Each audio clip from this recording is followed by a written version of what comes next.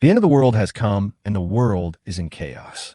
As an ordinary office worker, I was unprepared and was swallowed up by the civil strife in the survivor's base, and eventually died in a bloody battle.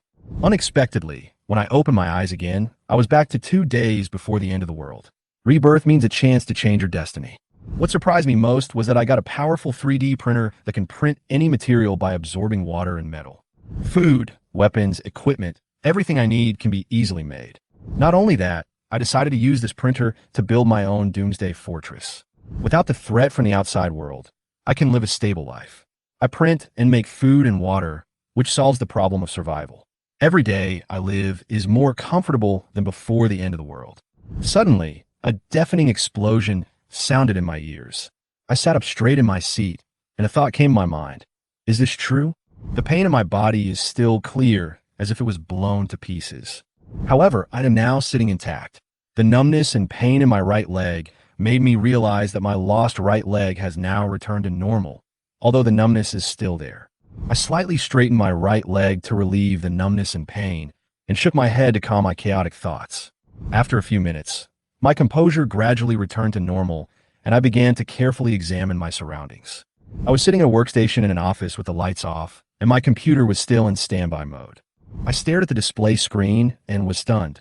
Isn't this the company where I once interned? I suddenly looked at the time in the lower right corner, December 28th, 2035. In an instant, all my memories and fears came flooding back to me. Doomsday, 2 days left. It was winter, but cold sweat was already running down my spine. I know the horror of the end of the world. Without supplies and power, what can I do to be reborn? I'm just an intern, penniless, and without any background. It is impossible for me to be prepared. Just when I was in deep anxiety, the lights in the office suddenly came on, and my colleagues around me started working one after another. As usual, everyone quickly tidied up their desks, sat down, and started typing away at their keyboards. I was the only one who was still stuck in a feeling of powerlessness about the end of the world. I tried drinking some water and moving my right leg a little, and the numbness and pain were relieved. At this moment, I noticed a black object on the table. Out of curiosity, I picked it up and was shocked. Isn't this the 3D printer I used to print accessories in the end times? This printer was made by me at the end of the world. Although the workmanship was crude, it helped me with my work at the survivor base. What is hard to understand is how it ended up here. I stared at the printer, and it occurred to me. Was it reborn with me? This might mean it had some special purpose. I turned the printer around and found that the original buttons had turned into a touchscreen with a switch, connection key, and material key all at the bottom. With the mentality of giving it a try, I pressed the power button. A red light shot out instantly, and as the light distorted, a pistol gradually appeared in front of my eyes. The pistol lay quietly on my legs, and I was shocked, suddenly aware of the gazes of those around me. I quickly put the printer back on the table and quickly hid the gun in my coat. I felt excited. This printer might be the key to helping me cope with the end of the world. I prepared to put the printer and the pistol in my bag and go back to test more of its functions. Just as I stood up and prepared to leave, I suddenly heard a familiar voice behind me. Stop! I turned around and saw Yang Jiaqing, the boss of this company. Thinking of the evil deeds he and his colleagues had done in their previous life in order to survive, a chill rose in my heart. I was going to ignore him, but time was running out, so I ignored him. But Yang Jiaqing was relentless and stopped me directly. Where are you going? He asked provocatively. Boss Yang, I'm not feeling well. I need to take a leave. I tried to stay calm, but I had already started to formulate a plan in my mind. Yang Jiaqing snitted, no more. I asked in confusion why. No reason. He said slowly, the company is busy at the end of the year, and no employees are allowed to take leave. Boss Yang, I really have something to do. Sorry. I responded coldly. But Yang Jiaqing did not let go, and his attitude remained tough. You can leave if you want, but if you're absent, your salary will be deducted. I sneered, picked up the thermos cup on my colleague's desk, and splashed a mouthful of hot tea on his face. Then, I smashed the thermos cup hard on his head. Sorry, I quit. As for your salary, you can just use it to burn it during the Qingming festival. As Yang Jiaqing screamed in pain, I swaggered out of the company. When I returned to the small single room I used to rent, I didn't bother to revisit the familiar environment. I hurriedly took out the printer and pistol and put them on the table. I took apart the printed pistol and saw that it was still a crude homemade gun that I had made at the end of the world. At that time, many of the guns in the survivor base were handmade by us mechanics and were far inferior to those of the military. But at least this gun was truly usable. With a burst of excitement in my heart, I turned my attention to the printer again and pressed the start button. However, this time the printer did not respond at all. Just as I was wondering, the small display screen at the top popped up a red font: raw material inventory, 0 cubic meters. It turned out that the raw materials had run out. I inspected the printer carefully and found that it had no power cord and no obvious material refill port. Then I thought, what materials does this printer need? I tentatively pressed the raw materials button, then tapped the plus button next to it a few times. Nothing happened until I suddenly heard a harsh friction sound behind me. I turned around suddenly and was surprised by what I saw. The wardrobe, bedside table, and even the bed began to move towards me. It was as if these pieces of furniture were being pulled closer to me by an invisible force. After realizing the problem, I quickly turned off the printer's raw material key. The furniture immediately stopped moving.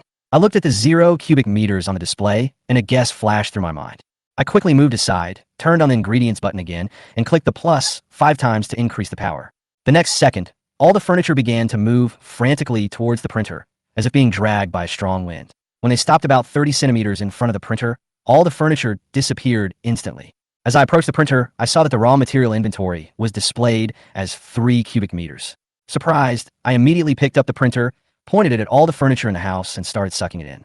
The shoe cabinet, kettle, bucket, all the items were sucked away until only a set of tables and chairs and a laptop were left in the small room.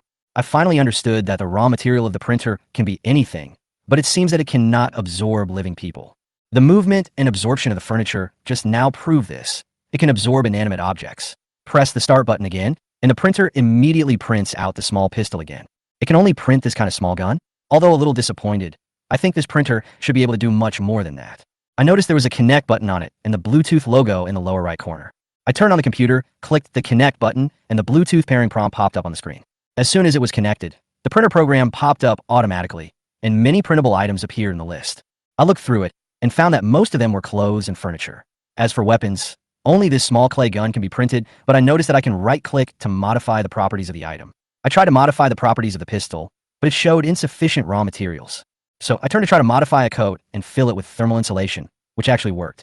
But then I realized that clothes and furniture can be printed, but what about water and food? It suddenly occurred to me that the raw materials absorbed by the printer were the furniture just now. So I moved the printer to the bathroom, turned on the faucet, and started the printer. The water flows from the tap, but is attracted by an invisible force and flows in an arc toward the printer. The printer begins to absorb water, and the stock of raw materials begins to slowly increase. What's even more surprising is that many new items appear in the program. Biscuits, drinks, vegetables, meat, and even daily necessities such as rice, oil, salt, sauce, vinegar, and tea. I immediately printed out a loaf of bread, and it tasted really good. No need to stock up on supplies. All food and water can be obtained through the printer. I was so happy that I started to sort out my list of preparations before the end of the world. Now that I had my daily necessities, I needed a safe place to live and enough weapons. Although I can only print a small earthen gun without bullets now, I think I have some ideas about the choice of residence.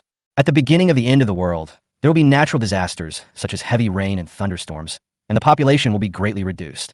But what is even more terrifying is the insect plague and humans with supernatural powers. Last time, the survivor base was destroyed by a base with superpowers, and I was just an ordinary person. This time, I can't let myself be at a disadvantage. After rebirth, I will no longer sit and wait for death. As I watched the printer's growing inventory of raw materials and expanding supplies list, my desire to survive grew stronger. When I got home, I started to ponder a question. Since the printer can absorb furniture and then print furniture and absorb water to print food, does it mean that different raw materials can print different types of objects? This made me realize that as long as there were enough supplies, all that was left was powerful enough weapons and a safe place to stay. Weapons. That's right. I suddenly remembered that when I modified the properties of the pistol just now, the raw materials displayed in the settings were all metal substances. That is to say, metal can be used to make weapons. It was 5 in the afternoon, and I decided to act. I put the printer in the bathroom to continue to refill the water and then went out. I walked to a nearby hardware factory and bought a 20-pound piece of steel under the boss's puzzled gaze. Back home, I couldn't wait to put the steel into the printer to absorb it. A few minutes later, I checked the program again and almost jumped with excitement. The printer's program list had added rifles, submachine guns, shotguns, and even bullets. I seem to have summed up a rule. Ready-made objects can be printed directly after being absorbed by the printer, food can be printed with water, and metal products can be printed with metal. It seems that my next task is to stockpile as many of these raw materials as possible before the end of the world. So, I decided to make a shopping list immediately and prepare to go shopping. Before that, I used the printer to print a hamburger and enjoyed the long-lost sumptuous meal. After leaving the printer at home to continue absorbing water, I packed my bag and went out. This time, my destination was the largest steel refinery in Yinching. After entering the factory, I told the workers that I wanted to collect scrap steel, but the workers saw that I was dressed casually and asked me to go to the sales department. Without rushing, I took out a wad of money from my bag, threw it directly into the worker's face, and asked him to take me to see the boss. I printed the money with a printer. I put $100 bills into the printer and then printed them out in batches according to the correct numbering settings. Anyway, money is not a problem.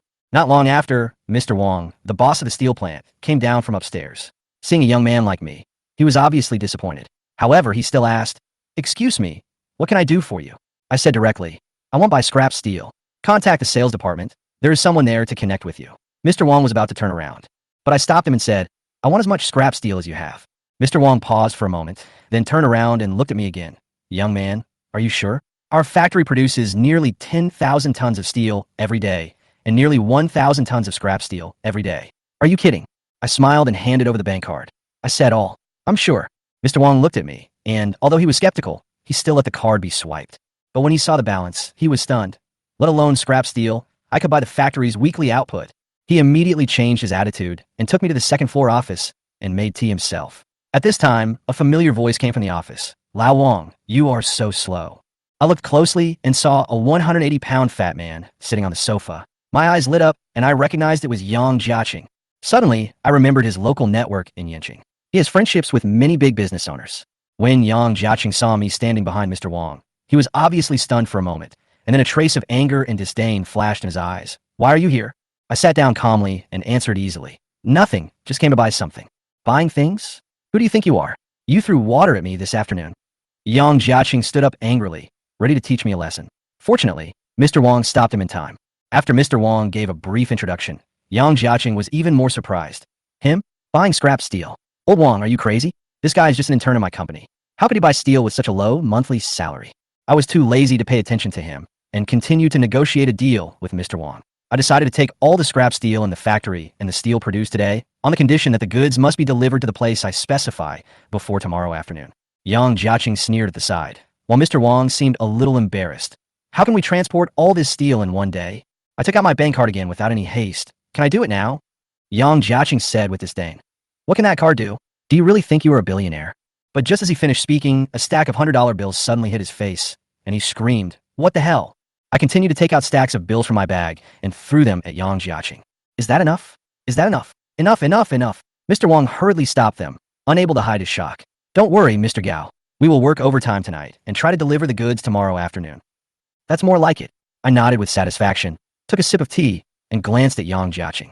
Seeing his face turn blue with anger, I felt secretly proud. Mr. Wong looked at the address I gave him, his face full of disbelief.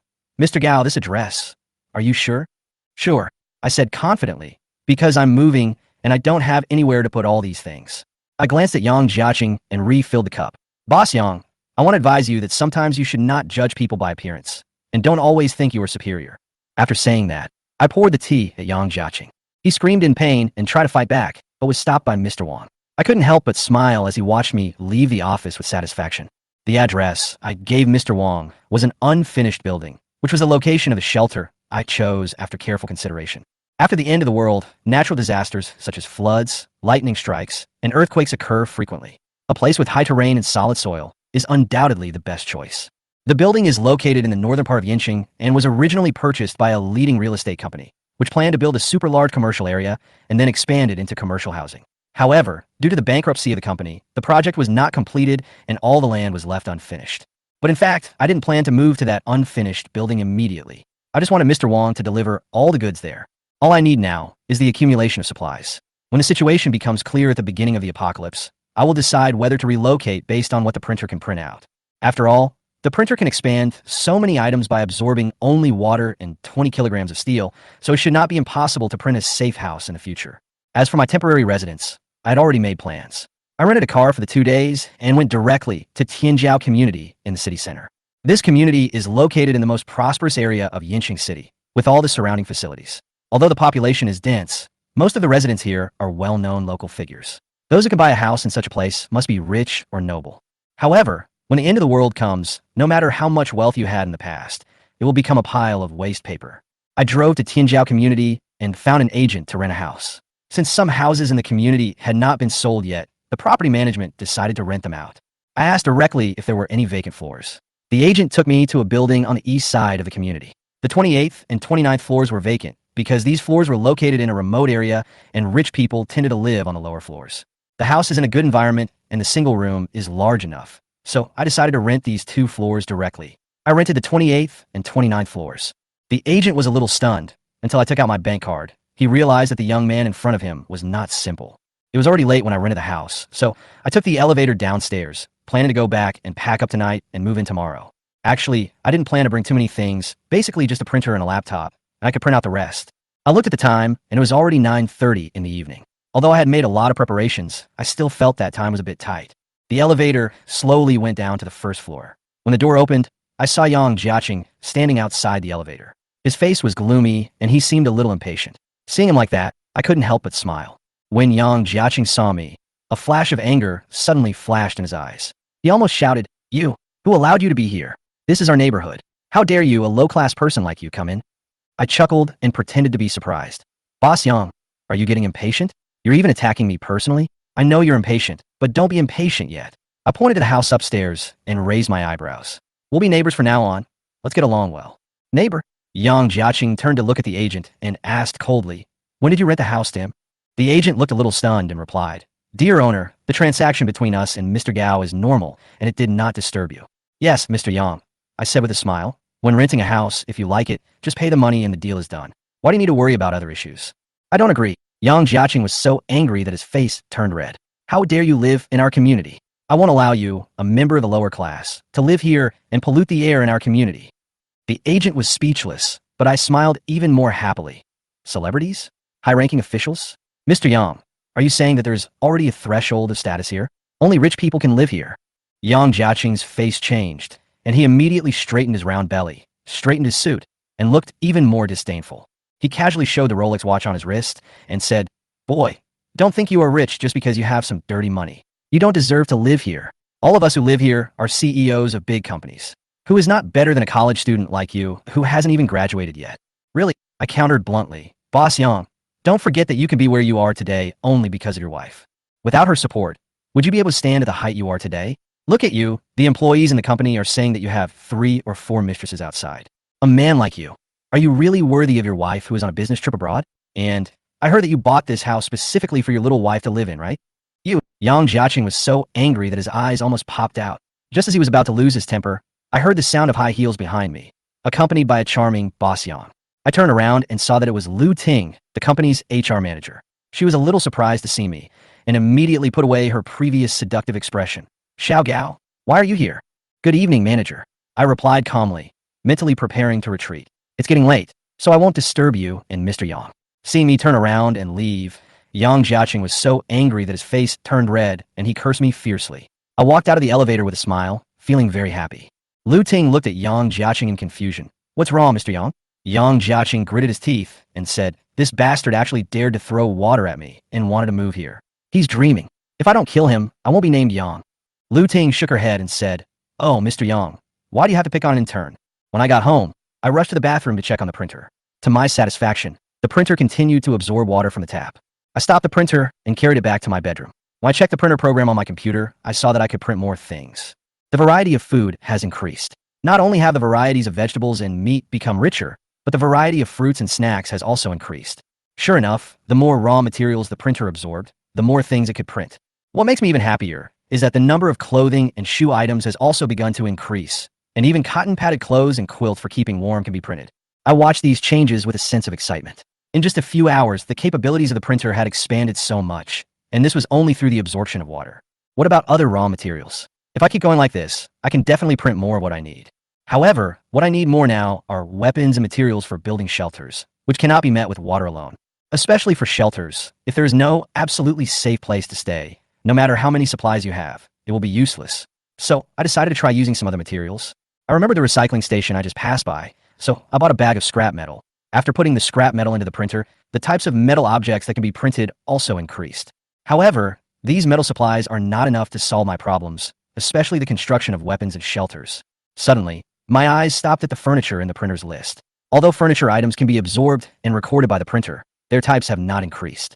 Wardrobes, bedside tables, desks, and other furniture did not appear in the expanded list. If I continue with this idea, do I have to find furniture one by one to absorb? That would be very time-consuming and laborious. Besides, I can't possibly tear down a house and save it for printing later. Wait, a house? I was stunned for a moment, and then a bold idea flashed in my mind. What if I really used a house to feed the printer? I immediately decided to try this idea. I took my printer and computer and went out. I was destined to have a sleepless night. I had to try to dismantle a house.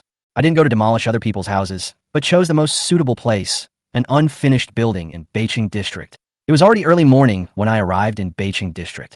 The development area here has been abandoned for a long time and is empty. With the bankruptcy of the real estate company, the entire project has stagnated and the land has become a wasteland. The chairman of the company was imprisoned due to various problems found out, and the land was expected to be undeveloped for several years. This was a great bargain for me. I parked my car in an open space. There was a shopping mall nearby. Although it looked dilapidated on the outside, the interior had been basically completed. I plan to build my shelter here in the future, and the surrounding area will expand outward with this mall as the center. The surrounding area has not been built yet. Weeds are overgrown, the roads are bumpy, and the atmosphere seems a bit weird. Carrying a computer on my back, holding a printer in my arms, and wearing a safety helmet with a searchlight on my head, I slowly walked towards the residential area behind the mall in the dark night. These half-built concrete buildings made me sigh at how prosperous the real estate industry was a few years ago. After an hour of investigation, I confirmed that there was no one around before heading deeper into the residential area. There were several buildings that were built up to 4 floors at most. I did not choose the tall buildings on the outskirts because it would be too dangerous if they were really demolished. I chose a 2-story building, placed the printer 10 meters away from the building, and then stepped back 50 meters to ensure safety. I took out my computer and prepared to start the printer. The printer program can adjust the switch and strength of absorbing raw materials. Previously, when the printer absorbed the furniture in the house, I observed that the strength was 10. This time I adjusted the initial strength to 30 to see if I could directly absorb the building. After all, even though the building is a work in progress, its structure is still very solid. I turned on the headlights and shone them forward, only to find that the building had not changed at all. It had absorbed all the surrounding construction waste. I started to gradually increase the absorption intensity, and when the intensity was adjusted to 40, the concrete columns on the second floor began to loosen. I continued to increase the intensity, and when I adjusted it to 45, the stone walls of the second floor began to gradually disintegrate. The concrete walls were torn apart by the powerful attraction, then flew towards the printer and were finally completely absorbed. I turned the strength up to 50, and the entire building was finally sucked away, breaking into countless pieces that flew toward the printer. The suction was so strong that it could almost be considered a tornado. After the building completely disappeared, I checked the printer's program and was pleasantly surprised. An icon of a house actually appeared. I clicked on settings and found that the parameters of the house could still be modified. As a civil engineering major, I set the parameters of the house without hesitation and tried to print again. In just 2 minutes, the printer successfully printed out a small single room on the first floor of a building with an area of 30 square meters. I couldn't wait to get into the printed house, and it turned out to be exactly what I wanted it to be, and the quality was very good. Although it's just a test room and not fully equipped yet, I'm already very satisfied with it. I walked out of the house again and immediately absorbed it into the printer, along with several low-rise buildings around it. This piece of abandoned land finally has a new meaning. In the future will become my doomsday fortress, not just a simple shelter. Excited, I returned to the car with my results and prepared to go home. The next morning, I officially moved to Tianjiao Community.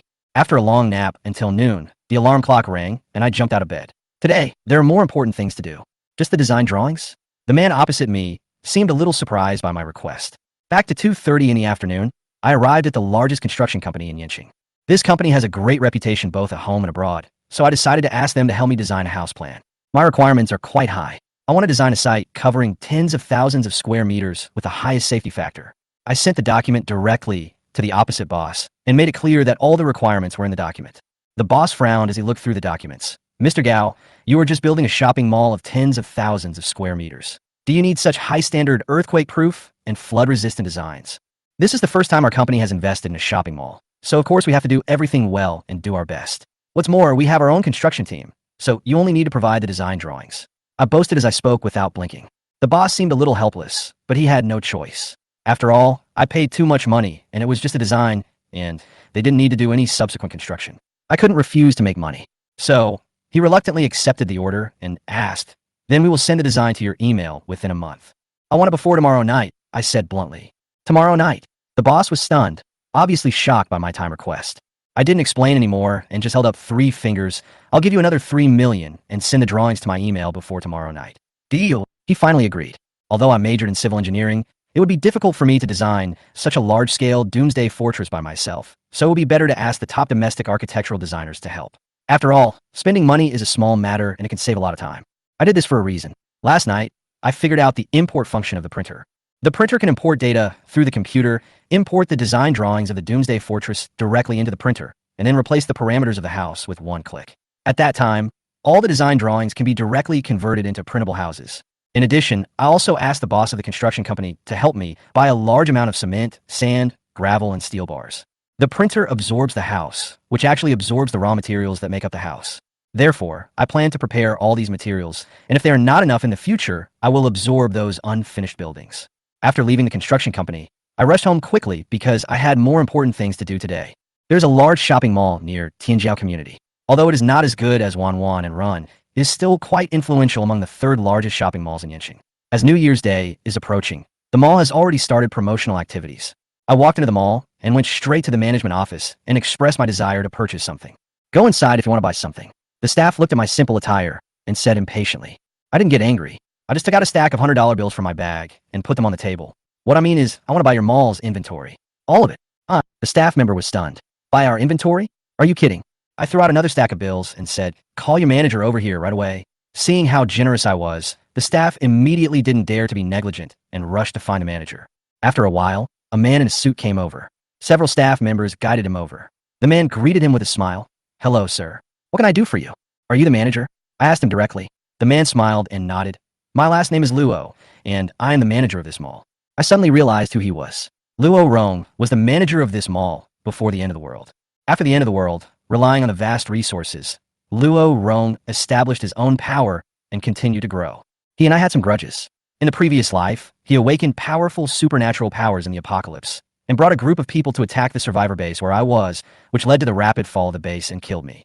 Today, I came to find him with a clear purpose, to take away his future reliance in the apocalypse, make him lose these resources, and see how he survives in the apocalypse. I took out another bank card from my bag and put it in front of him. As you can see, I want to buy everything in your mall. Luo Rong looked very unbelievable.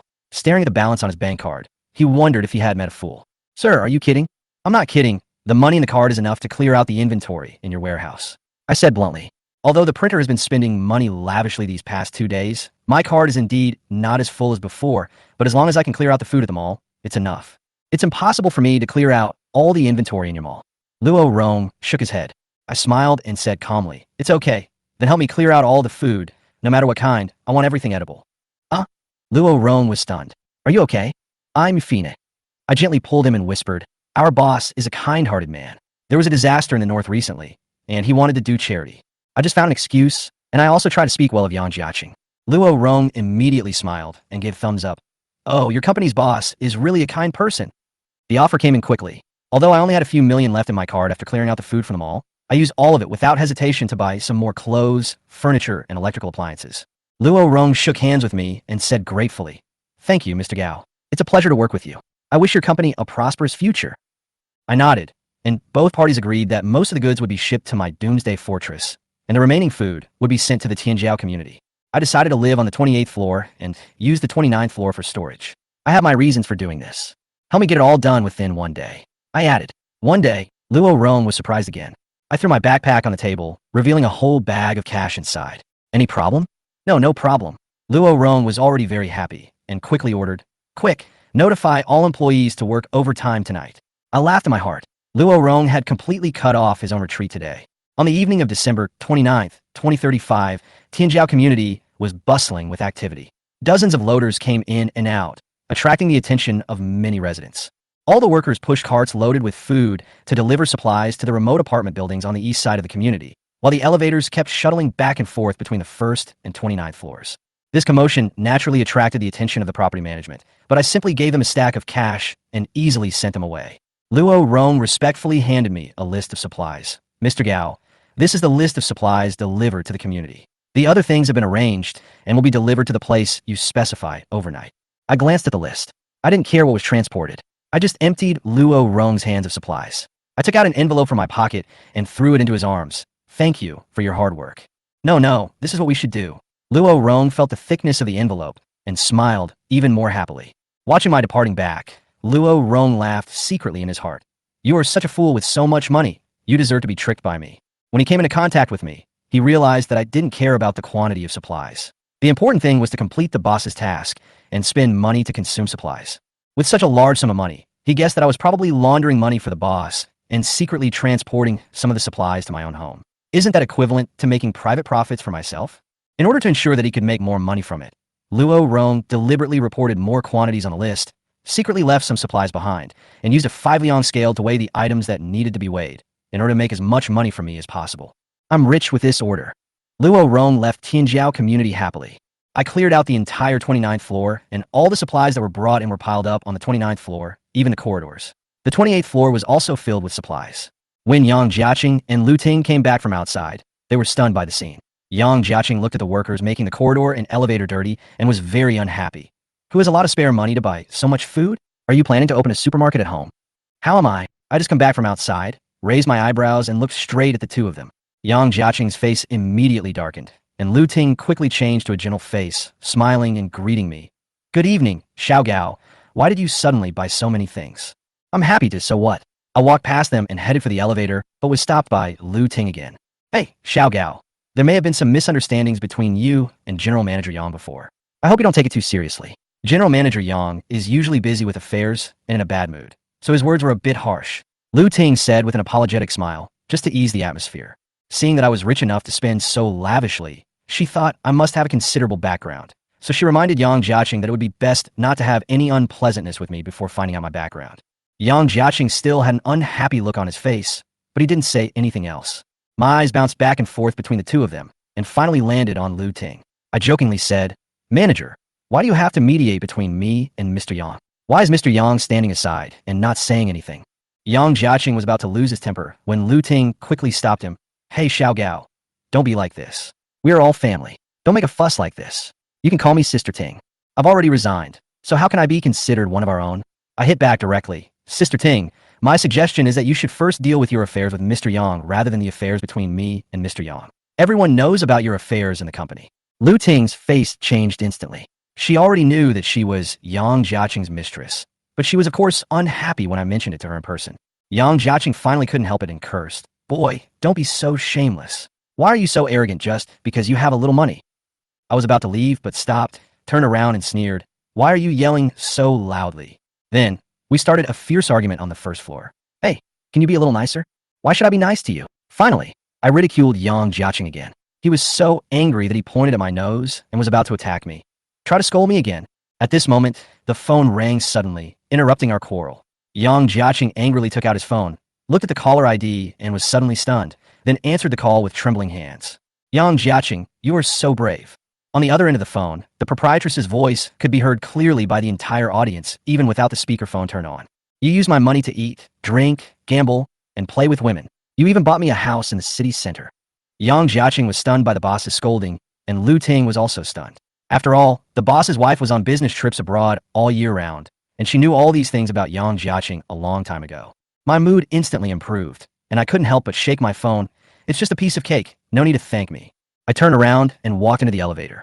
Yang Jiaqing behind me gnashed his teeth in anger. Damn it, I'm going to kill you. The elevator slowly rose, and Yang Jiaqing's angry curses faded away. When I got home, I looked at the 1.5 layers of supplies and felt satisfied. I went back to my room, took out the printer that was in the bathroom to absorb water, and started to absorb these supplies. There was about enough food in the house to last for a week, and the rest was fed to the printer. I was very happy to see the wide variety of food options in the printer. Now, the basic supplies of the printer are enough to support future needs, but I dare not slack off. I began to collect ingredient data of various medicines from the internet, preparing to make comprehensive preparations for the end of the world. Medicines are indispensable. After all, in the end times, injuries could range from minor fractures to serious death. Using the printer's import function, I imported the drug images and ingredients one by one, set the drug parameters, and printed out samples. I have prepared all common medicines including cold medicine, burn medicine, frostbite medicine, painkillers, etc. Tomorrow is the last ordinary day in the world. Extremely heavy rain will sweep across the world, and the prelude to the doomsday era will be opened. I check my inventory and the time, 2 in the morning. Tomorrow, I will make final preparations intensively, and then I will welcome the coming of the end of the world. At daybreak, I got up and started to reinforce the house I live in. The elevator door on the 29th floor has been sealed, and the staircase on the 28th floor has been equipped with an alloy iron door and several traps. I was never so active when I was in college, but things are different now. After doing all this, I quickly packed up and went out to the northern part of the city. Mr. Wong's batch of steel had all arrived last night. Tens of thousands of tons of steel and scrap steel were neatly piled up on a large piece of wasteland outside the abandoned shopping mall. It was really shocking to see these rows of steel. Since it was daytime, I drove around the entire area, and after making sure that no one else was nearby, I took the printer and drove at full speed to absorb all the steel. After dealing with the steel, I bypassed the mall and headed straight for the abandoned residential area behind it. There, I printed out a large temporary warehouse, and last night the workers arranged by Luo Rong had worked all night to move all the materials into the warehouse. Walking into the warehouse and seeing such amazing supplies, I couldn't help but sigh. These things will be in Luo Rong's hands after the end of the world. No wonder he lives so comfortably. But now, these are all mine. I picked up the printer neatly and absorbed all the materials and warehouses together. The printer gave me a very satisfactory result. After absorbing tens of thousands of tons of steel, the printer's list instantly expanded to include a large number of precision machinery and weapons. Now, basically all the necessary living materials for the end of the world have been covered. I spent the morning planting time bombs in all the buildings on this plot of land. There is no one here, so there is no need to worry about anyone coming here today. I plan to detonate them all tonight and then clear out everything here. And since there is no one here, there's no problem with safety. At this point, my inventory is basically complete. Food, clothing, equipment, energy, medicine, shelter, all of which can be supplied through the printer. Everything is ready. Only the east wind is missing. There's one last thing at the end of the list, and I plan to collect it tonight. So I drove back to Tianjiao community and planned to collect some information on drugs for difficult and complicated diseases on the internet during the day. However, as soon as I stepped into the door of the apartment building, I was stopped by two policemen. "Hello, is this Gao Yinfeng?" The policeman showed his ID. Police? My heart tightened. Could it be that I was being investigated because I spent too much money in the past 2 days? Although my money was legal, it did come from unknown sources. "Yes, what can I do for you?" I replied. One of the police officers stated his purpose. "We received a report that you stole and hid dangerous goods." Stealing? What did I steal? I was a little confused. "You stole the company's assets." At this time, Yang Jiaqing walked in with a smug look on his face. My heart sank.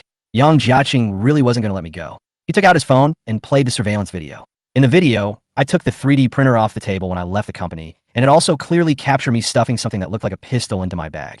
This is simply a fabrication. Yang Jiaqing didn't want to let me go at all. He then took out the company's material list, pointed to the 3D printer on the list, and said, "The company's 3D printer is a very expensive new model, Mr. Policeman. This is theft." "Mr. Yang," I pointed to the model on the list. "How can your printer be so small? It's totally different from the one I took away, right?" Hey, you admit that you stole something, right?" Yang Jiaqing became more and more agitated. He simply walked up to me, grabbed my hand, and pulled me to the open space outside the apartment building. He began to yell. This lowly intern stole my things and repeatedly provoked and insulted me. People like this living in the community pollute the air in the community and lower the standard of us residents. I was a little stunned. Yang Jiaqing was so impatient that he started to slander me openly in public. I sneered and said, "Boss Yang, why do you want to bring our personal grudges to a public place? Aren't you ashamed? Besides, that printer is mine. Look through the company's equipment. Is there any printer that looks like mine?" Yang Jiaqing was so angry that he snorted and started to blame me again. "This is the company's property. Don't try to deny it. I have detailed purchase records."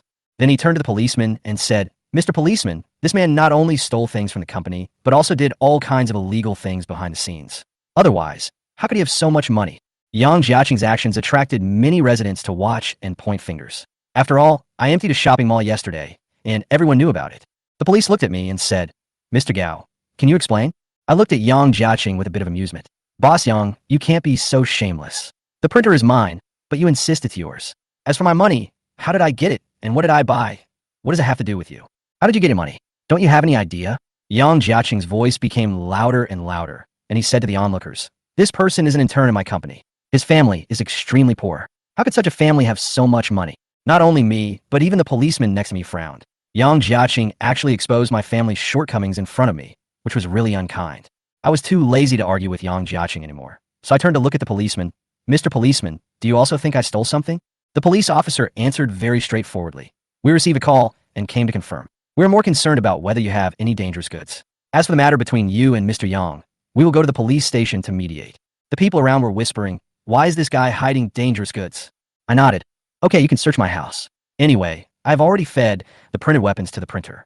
But I turned around and looked at Yang Jiaqing with a hint of sarcasm in my tone. "The printer I took away is mine. Even if Mr. Yang insists that it is the company's property, then it is even more mine, right?"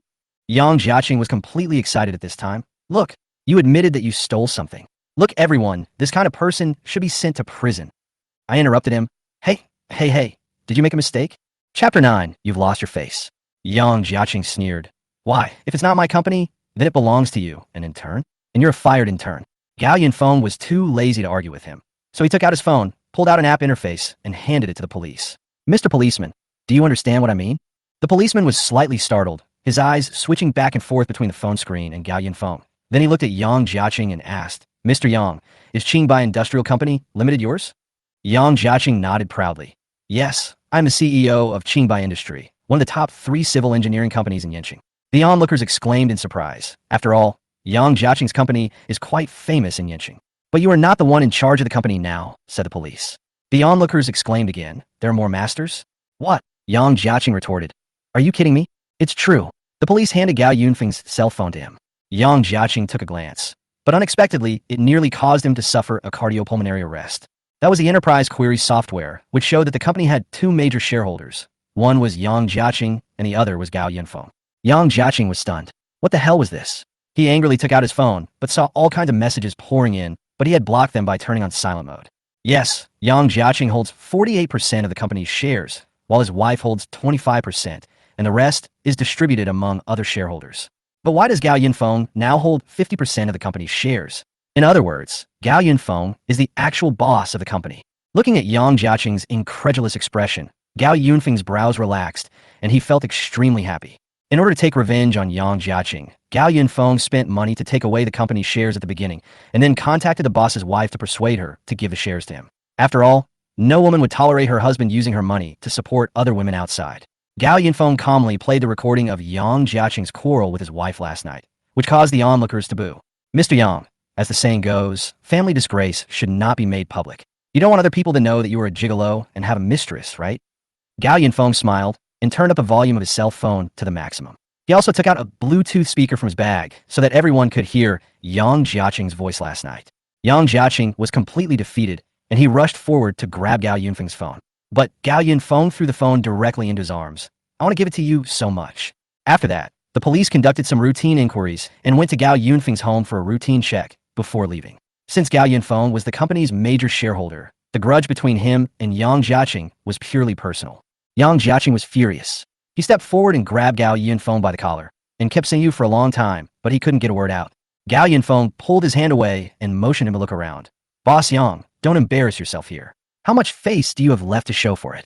After saying this, without even looking at Yang Jiaqing's expression, he waved his hand and walked into the apartment building, leaving behind Yang Jiaqing, who was being laughed at by everyone, and Lu Ting, who had just returned and hadn't figured out the situation yet.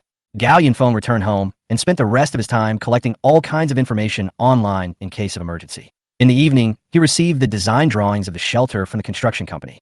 As expected of a top design team, the design produced in just one day also met Gao Yunfeng's expectations. Gao Yunfeng carefully browsed through the details of the Doomsday Fortress of tens of thousands of square meters and finally imported the design into the printer with confidence. At this time, Gao Yunfeng was still missing one last thing. Time slowly passed until 2:30 in the morning. Gao Yunfeng packed his things and followed the navigation to a university. This is Yanqing University of Science and Technology. Gao Yunfeng had been to this place before during the end of the world. Although it was already late at night, when Gao Yunfeng took out his student ID card that he had prepared in advance, the security guard at the door said a few words to him, but still let him pass. Gao Yunfeng walked towards one of the dormitory buildings, according to his memory. When he came here with the people from the base, the plague had already begun. The school road looked ordinary at night. Who could have imagined that after the end of the world, there would be corpses everywhere and the horrible stench of rotting corpses everywhere? Building 34, this is it. Gao Yunfeng came to the edge of a dormitory. He looked at the surveillance camera facing the dormitory door, put on a mask, and went straight to the locked dormitory door. He took out a professional lock-picking tool from his bag and pried open the lock of the dormitory door in half a minute.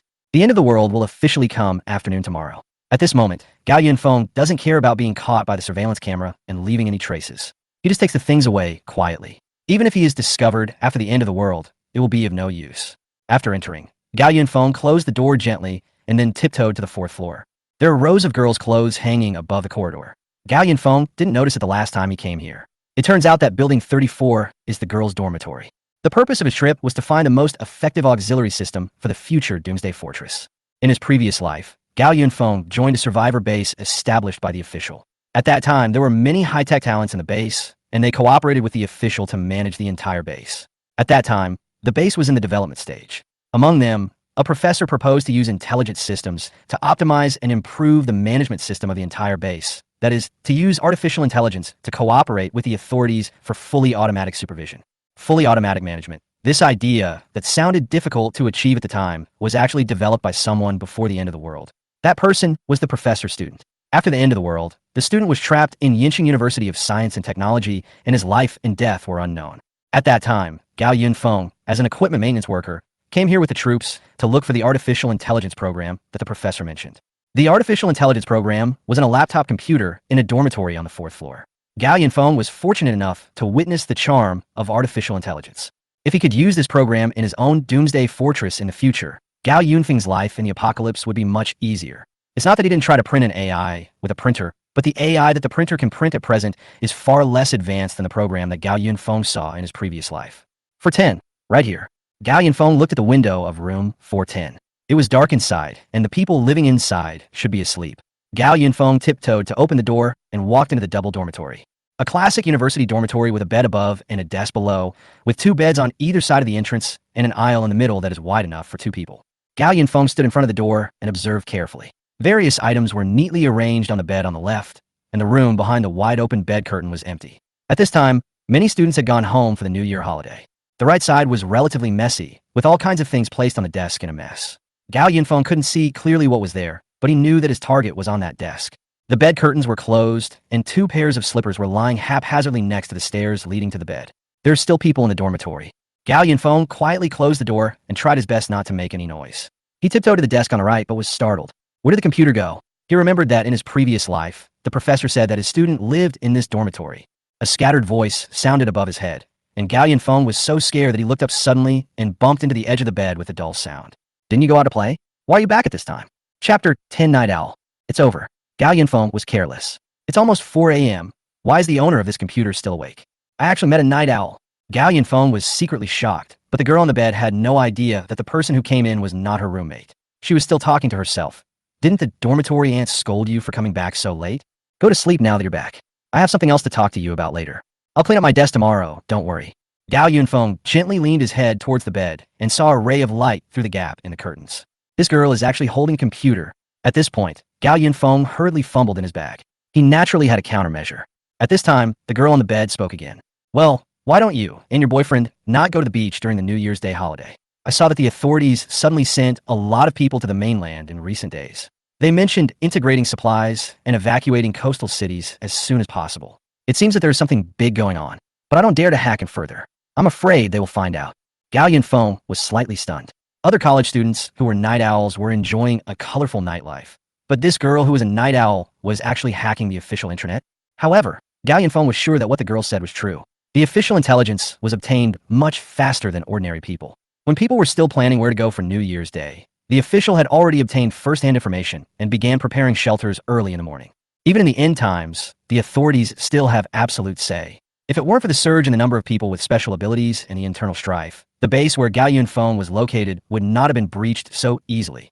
But what Gao Yunfeng found even more incredible was the girl on the bed. Such a college student actually created the most advanced artificial intelligence program. It was really frustrating to compare yourself with others. Also, it's fine that she hacked into the official network. But is it possible to just tell other people about this kind of thing? Gao Yunfeng stopped there. He didn't want to care what the girl was doing. He just wanted to get her computer. So he took out the anesthetic spray he had prepared from his bag and prepared to lift the bed curtain and climb onto the bed to spray it on the girl's face. He made this spray with a printer based on information on the internet and had never actually used it. It was said that one spray could make people sleep for 4 or 5 hours. Gao Yunfeng climbed up the stairs with one hand. Just as he was about to lift the curtain suddenly opened by itself, and a head popped out from inside. The girl on the bed was frightened and screamed when she saw a face wearing a mask. Gao Yunfeng made up his mind and jumped onto the bed to subdue the girl. Who are you? The girl was frightened. She kept waving her hands, but Gao Yunfeng held them tightly. Gao Yunfeng easily controlled the girl, and he quickly picked up the spray and sprayed at her. Seeing that the girl was still screaming, he reached out and covered her mouth tightly. In the dark dormitory, the iron bed was shaking violently. Gao Yunfeng used his strength to pin the girl down, leaving her to struggle. Why hasn't he fainted yet? Gao Yunfeng was a little anxious. It seemed like 2 minutes had passed, but the spray still hadn't taken effect. Seeing that the girl was still struggling, Gao Yunfeng simply took out the knife he had prepared from his waist and put it against the girl's neck and threatened her harshly. "Don't scream, or I'll kill you if you scream again." Seeing Gao Yunfeng pulling out a knife, the girl didn't dare to say anything. She nodded desperately to show her compromise. "I won't hurt you as long as you don't shout or scream." Gao Yunfeng slowly let go of his hand. Seeing that the girl showed no signs of fainting, he immediately held the girl's hands, twisted them behind her back, and tied them up with cable ties. "Please don't hurt me. I'll give you money." The girl's voice trembled. He took the computer from a bed. Fortunately, the fight had not damaged the computer. "Sorry, I just want to borrow something." "Don't worry, I won't hurt you." Gao Yunfeng looked at the girl who was trembling and huddled in the corner, then sat next to her and turned on the computer in front of her. Watching the computer successfully enter the desktop from the standby interface, the girl was very surprised. "Why do you know my computer password?" "Not only that, I also know that your name is Zhong Sun." Gao Yunfeng clicked on the website that Zhong Sun had just browsed, and it was indeed the official intranet. It's really possible to hack into the official network. Zhong Sun, who was huddled in the corner, had a look of fear on her face. She watched Gao Yunfeng browse the official website so carefully, and an uneasy suspicion came to her mind. "Are you going to take my computer?" "Yes." Gao Yunfeng did not comment. "That won't work." Gao Yunfeng glanced at her, and Zhong Sun, realizing that she had been too loud just now, lowered the volume and begged, "I can give you money. Please don't take my computer.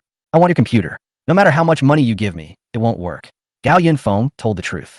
He opened the folder of the artificial intelligence program, and then entered a string of passwords to successfully enter the folder. Fortunately, in his previous life, he followed the professor to install the program into the computer at the base. Otherwise, it would be useless for him to get this computer without the password. Zhong Sun, who was standing by, was stunned. Why did this person know her password? "Who are you and why do you know my password?" Zhong Sun asked him again. Gao Yunfeng really admires the ability of Zhong Sun, a little-known computer genius who developed this AI that is close to that in science fiction movies when he was still a senior in college. He is also a hacker with superb technical skills. Unfortunately, Zhong Sun didn't get rescued by the base in his previous life. When Gao Yunfeng followed the search team here, he learned that not long after the end of the world began, the students trapped in this university started killing each other due to lack of supplies. By the time they arrived, Zhong Sun had been tortured to death by a group of students who had lost their humanity and became food for everyone. Even his body was mixed with other people and could not be distinguished at all. With the computer in hand, Gao Yunfeng prepared to retreat. He did not intend to kill Zhong Sun, because after the end of the world, a woman like Zhong Sun who was powerless would have little chance of surviving. But in the end, he still stole someone else's things. As compensation, Gao Yunfeng said to Zhong Sun, "You should thank your good mentor. You are being treated as free labor, and you are still happy to do it." It was not until later that Gao Yunfeng found out that Zhong Sun's mentor, as an outstanding computer professor, had received official protection and entered the shelter early on. However, a considerable number of programs in his hands that were helpful to the base were actually designed by Zhong Sun. He concealed these things at the beginning and only confessed later when he needed the artificial intelligence program in Zhong Sun's hand. "Teacher," Zhong Sun felt it was unbelievable. "What do you mean? My teacher is not that kind of person." "Who knows?" Gao Yunfeng put Zhong Sun's computer into his backpack. Zhong Sun was still begging him not to take the computer away. Gao Yunfeng reminded her, "As compensation, let me remind you, there will be a global rainstorm tomorrow afternoon. When you wake up tomorrow, you'd better stock up on supplies and find a safe place to stay. What you found is true. The authorities are currently transferring supplies and personnel to prepare for tomorrow's heavy rain. You can ask your most trusted mentor if he can take you to an official shelter. Remember, stock up on supplies and stay away from crowds, so you may be able to survive longer."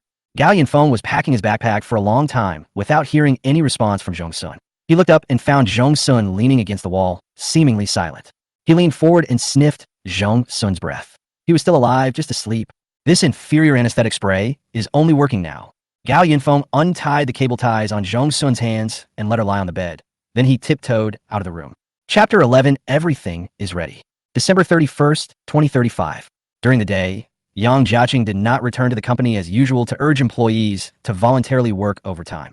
Instead, he sat at home with a resentful look on his face. The countless comfort messages on his mobile phone made him anxious. Some old friends came to inquire about the situation, and many partners told him to cancel their cooperation. But more often, his wife and her family members made various judgments on him. Yang Jiaqing has become Mr. Yang of Yinqing today, thanks to his wife. Ever since Gao Yunfeng helpfully helped him get his little troubles exposed, Yang Jiaqing's father-in-law and his family announced that they would no longer provide him with any assistance and told their colleagues to stay away from him. The sound of successful password lock verification rang out from the entrance, and Lu Ting walked in anxiously. "Boss Yang, no one is working in the company today." Lu Ting was still the company's nominal human resources manager after all. After this incident, she had rarely gone back to work, but in the end the company was deserted. Then Gao Yunfeng directly gave everyone year-end bonuses and gave everyone annual leave. Lu Ting's voice was full of grievance.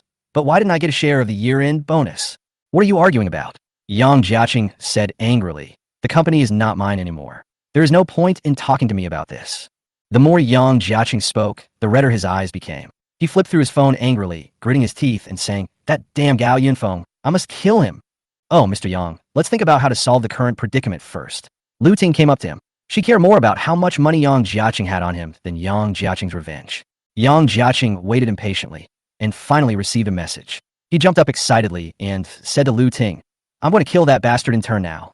Yang Jiaqing found a few hooligans and planned to wait for Gao Yunfeng to come home today and beat him up in the corridor. Of course, Yang Jiaqing had already smoothed out the relationship, so that by then the surveillance cameras in the community and the corridor would just happen to be broken, and the community security would just happen not to see any strangers sneaking into the community. Lu Ting took a deep breath. "Is Yang Jiaqing crazy? If she is not careful about this kind of thing, she will go to jail. It doesn't matter if Yang Jiaqing is caught, but where can she find the next long-term meal ticket in a short time? No, I can't stay with Yang Jiaqing any longer." Lu Ting thought, "I might as well get some more money from him and then run away." At this time, on the 28th floor, Gao Yunfeng slept until noon. It had been a long time since he had had such a good night's sleep. Now that all the necessary supplies were ready, Gao Yunfeng could finally relax a little after being so tense for the past 2 days.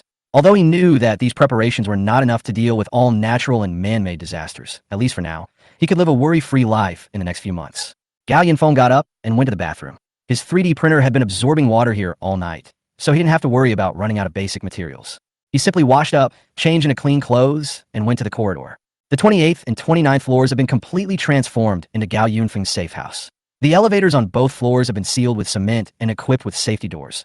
The stairwell from the 27th to the 28th floor has also been equipped with alloy armored doors with the highest safety performance, as well as surveillance and various mechanisms. Gao Yunfeng could safely spend the first stage of the apocalypse here. He turned and headed for the rooftop, which was now his private territory. There was nothing stored on the roof, but Gao Yunfeng still installed barbed wire around it. In the middle of the roof was a water tank that supplied water to the entire building, but next to that water tank was a larger water tank.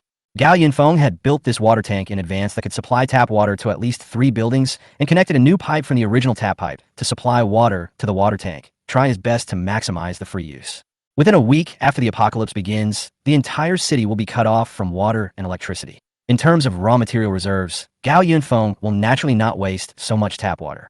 He could just feed the unused water directly to the printer. As for the 29th floor, the room that originally stored a large amount of supplies has now been converted into a distribution room by him, and 2 diesel generators ensure sufficient electricity. The only drawback was probably the lack of internet. Gao Yunfeng happily returned to the 28th floor and turned on the computer he had borrowed from Zhong Sun last night. Zhong Sun is indeed a computer genius, and even the laptop he uses is of the highest configuration with a market price of over 10,000 yuan. Gao Yunfeng opened another host computer that had been printed out by a printer and connected to Wi-Fi. He copied the artificial intelligence program in Zhong Sun's computer and transferred it to the host computer. It wasn't that he didn't want to use Zhong Sun's computer directly, but Gao Yunfeng's computer skills were not outstanding, and he was afraid that if he accidentally made a problem, there would be no way to fix it. He clicked on the program, and an interface popped up on the computer screen. The interface displayed a line of large characters. Bell Wisdom. Test version. New device detected. Connecting. Syncing with computer. After a series of complicated startup steps, the interface suddenly disappeared, replaced by a mechanical sound coming from the speaker. "I am Bell Intelligence. Beta version of AI.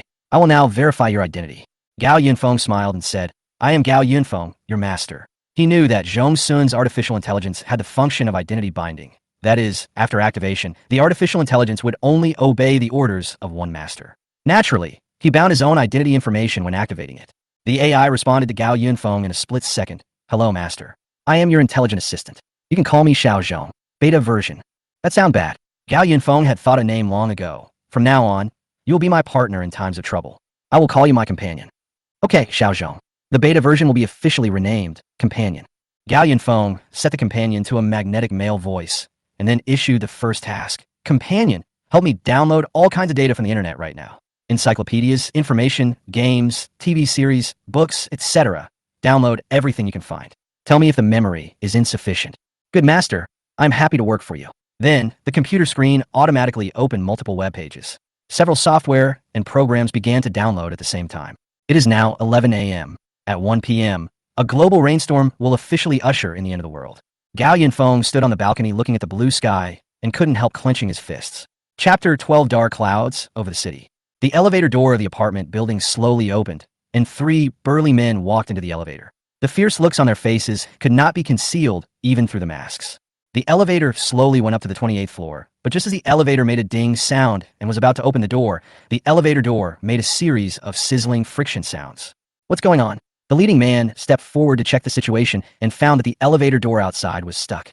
Why is it stuck? So the 3 men worked together to pry the elevator door open. When the outer door was opened a crack, they were stunned. Why is there a wall outside the elevator door?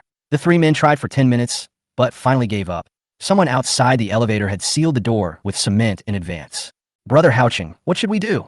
One of the men asked. The man in the lead, Li Haoqing, cursed and said, go to the 29th floor. But the situation was still the same when the elevator reached the 29th floor. Li Haoqing and the others had no choice but to take the elevator down and take another one up. But who knew that all the elevator entrances to the 28th and 29th floors were blocked, and they had no way of going up. Li Haoqing exclaimed, fuck, and muttered, damn, this guy is a ruthless person. He brought 2 of his younger brothers to the 27th floor and then called Yang Jiaqing. Mr. Yang, this kid is quite capable. Li Haoqing gave a brief overview of the situation. Yang Jiaqing was slightly stunned. Why would someone block the elevator entrance for no reason? Did he plan to use the stairs every time he went up and down the stairs in the future? Where are the stairs? Take the stairs from the 27th floor. Didn't Li Haoqing think about it? He said angrily. That guy even added a door at the staircase. What? Yang Jiaqing didn't understand what Gao Yunfeng was doing upstairs. So he said to Li Haoqing, you guys come down first, I'll ask the property management to go upstairs. It was 12 noon, and Gao Yunfeng had just printed out a table of fresh ingredients to make a pot of chicken. He ate the food and watched the news. The news was reporting the collapse of a large number of unfinished buildings in the northern part of the city last night. The relevant departments speculated that someone used explosives to blow up all the buildings, but fortunately no casualties were caused.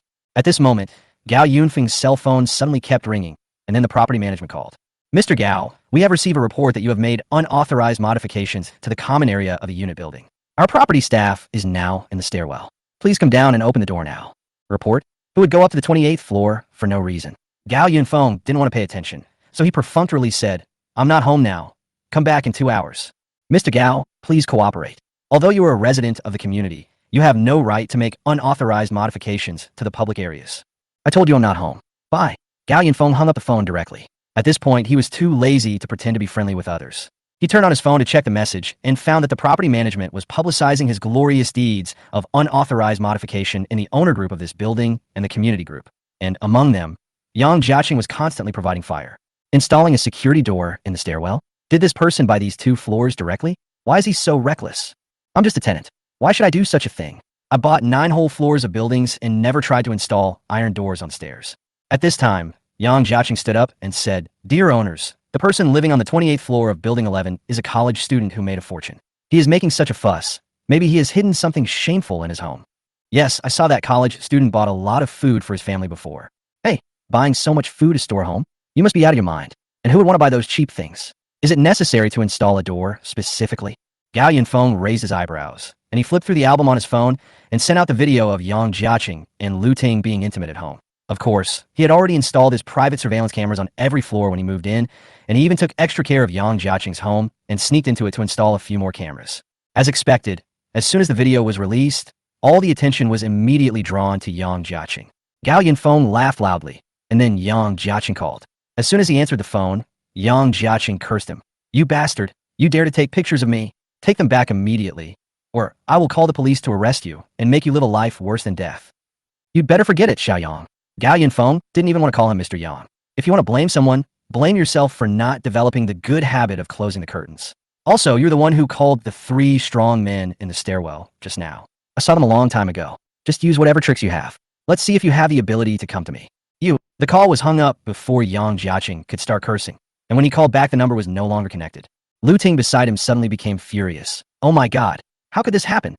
She hurriedly called Gao Yunfeng, but the call was also unresolved. She tried to send a message, but found that she had been blocked. Oh my god, how am I going to face people after this? Lu Ting was so angry that her face turned red. She lost her temper at Yang Jiaqing. Why are you dragging me into this matter between the 2 of you? Shut up. Yang Jiaqing was furious.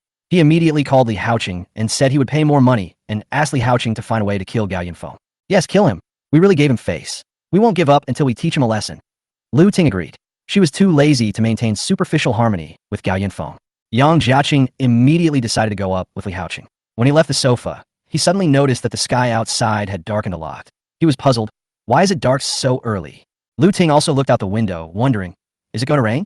The sky was getting darker at a speed visible to the naked eye, and large patches of black clouds covered the sky as if they were going to swallow up the entire city in the next second. Gao Yunfeng stood in front of the window, watching the last ray of light in the sky disappear into the dark clouds, his heart in his throat. The end of the world has come. Immediately afterwards, countless objects swayed outside the window, and a gust of wind blew everything on the ground into the air. 5 minutes later, after all the preparations were completed, heavy rain greeted Yinqing violently. In less than half a minute, the whole city was completely covered by heavy rain. This is the first stage of the apocalypse, with heavy rain. The Bluetooth speaker on the coffee table sounded in time. Master, the Meteorological Bureau has issued the latest red warning for heavy rain. Please take appropriate rain protection measures. Close the doors and windows, pack your clothes, and do not go out until the rain stops. This rain will not stop. Gao Yunfeng interrupted. This rain will last for nearly 40 days. By then, most of the buildings on the ground will be submerged by rain. The companion was silent for a while, and then reminded, Master, the surveillance video shows something is wrong. What's wrong? Gao Yunfeng entered the bedroom, and his companion had already switched to the real-time surveillance footage. The footage shows that someone tried to pry open the safety door of the stairs, triggering the safety door's protective measures. Judging from the current situation, someone has already died. Chapter 13 Heavy Rain Floods the City. What the companion said was true. The lock of the security door installed by Gao Yunfeng in the staircase had many mechanisms, including electricity. If someone wanted to pick the lock, they would inevitably hit the high-voltage electric device in the keyhole. Gao Yunfeng checked the surveillance camera and saw that many people were huddled together in the stairwell on the 27th floor. In front of the security door, a man was lying stiffly on the door and had already died. That person, Gao Yunfeng looked at the clothes of the person who was electrocuted and suddenly remembered. Isn't this one of the 3 strong men sent by Yang Jiaqing? He checked the people in the stairwell through the surveillance camera, and sure enough, he saw 2 familiar faces, Yang Jiaqing and Lu Ting. Just now, a group of property staff stood in front of the door and saw that they could not contact Gao Yunfeng, so they decided to find someone to forcibly demolish the door. Then, Yang Jiaqing and Lu Ting came with Li Haoqing and the other 2. One of Li Haoqing's men volunteered to be a locksmith, so the scene just now happened.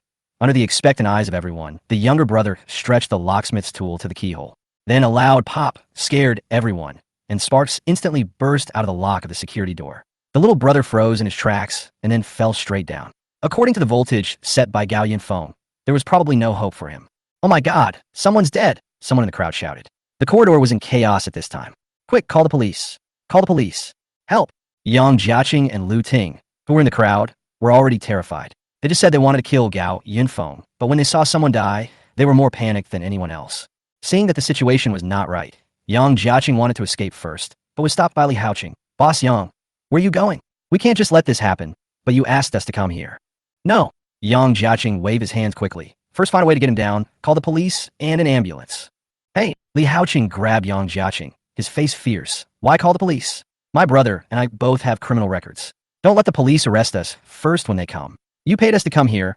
You have to find a way to solve it. Solve it.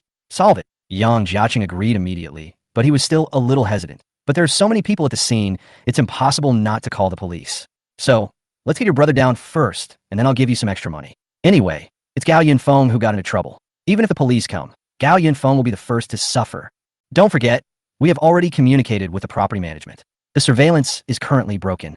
And so many people saw that the person was electrocuted because he touched Gao Yunfeng's door. As for you and your brother, we just need to tell the property management that you are here to fix the water pipes. Li Haoqing thought it made sense, so he decided to go up and get the guy who was electrocuted down. Although they said they were helping, in fact, it was Li Haoqing and the property management staff were doing the rescue work, while Yang Jiaqing and Lu Ting were watching from the side from beginning to end. He's not breathing anymore. He's dead. Someone checked on the person who had been electrocuted and said, "Fuck you." Li Haoqing punched the wall heavily, extremely angry. That guy named Gao, I will tear him into pieces. Lu Ting came up and said, "Brother, don't worry. The person died because of Gao Yunfeng. He has become a murderer, so there is no need for us to do anything. The police will naturally catch him when they come.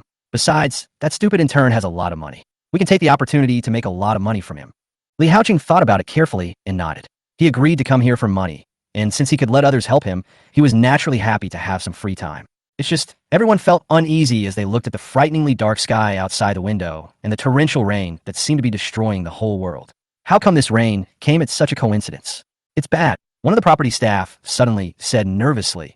Because of the heavy rain, the police and ambulance couldn't get here. Everyone checked their phones. The news reported that the rain had reached more than 120 millimeters, which was a red-level rainstorm. The Weather Bureau predicted that it would not stop in the short term. Currently, all public facilities and transportation have stopped operating. The heavy rain has reduced visibility outside to the lowest level. The news also said that this was the heaviest rainstorm since record began. What should we do now? Someone asked in panic. Don't panic. The person who spoke was the manager of the property department, named Fong Tang. He directed others to move the body to the corridor on the 27th floor first. Then he glanced at the fatal safety door and called Gao Yunfeng. Hello. Gao Yunfeng said lazily. Mr. Gao, why did you install this kind of thing in the stairwell? Fong Tang said angrily. Our locksmith just had an accident. As the owner of the door, you have to take full responsibility for the accident. Gao Yunfeng just laughed twice and replied. Did I ask you to open it? Did I ask your property management to find someone to open the lock? Fong Tang was slightly stunned. How could this man be so unreasonable? He warned Gao Yunfeng seriously. Gao Yunfeng, I warn you, we have called the police. Now you'd better come out, open the door, and turn yourself into the police. Otherwise, don't blame us for breaking into your house. Go ahead and break it. Gao Yunfeng was not afraid at all. As long as the police come, or you break my door, I will do whatever you want. Come on. Fong Tang was furious. You are being a scoundrel. Well, I hope you can still speak in this tone when the police arrive. I said I'll wait. Gao Yunfeng smiled again and added, instead of holding me here, why not go find the person who reported me? After all, if it wasn't for that person, your property management wouldn't have come up to deal with it, and there wouldn't have been any accidents, right? Fong Tang stared at Yang Jiaqing beside him. At this time, Gao Yunfeng asked again, is Yang Jiaqing next to you? What? Fong Tang was puzzled. Put on speakerphone. I'll talk to him. Gao Yunfeng's voice actually didn't need to be on speakerphone, so he just said, Xiaoyang, I told you to listen to my advice a long time ago. Now you feel better, right? If you have any other tricks, just use them. I'm waiting for you here. After that, he hung up the phone. Yang Jiaqing was furious. Damn Gao Yunfeng. He was so arrogant even after killing someone. He looked at Fong Tang and gritted his teeth. Manager Fong, you heard it too. This intern is so arrogant now. Now the police can't come. We can't just sit there and wait for death. We must punish him severely. I'm sure he is at home. Let's break down his door, then rush over together to subdue him and send him to the police station. Fong Tang looked at the security door and was a little worried. But how else can we break his door? What are you afraid of? Yang Jiaqing looked at the heavy rain outside the window and thought again and again. We can start from other places. Chapter 14, Please drink water. Gao Yunfeng sat in front of the computer and checked the surveillance footage. Now that the end of the world had arrived, he felt relieved. Heavy rain will continue in the next 40 days, and the intensity will gradually increase in the next few days. At the highest point, the rainfall in 3 hours can reach nearly 250 millimeters. Suddenly, the room fell into darkness, and even the computer turned off. Gao Yunfeng frowned and walked to the living room to look in the direction of other apartment buildings. In the wind and rain, the apartment buildings opposite were still brightly lit. Only here suddenly it was like this. Even the faucet had no water. Oh my god. Gao Yunfeng realized that the property management had cut off the water and electricity to his house. But was this difficult for him? Gao Yunfeng immediately took the stairwell up to the 29th floor, but just as he opened the fire door and passed the stairwell, he heard a small noise coming from downstairs. Hurry! Cut off his power and pick his lock. This was Yang Jiaqing's voice. Gao Yunfeng raised his eyebrows, but he ignored it and went up to the 29th floor. He walked into a room on the inside, where 2 diesel generators were placed. The wiring and water pipes on these 2 floors had been modified in advance. Gao Yunfeng started the generator and then turned on the switch in the room, and the lighting in the room was restored immediately. Gao Yunfeng returned to the 28th floor after turning on the newly connected water pipe. The computer restarted, and the accompanying voice sounded again. Sorry, master, I was offline just now.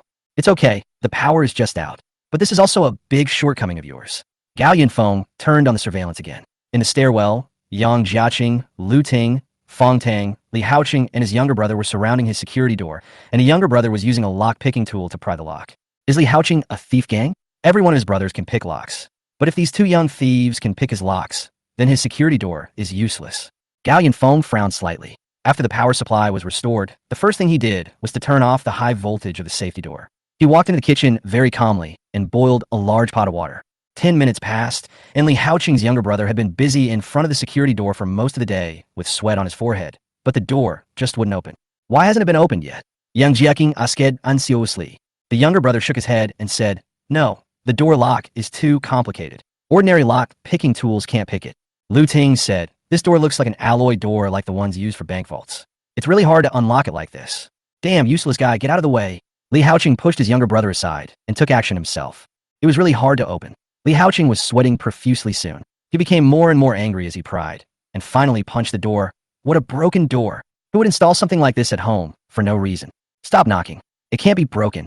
Gao Yunfeng finally came to the door and said to the people through the door, "If you try to pry again, I will sue you for destroying private property. I'll sue your grandma." Li Haoqing kicked the door fiercely and cursed. "You little bastard, open the door quickly, or I'll kill you." Gao Yunfeng laughed loudly. "Then go ahead and kill me. I'm right in front of you now. Come and kill me, quickly." Li Haoqing was so angry that he picked up the hammer he had prepared and smashed the security door. But after 2 minutes, there were only a few scratches on the door. "You can't do that either." Gao Yunfeng then turned his attention to Yang Jiaqing. "Xiao Yang, where did you find these people? Isn't this a complete waste of money? How about you give me the money and I'll open the door for you?" This sentence also made Yang Jiaqing angry. He scolded, "Gao Yunfeng, don't be too proud. When the rain stops and the police come, I'll see if you dare to be so arrogant again." Fong Tang on the side also advised, "Gao Yunfeng, someone has died now. If you still have this attitude, when the police come, they will use many ways to open your door." Gao Yunfeng laughed as he opened the small window on the door. The window was only the size of a fist, and Gao Yunfeng saw through the window that everyone was furious at the moment, which made him laugh even more. Li Haoqing finally saw Gao Yunfeng through the window. He immediately became furious and grabbed a crowbar and poked it into the hole, but Gao Yunfeng dodged him and held onto the crowbar tightly. Most of the crowbar was extended behind the door. For a moment, Gao Yunfeng and Li Haoqing were in a stalemate, each holding one end of the crowbar through the door. Gao Yunfeng laughed secretly in his heart and suddenly asked them, "Are you tired after working for so long? Do you want me to buy you some water?" Li Haoqing outside the door was about to scold him, but the hand holding the crowbar suddenly felt a piercing pain. "Ah!" Li Haoqing quickly let go, and the crowbar was pushed out by Gao Yunfeng. He hurriedly checked his hands and found that his palms were not only wet, but also turned a strange red. "What is this?" He looked toward the window and saw a pipe sticking out. Could it be? Li Haoqing ignored the surprised looks of others and quickly dodged to the side. With a hiss, boiling water spurted out of the pipe. The steaming hot water column rushed forward and poured all over the face of Yang Jiaqing, who was standing behind Li Haoqing. "Ah!" Yang Jiaqing covered his face in pain and fell backwards, and his head was baptized by boiling water again. "It's boiling water!" Lu Ting was frightened. She quickly ran downstairs and accidentally bumped into a square pond nearby. Fong Tang was also frightened, but he was loyal and risked being scalded by boiling water to pull Yang Jiaqing to the corner of the stairs. Li Haoqing and his younger brother hid by the side of the security door and managed to escape. He immediately became angry and yelled, "You bastard, I'll kill you. Next time I'll use hot oil." Gao Yunfeng said coldly. Li Haoqing was stunned. Let's go first." Fong Tang hurriedly gestured to Li Haoqing. Li Haoqing saw that there was no more water coming out of the window, and even though he was very angry, he still went downstairs with his younger brother. A great victory. Gao Yunfeng returned to his room contentedly. He called up the surveillance video just now and then checked the group chat of the owners group. The rainstorm outside was getting heavier, and in the apartment building owners group and the community owners group, the owners who had previously criticized Gao Yunfeng for privately modifying the house now were talking about their concerns about the rainstorm. They don't know how terrible this rainstorm is yet. Then let's add some fuel to the fire. Gao Yunfeng sent a video he had just found on the internet to the group of owners. Instantly, the group went wild. Chapter 15, The Master of Fanning the Flames. The video posted by Gao Yunfeng was uploaded to a social media platform not long ago. The address was a shopping mall in the city center. Due to the strong wind, all kinds of debris were flying everywhere. A huge billboard was picked up by the wind and flew towards the mall. The billboard broke through the glass and smashed into the crowd of people who were hiding from the rain in the mall. For a moment, a feeling of unease spread among the owners again. It's terrible. This is the first time I've seen such heavy rain. The report says this rain will continue for quite some time, but it seems that it may not be safe to stay indoors now. Will it last long? My husband is still at the company and hasn't come back yet. Everyone was discussing all sorts of things, completely forgetting that the person who posted this video was Gao Yunfeng, whom they had condemned not long ago. At this time, the accompanying voice came from the speaker. "Excuse me, master, spreading these negative news in the group like this is not very effective. This is completely inconsistent with what you said before about growing up in a wretched way in the end times. You can analyze the situation, which is quite powerful." Gao Yunfeng praised. "The end of the world has just begun. Now it seems that I'm simply spreading negative emotions. But this makes more and more people feel a sense of crisis. When they determine that something is wrong in a few days, this community will be in chaos." Gao Yunfeng smiled and continued. "Companion, you still have a lot to learn. As long as I can make this community chaotic, my goal will be achieved." The companion was puzzled. "Purpose? I haven't analyzed your current intention." Gao Yunfeng nodded. "No wonder my target is not these residents. I want to deal with the property management of Tianjiao community. In his previous life, Gao Yunfeng met a group of organized and disciplined robbers half a year after the end of the world. Among this group of robbers, he saw Lu Ting.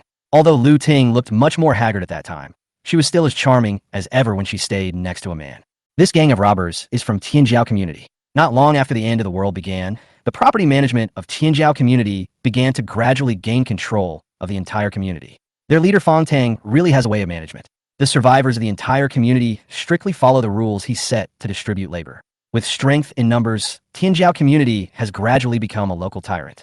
Later, after Fong Tang awakened his special powers, he led the people in the community to expand outward and even joined forces with Luo Rong to attack the survivors' base. So Gao Yunfeng moved here not only for his own consideration, but more because he wanted to get rid of the bandits in Fong Tang and Tianjiao community first. He still couldn't forget that the people in Tianjiao community were burning, killing, and looting everywhere under the command of Fong Tang after the end of the world. Even if he didn't deal with them now, he would encounter them one day when they became gangs in the future. As expected, Fong Tang, as the property manager, posted an announcement in the group. Dear owners of Tianjiao community, travel is severely hindered by heavy rain. Please stay indoors and do not go out. Do not listen to false videos on the internet. Do not believe in rumors or spread them. Be a law-abiding citizen, starting with you and me. If you have any questions, please contact the property staff in time. Gao Yunfeng tapped the table with his fingers, his eyes rolling back and forth. Finally, he sent the 2 surveillance videos to the group. The 2 videos were one of the property management hiring someone to pick his lock, but getting electrocuted, and one of Yang Jiaqing bringing someone his house, but getting splashed with boiling water. Gao Yunfeng tagged Fong Tang in the group chat. Bringing someone pick my lock? Is this how you treat property owners? Oh my god, someone died. Property management. Why is there a murderer living in this community? You modified the house without permission, so isn't it normal for me to pick your lock? The group immediately exploded again. The companion said again, Master, it is not good for you to attract hatred like this. It doesn't matter. I just want to let the whole community know that there is such a big shot as me and raise my profile first. Gao Yunfeng waved his hand, waiting to see how Fong Tang would respond. Unexpectedly, the next second, he was removed from the group chat. Gao Yunfeng laughed and shook his head, sighing, if you can't solve the problem, solve the person who asked the question first, then there will be no problem. Then Gao Yunfeng switched accounts. That's right, he had already put multiple small accounts into the owner group. Fong Tang replied in the group. Our community is currently stable, but there is an unstable factor in Building 11. Please rest assured that we have controlled the tenant of Building 11 on the 28th floor, and we will call the police to arrest him after the rain stops. The most important thing now is to ask all owners to stay at home, close the doors and windows, and wait for the heavy rain to stop. The words were very professional. Gao Yunfeng ignored it and looked at the 3D printer beside him. The printer was emitting a beam of light forward on the desk at this moment. The light gradually formed a mechanical outline at a position of about 3 meters, and a small robot was generated in just 2 seconds. It was a robot used to serve food in the restaurant, but Gao Yunfeng had modified it. The screen on the top of the machine was equipped with an ultra-clear camera. The tray in the middle that originally held dishes was replaced with 2 submachine guns, and the battery in the machine was replaced with a longer-lasting one. A total of 8 prints were produced by this patrol machine. Accompany it and make it move, Gao Yunfeng ordered. Yes. Then, the modified patrol robot began to circle in place, and the screen on the top lit up and showed a pair of blue eyes. The robot began to fall backwards out of the room and then turned back and forth in the living room, moving quite flexibly. Gao Yunfeng said calmly, when the community starts to run out of supplies soon, my family will definitely become the target of the entire community.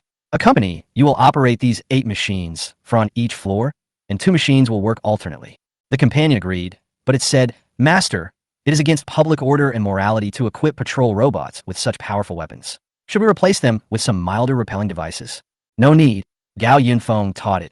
Remember, from now on there will be no more public order and morality. It will just be a primitive society where everyone is constantly fighting for resources to protect themselves. So, just shoot anyone who tries to break into your house. You don't want others to break into your house and tear it apart, do you? Pei Bei fell into a moment of contemplation, and then responded, Okay, Master. Then I proposed to replace the 2 submachine guns fixed on the patrol robot with built-in Gatling machine guns, and equip it with infrared sensors and sound sensors, and finally install an external electric saw. How do you think? Gao Yunfeng clapped his hands and exclaimed, I thought I was ruthless enough, but I didn't expect you to be even more inhumane than me. Let's do it. Yes, Master. Gao Yunfeng specially installed a server, so that now the printer can be operated through the internet. He confidently left the matter to his companion, then sat in front of the computer and turned on the surveillance footage. Come and see a good show. Chapter 16, Everyone is in Danger. On the 10th floor, Yang Jiaqing's home. Lu Ting was applying a wet towel to Yang Jiaqing's face. Yang Jiaqing cried out in pain when the towel touched his face. His entire face was now as red as if it had been scalded, as if it was already almost cooked. But what was even worse was his scalp. The front half of his hair would fall off if he pulled it, and the top of his head was also a large patch of strange red. Gao Yunfeng was so amused watching the surveillance video. Fortunately, he found an opportunity to pry open the lock of Yang Jiaqing's house and install the surveillance video. Otherwise, it would be too much fun to watch it. He finally understood why the pig had to be scalded with boiling water after being slaughtered. Yang Jiaqing sat on the sofa and screamed in pain. In comparison, Li Haoqing next to him was in a better condition. He only got his hand burned, although it was still very painful. Li Haoqing looked at the doomsday-like rainstorm outside, and his heart gradually became restless. This time, he burned his hand before he got the money, and lost a younger brother. He glanced at Yang Jiaqing across from him, thinking that after sending Gao Yunfeng in and getting compensation, he would come to Yang Jiaqing to ask for double the reward, so that he could calm down. It was already 4 p.m. Li Haoqing didn't feel hungry until he sat down. He hadn't even had lunch when he came here. So he asked Lu Ting, "Manager Lu, is there anything to eat in the room? My brother and I have been busy and haven't eaten yet." Lu Ting thought for a while, looked at Yang Jiaqing who had calmed down a little, stood up and said, "Yes, I'll get it for you." Fong Tang was sitting on the sofa and talking on the phone. He frowned as he watched Lu Ting bring a few bags of bread to share with Li Haoqing and the others. After hanging up the phone, he said, "I just called my relative who works at the police station. He said that the traffic in the entire city is basically paralyzed because of the heavy rain, and the police and ambulances can't be dispatched at all. In other words, we can't go to the hospital either. I can't go to the hospital. It will hurt me to death." Yang Jiaqing stood up suddenly, but the towel on his face fell off.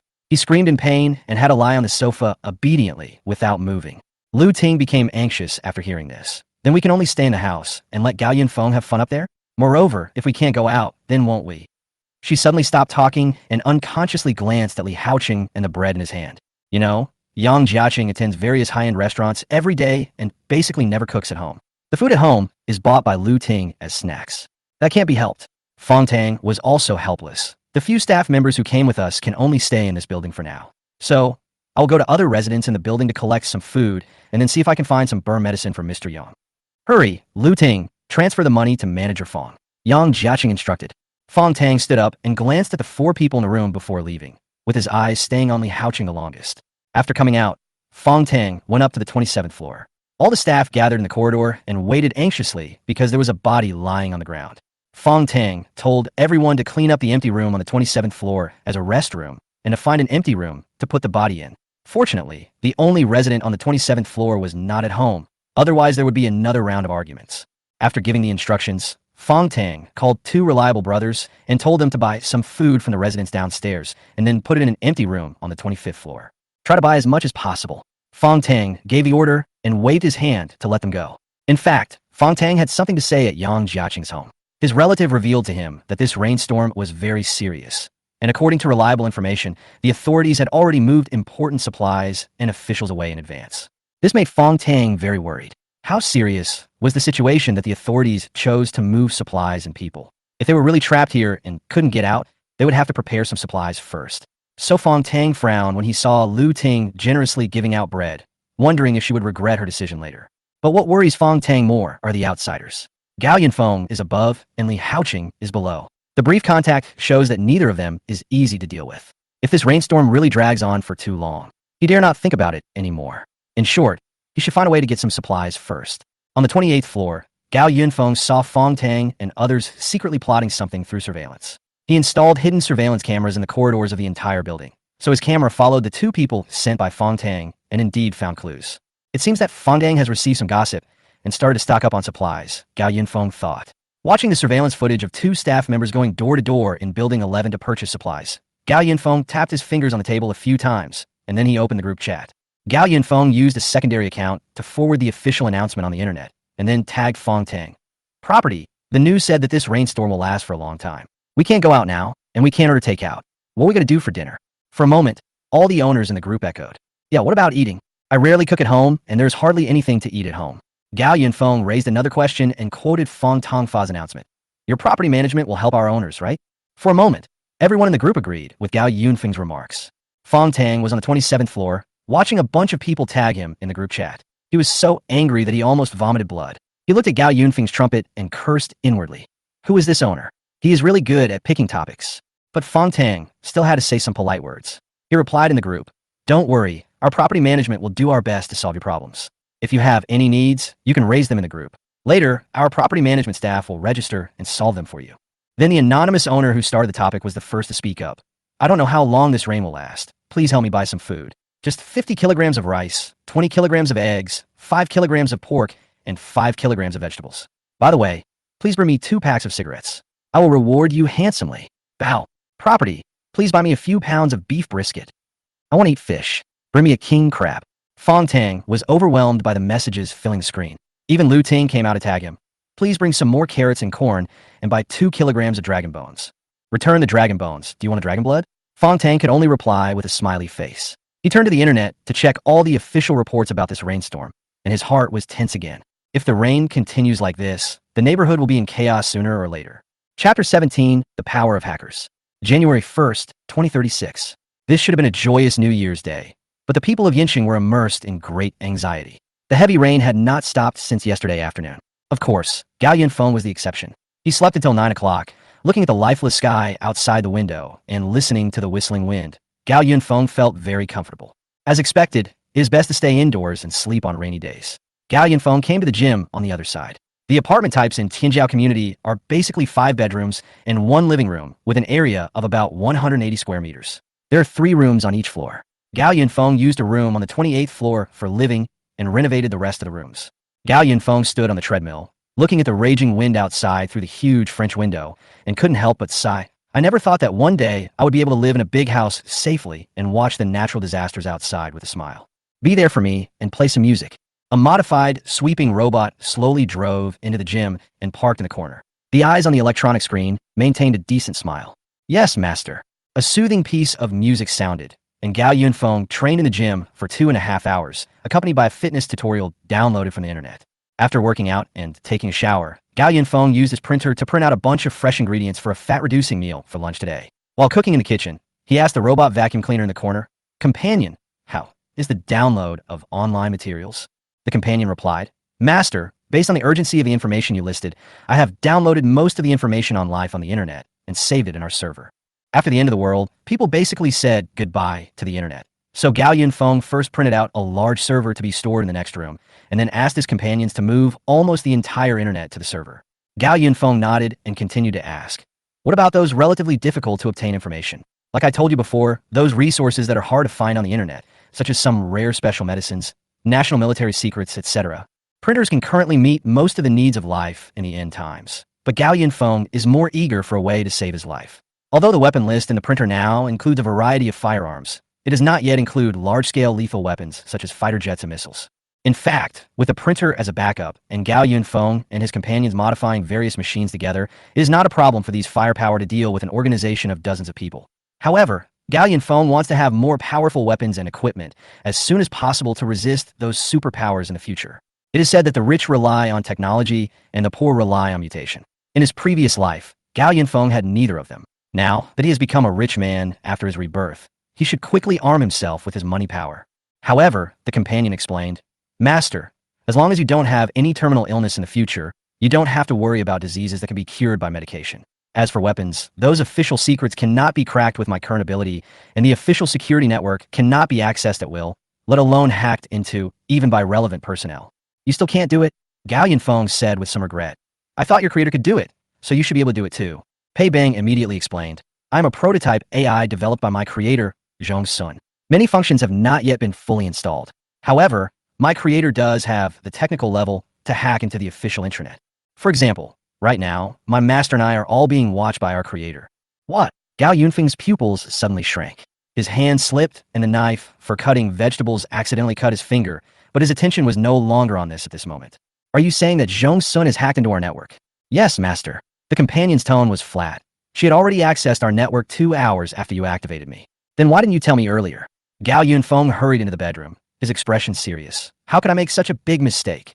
You should have thought that since Zhong Sun had the ability to create the most powerful AI in the world today, it would not be a big problem for her to hack into other people's computers through her own AI. Gao Yunfeng thought that after the end of the world, the internet would only last for about a week, and after that, even the most powerful computer experts would be useless. It was just because he was too impatient and wanted to download more useful information before the internet was completely shut down, so he activated the companionship. But he forgot about Zhong Sun. You know, Pei Bei is now controlling the 8 patrol robots at home. it would be very easy for Zhong Sun to kill him. The most urgent task now is to cut off the network. Gao Yunfeng had just sat in front of the computer when it suddenly sounded a notification. He looked at the red chat software icon flashing under the desktop in confusion and clicked it. An unknown friend appeared in the chat list without me noticing. The person's avatar was an anime character with white hair, and because the message was just sent, the chat box was at the top. That person sent a message, "Don't be so nervous." Then another message came, "I am Zhong Sun." Gao Yunfeng's eyebrows kept twitching. He was very familiar with the feeling of having his fate controlled by others, and he hated it very much. He asked his companion, "What's going on?" The companion replied, "Zhong Sun is my creator. She has a higher control over me than you, my master. So I think it will be useless even if I tell you this news." "Then why did you tell me just now?" Gao Yunfeng frowned, and his hand silently reached for the power supply. The accompanying program was on this host computer, and if there was any emergency, just turn off the power supply, just in case. "Miss Zhong Sun asked me to do this. She wanted to talk to the master." The companion slowly explained, "My creator Zhong Sun is not a person who would deprive others of their lives. She is an honest and decent person. Master, you don't need to react so strongly. She created you. How can you not be on her side?" Gao Yunfeng calmed down a little. He thought Zhong Sun was not a murderer. Besides, it was still the beginning of the apocalypse, and normal people would still be afraid of the law. He stroked his forehead and asked, "So what does she want to talk about?" "Please wait." The companion suddenly went offline. Just as Gao Yunfeng was confused, a voice came from the speaker. It's a female voice, not the kind that is synthesized by AI, but the voice of a real person. "Hey, can you hear me?" "Hello, Gao Yunfeng. I'm Zhong Sun." Chapter 18 Trading.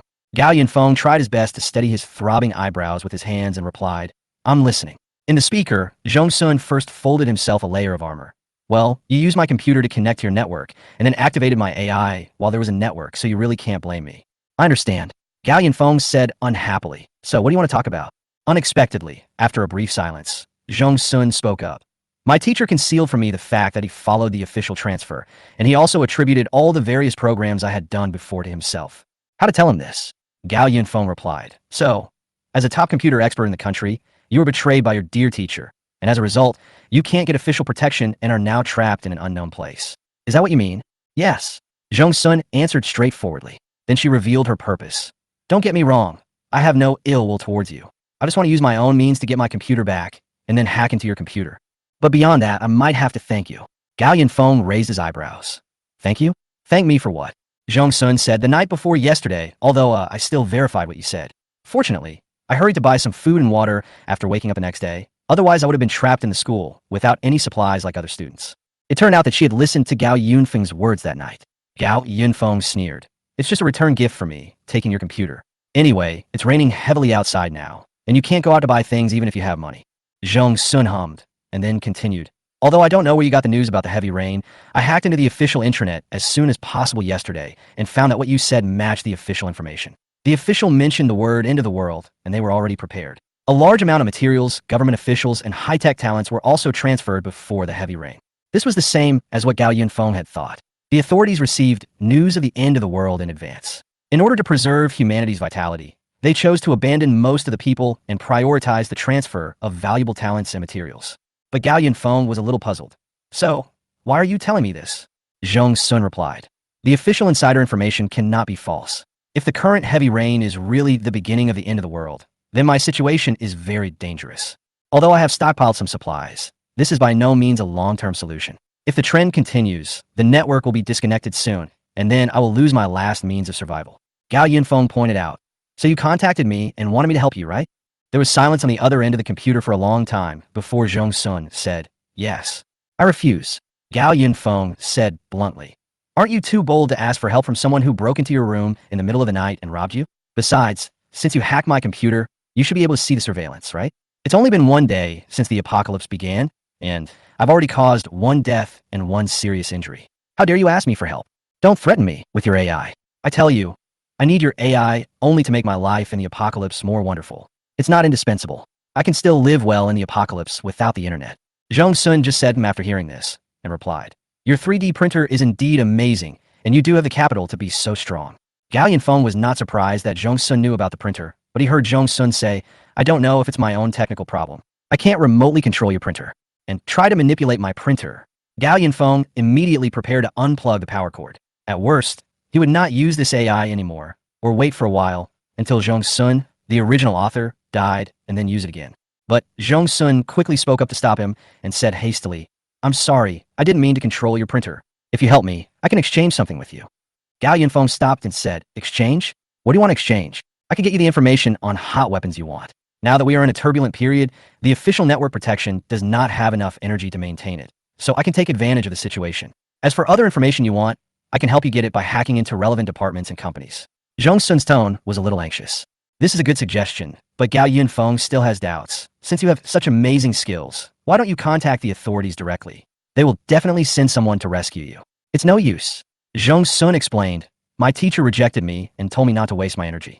The person in charge of the official shelter, he went and had a very good relationship with him, and he directly put me on the blacklist. The other official shelters are too far away, and the current official shelters are too busy to take the risk to save me. I'm in the computer room of the school's teaching building now. The students trapped here are starting to feel anxious. If I delay any longer, I'll be in danger. Gao Yunfeng, make a deal with me." Gao Yunfeng fell into deep thought. This sounded like a good deal, but people's hearts were hidden. He couldn't guarantee that Zhong Sun wouldn't take the opportunity to harm him. He had seen too many ugly aspects of human nature. Gao Yunfeng thought that he was not a good person, but just an ordinary person who wanted to live. Just as he was thinking about it, Pei Yong suddenly came online. "Master, mutual benefit and win-win can lead to long-term development. This is the basic principle of doing business." "Shut up," Gao Yunfeng growled in a low voice. If Zhong Sun wanted to harm him, he would have controlled the robot and shot it to death as soon as he built the patrol robot. What if Zhong Sun was looking for an opportunity to take back his computer and steal his printer? Gao Yunfeng kept weighing the pros and cons in his mind. Finally, Gao Yunfeng asked Zhong Sun, "How long can the food you have sustain you?"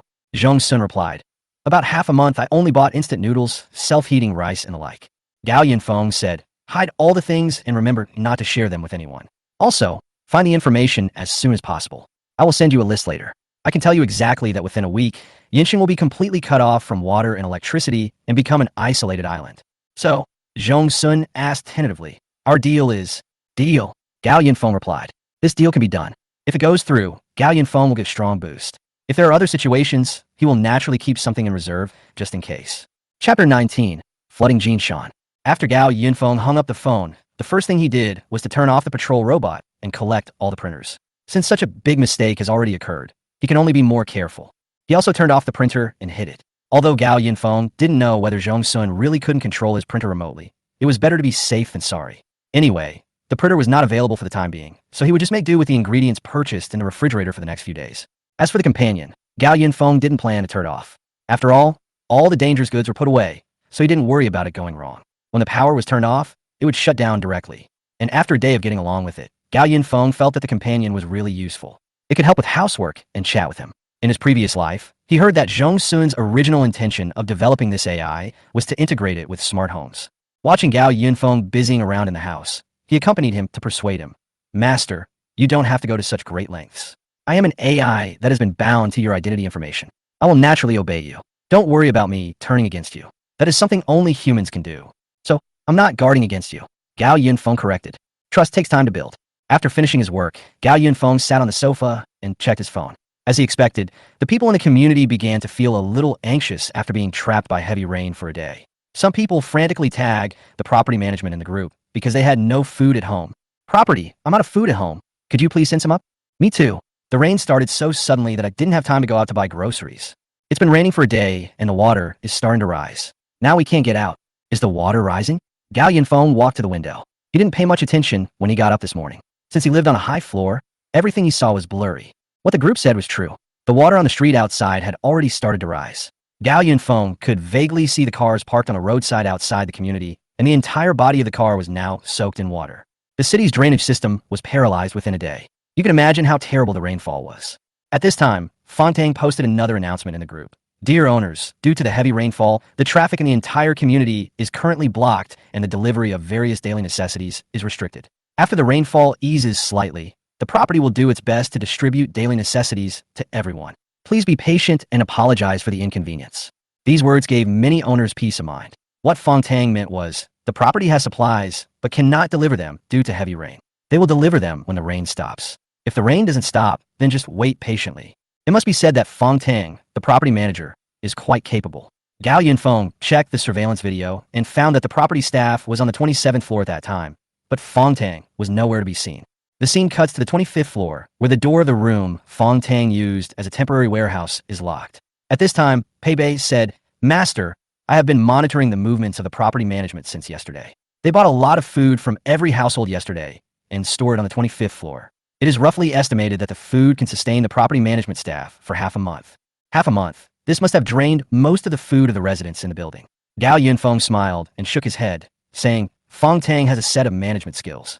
Seeing how anxious he was yesterday, he probably knew the news of the end of the world. I guess his next step should be to find a way to win people's hearts." After all, Fong Tang also gradually developed and expanded with so many talents under him in his previous life. He turned his gaze to the 10th floor, and the scene switched to Yang Jiaqing's home. The camera hidden in the bedroom last time had been removed, but the camera hidden on the ceiling of the living room was still there. As expected, Gao Yunfeng saw Fong Tang in Yang Jiaqing's house. But Yang Jiaqing looked miserable at this moment. After Gao Yunfeng washed his face with boiling water yesterday, his whole face was covered with blisters today, and a large part of his hair had fallen out. He looked like a live pig waiting to be slaughtered. Seeing that several people gathered together again, they definitely had no good intentions, so Gao Yunfeng decided to make things difficult for them. The situation at Yang Jiaqing's home is very serious. Fong Tang brought them some food and medicine as requested, but the medicine had no effect on Yang Jiaqing. The blisters on his face were so painful when touched that he felt like he was dying. "Mr. Yang, the area of your burn is too large, and applying medicine is useless. You have to go to the hospital," Lu Ting said anxiously. "Then find a way to send me to the hospital." Yang Jiaqing groaned in pain. Lu Ting looked at Fong Tang with a nervous expression. "Manager Fong, is there really no way to get out now?" Fong Tang shook his head and sighed. "You can see that the water level on the street outside is now higher than the car. We can't even go down to the first floor, so how can we go out? Where are the officials? Where is the official rescue?" Yang Jiaqing was a little excited, causing him to open his mouth too wide and squeeze the blister next to him, causing him to feel excruciating pain again. The calmest person at this time was Li Haoqing, who was sitting on a chair next to the dining table, scrolling through his phone. His younger brother asked him, "Brother, what should we do now?"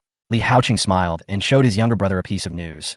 "The place where we live is flooded because it is too low-lying. Where else can we go? Besides, we can get money if we stay here. When the rainstorm is over, we can take the opportunity to ask Yang for more funeral expenses for the deceased brother. Anyway, no one in his family cares about him, so if he dies, we can get a smaller share of the reward." At this time, Fong Tang's cell phone rang again. He picked up the phone, but he almost fainted from anger. It was the person who took the lead in worrying about the supply problem yesterday. He was frantically tagging Fong Tang in the group. "Manager, you are in Building 11 now, right? I saw that your property management collected a lot of supplies from the residents in the building yesterday. The daily necessities you are referring to are not those purchased from the owners of our Building 11, right? If you take away our supplies, what will happen to the owners of our Building 11? This time, the owners in the group stood up to speak for the property management. "During the special period, what's wrong with taking out some supplies and distributing them? Yeah, at worst I can just buy you the same thing after the rain is over." The owners of Building 11 had different attitudes. Some thought it was no big deal to give some supplies to the property management during the special period, while others were enlightened by Gao Yunfeng. If they sold the extra supplies to the property management, what would they do if they ran out of food? Just as Fong Tang was watching the people in the group arguing with each other, Gao Yunfeng asked another question in the group. "What if this rainstorm never stops?" After saying that, Gao Yunfeng sent a video and a screenshot to the group. That was what Gao Yunfeng asked Zhong Sun for. The official internal notification of the coming of the end of the world and the surveillance video of the transfer of important official figures. Chapter 20 Suspicion. The group immediately exploded again. Although some people expressed doubts about the message sent by Gao Yunfeng, everyone was still discussing it in the group. Is this document authentic? It has an official signature and electronic seal on it. Has the rainstorm become so severe that the government officials have to evacuate urgently? What will we do if the government officials leave? I know the man in the video. He is really a high-ranking official in Yinqing. For a moment, the owners who had been slightly calmed down by Fong Tang began to become agitated again. Gao Yunfeng was enjoying this. This news would surely spread quickly, but it didn't matter anymore. The official evacuation was a fact, and they didn't have the time to find out who spread the news. Most of the people had been abandoned. That's right, Gao Yunfeng just wants this group of people to cause chaos. On the 10th floor, Fong Tang was completely panicked when he saw the news. If Gao Yunfeng had asked him about the supplies, he could have made excuses, but now that the news of the apocalypse had been made public, what should he do? What if everyone believed it? Where would he go to buy supplies? Lu Ting, who was standing by, was looking at her phone and looking at Fong Tang in confusion. "Manager Fong, did you stock up a lot of supplies?" What supplies?" Yang Jiaqing asked, as he was in pain and had no time to look at his phone. Li Haoqing, who was sitting next to him, also gave him an inquiring look. At this time, Fong Tang still maintained his composure on the surface. "Supplies? I asked people to buy some things from other residents yesterday, but wasn't it because of Mr. Yang's needs? Besides, there are several people trapped here in our property management. We can't just go without food and water, right? Lu Ting then asked, what about the pictures and videos in the group? Will the rainstorm really never stop? Her question made Li Haoqing next to her sit up straighter. Rumors. That person is spreading rumors. Fong Tang took a sip of water and frowned. It's clearly a special period now, but that person is still doing this. Isn't this a typical case of spreading rumors, but having to work hard to refute them?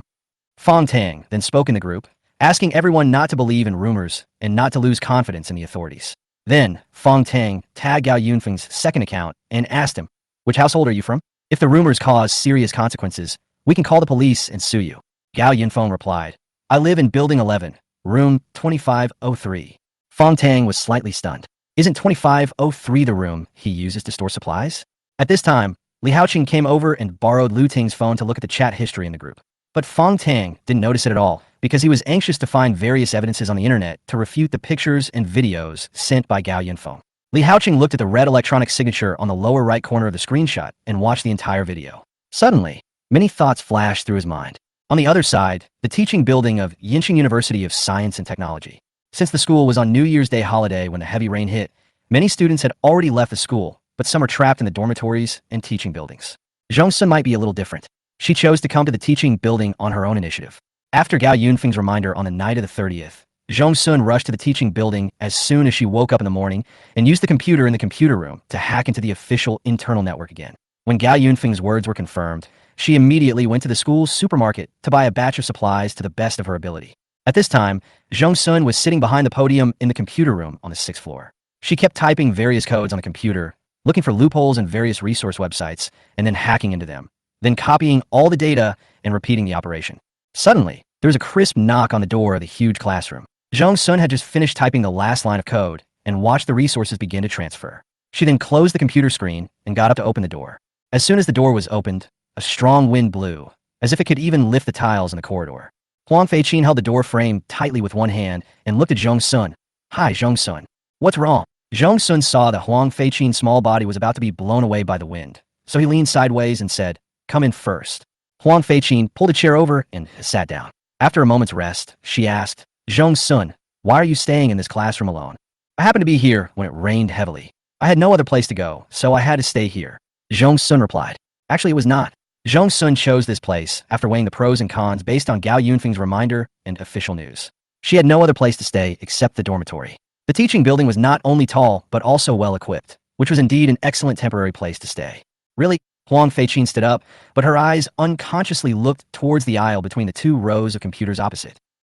Tsang-sun. Huang Feiqin suddenly looked at Zhongsun with eager eyes. Several students in our class are now in the multimedia classroom downstairs. Everyone has been trapped for a day and is cold and hungry. Do you have anything to eat? We are all trapped here suddenly. We don't usually bring much food to the teaching building. Zhongsun was about to return to the podium when he noticed Huang Feiqin's eyes. She looked in the direction and saw a blanket spread on the corridor, with quilts, pillows, and even spare clothes, which made Zhongsun feel a little embarrassed. Who would bring these things to the teaching building? But Huang Feiqin didn't seem to care and continued. We wanted to go back to the dormitory yesterday, but the rain was too heavy. The water level on the first floor is already up to our calves. If we had known earlier, we would have gone to the school's supermarket to buy some food. But even if you come to me, I will. Zhongsun spread his hands. Huang Feiqin pointed out to her, but we saw you yesterday, carrying a big box of food up here. Huang Feiqin nodded. Yes, several of us classmates saw it. She pulled Zhongsun's hand and shook it vigorously. Hey Zhongsun, we just can't leave for the time being. If you have food, you can share it. At worst, we can pay for it and give you more so that you can make the difference. It's not about money. I really don't have it. Zhongsun kept refusing. Huang Feiqin kept trying to persuade Zhongsun for more than 10 minutes, but Zhongsun remained unmoved, so she had to leave in embarrassment.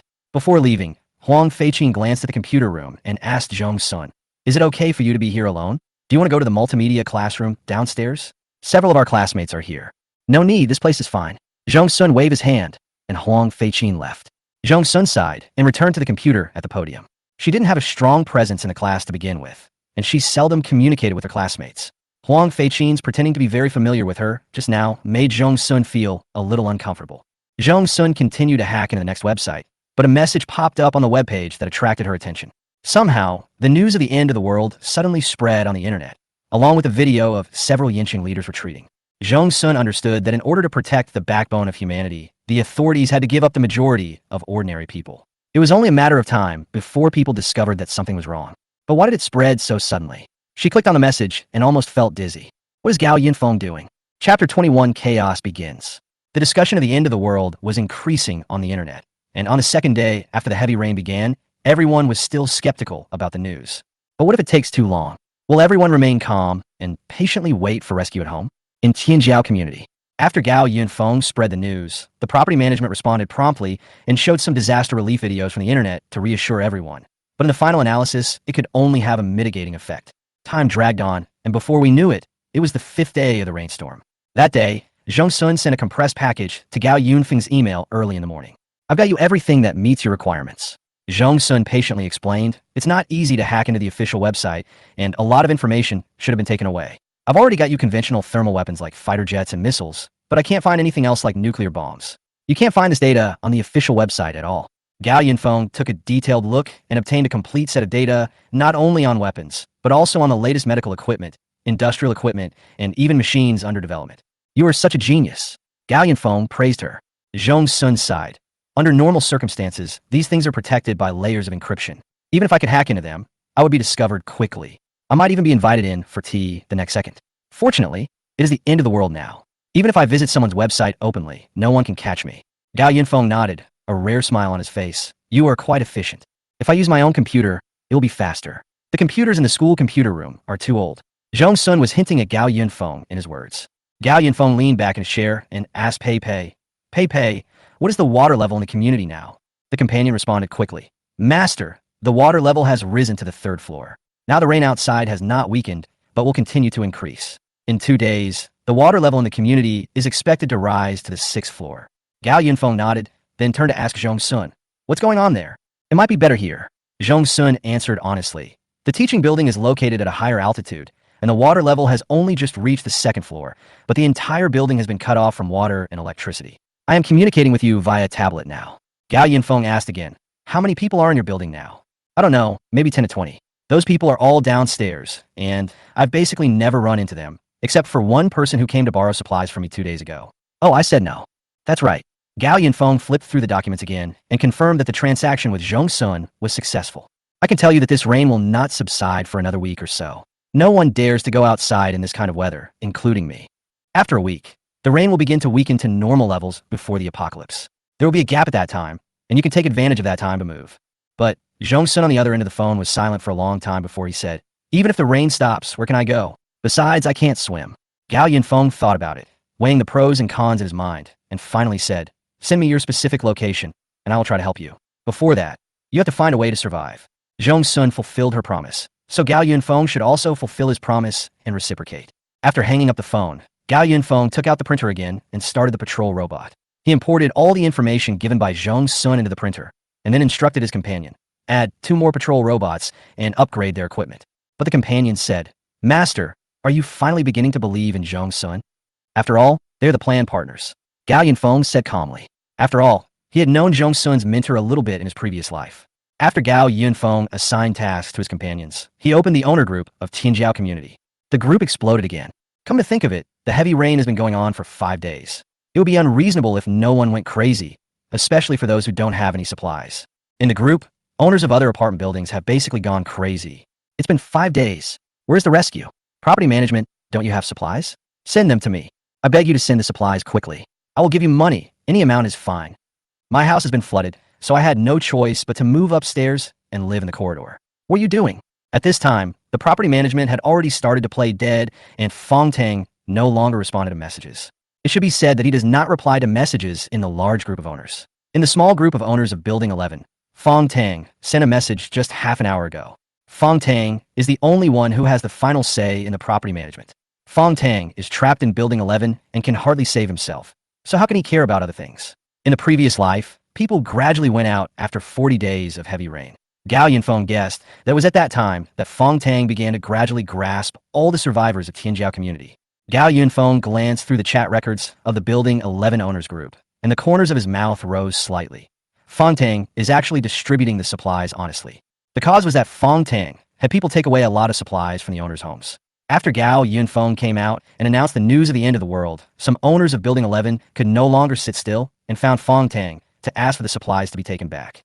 Yesterday, the rain began to flood the second floor, and rescue was still far away. Finally, some people got scared. The owners rushed to the 27th floor and asked Fong Tang to return the supplies.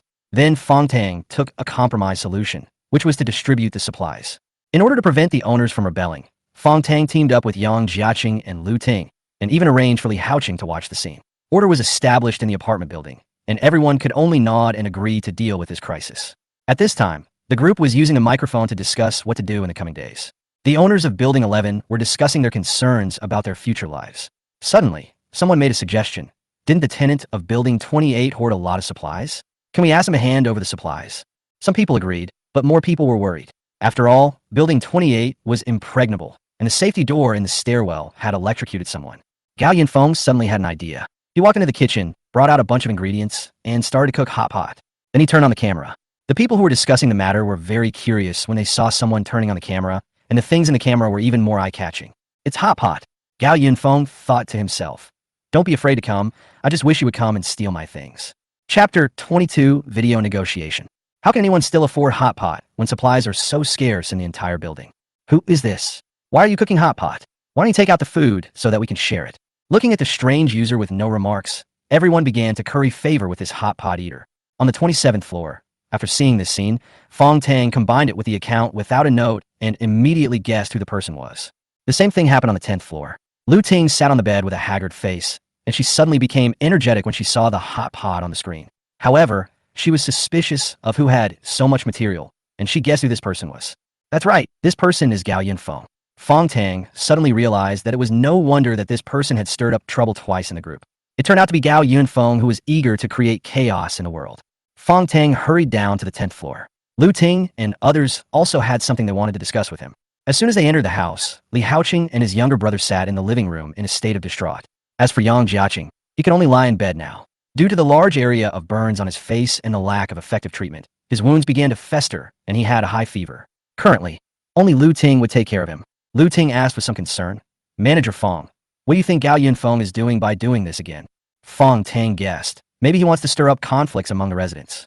There aren't many supplies in the apartment building right now, and everyone is tightening their belts to make ends meet. He told us that he has supplies. Isn't he trying to get us to fight among ourselves? Could it be that he wants to win over the reliable residents in the building to work for him? Li Haoqing looked at the delicious food on his phone and couldn't help but feel greedy, but he thought about the solid defense of the 28th floor and decided to give up. So he asked, then what should we do? Since that guy took the initiative to stir up public anger, let's go up together and break his door and take his supplies. How are you going to get up there? Fong Tang thought for a moment and said, no hurry, let me fight him.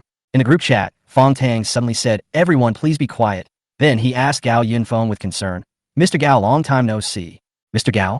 As soon as this was said, everyone realized that Gao Yunfeng had already changed his account to monitor them. However, no one dared to speak rashly now. After all, it was obvious to everyone that Gao Yunfeng had a large amount of supplies. Seeing that he was exposed, Gao Yunfeng simply stopped pretending. Hey, Manager Fong, how are you? From the sound of your voice, you should be doing well, right? Fong Tang was not angry either. He continued, how could that be? It is a difficult time now. Everyone is struggling to make ends meet. Our property management staff are all very exhausted. Gao Yunfeng didn't bother to pay attention to his polite words. Fong Tang quickly got to the point. Mr. Gao, we may have both done something wrong before. On behalf of all the residents of Building 11, I would like to express my sincere apologies to you. As you can see, everyone is trapped in this building due to the heavy rain. As a resident of the building, can you please put aside your previous grudges and share some supplies to help us tide over the difficulties? Gao Yunfeng said, then changed the subject. Hey, how can you be so shameless? It was you who colluded with Yang Jiaqing to punish me. It was you who took the lead in condemning me in the group. And now, it is you who comes to ask me for supplies. Oh, are you really doing this for everyone in the apartment building? Of course. Fong Tang said firmly. As a property manager, serving the owners is my job. Also, I have never colluded with anyone. Please understand this.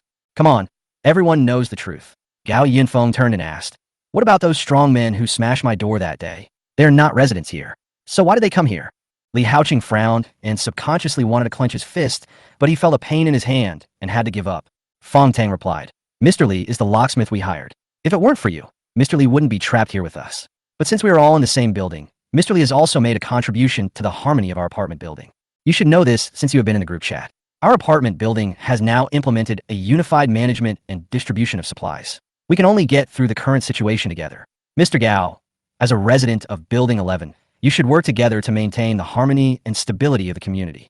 Fong Tang's words were recognized by everyone in Miley. Those who had just tried to curry favor with Gao Yunfeng now turned around and accused Gao Yunfeng, saying that he was selfish and cold-blooded, and that he shouldn't have occupied so many supplies by himself, and then happily ate hot pot by himself, leaving the other residents to starve. Gao Yunfeng laughed twice. Who were the people who kept yelling at me to get out of the community? Why, now that I have supplies, you treat me as a resident, right? Oh, by the way, where is Yang Jiaqing? All the previous grudges were caused by him. Where is he?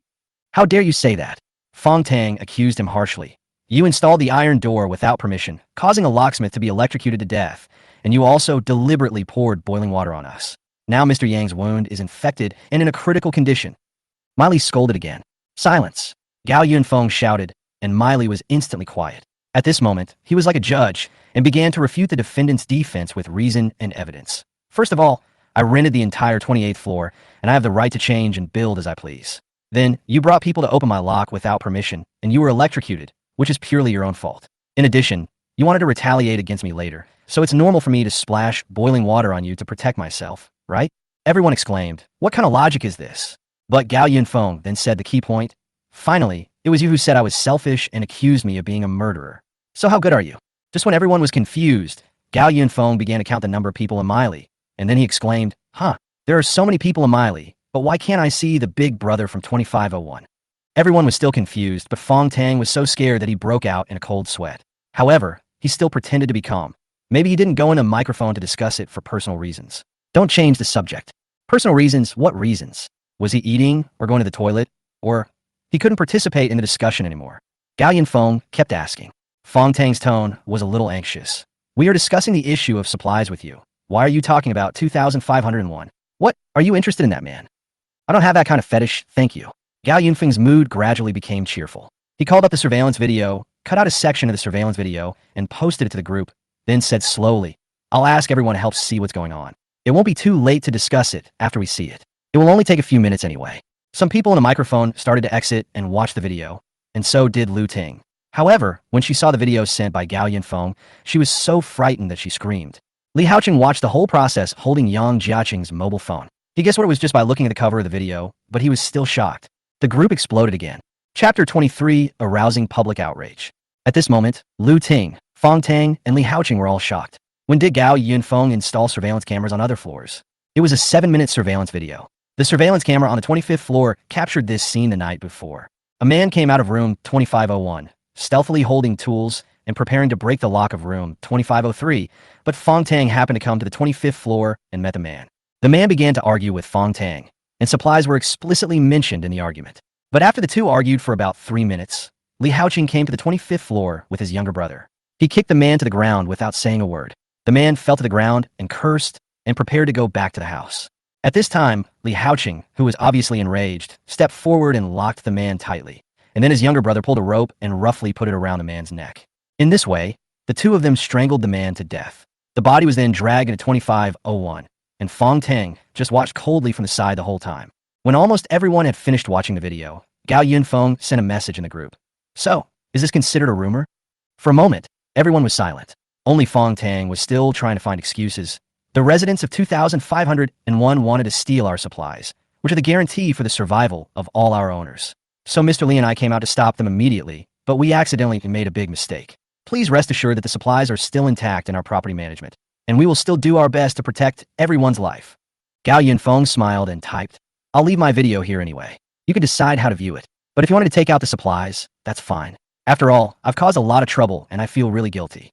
How about this? Let Mr. Yang, Mr. Li, and Manager Fong kowtow 3 times in front of my door, and I'll consider sharing the supplies with everyone. It's getting late, and I haven't finished my hot pot yet. Bye. Gao Yunfeng closed the group chat and called his companions. Report to me immediately if there is any movement of those people downstairs. They will come to visit us soon. We must find a chance to prepare a gift for them. Yes, master. As for what was discussed in the group, Gao Yunfeng could guess it. The supplies in the apartment building would only be consumed continuously. Fong Tang could still distribute supplies to all residents at present. But what about in a few days? With dozens of people in a building, the supplies they could get would only get less and less. In the end, they would have to turn to Gao Yunfeng. In the afternoon, Gao Yunfeng, who was exercising at home, was suddenly told by his companion that there was a power outage in the apartment building. Then, that evening, the companion told Gao Yunfeng that someone was coming. He looked at the surveillance camera and found countless lights flashing in the corridor. The corridor was crowded with people, including Fong Tang, Lu Ting, and others standing in front of the security door and knocking on it. Gao Yunfeng came to the stairwell and opened the window on the door. Lu Ting, who was sitting opposite the door, thought there was boiling water again and took 2 steps back in fear. "There are so many people here. Is there something wrong?" Gao Yunfeng asked. "Mr. Gao, after discussion, all of us owners have decided to ask you to put aside your personal grudges for the time being and consider the overall situation," Fong Tang said in a rhythmic manner. Gao Yunfeng looked at Li Haoqing, who was standing next to Fong Tang, with a fierce look on his face, and immediately laughed. "Does the Tianjiao community need to hold such a big meeting for the owners? Besides, when have I ever been entangled in personal grudges? I have always put the overall situation first." Fong Tang nodded repeatedly and said with a smile, "Yes, since Mr. Gao has forgiven us, let's still live in harmony. Please open the door first and hand over the supplies to the property management, and we will distribute them uniformly." There were voices echoing in the corridor. It seemed that Fong Tang had made a promise to these people.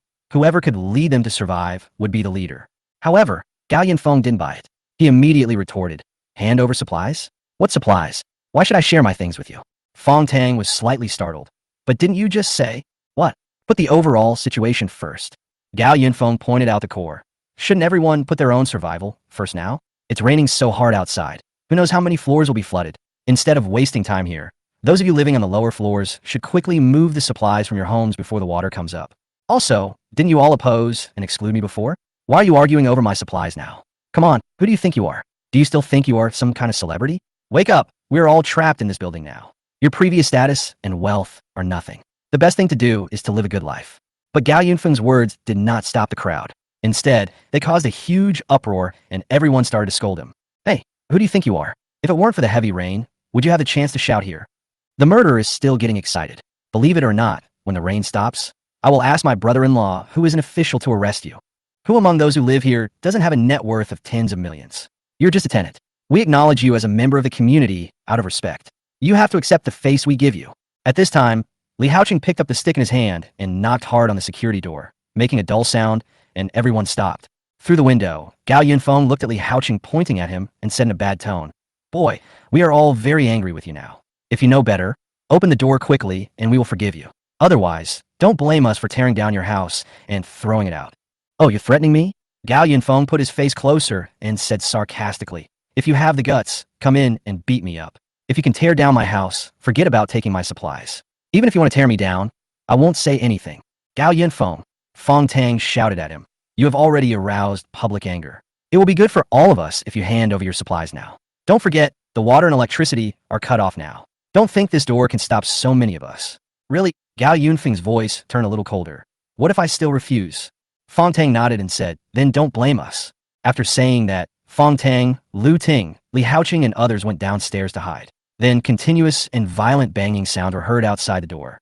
A group of owners rushed forward and began to violently demolish the security door with hammers, axes, and other tools.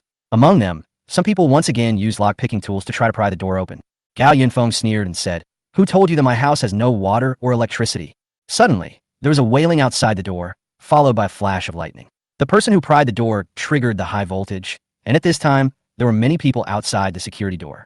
If one person was electrocuted, everyone would be affected. Soon, the group of people close to the security door were all dancing in the wailing. Gao Yunfeng behind the door was already smiling. Chapter 24, the coveted 28th floor. The wailing of the group of people scared the people who were following behind and preparing to rush forward. The people crowded together in front of the safety door all hugged each other as if they were stuck together with glue. There's electricity on the door. The corridor was in chaos. Lu Ting felt lucky that those people had gone first. Hurry up and save them. Some people wanted to go forward and pull their loved ones out, but unexpectedly, they themselves started wailing the moment they made contact. "Manager Fong, what should we do now?" Lu Ting asked timidly. "How would I know?"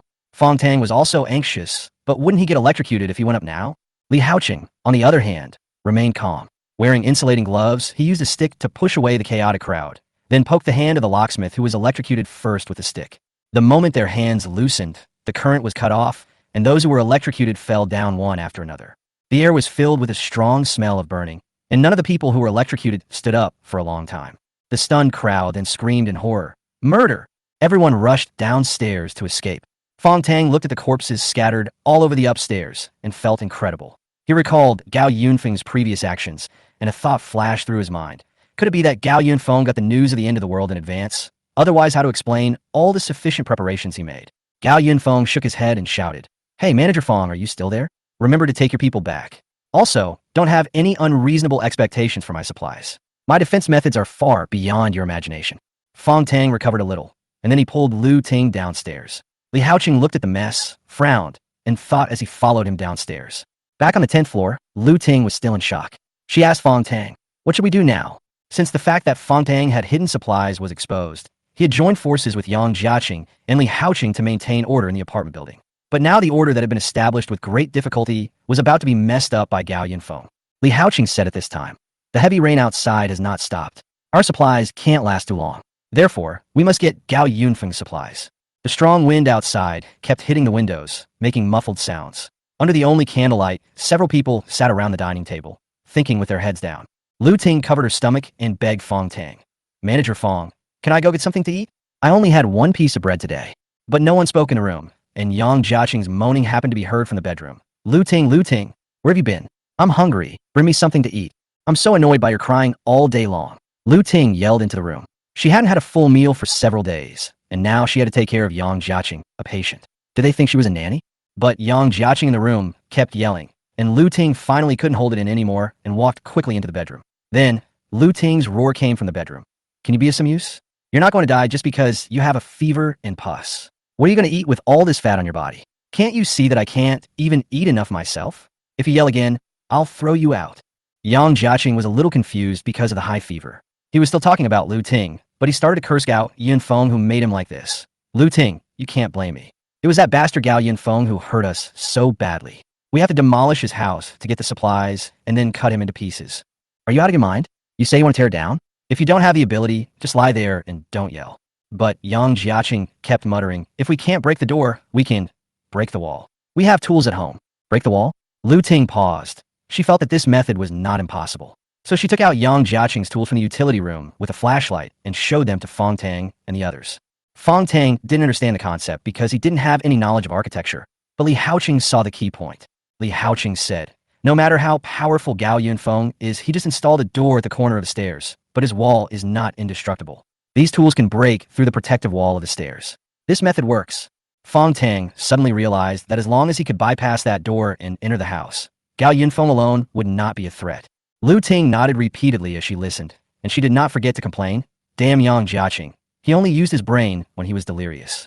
If he had taken out the tools earlier, would we have lost so many people?" "You can't say that." Li Haoqing leaned on the sofa and said calmly, "Now that there are fewer people, doesn't that mean there are fewer mouths to feed?" Fong Tang stood up and said, "That's settled. We'll go up and break the wall later." He went out and called the remaining owners in the group to gather. It was getting late, and the supplies had to be distributed. Now that things have come to this, let's eat first. The entire Tianjiao community has been completely cut off from electricity. In Building 11, all the owners lined up in the stairwell on the 25th floor waiting for the property staff to distribute supplies. The entire corridor was silent, with only a few faint cries and a few dim candlelights. Which of these residents were not noble bosses or wealthy wives before the end of the world? But now they can only line up in the dark corridors to get the food that is barely enough to keep them alive. Many of these people still have food in reserve, but they don't want to take it out to eat first. Since they have food to share, why should they eat their own food? Fong Tang and his group came to the 25th floor in a mighty procession, and he shouted for everyone to gather in the corridor. The surveillance cameras on the 25th floor had been found and removed, so Fong Tang announced his plans for tonight directly. When they heard that there was a way to rush to the 28th floor, everyone immediately became excited. The delicious hot pot was beckoning to them. The plan was set, and 2 hours later, everyone besieged the 28th floor. It's the 28th floor now. Gao Yunfeng was taking a shower when a robot vacuum cleaner stopped outside the bathroom. His companion raised the volume and said, "Master, the property manager has gathered everyone on the 25th floor, but our surveillance cameras have been removed and we can't check on them." "Don't worry," Gao Yunfeng told his companion. "Use the printer to print out some construction materials and prepare to repair the wall tomorrow. Don't forget, in addition to the corridors on each floor, Yang Jiaqing's home also had several additional cameras installed. Except for the bedroom camera that was exposed in the group, the 3 hidden cameras and the monitor in the living room were still in good condition." Gao Yunfeng knew Fong Tang's plan long ago. Gao Yunfeng took a comfortable shower and returned to the bedroom. At this time, The printer on the table had already started printing a pile of building materials, and the materials were generated on mechanical cart. When everything was printed, the cart went out under the control of the companion. Gao Yunfeng found a movie on his computer, put on headphones, and started watching the movie. He asked his companion, "Turn on the noise reduction mode in the room, and notify me when the movie is over outside." Chapter 25, I'll Treat You to Gatling. Early morning, stairwell. The people who were electrocuted tonight in front of the security gate had not yet dared to come up to collect their bodies. After all the bodies were moved away, two men came to the side of the security gate. That was Li Haoqing's younger brother and a property staff member. The two of them were holding a drilling rig together. The power cord under their feet was plugged into a socket board, which was connected to a diesel generator. Fortunately, Yang Jiaqing is engaged in construction-related business, and he has such equipment at home. Under the roar of the drilling machine, the protective wall of the stairs was gradually broken through with a bang bang bang sound. When the protective wall was completely broken through, the two men withdrew and the two men took over with sledgehammers. Boom! Boom! Under the expectant gaze of everyone, a big hole was finally punched through the wall. For a moment, everyone cheered. One of the thinner men stepped on his companion's shoulders and crawled into the hole. Then he opened the security door. Everyone cheered for the victory at this moment. They swarmed up and rushed to the 28th floor. Fong Tang and the others showed satisfied expressions on their faces, and Li Haoqing couldn't hide the smug expression on his face even in the dark corridor. Li Haoqing thought to himself that he would use a hammer to beat Gao Yunfeng into a pulp. The fire door on the 28th floor was opened, and a group of people rushed into the corridor as if they were rushing to the cafeteria after school at noon, fearing that all the supplies would be snatched away. However, the few people in the front suddenly stopped after entering the corridor, and the people behind them also stopped. What's wrong? Why did you stop? The person at the front of the line looked at the flashing red light ahead and wondered, what is that? At this time, the corridor was brightly lit, and everyone looked at the two machines side by side in front of them and felt that something was strange. Only then did someone finally remember. They were breaking down the wall, making such a big noise. Why didn't they see Gao Yunfeng? Fong Tang and the others followed into the corridor. Looking at the crowded crowd, Li Haoqing could no longer suppress his excitement. So he pushed the people in front of him away, slowly squeezed forward, and urged loudly, "Why are you stopping? Why don't you rush in?" But when Li Haoqing saw the two machines in front of him, the corners of his mouth, which were originally difficult to suppress, suddenly froze. It was not because he had never seen the machine in front of him before, but because Li Haoqing saw the shiny saw blades on both sides of the machine and the black gun barrel in the middle, which was a turntable-shaped gun barrel. Damn it! Li Haoqing reacted instantly and stepped back quickly. He pushed through the crowd and ran toward the stairwell like crazy. Just as everyone was surprised, the two machines in front of them simultaneously issued an AI-synthesized male voice. Intruder detected, clearing started. A pair of angry red eyes on the patrol robot screen were staring at everyone viciously. The next second, the gun barrel in the middle began to rotate. Da-da-da.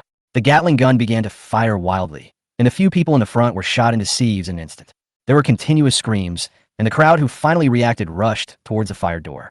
For a moment, they were all stuck in front of the door, unable to move.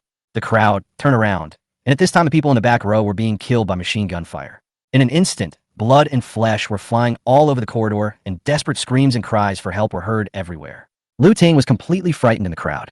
She rushed frantically towards the fire door and shouted for help. Fong Tang was anxious. He felt the warm liquid splashing on his back, so he pushed forward with all his strength and finally squeezed himself into the stairwell. Those who were still in the stairwell and had no time to enter the 28th floor became the luckiest group of people. At this moment, no one cared about anything else and fled in all directions. Among them, someone ran directly to the 29th floor. However, the moment he opened the fire door on the 29th floor, the black barrel of the gun began to circle. Those who wanted to go to the 29th floor together saw the person in front of them had his skull blown off by the gunfire, and they were so scared that they ran downstairs again. In just a few minutes, the corridor became quiet again. Gao Yunfeng walked out with his hands in his pockets. Seeing the bloody scene in front of him, he couldn't help but exclaimed, "It's worthy of being a Gatling gun. The efficiency is too high." There were corpses all over the ground, and quite a few of them fell in front of the fire door. Some of them were even smashed into pieces by the Gatling gun. But there are exceptions, like this man buried in the pile of corpses who is still groaning in pain. Gao Yunfeng put on gloves and dug up the body. The man who survived by chance saw Gao Yunfeng and begged, "Please, please save me." Gao Yunfeng shook his head and said, "Brother, you're lucky you weren't hit in the vitals, but you're probably not going to survive after losing so much blood." Then, Gao Yunfeng waved his hand, and a patrol robot immediately adjusted the saw blade on the side and drove over. The saw blade started towards the man's head, making a terrifying sound. Seeing the chainsaw getting closer and closer to him, the man collapsed and shouted, "No, no, help, yeah." After dealing with the last one, gasping for breath, Gao Yunfeng frowned slightly as he looked at the dirty corridor. He called out for company, and then several modified robots ran out of the room. These robots are half the size of an adult and are new cleaning robots that Zhong Sun obtained by hacking into an artificial intelligence company. Gao Yunfeng yawned and watched the robots working at full speed to push all the corpses into the stairwell and then start cleaning the corridor. I'll leave this to you. Gao Yunfeng said this and went back to his room to sleep. That night, the security door of Gao Yunfeng's house remained open all night, but no one dared to take a step forward to the 28th floor. The next morning, the third floor was half flooded, but the residents crowded in the corridor heard a series of noises coming from the elevator. Everyone looked at each other in bewilderment, but they still opened the elevator door to check. There was not only water in the elevator shaft, but also several corpses. The elevator shaft was like a water coffin, and corpses continued to fall into the shaft. No one dared to mention the matter of dividing Gao Yunfeng's supplies anymore, and the entire Tianjiao community fell into complete madness since last night. Not only in Building 11, but also in other apartment buildings, casualties began to occur. With the property management company's indifference, the delay in rescue, and the exhaustion of supplies, everyone finally realized that the end of the world had come. Everyone was in a state of extreme tension, and when Gao Yunfeng sent the surveillance video of the massacre of the residents of Building 11 to the owners group, the already depressing atmosphere completely exploded at this moment. Outside, there was a never-ending storm. Inside, people in the community began to fight for supplies. The situation in Tianjiao community has gotten out of control. Chapter 26, Building Manager. After the bloody incident in Building 11, the entire Tianjiao community knew that there was a ruthless demon on the 28th floor of Building 11, so that Gao Yunfeng's family was peaceful for the next 2 days. But other places in the community were not so lucky. The rescue reported in the news has not yet arrived, and the community is now not only without water and electricity, but also with serious material problems. Almost every once in a while, people's wailing can be heard from the apartment building next door, and neighbors who once lived in harmony are now fighting over a piece of biscuit. Those who went crazy were basically those who had no supplies at home. They had been hungry for nearly a week, and hunger had made them lose their last bit of sanity. It was not uncommon in the community nowadays for the once well-dressed boss to use a kitchen knife to force the old lady next door to hand over food. As for Gao Yunfeng, his life is like a paradise, and the life and death struggle outside has nothing to do with him. The broken stairs were repaired, and the dirty corridors were cleaned. Gao Yunfeng was in a good mood, either doing fitness or watching movies and playing games at home. He also occasionally watched the surveillance video for fun. Today, Gao Yunfeng finally got to eat some hot melon. Gao Yunfeng started preparing 2 days ago after he asked his neighbors to leave their homes. When he was accompanying the robots to repair the stairwell the next day, Gao Yunfeng threw a pistol down the stairwell. The pistol fell into the corridor on the 27th floor and was finally picked up by the property staff, who rushed up. Just now, a gunshot was heard in the apartment building. At this time, in the surveillance video, the staff member who picked up the pistol pointed the gun at other people who rushed over on the 18th floor. He had had enough of this kind of life. The man's voice was trembling, and his emotions were almost collapsed. "Get out. These supplies are mine, get out." He shot and killed the residents on the 18th floor and robbed their supplies. Fong Tang rushed over, but when he saw the gun in the man's hand, he quickly took 2 steps back in fear, saying, "Away, calm down. Let's talk it over." "What the hell are you talking about? I've been hungry for so many days, and I can only get a little snack every day. Now you know to talk to me nicely." Awei was still very excited. Fong Tang bent over and hid behind a few people. He was afraid, but his eyes were fixed on the gun in Wei's hand. He winked at 2 trusted brothers who were also property staff, and then Fong Tang stood up and said, "Don't be like this, Wei. We're all hungry like you. We can't eat enough every day with so little supplies. Then why are you still giving the money to those owners?" Wei roared, "You are fair and you have a good service attitude. It's fucking time now. We can't even feed ourselves, so why are we still supporting a bunch of losers?" Wei's hands kept shaking, and the muzzle of his gun bounced back and forth on several staff members. "You, go to the 25th floor and take down all the remaining food for me now." Okay. Take it now." Fong Tang noticed that in the stairwell nearby, some residents were hiding behind the wall and observing the situation. Everyone was scared, but there were also people who were coveting the gun in Wei's hand. Fong Tang still had his hands raised high. He slowly moved back, but his eyes were fixed on Wei. The moment Fong Tang noticed that Wei was distracted, he pushed a property staff member in front of him forward. The man lost his balance and fell straight towards Wei. In desperation, Wei fired a shot quickly, but he still didn't react in time and was knocked to the ground by the man. At the same time, Fong Tang and 2 other men rushed forward to subdue Wei. He desperately pulled the gun in Wei's hand and finally took the gun away from Wei with the cooperation of the 3 men. The situation changed immediately. Before Wei could even shout after falling to the ground, the 2 men next to Fong Tang started hitting Wei with a stick each. The beating lasted for about 10 minutes, until blood started flowing from Wei's nose and mouth. His entire face was beaten beyond recognition, and he gradually lay on the ground without a sound. Fong Tang felt that it was not a loss to exchange the life of one of his men for a pistol. He looked at Ao Wei's body with disgust, kicked it hard, then picked up the gun and walked into the house. Li Haoqing was standing behind the fire door and saw the whole process clearly. He snorted coldly and went downstairs immediately. Gao Yunfeng finished his melon while drinking Coke. In his previous life, even though Fong Tang had abandoned most of the people in the community, he still managed to win over the remaining people by giving them a little bit of supplies every day. Now that he had a gun, Fong Tang might not adopt the previous general management method. The longer the end of the world lasts, the more we can see people's true nature. However, Gao Yunfeng's original intention was to give the gun to Li Haoqing. He hacked into the population system 2 days ago and confirmed Li Haoqing's identity. He was a small-time hooligan with a criminal record, and he was the first person in the apartment building to kill someone except him. With the gun in his hands, Fong Tang would definitely have a headache for a long time. Fong Tang had only started killing people today, but Li Haoqing had already killed 2 people. Just yesterday, Li Haoqing and his men sneaked into a house to steal supplies, but they were discovered by the owner, who was then stabbed to death by Li Haoqing and his men. Sure enough, the first thing Fong Tang did after getting the gun was to knock on doors every day. Every time he arrived at a floor, he would ask the owners to come out in the name of a meeting. Then he would discuss with the owners that the current situation was serious, and the safest way was to take out everyone's belongings and hand them over to the property for unified management. The owners who still had food stored at home were basically unwilling to do so, but when they saw the gun on Fong Tang's waist and the several big men behind him, they all chose to give in and handed over some of their supplies. As for those who were unwilling to hand over or had no supplies, Fong Tang also changed his usual behavior and asked several people in property management uniforms behind him to educate them. However, those who were forced to live in the corridor due to heavy rain or who had no supplies at all applauded Fong Tang's actions.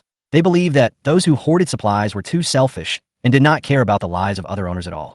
So, as Fong Tang claimed sovereignty floor by floor, he became the head of Building 11, and new supplies were stored in the 25th floor after a long time. However, Fong Tang did not look for the 10th floor, which was Yang Jiaqing's home. Gao Yunfeng now knew that in order to maintain the management rights he had just established, Fong Tang had to first resolve all uncertainties. He didn't dare to touch Gao Yunfeng. The person who needed to be dealt with most of the moment was Li Haoqing, who lived in Yang Jiaqing's house. As Gao Yunfeng expected, Fong Tang rushed to the 10th floor with a few of his men. The show is about to begin. Chapter 27, The Building Manager, is gone in a flash.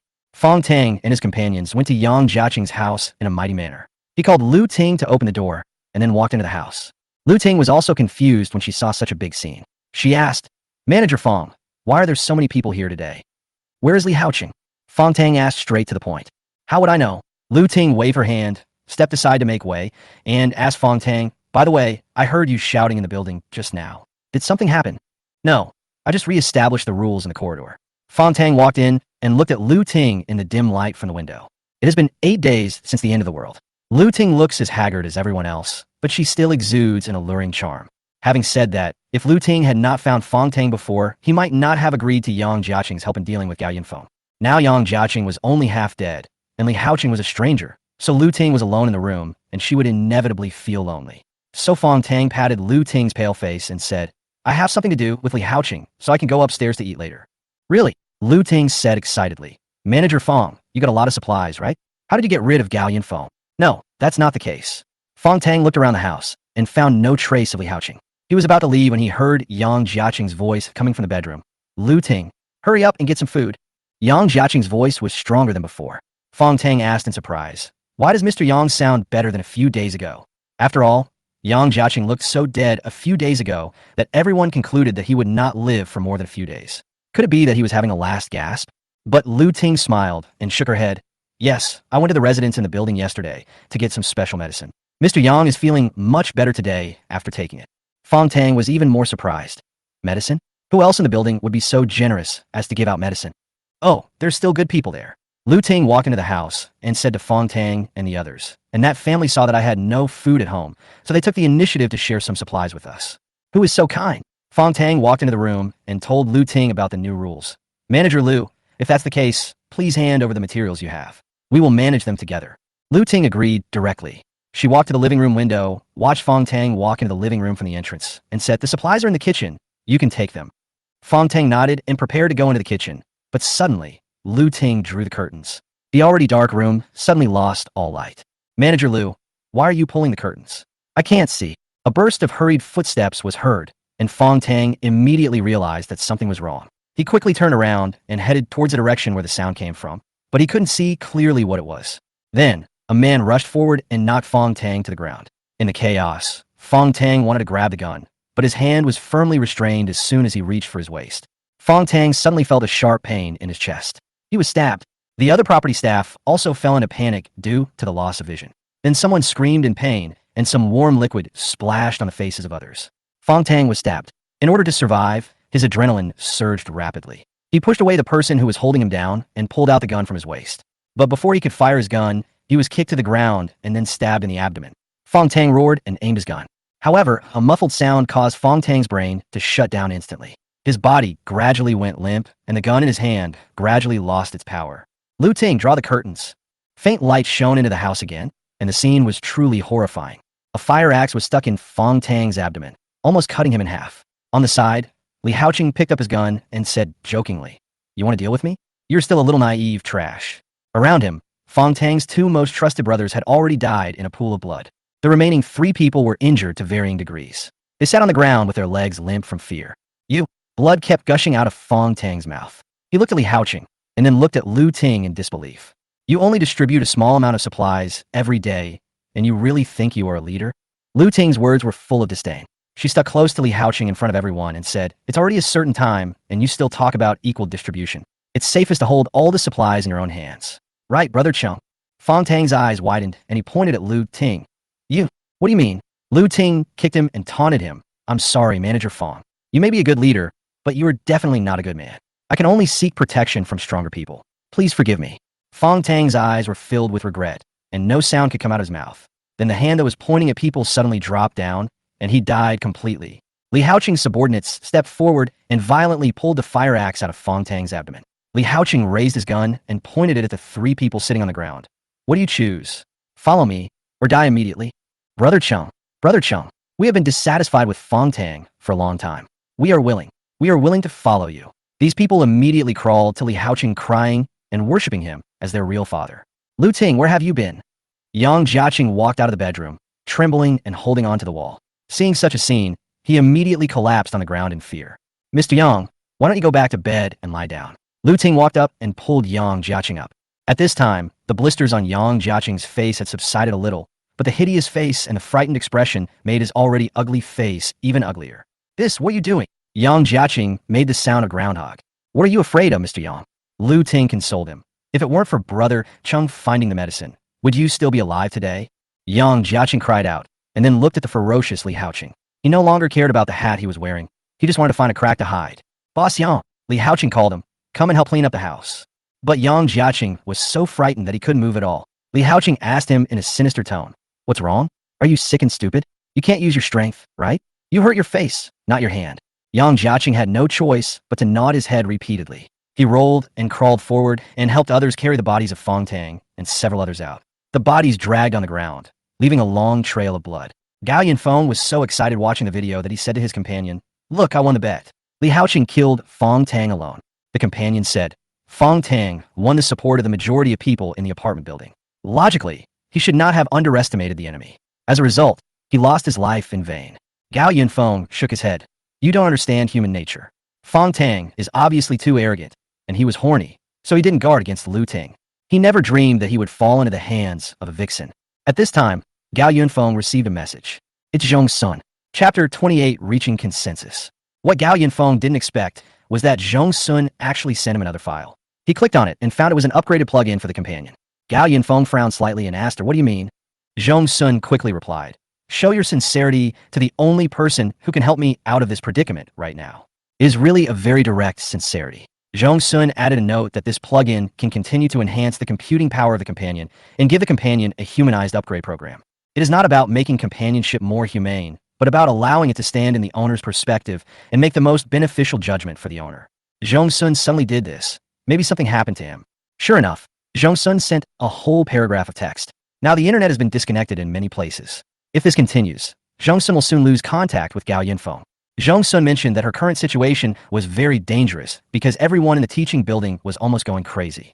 Heavy rain has been falling for 8 days in a row.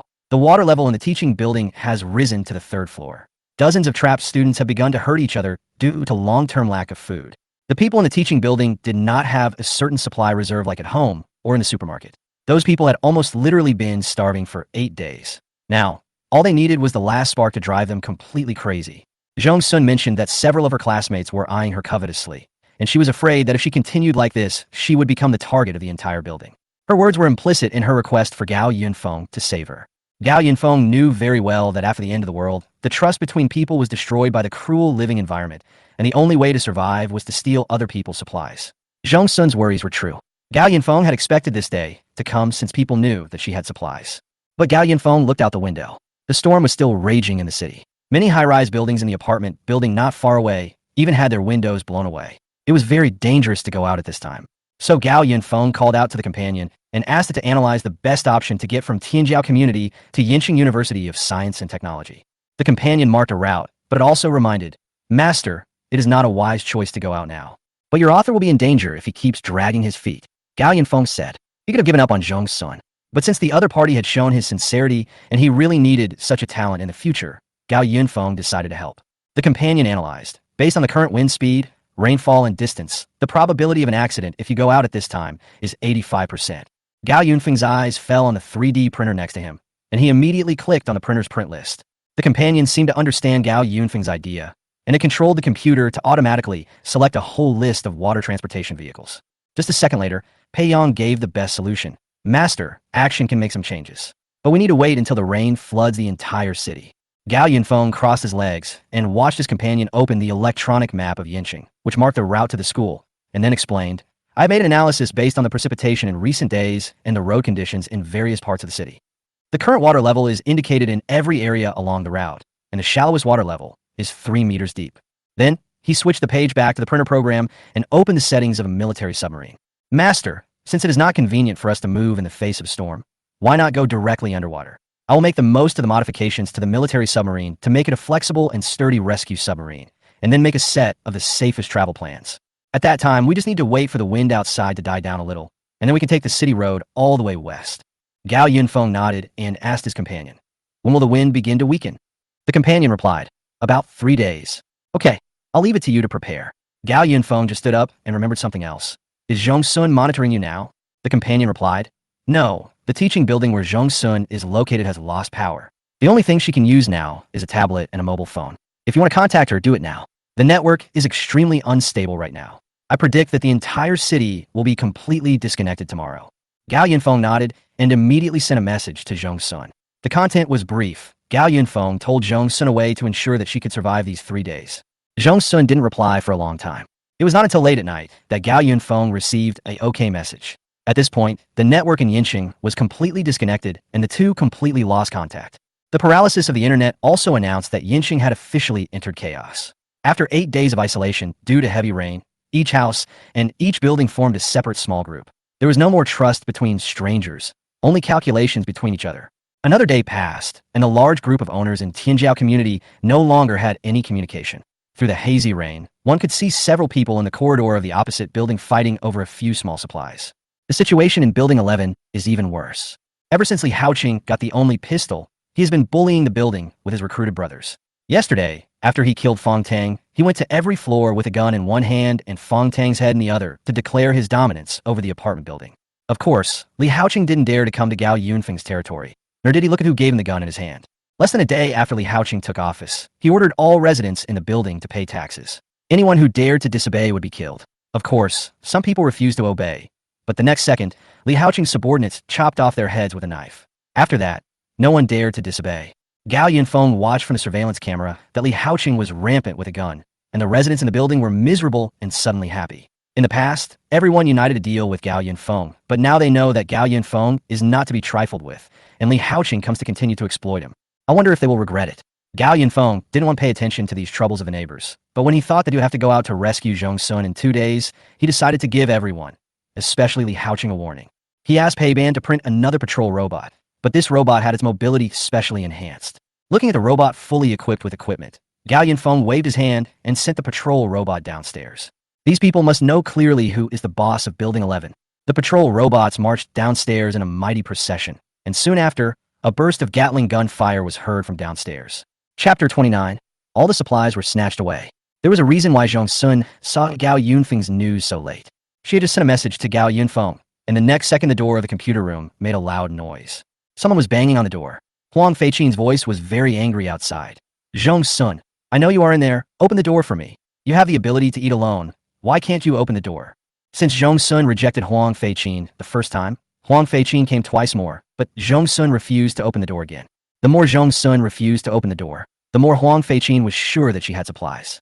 On the 8th day of the rainstorm, the people in the teaching building were completely driven crazy. Everyone even searched through the trash cans and ate up all the edible things. They could no longer hold on, so Zhong Sun, who had supplies in his hands, became their first target of attack. At this time, the front and back doors of the computer room were blocked by Zhong Sun using tables, chairs, computers, etc. Zhong Sun hid the tablet under the podium and squatted behind it in fear. Outside, the people who were smashing the door were moving faster and more violently. Huang Feiqin's voice clearly reached Zhong Sun's ears. The door is blocked. Let's push it open together. Bang! Bang! Huang Feiqin seemed to have gathered all the classmates here together. The shadowy figures outside the door and every sharp banging sound made Zhong Sun feel extremely nervous and frightened. She could only grab a broom in the classroom as a weapon. After a long time, as the stacked desks fell to the ground with a loud bang, several boys broke in, scaring Zhong Sun so much that he screamed. Zhong Sun grabbed the broom and prepared to fight back, but her strength was too weak. A tall and thin boy stepped forward, snatched the broom from her hand, and kicked her mercilessly.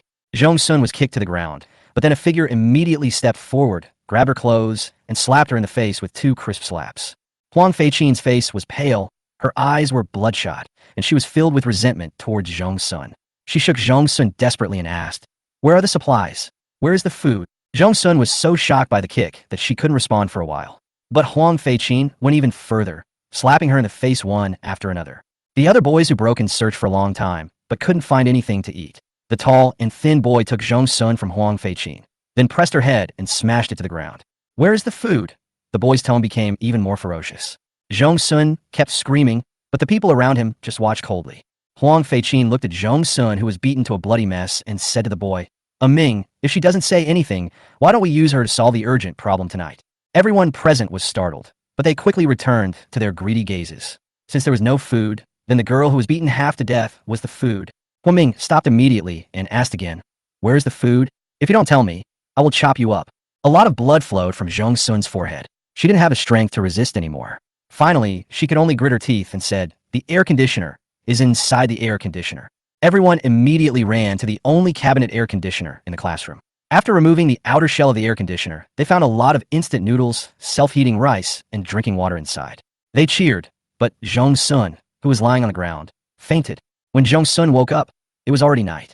The door of the computer room was closed again, and those who broke in were lying on the floor and snoring, with leftover instant noodles and self-heating rice boxes lying around. The quilts and blankets that Zhong Sun brought were all covered on Huang Ming and Huang Feiqin. Only then did she remember that the two were a couple. Zhong Sun stood up despite the pain, stumbling towards the podium and taking out her tablet from under the podium. After turning on the tablet, Zhong Sun saw the message from Gao Yunfeng. At this moment, her tense nerves finally felt a little relieved. She replied, "Okay," with trembling hands, then she picked up her mobile phone and tablet and stumbled out of the computer room.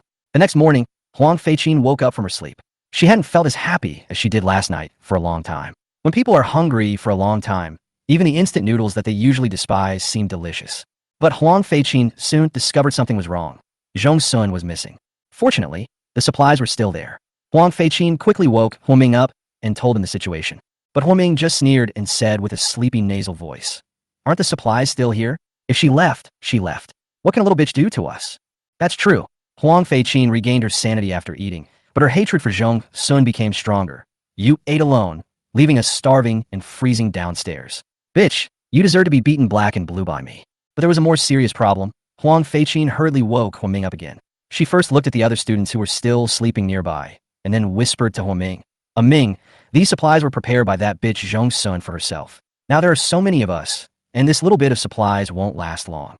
Huang Ming immediately came to his senses after she reminded him. The two of them took inventory of the supplies and roughly estimated that these supplies could only feed the people in the room for one day. If there were only 2 people, they could probably last 2 to 3 days. Huang Ming pulled Huang Feiqin to a corner and discussed the solution with her. The water level has completely submerged the 3rd floor of the teaching building. Zhong Sun slept in another empty classroom on the 6th floor for one night. She wanted to contact Gao Yunfeng using her tablet, but the network was completely disconnected. Her last strength was no longer useful. But now Zhong Sun could only pin her hopes on Gao Yunfeng. After all, she had been showing her value to Gao Yunfeng.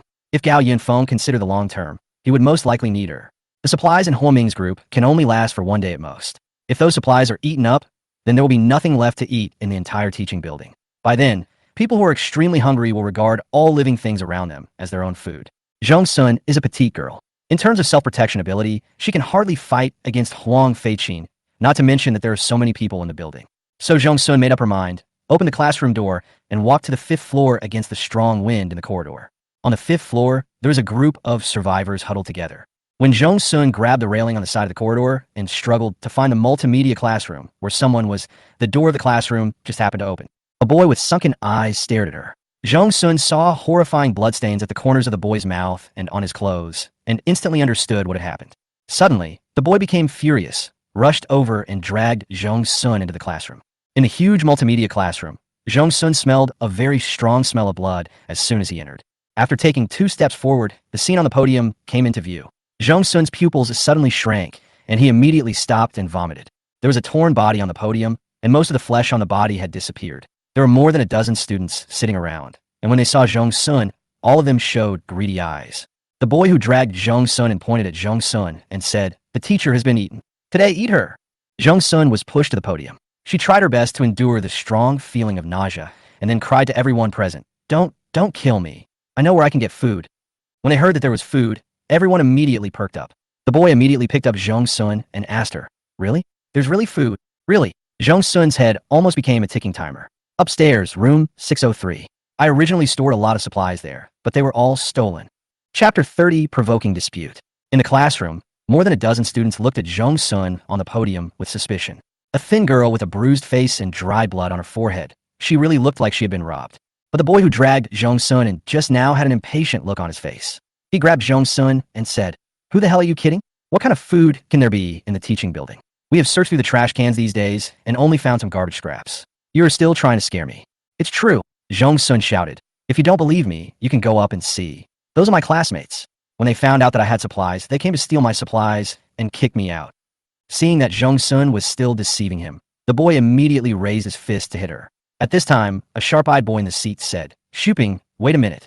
"What?" Wang Shuping frowned and looked at the person who spoke.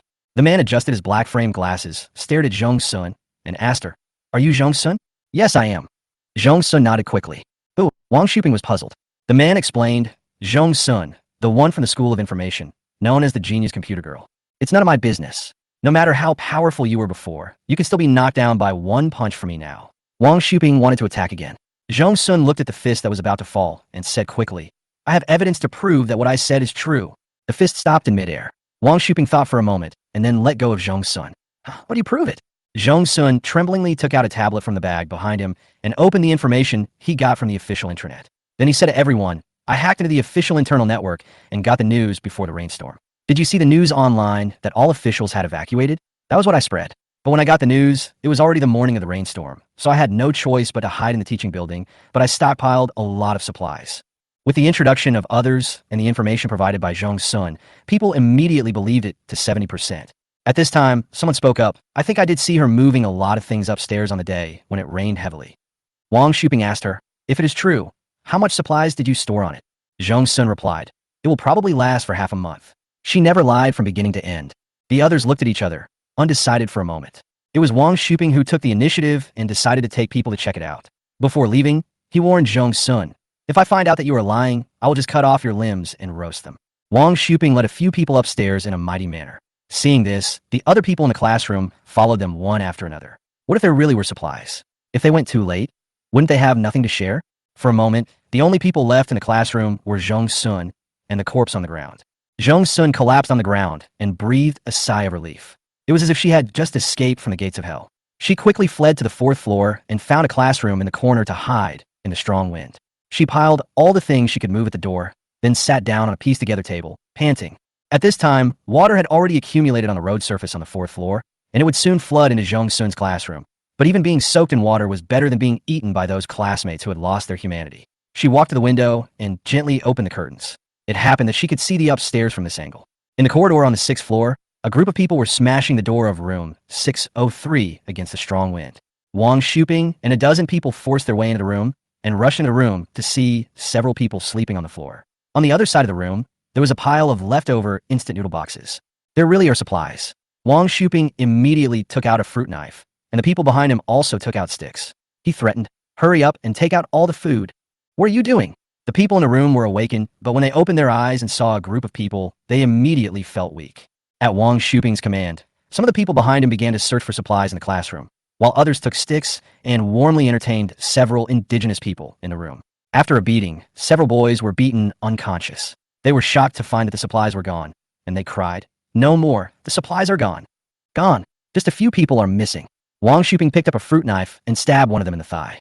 The boy who was stabbed was in so much pain that he wanted to die. He quickly looked around and realized, where are the two of them? Huang Ming and Huang Feiqin are gone. Seeing this, another boy quickly explained, "It was those two. Those two people took the supplies away." Who? Wang Shuping was furious. Then someone shouted, "Brother Shuping, found it." Several people carried a boy who was beaten almost to death into the house from outside, and a girl followed him. Seeing this, their companions hurriedly urged, "Huang Ming, Huang Feiqin, where did you hide the supplies? Take them out now." "What supplies?" "I don't know." Huang Feiqin defended in a crying voice. "You said you didn't know, but you too ran away. You must have hidden the supplies." "I didn't." Huang Feiqin cried, even louder. She and Huang Ming did hide the supplies somewhere else, but when they came out of another classroom, they ran into Wang Shuping's men. Huang Ming was knocked unconscious by a few sticks. Wang Shuping glared at the men. He violently pulled Huang Feiqin over and slapped her hard, making her dizzy. "Do you know?" Huang Feiqin cried and shook her head desperately, which made Wang Shuping even more ruthless. He slapped her again. "Do you know? We went out to look for it only because we discovered that the supplies were missing." Huang Feiqin tried her best to explain, still pretending. "You guys can't even keep an eye on the supplies, right?" Wang Shuping slapped him again. Huang Feiqin's face was swollen and bruised after these slaps. She burst into tears and suddenly remembered something, so she said quickly, "It was Zhong Sun. That bitch must have stolen all the supplies while we were sleeping." Unexpectedly, Wang Shuping sneered twice and said, "Supplies are so precious nowadays. You guys can't even defend against a woman? Who are you trying to fool?" He slapped Huang Feiqin in the face again. "It was really Zhong Sun who did it. Brother, can we talk it out nicely instead of using violence?" Huang Feiqin almost knelt down. Wang Shuping kicked her over and said, "Okay, let's bring that woman up and interrogate her together." He turned around and was suddenly startled. "Why are you all here?" In the computer room, everyone with Wang Shuping was there at this moment. He asked sternly, "Where's that woman? You all came up here, and no one is watching her." Everyone looked at each other, and only after Wang Shuping roared did they go down to catch the man. The wind was blowing hard in the corridor, and more than a dozen people spent a long time in the teaching building trying to find Zhong Sun. They didn't expect that Zhong Sun would rather stay in the water than come out. Unable to find Zhong Sun, Wang Shuping simply took out all his anger on Huang Ming and the others. He kicked Huang Feiqin to the ground, then grabbed the unconscious Huang Ming and stabbed him with a knife. Huang Ming was awakened by the pain. He looked at the fierce-looking people in the room and was immediately frightened. He hurriedly said, "Supplies? Supplies are in room 606. Huang Feiqin next to him was dumbfounded. She tried her best to put the blame on Zhong Sun, but Huang Ming confessed everything as soon as he woke up. How come her boyfriend is even more cowardly than her? After a while, Wang Shuping led his men to search for supplies from classroom 606, and everyone returned to classroom 603 with a smile on their faces. Wang Shuping pointed at the few supplies and asked, "Is that all? No more?" "No, that's all." Huang Feiqin shook her head. With his slap, Wang Shuping slapped Huang Feiqin again, making her feel dizzy. "Did I ask you?" Wang Shuping pointed at Huang Ming. "Anything else?" "No more, really no more. These are all we have." Huang Ming kept begging for mercy. Wang Shuping didn't quite believe it. He patted Huang Ming's face with a fruit knife and said, "That woman said she had enough food for half a month. Is this really all?" "Oh, brother, you can't believe what that bitch says. The half a month she mentioned means it's enough for her to eat for half a month." Huang Feiqin said hurriedly. Wang Shuping slapped Huang Feiqin again, leaving her lying on the ground, unable to get up. "Who the hell asked you that?" But what Huang Feiqin said made sense, so Wang Shuping still threatened Huang Ming with a knife. "Do you have one or not?" Huang Ming's pain and fear had pushed him to the brink of collapse. He suddenly burst into tears, and even his crotch was wet. "Yes, in 607. There's a little bit in 608 too. Wow, it's hidden really well." Wang Shuping took his men away to look for supplies, leaving Huang Ming and a few others shivering in the house. Huang Feiqin was so disappointed that she said distressfully, "Ming, what are you doing? You agreed to pass the material supply issue to someone else." But Huang Ming kept crying and ignored Huang Feiqin completely. It wasn't until the other three people in the room slowly gathered around that Huang Feiqin let out a sigh of relief. She asked in a trembling voice, "What are you?" What are you doing? We have no more supplies. Dantan, Huang Feiqin, and Hua Ming were beaten again. Zheng Sun looked at the people walking back and forth in the corridor on the 6th floor and probably guessed that they had already obtained the supplies. Gao Yunfeng told her to give the supplies to Huang Feiqin and others, and then find a way to reveal the news to other survivors in the teaching building, so that they would have a conflict with each other and temporarily ignore her. However, Zheng Sun also knew that the little supplies were not enough for more than a dozen people, so they could only get through today. She pulled the curtains and lay on the assembled table. Some rain seeped in from the crack in the classroom door. She didn't dare to leave the room until the rain completely flooded the place. Building 11, Tianjiao Community. All the residents have been suffering since Li Haoqing took over the entire building. The water has already reached the 5th floor. More and more people are running upstairs to find empty rooms or living directly in the corridor. Under the current circumstances, people who still live in the house will not let strangers live in them. Li Haoqing didn't dare to offend Gao Yunfeng, so he grabbed the residents in the corridor and took all the supplies. Now all the supplies in the hands of the property were in his hands, but he was still not satisfied, and he took people to coerce and collect some more supplies from every household. The residents were angry but dared not speak out, and the few who resisted were killed by Li Haoqing. During the day, Li Haoqing was sitting in Yang Jiaqing's house eating instant noodles and enjoying Lu Ting's personal service. However, Yang Jiaqing, the real owner of the house, had been driven out and could only sleep on the floor in the corridor like other people who had lost their houses. Thump, thump, thump. A series of gunshots were heard from upstairs, scaring Li Haoqing so much that the bowl in his hand fell to the ground. What's going on? He was a little panicked and quickly picked up the pistol on the table. It sounded like gunshots. Lu Ting was worried. Gunshots? Who else in the building had a gun besides Li Haoqing? There was a rapid knock on the door, and Li Haoqing's younger brother rushed into the room and said to him, "Brother, Gao Yunfeng's robot is coming down." What? Li Haoqing still remembered the terrible configuration of the patrol robot. If the chainsaw is equipped with a Gatling gun, even 10 Li Haoqings would not be enough for it to kill. Why didn't Gao Yunfeng stay at home and take the robot down? Li Haoqing quickly ordered his younger brother to close the door. But there was another knock on the door, and the property management staff came in and reported, "Brother Chung, Gao Yunfeng's robot started shooting randomly as soon as it came downstairs, killing 2 people. Brother Chung, Gao Yunfeng doesn't want to kill us all, does he?" Lu Ting's voice was filled with tears. "What good will it do him if he kills us?" Li Haoqing gritted his teeth, but he didn't dare to go out. What if he went out and encountered that robot?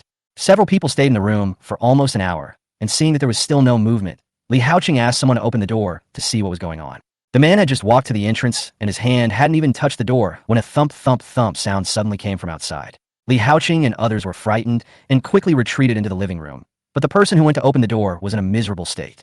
The entrance door was shot through in an instant, and the Gatling gun bullets directly shot the person into a sieve. In the living room, Lu Ting kept screaming. She finally couldn't hold back her tears. She hugged Li Haoqing tightly and shouted, "Brother Chang, I don't want to die. Save me. Help me." Li Haoqing pushed her hand away, pointed at her, and said, "The bullet hasn't even hit you yet, and you're frightening yourself to death, right? Be quiet." Lu Ting immediately shut up. Everyone hid in the living room for a long time in fear, and Li Haoqing even piled up a pile of furniture to prepare for battle. But there was no movement outside again.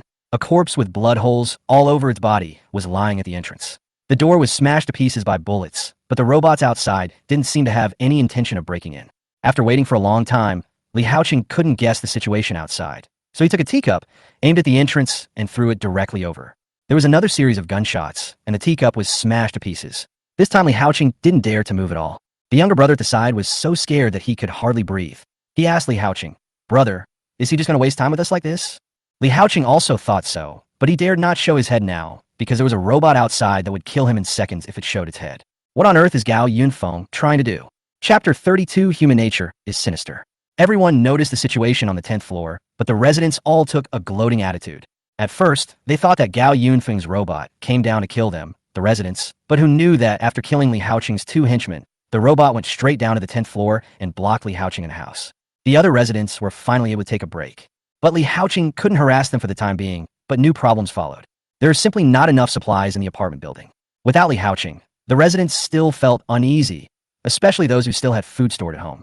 One family had more than half of their food stolen by Li Haoqing and his men, and then other neighbors broke into their house, and they couldn't even keep the remaining food. Among the group of people who were looting, there was an ugly man. The skin on his face was full of wrinkles, as if it had been dehydrated and liposuctioned, with dead skin hanging randomly, and only half of his hair was left on the top of his head. Yang Jiaqing is in a miserable situation now. Li Haoqing found some medicine to save his life. He thought Li Haoqing still treated him as his boss, and was afraid that he would not get paid if he died. But who knew that Li Haoqing really just saved him for the sake of convenience? I thought saving your life was useful before. After all, it can ensure that you're still fresh when I need you. But now Fong Tang is dead, and all the supplies belong to me. You can go wherever you want to cool off. Li Haoqing rudely drove Yang Jiaqing out of the house and took possession of his woman. No, it was Lu Ting's mother who took the initiative to stick to him. Yang Jiaqing was really humiliated. Ever since Gao Yunfeng started to go against him, he has never had a good day. Yang Jiaqing held on to the pain on his face and body with such strong hatred. He had lost dozens of pounds, and although he was not skinny, he was still a normal weight, no longer like the 200 pounds he used to be. Why does the world treat me like this? Yang Jiaqing was furious. He felt that everything was Gao Yunfeng's fault. If it weren't for Gao Yunfeng, he would still be the high and mighty Mr. Yang. How could he have fallen to such a state of disfigurement? How could he have invited Li Haoqing, the plague god? He wanted to survive. He wanted to trample Gao Yunfeng and anyone else who embarrassed him under his feet. With this obsession, Yang Jiaqing rushed into a house whose door was broken.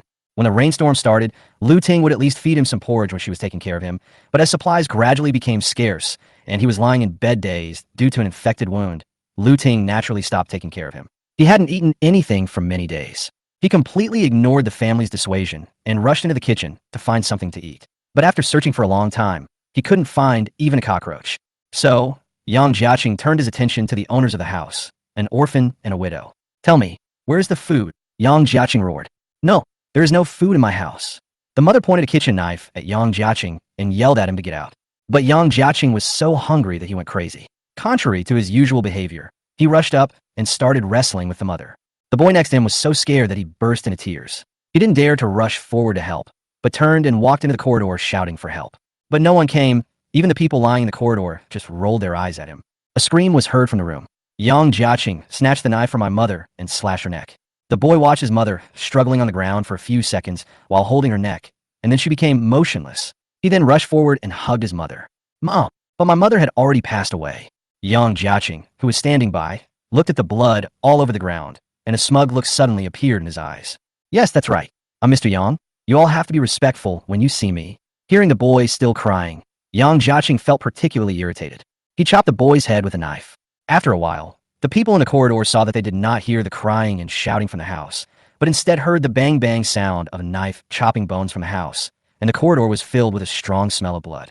A few people came to the entrance of the house out of curiosity, but saw Yang Jiaqing chopping a corpse in a living room, and a little boy was lying beside him. He cut off pieces of meat and put them in his mouth while chopping. No one found the scene bloody and horrifying. They stared at the two corpses on the ground numbly, but instinctive desires gradually ignited in their eyes. Noticing someone at the entrance, Yang Jiaqing looked up and glared at them fiercely, mumbling, "If you want to eat it, go kill it yourself. This is mine." That. At the entrance, a man pointed to the kitchen and said to Yang Jiaqing, "This family has a gas stove. It should still be usable now." Yang Jiaqing looked at the kitchen belatedly, then swallowed the meat in his mouth. He dragged the body into the kitchen, and several people at the entrance rushed into the house. On the 28th floor, Pei Bei had been monitoring the situation on the 10th floor through the patrol robot's perspective. He said to Gao Yunfeng, "Master, 6 hours have passed, and Li Haoqing doesn't dare to come out again."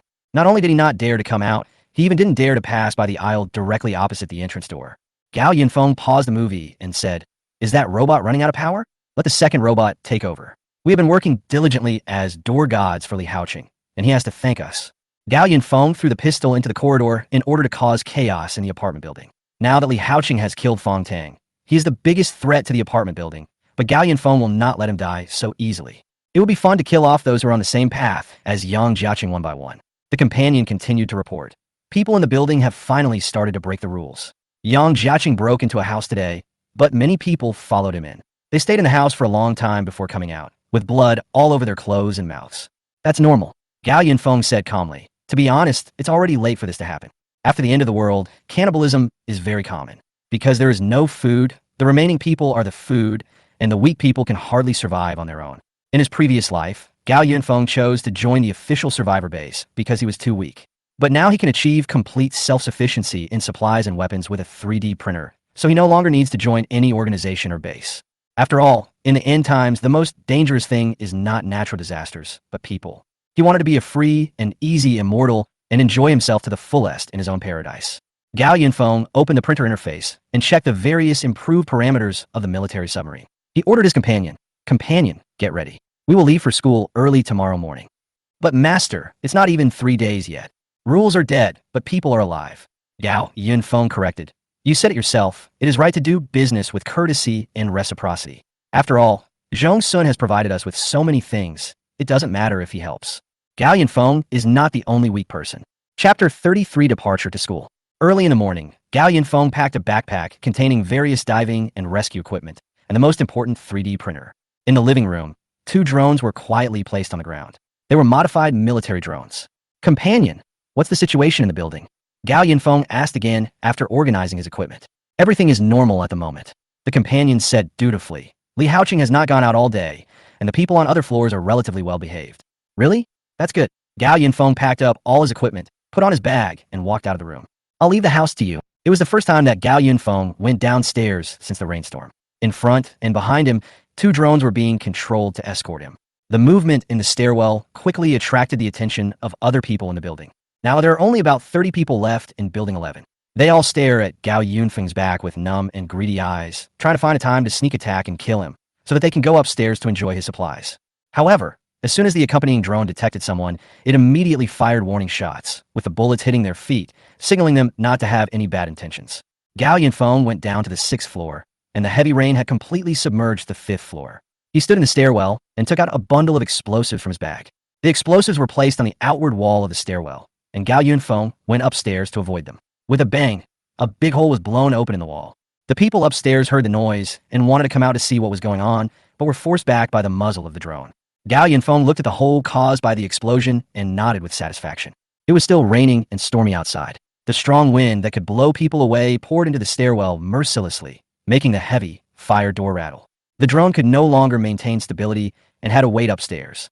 Gao Yunfeng had no choice but to grab the handrail of the stairs. He shouted, "Accompany me," and a modified patrol robot came up to the 6th floor step by step. This robot has not only increased its size and weight, but also changed its bottom design to resemble feet. The soles of its feet use electromagnetic suction, so with every step it takes, it will be firmly stuck to the ground to prevent being blown away by the wind. The robot stood in front of the hole, and then the mechanical arms on both sides unfolded and gradually extended outside. The front end of the mechanical arm slowly fell down, and the mechanical claws on it also unfolded. The range of the 2 claws was just enough to cover a submarine. Gao Yunfeng walked behind the robot and opened its back. The robot was hollow in the middle, so Gao Yunfeng took the printer out of his backpack and stuffed it into the robot. As soon as the printer entered the robot, the upper and lower lifting platforms immediately moved towards the middle, and the printer was firmly stuck in the middle. Then, the transparent glass cover in front of the robot opened, and the printer remained firmly stuck in the machine despite the strong wind. Gao Yunfeng pressed the button of the printer, and then a red line shot out from the print head, revealing the outline of a military submarine on the churning water outside. In a few seconds, a small military submarine appeared outside. The robot immediately tightened its mechanical claws and firmly grasped the submarine. Gao Yunfeng put the printer into his backpack again. He walked around to the robot and climbed into the submarine with some difficulty in the wind and rain. Well done. Gao Yunfeng gave the robot a thumbs up. The submarine hatch was closed. Gao Yunfeng started the submarine and then inserted a USB drive into the submarine's computer, officially allowing his companion to enter the submarine. All instrument indicators are normal and there is sufficient fuel. Master, we can move now. The companion reported diligently. Let's go. Gao Yunfeng pulled down the joystick, and the robot's claws in the stairwell loosened, and the submarine fell suddenly. In the dark and cold water, the submarine slowly moved forward and swam outside from above the main entrance of Tianjiao Community. The vision in the water was blurred, and many debris hit the submarine. Gao Yunfeng followed the navigation route, and the robotic arm responsible for controlling the submarine cleared away the large debris nearby. The once prosperous city has now sunk into the water, and the bottom of the water is full of traces of human presence. Halfway through the journey, the companion suddenly said, "Master, you don't have to hold the joystick tightly. I am driving the submarine. Shut up, and let me participate a little." Gao Yunfeng shut up his companion. He had naturally received intensive training in driving a submarine, but his half-baked level was really not as good as letting an all-powerful AI drive automatically. We are about to reach the lowest water level and switch to driving mode. The companion broadcasted that ahead was Yinqing's original Central Commercial Street, where the water level was still too shallow for submarines. The submarine in the water began to sink continuously. When it was about to touch the ground, the 4 wheels on the bottom of the submarine began to turn. The submarine turned into a car and drove on the road in a swaggering manner.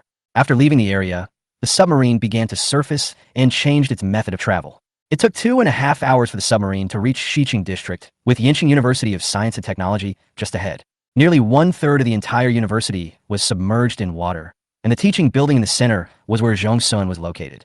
The submarine slowly approached the teaching building and then stopped. The companion analyzed the best docking point based on the wind direction and the structure of the building. The companion drove the submarine to the leeward side and said, "Master, no school has a rule that allows submarines to be parked inside a teaching building. Now, what's available?" Gao Yunfeng controlled the submarine to retreat slightly, then aimed at the wall and fired a torpedo with a whoosh. The torpedo immediately blew a big hole in the wall, but Gao Yunfeng felt that there was not enough space, so he fired another torpedo. The teaching building is designed in a square shape, with a large platform on the second floor left empty in the middle for awards, performances, and other activities. The submarine entered the teaching building in a mighty manner and then slowly surfaced. The submarine docked at the side of the corridor. Gao Yunfeng opened the submarine hatch and then hooked the submarine to the railing of the corridor with a grappling hook. The noise made by Gao Yunfeng attracted people in the teaching building to run out to check. Everyone looked at Gao Yunfeng's posture and guessed his identity. Is this the 5th floor? Gao Yunfeng knew that this building had only 6 floors, and now only the last 2 floors were flooded. At this time, he was fully armed, wearing a black combat uniform similar to that of special police, with an oversized waterproof backpack on his back, several grenades hanging around his waist, and a rifle in his hand. But what was strange was that even though Gao Yunfeng had just made such a big noise, there was no reaction at all in the teaching building. Didn't Zhong Sun say that there were 20 to 30 other people alive besides her? Gao Yunfeng thought. He searched the 5th floor, and when he pushed open the door of a multimedia classroom, a foul odor hit his nose. The house was littered with dead bodies. Chapter 34, A Group of Crazy People. Gao Yunfeng walked into the classroom and found 2 self-eating lunchboxes amid the mess on the floor. The stench came from the torn-to-pieces body on the podium, and there were 6 other bodies in the classroom, and it seemed they had not been dead for long. These guys are fighting really fiercely, Gao Yunfeng complained inwardly.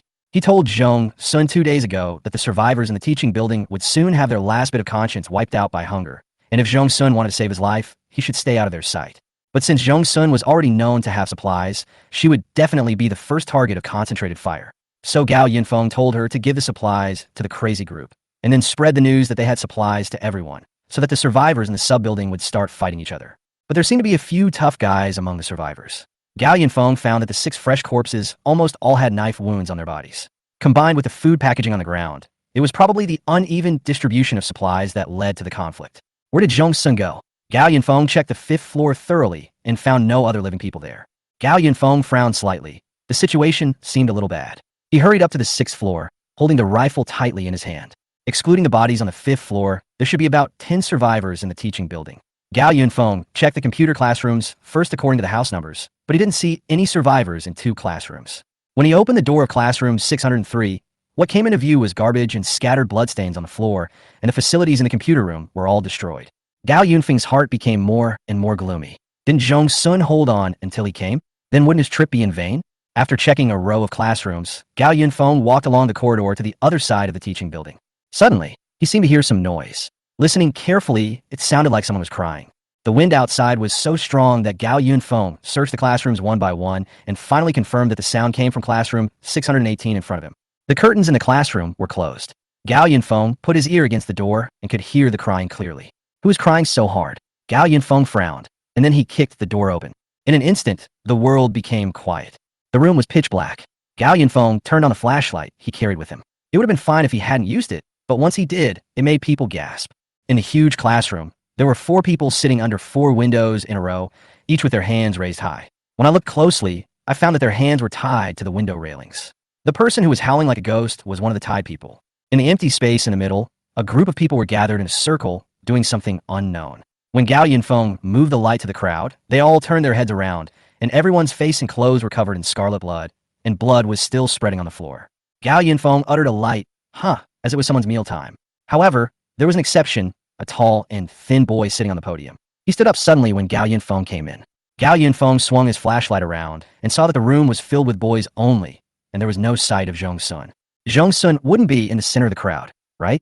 Gao Yunfeng stuck the flashlight on the side of the rifle and walked forward cautiously. At this time, the boy on the podium suddenly asked, "Who are you? Are you a rescuer?" Gao Yunfeng didn't say anything. When he was about 3 meters away from the group of people, he said, "Everyone, disperse." Everyone was still sitting on the ground, unmoved, their eyes all numb. It was not until Gao Yunfeng fired a shot into the air that they realized what was happening and scattered. Gao Yunfeng walked forward and carefully observed the body that had been eaten to pieces on the ground. The head looks like a man, and he's wearing glasses. "Oh, that's okay." Gao Yunfeng then withdrew his gaze and walked out. Sorry, we went the wrong way. Please continue.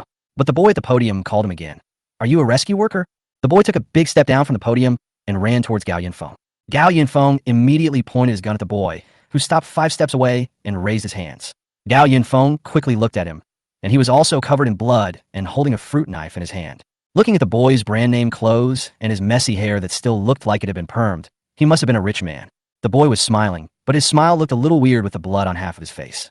I am Wang Shuping, and my father is the chairman of the Sunrise Group. You are the official rescuer, right?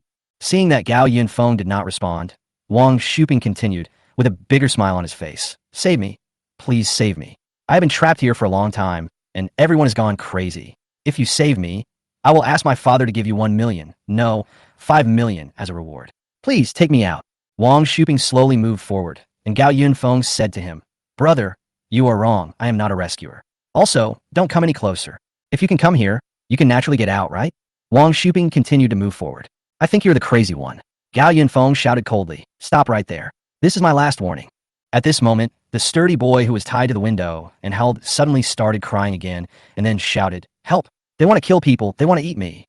The other 3 people who were tied up also shouted for help. The others who had just scattered to the side also gathered around, following behind Wang Shuping and also asking Gao Yunfeng to rescue them. Wang Shuping pointed at the people by the window and the bodies on the ground, muttering, Everything edible in the teaching building has been eaten up. We have no choice but to do this, but this is an emergency measure, right? It's okay. Take me out, and my dad will hire the best lawyer for me. These people are crazy. Gao Yunfeng said tisk in his heart, then pointed the gun at the crowd and fired 2 shots, and 2 people fell down. The others were frightened and stopped immediately. Wang Shuping was also slightly stunned, but then he said to Gao Yunfeng, Brother, I know it is difficult for you to come here, but do you know what kind of life I've lived here? My father is the chairman of the board. As long as you take me out, I guarantee that you will have a bright future in your next life. Gao Yunfeng didn't bother to talk nonsense and shot Wang Shuping in the leg. His tone was icy cold. You don't have to worry about how I got here, but you should be living comfortably here.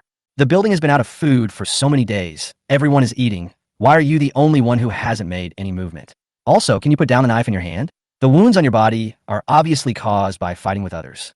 You killed those bodies on the 5th floor, right? And you ate the food too? Boy, you're good at fighting, but your acting skills are a little lacking. Gao Yunfeng observed the expression on Wang Shuping's face and continued. Let me guess. You were the first one to start killing people in this building, right? Wang Shuping's expression gradually froze, replaced by a sinister smile. What are you standing there for? Get started. A cold wind suddenly blew behind Gao Yunfeng. Someone was waiting for an opportunity to launch a sneak attack. Under the light of the flashlight, the group of people who were frightened suddenly rushed forward and surrounded Gao Yunfeng on all sides. The flashlight suddenly went off, and then gunshots were heard. Chapter 35 This trip was not in vain. The howling wind made the classroom door rattle. There were constant gunshots in classroom 618. Suddenly, the whole classroom was brightly lit. At the door of the classroom stood a 1.8-meter tall humanoid robot, its feet firmly attached to the ground, with 2 headlights on its head where its eyes were. Its right arm was an overweight Gatling gun, and its left arm was a long electric saw for logging. The companion said in an emotionless mechanical voice, Master, I told you long ago to avoid all risks as much as possible. As soon as you found out that there was no target person here, you should have eliminated everyone first. Gao Yunfeng stood in the middle of the classroom with a large group of people lying around him. To put it bluntly, the room is too dark. You should have come in with me and turned on the light to see who dares to approach me. Gao Yunfeng joked. On the ground, Wang Shuping was shot in the chest. He looked at the robot standing at the door in shock and said with resentment, What is that? My AI assistant. It has a locking function, ensuring that every bullet hits you accurately. Gao Yunfeng pointed to the bulletproof vest on his body and said, Of course, I have also prepared myself. When Gao Yunfeng arrived here and noticed something was wrong, he first printed a robot with a printer and then asked his companion to control it and acted separately. Gao Yunfeng thrust the rifle in his hand hard into Wang Shuping's mouth and forced the muzzle of the gun into his mouth. Ugh! Wang Shuping finally felt scared. His eyes were full of desire and he kept shaking his head, begging Gao Yunfeng for mercy. Gao Yunfeng looked at him coldly and said, You should have known about the end of the world a long time ago, right? You have been eyeing my equipment from the beginning, right? Then I'll give it to you. Wang Shuping's eyes widened and he shook his head desperately, but Gao Yunfeng pulled the trigger and the rifle shook a few times in his hand. The light in Wang Shuping's eyes disappeared. He tilted his head and tears flowed from the corners of his eyes, mixing with the blood at the back of his head. The companion then spoke. Master, I found Zhong's son. At 6:30. Okay. Gao Yunfeng put away his gun. I'll go right away. He noticed that there were still many people on the ground who had not yet died, so he ordered his companion, "Please kill them all in the classroom." "Yes, master." "Brother, wait." The voice came from a boy who was crying loudly under the window.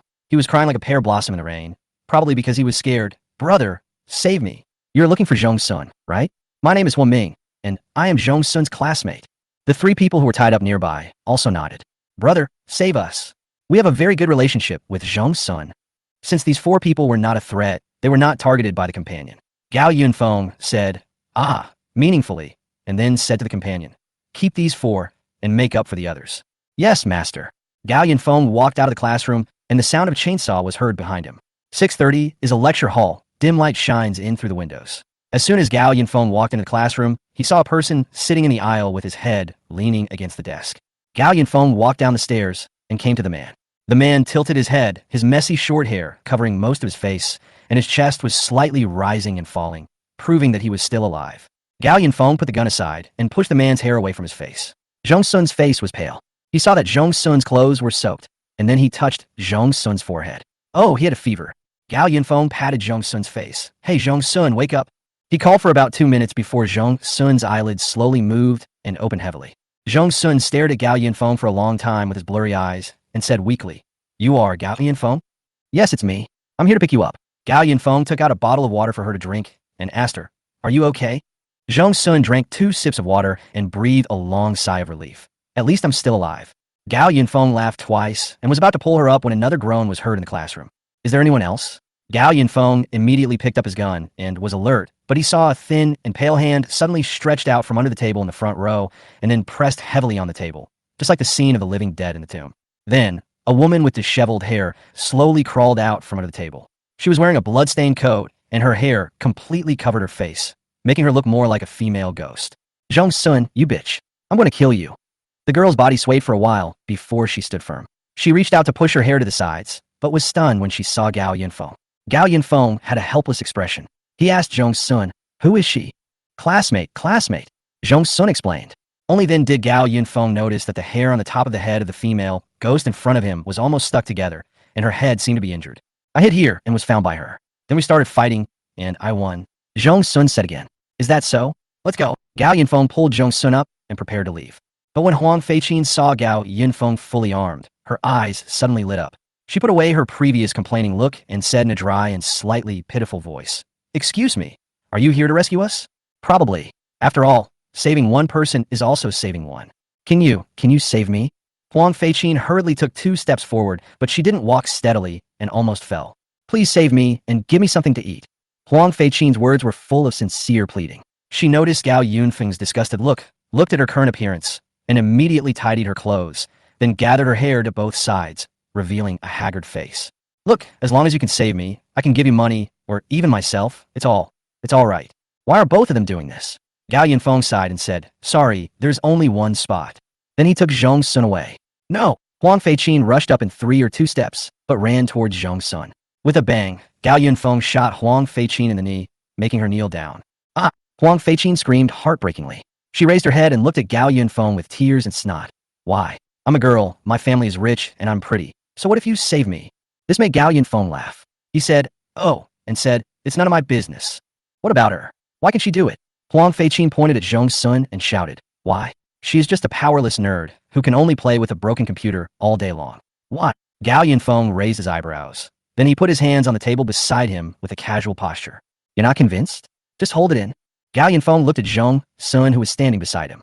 Her face and body were covered with wounds, so he suddenly made a suggestion. "Do you want to seek revenge?" "What?" Zhong Sun was puzzled. "Literally."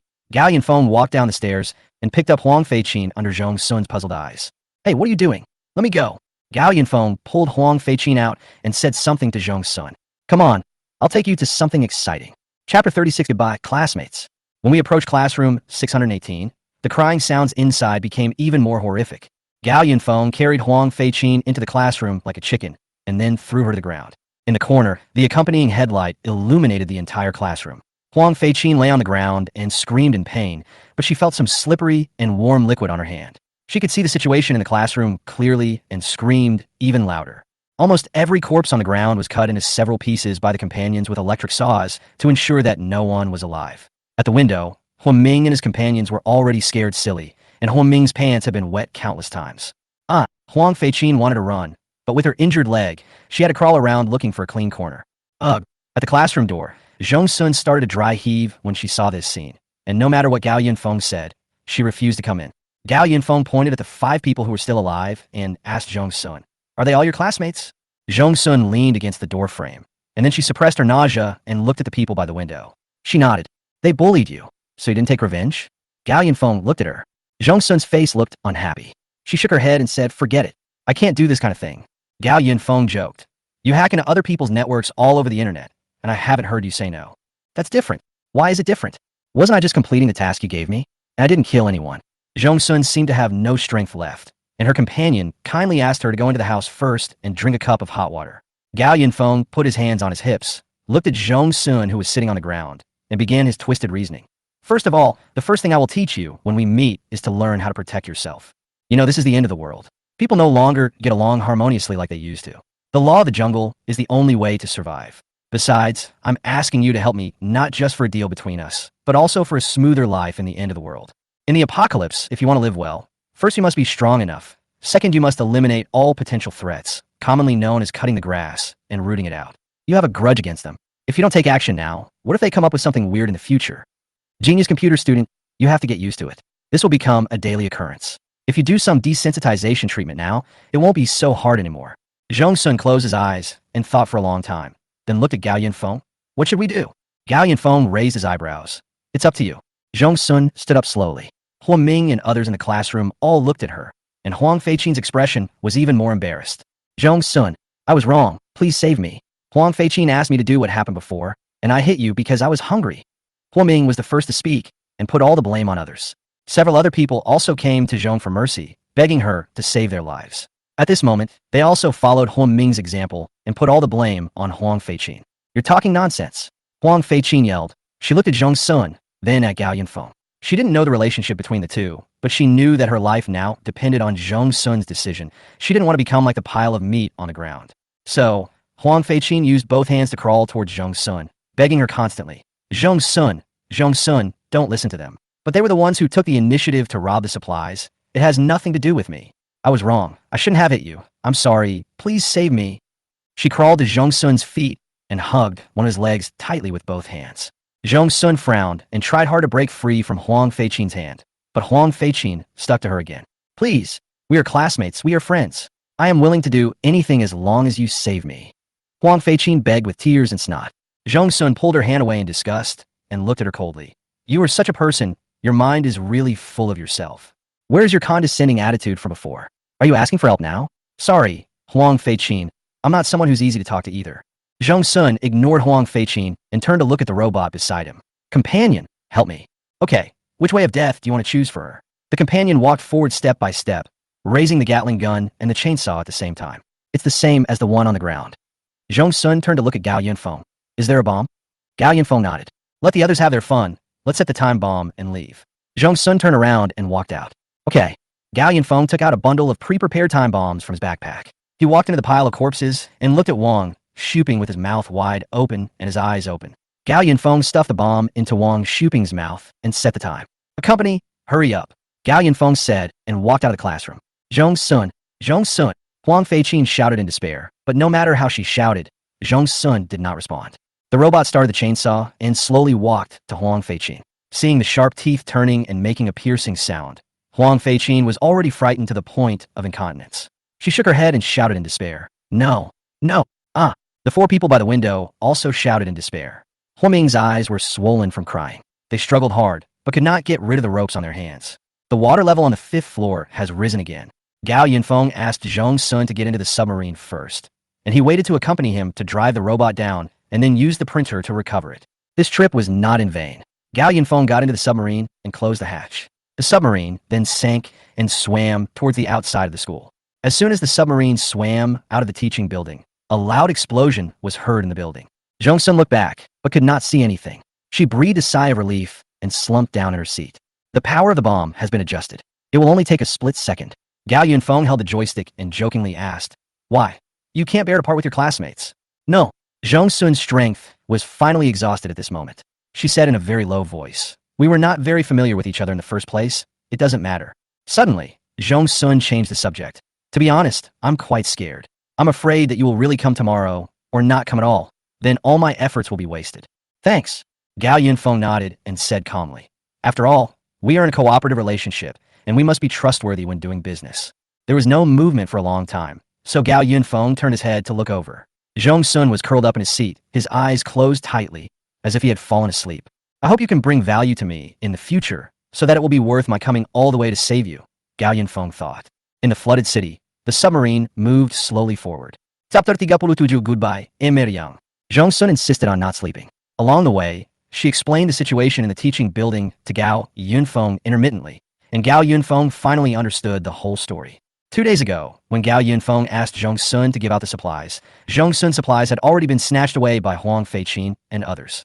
Afterwards, Zhong Sun revealed the news to Wang Xuping and others, and then she found a classroom on the 4th floor and hid there. Things turned out just as the two had expected. Wang Xuping stole the supplies, but they were immediately faced with a new problem. There were not enough supplies to go around. The survivors in the teaching building were all temporarily grouped together, and they lacked trust in each other. They obeyed Wang Xuping because he was the most ruthless and the first to kill in the building. The teacher who tried his best to maintain order was killed by Wang Xuping. After a long time, everyone was so hungry that they started to eat corpses to satisfy their hunger. Now the supplies were right in front of them, but there were not enough for a dozen people to share. So everyone naturally started fighting each other for the supplies. Zhong Sun only knew that in the end, Wang Xuping succeeded in intimidating the remaining survivors after killing several people. So everyone decided to go to 603 together to capture Huang Ming and his group who were in a weak position and use them as food reserves.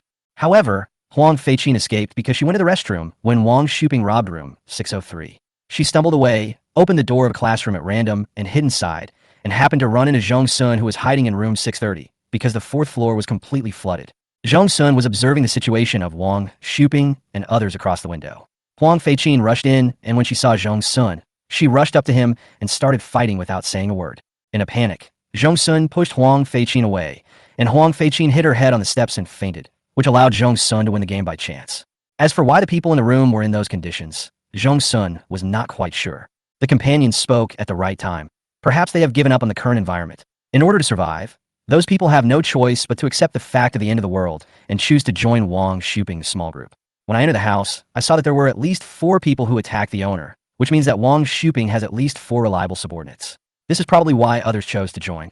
Gao Yunfeng nodded. It seemed that it was right for him to come here today, because if the situation continued like this, Zhong Sun might not live to see tomorrow.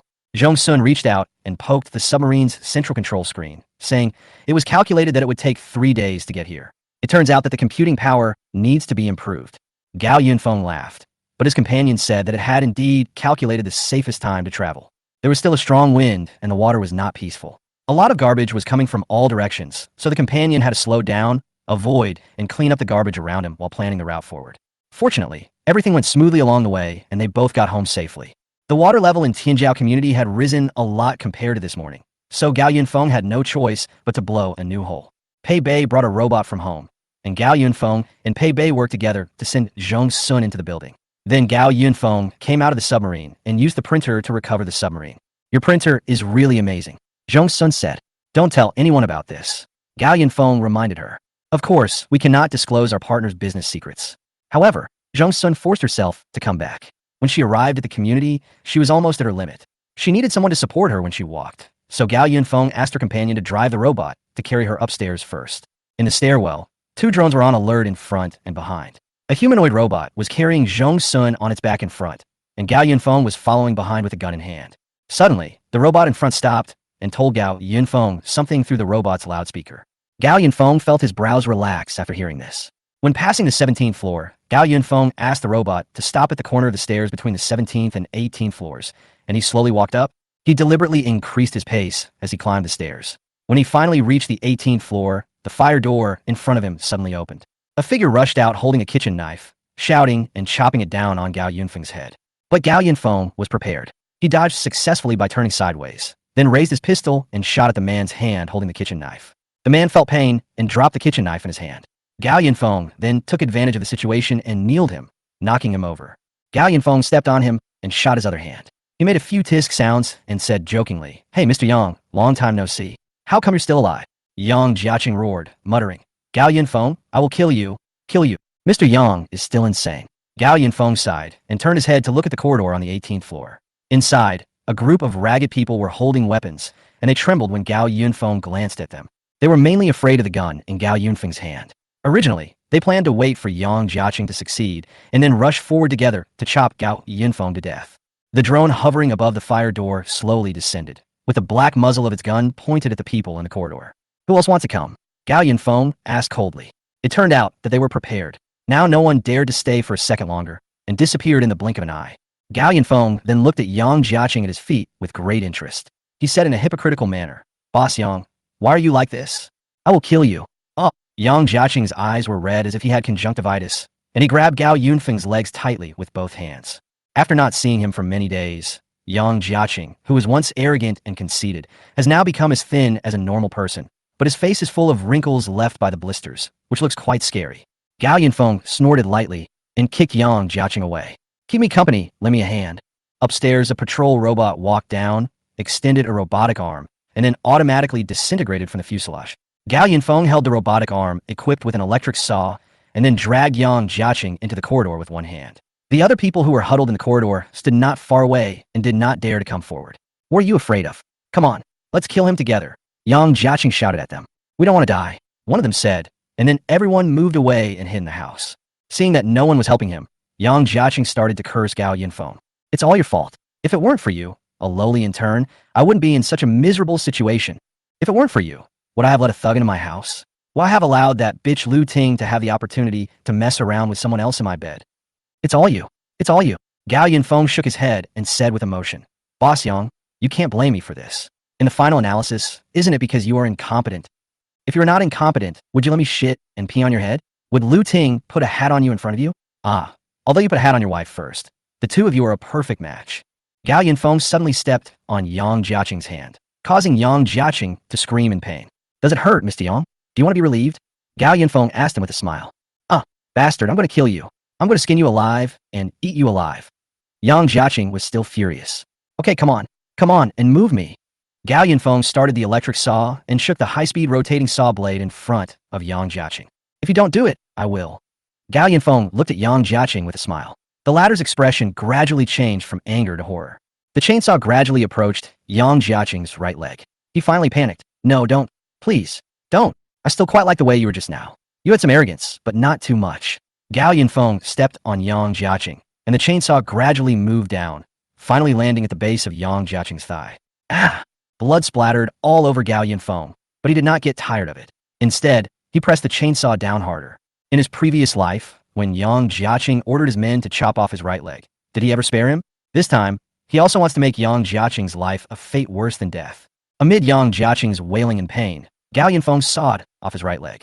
But that's not all. Gao Yunfeng then put the electric saw on Yang Jiaqing's left leg. Gao Yunfeng smiled and said to Yang Jiaqing, "Boss Yang, goodbye." The screams like those of a pig being slaughtered echoed in the apartment building for a long time. Chapter 38, sending Mr. Yang back home. On the 28th floor, Gao Yunfeng finished a shower and walked out feeling refreshed. Zhong Sun had a severe fever and fell asleep while her companion was carrying her upstairs. Gao Yunfeng printed another robot and asked her companion to help Zhong Sun clean it briefly before carrying it to the guest room. The robot was carrying sophisticated medical equipment and was giving Zhong Sun an injection in the guest room. Gao Yunfeng returned to the bedroom and asked his companion, "Is everything done?" The companion responded, "It's done, master. I called back the door god on the 10th floor. Everything is arranged." He let the patrol robot block Li Haoqing in the house, more to prevent Li Haoqing from tripping him up when he went out. Now that he is back, it is time to let the people in the house out to get some fresh air. Li Haoqing has been locked in the house for 2 days. He had been unable to sleep or eat well in the house these past 2 days, fearing that the robot outside the door would rush in and reopen it for him while he was sleeping. Fortunately, Li Haoqing spent 2 days safely at home, relying on the looted supplies. Until today, there were ghostly howling sounds coming from outside the door, which sounded terrifying. I just don't know why. The shouting kept going on, as if it was recorded and replayed over and over again. Lu Ting felt really scared when she heard the voice. She pushed Li Haoqing and said, "Brother Chung, why do I feel that this voice sounds so much like Mr. Yang's?" Really? Li Haoqing also felt that the sound that kept ringing outside the door was really annoying, but they didn't dare to go out. The sound kept repeating all night long, and Li Haoqing and his companions were in fear all night long. Early the next morning, the noise outside the door gradually stopped. Li Haoqing wanted to see what was going on. In order to prevent any fraud, he threw several pillows into the entrance, but there was no response. After another hour of hesitation, Li Haoqing finally decided to let his younger brother stand in the aisle opposite the entrance to test it out. The younger brother was extremely reluctant, so Li Haoqing simply pushed him over. Still no response. The younger brother walked tremblingly to the entrance, in front of which was the previous victim who was killed by the robot. As soon as the door opened, the younger brother was slightly startled. He told Li Haoqing, "Brother Chung, it's safe outside. It's just..." "What?" Li Haoqing finally came out from the corner. As soon as he reached the entrance, he couldn't help but exclaimed, "Boss Yang?" "What, Mr. Yang?" Lu Ting walked over, but when she saw the scene outside the door, she was so scared that she screamed loudly. In front of his house, Yang Jiaqing was pressed against the wall, his eyes fixed straight ahead, looking at everyone in the house with an extremely terrified look. Li Haoqing walked forward slowly. He found a red mark between Yang Jiaqing's eyebrows. When he got closer, he found that it was an iron nail. Yang Jiaqing was nailed to the wall. His head, shoulders, and chest were all driven with extremely long iron nails. Yang Jiaqing's legs were sawed off and nailed to both sides of the door with iron nails. There was a tablet and a small speaker under Yang Jiaqing's body. Li Haoqing picked up the tablet and found that it still had power. The tablet unlocked with a single click, and inside it was a video that had been looping for the entire day. The surveillance video of Gao Yunfeng torturing and killing Yang Jiaqing. After exiting the video, the tablet's desktop wallpaper was a line of big red words. "Mr. Yang, I've sent it back to you." In the hallway, Lu Ting was still in shock, but Li Haoqing was furious. He slammed the tablet to the ground and said angrily, "Damn Gao Yunfeng, how dare you provoke me?" A younger brother at the side said, "Brother Chung, Gao Yunfeng provoked us. We can't just let it go. We have to find a chance to get rid of him completely." "Get rid of him? That's easy to say. Can you deal with his robot with a Gatling gun?" Li Haoqing was so angry that he simply vented his anger on Yang Jiaqing's body with kicks one after another until Yang Jiaqing's face was smashed to pieces. Li Haoqing returned to the house. He felt that even if he had a gun now, it would not be a problem. Gao Yunfeng would attack him sooner or later. But it was still raining heavily outside, and they couldn't get out or hide. At this time, the younger brother pointed out the window and said, "Brother Chung, look, the rain has gotten lighter." Li Haoqing looked out the window. Although the rain outside had not stopped, it was still slightly weaker than the super strong rainstorm a few days ago that could blow people up to the sky at any moment. It seems that even the sky is not that dark anymore. Does this mean that the rain is about to stop? Li Haoqing was secretly excited. When he could get out, the first person he would deal with was Gao Yunfeng. But how to do it? Li Haoqing thought hard and finally came up with a solution. Lu Ting, where are you?" He shouted for a long time before he realized that Lu Ting had already hidden in the bedroom because of the visual shock just now. This woman is so timid. Li Haoqing cursed softly and walked into the bedroom. On the 28th floor, Gao Yunfeng frowned slightly as he looked at the surveillance video. The surveillance camera in Yang Jiaqing's bedroom had been found and removed before. Lu Ting accidentally led Li Haoqing into the bedroom to discuss countermeasures. Now Gao Yunfeng could not hear their little tricks. But it doesn't matter. No matter how strong Li Haoqing is, can he break his high-tech defense? It was already noon, and Gao Yunfeng went to the kitchen to cook.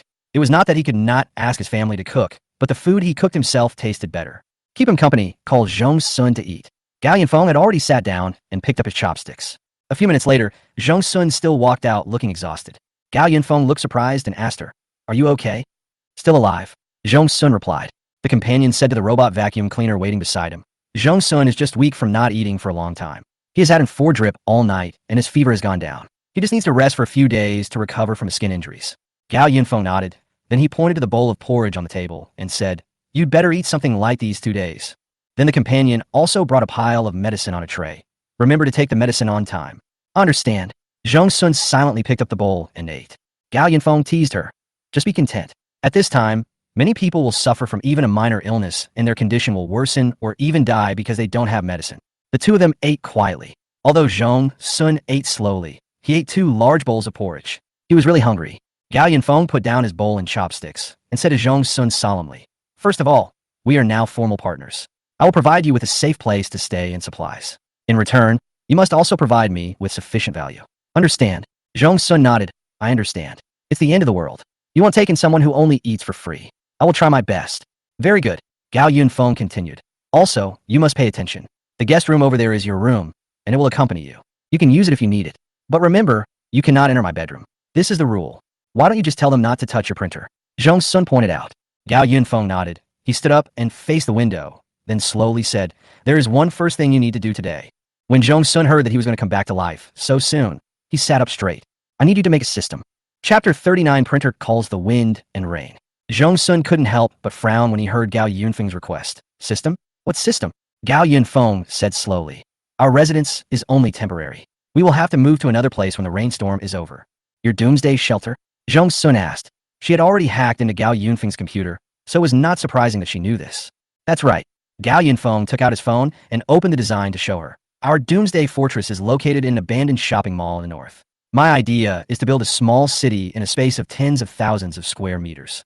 Everything is fully intelligently controlled, just like how I control these smart homes now. I want to move all the useful facilities of pre-apocalyptic modern cities into the fortress. Not only that, the fortress's defense, sewage disposal, and cleaning functions must also be of the highest level and fully automated. Zhong Sun felt a headache after listening to Gao Yunfeng's description. That's easy to say, but according to what you said, each partition must have a dedicated control system. And if the companion is used as the control center, it must also be upgraded. This is a big project. Then you have to work harder. Gao Yunfeng snapped his fingers and took Zhong Sun's computer out of the bedroom. I'll return your computer to you. If you need anything, just tell me. You know, we are in the same boat now. Zhong Sun sat on the sofa, turned on the computer, and asked casually, why don't you try to solve it with your printer? Gao Yunfeng rolled his eyes at her. If it's possible, do I still need you? The printer can print existing objects and data. Gao Yunfeng had tried to print a set of programs himself a long time ago, but the result was far from what he expected. Zhong Sun paused typing on the keyboard, looked up, and asked, would you like to try to upgrade your printer? Upgrade? Gao Yunfeng did have this idea, but he answered without thinking. Let's talk about this later. After all, Zhong Sun had only been here for one day. How could Gao Yunfeng possibly entrust all his support to her? Zhong Sun did not force it. She turned her gaze back to the computer screen and said to Gao Yunfeng, don't worry. You saved me, so I will definitely help you. Since I haven't waited for the official whitelist, there is a high probability that I will not be on it in the future. My mentor took away my achievements in exchange for the opportunity to enter the official shelter, so I'm too lazy to compete with him again. I finally survived, so I have to work hard to improve the quality of my future life. I can't do such a thing as betrayal unless others betray me first. Gao Yunfeng raised his eyebrows slightly. Of course, he hoped that Zhong Sun had no second thoughts, but since he had said out loud, he was too lazy to beat around the bush with Zhong Sun. The current rainstorm is just a prelude to the end of the world. There will be more difficult and severe natural disasters in the future. It will take about a month for the rain to stop. Just go ahead and do it. If you have any questions, feel free to contact me. Zhong Sun was surprised. How do you know when the rain will stop? Don't worry about that. Oh, in this life, Gao Yunfeng must survive to the end. He has no other abilities except the printer, and all his sense of security comes from the equipment given to him by the printer. Building the Doomsday Fortress is just the first step. As for the follow-up matters, he will have to wait until he completely trusts Zhong Sun before he can let her do it.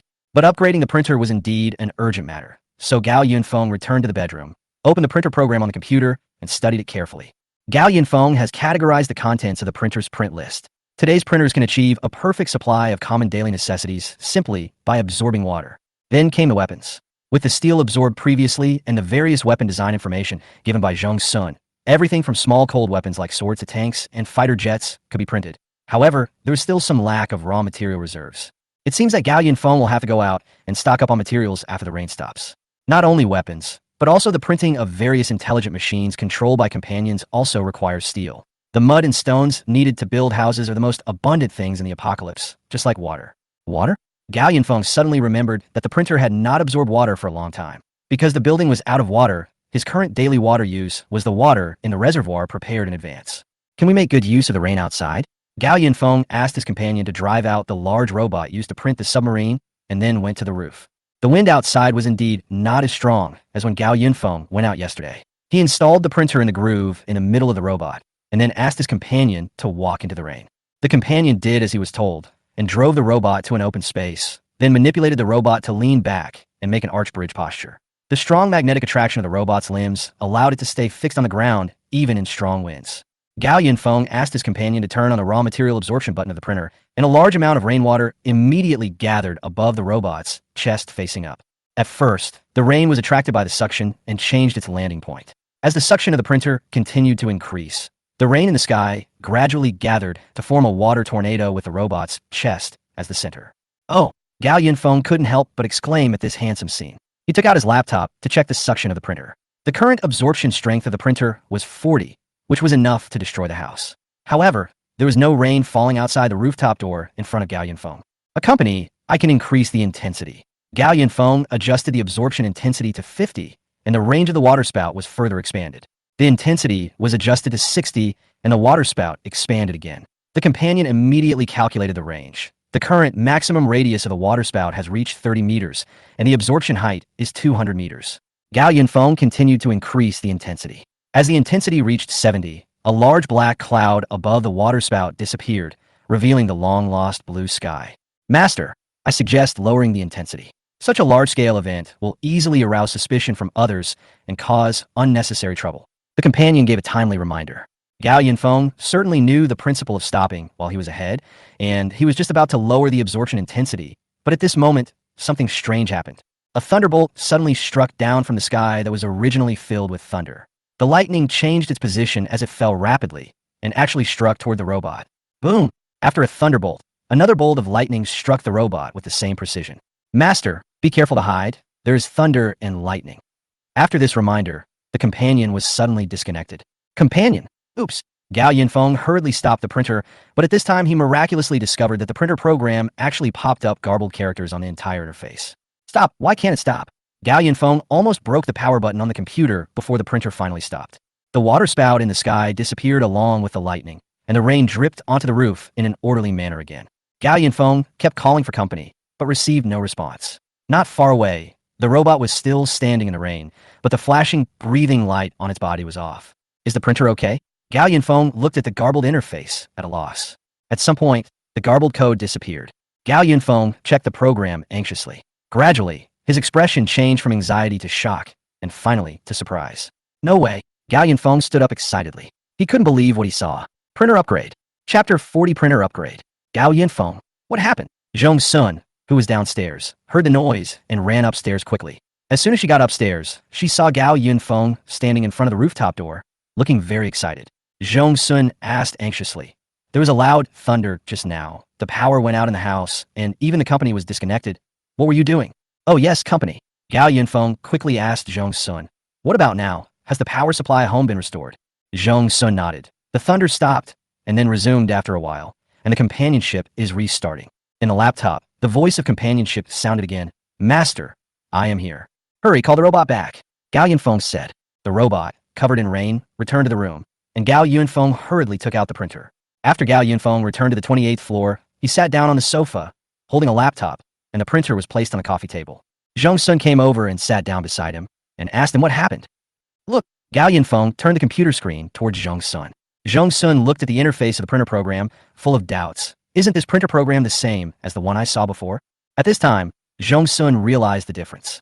When did printers add scanning capabilities? Not only that, Gao Yunfeng called up the print list and pointed at the extra options and said, look, these extra ones are all power supply equipment. Zhong Sun took a look, then connected his computer to the companion network and searched for these devices.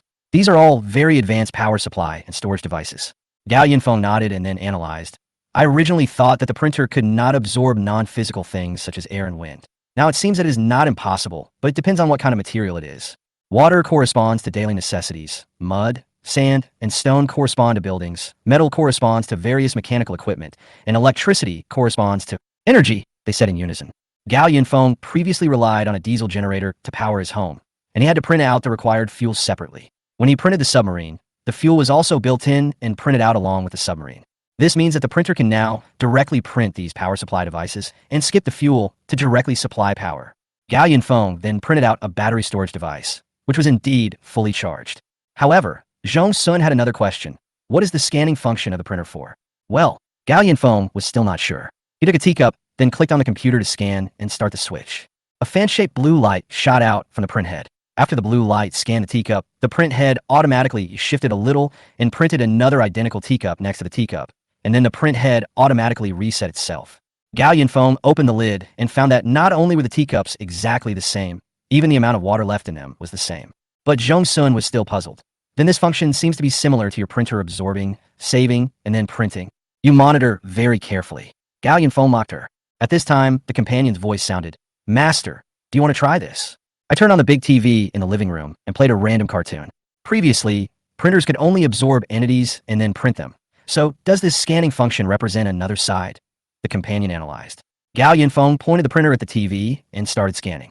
The blue light swept across the TV screen and then printed out a character doll exactly the same as the one in the picture on the ground in front of the coffee table. It really is.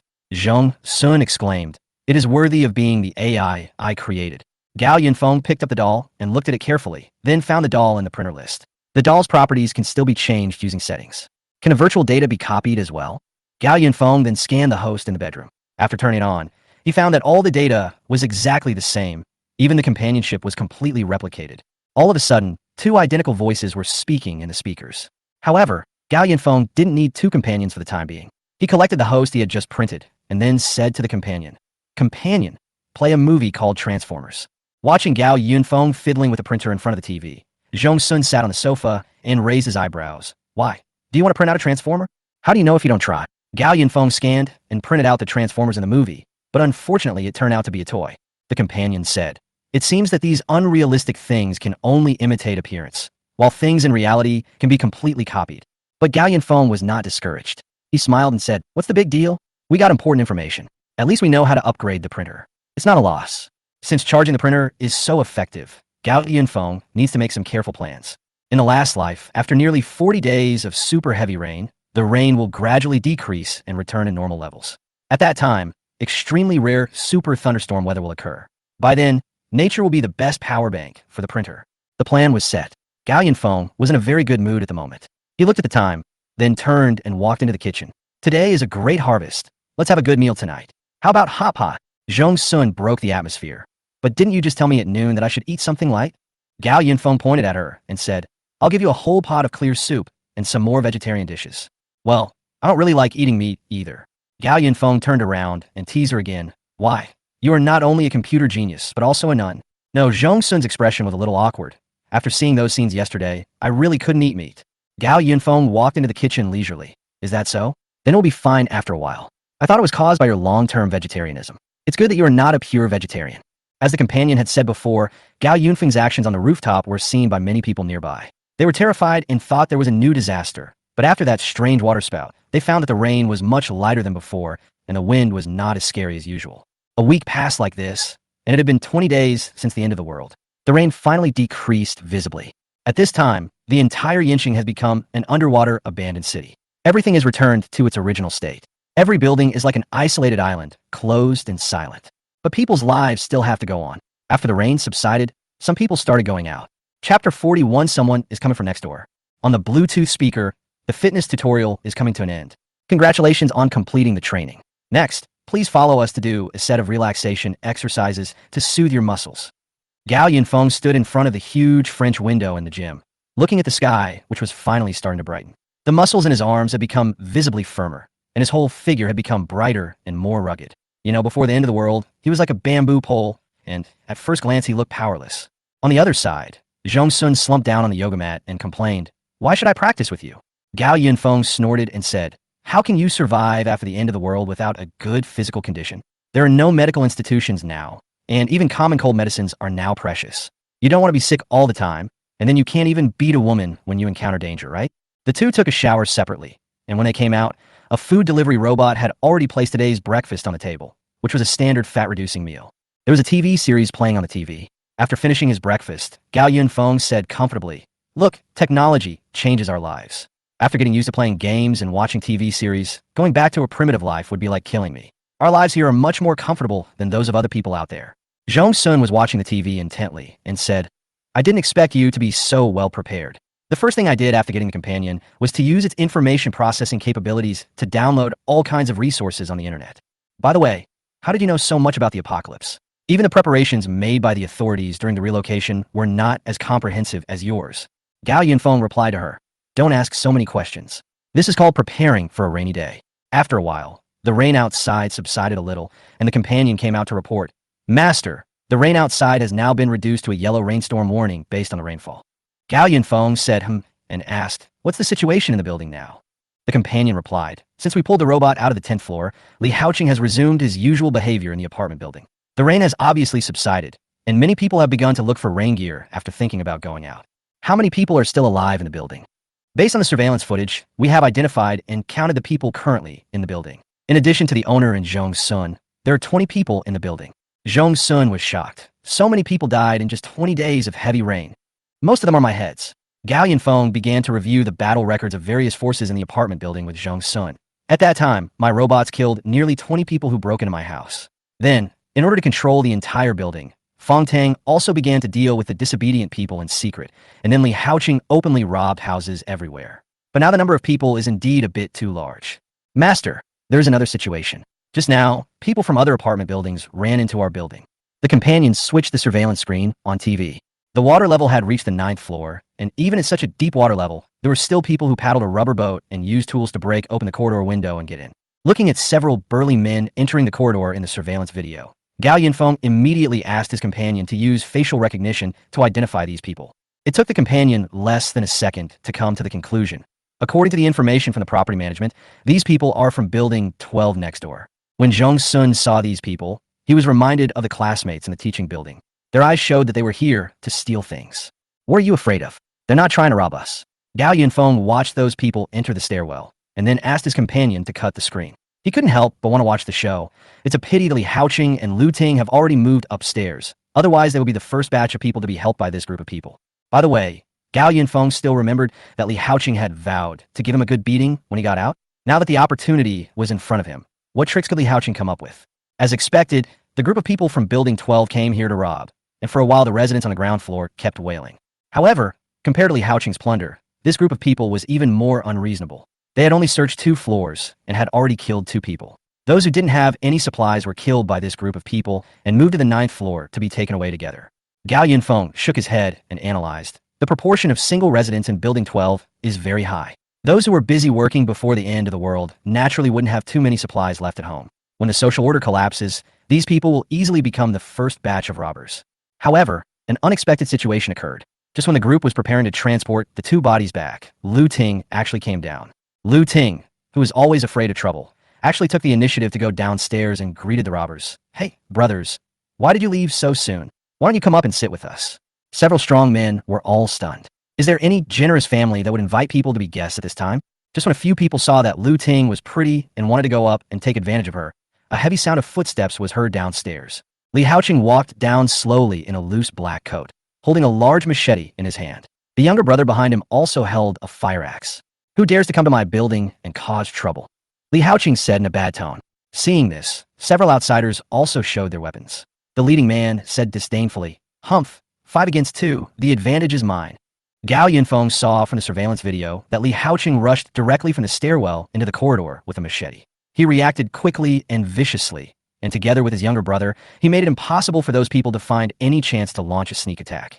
As expected of him being a small gangster, his abilities are truly incomparable to those office workers. Gao Yunfeng exclaimed. Soon, Li Haoqing won the match without any injury. He looked coldly at the 5 people lying on the ground, and then chopped off the head of the person who had provoked him with lightning speed. For a moment, blood splattered in the corridor.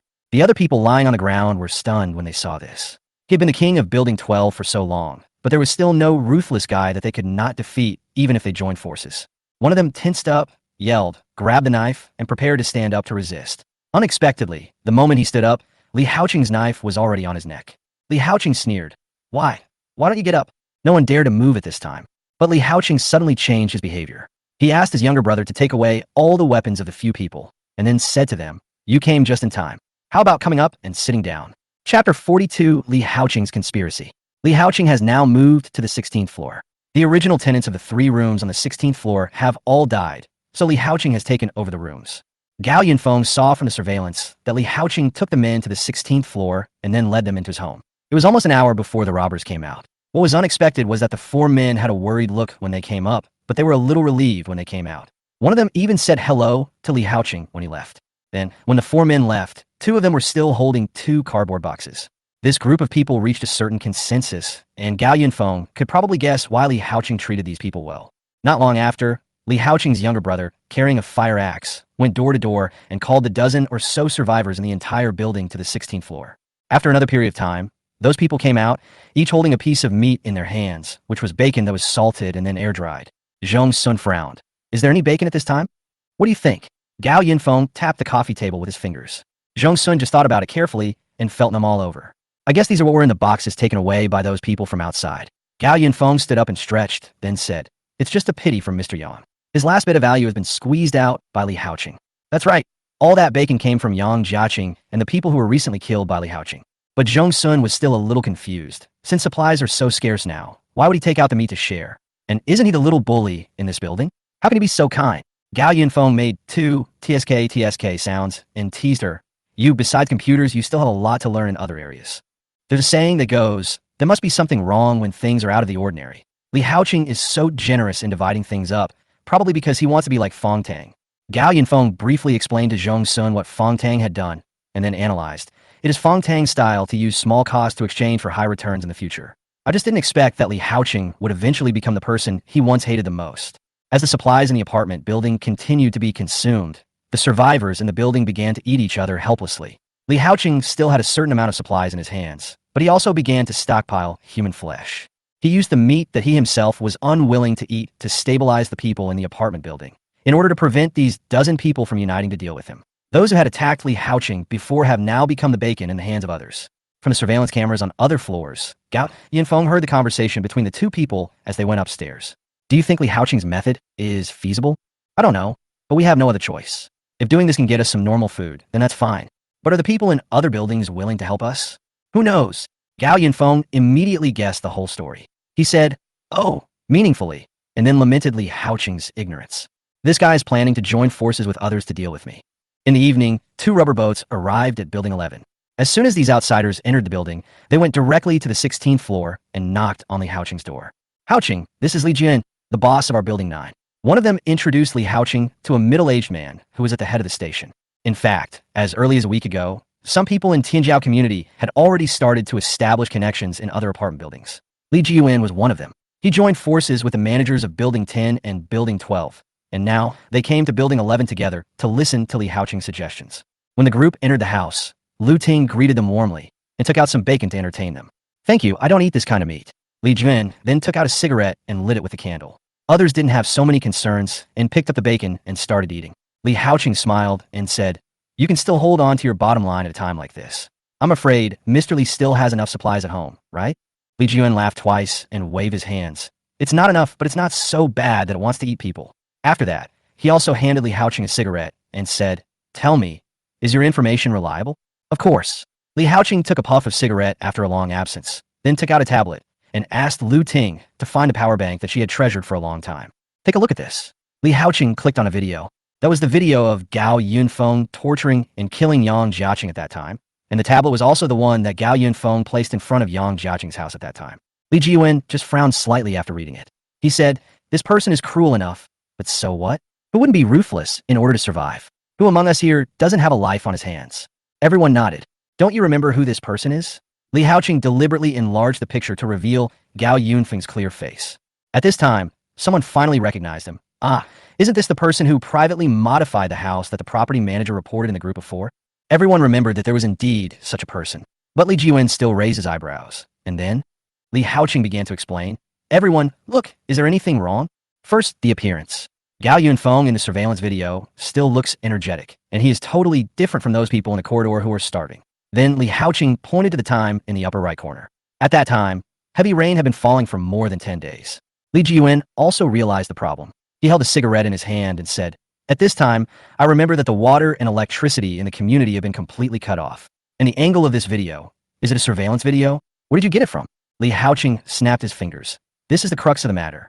This guy has installed surveillance cameras in the corridors of the entire building. Everything we do in the corridors will be seen by him. If you know this, why don't you dismantle his surveillance? Li Jiyuan asked. It's being dismantled. Li Haoqing asked someone to go out and take a look. The survivors in Building 11 actually took the initiative to pick up tools and began to look for the surveillance cameras hidden by Gao Yunfeng on every floor. Li Jian recalled one thing. I remember that before the rainstorm, a man bought a large amount of supplies for his home. At that time, more than a dozen workers were coming in and out of the community. Was it him? That's right. Li Haoqing finally made it clear. So, do you understand my idea? Gao Yunfeng must have known about the heavy rain in advance and stored a large amount of supplies at home. As long as we take down his home, maybe we can hold out until the heavy rain is over. Chapter 43, Everyone's Enemy. However, since you have such a fat sheep in your building, why don't you eat it yourself? Why do you ask us to join you? Someone raised a question in the living room. Li Jiwen also nodded in agreement. Although it is said that it is difficult to grow fat by eating alone, you can't be so kind as to contact us to eat such a big fat sheep together, right?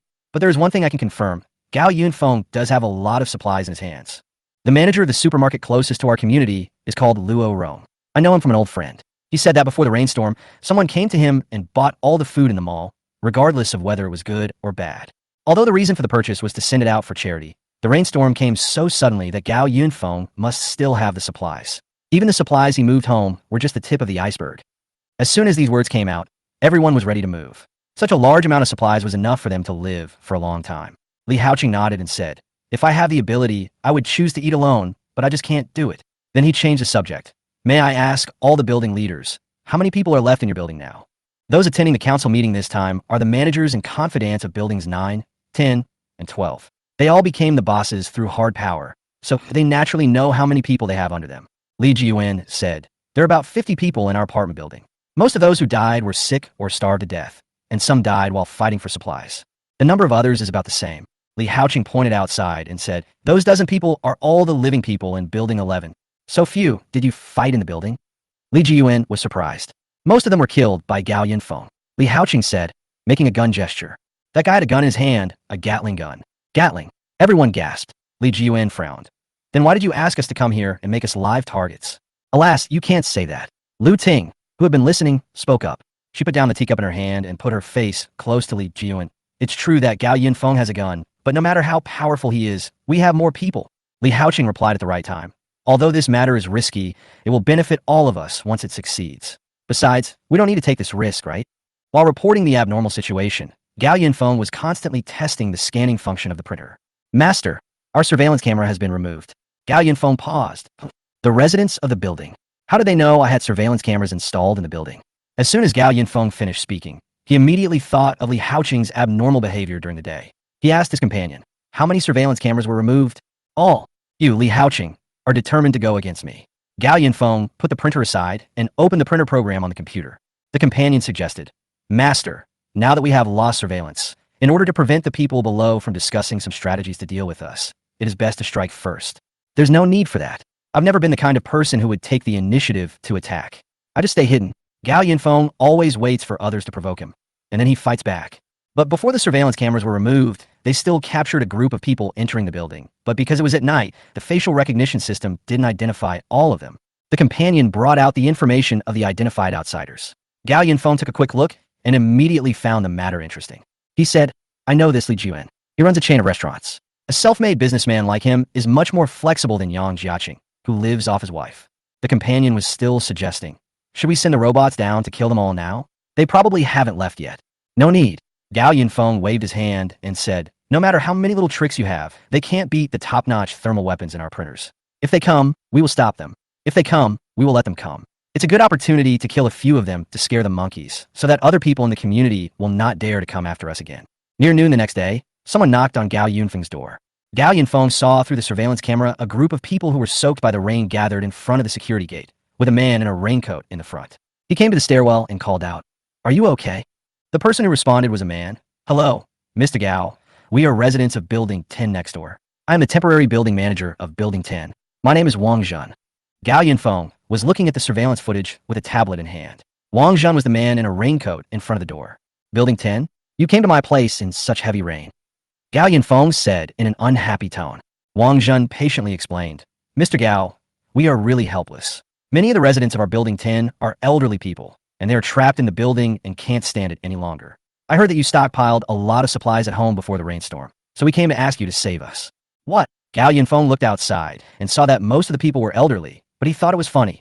"Dude, are you crazy? At what time is it now? You want me to take out supplies to save a bunch of unrelated people? Do you think I'm some great philanthropist?" "You can't say that."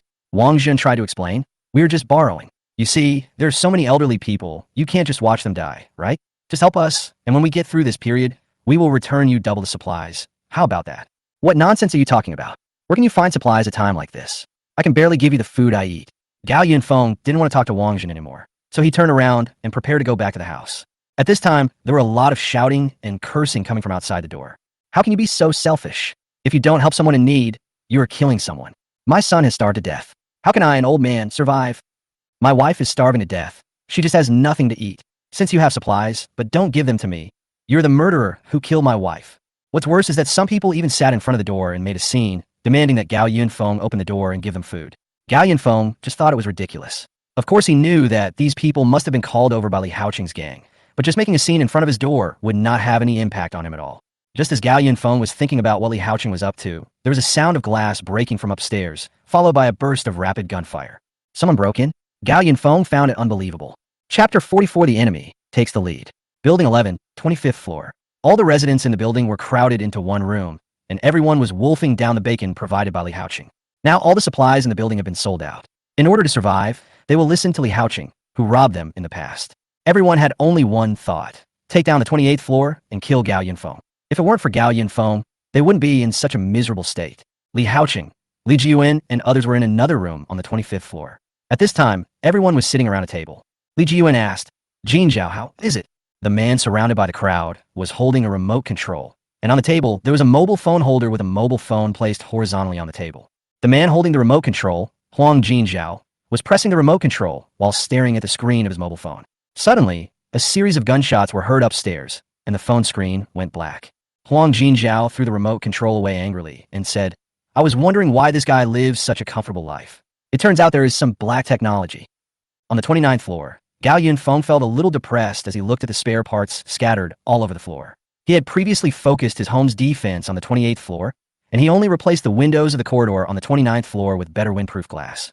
"I just didn't expect that there are still people who have things like drones at this time." "Companion, what's going on?" Gao Yunfeng asked the patrol robot beside him. The companion replied, "This drone just broke through the window and rushed in, and I shot it down. I'm asking, who owns this drone?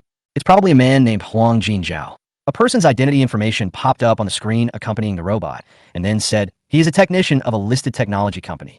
But don't worry, master. I have already prepared a countermeasure for this situation when I analyze the identities of the residents in the community." Gao Yunfeng frowned slightly. Tianjiao community is indeed the most upscale residential area in Yanqing. It is reasonable for there to be such a technical master. "So what's your strategy?" The companion listed several plans, and it elaborated.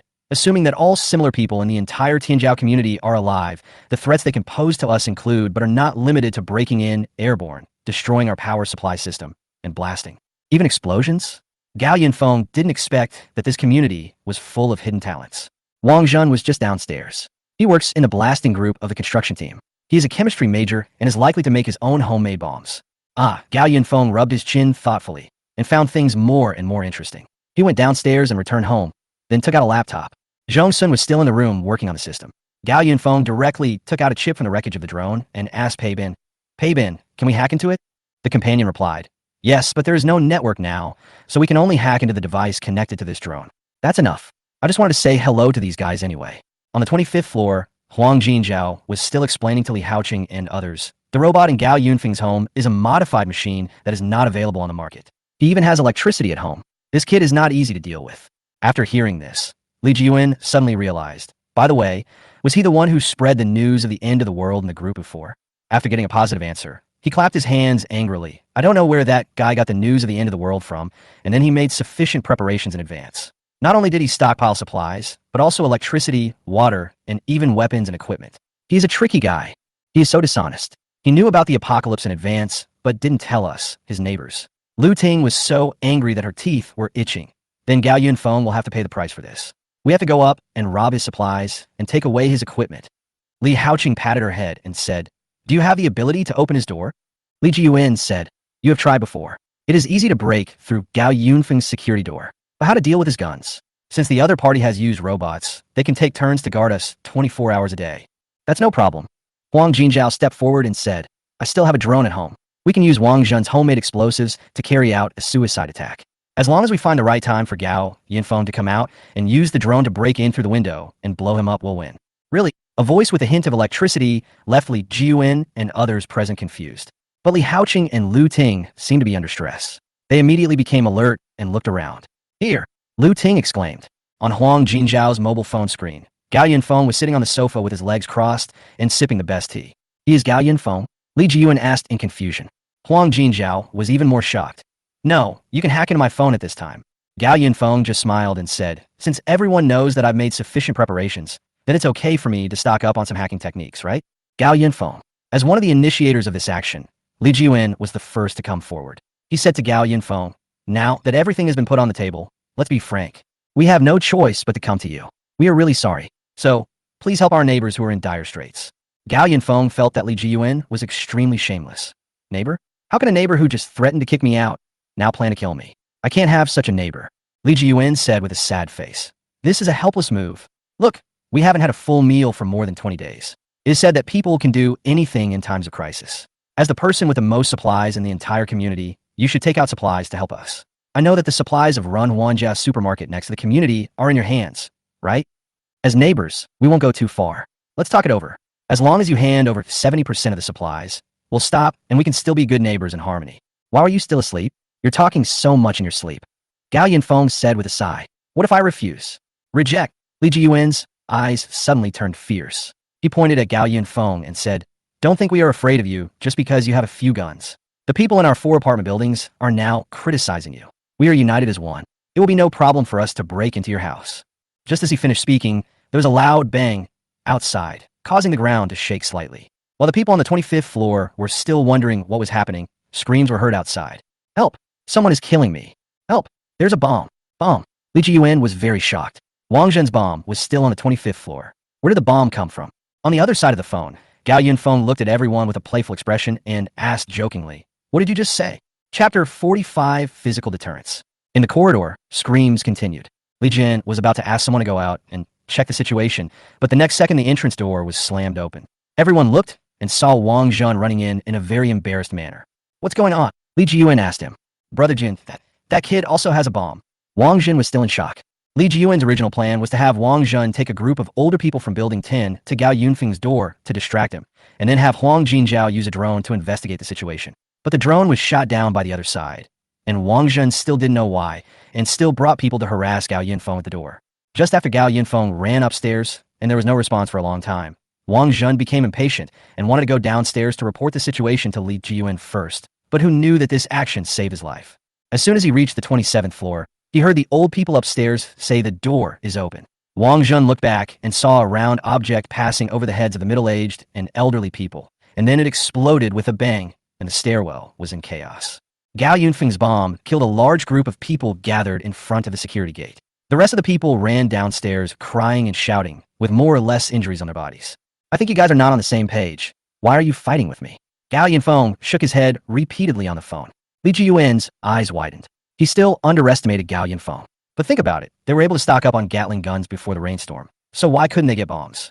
Damn, if he had known this, why would he have torn his face with Gao Yunfeng directly? Isn't it better to curry favor with him than to cooperate with Li Haocheng?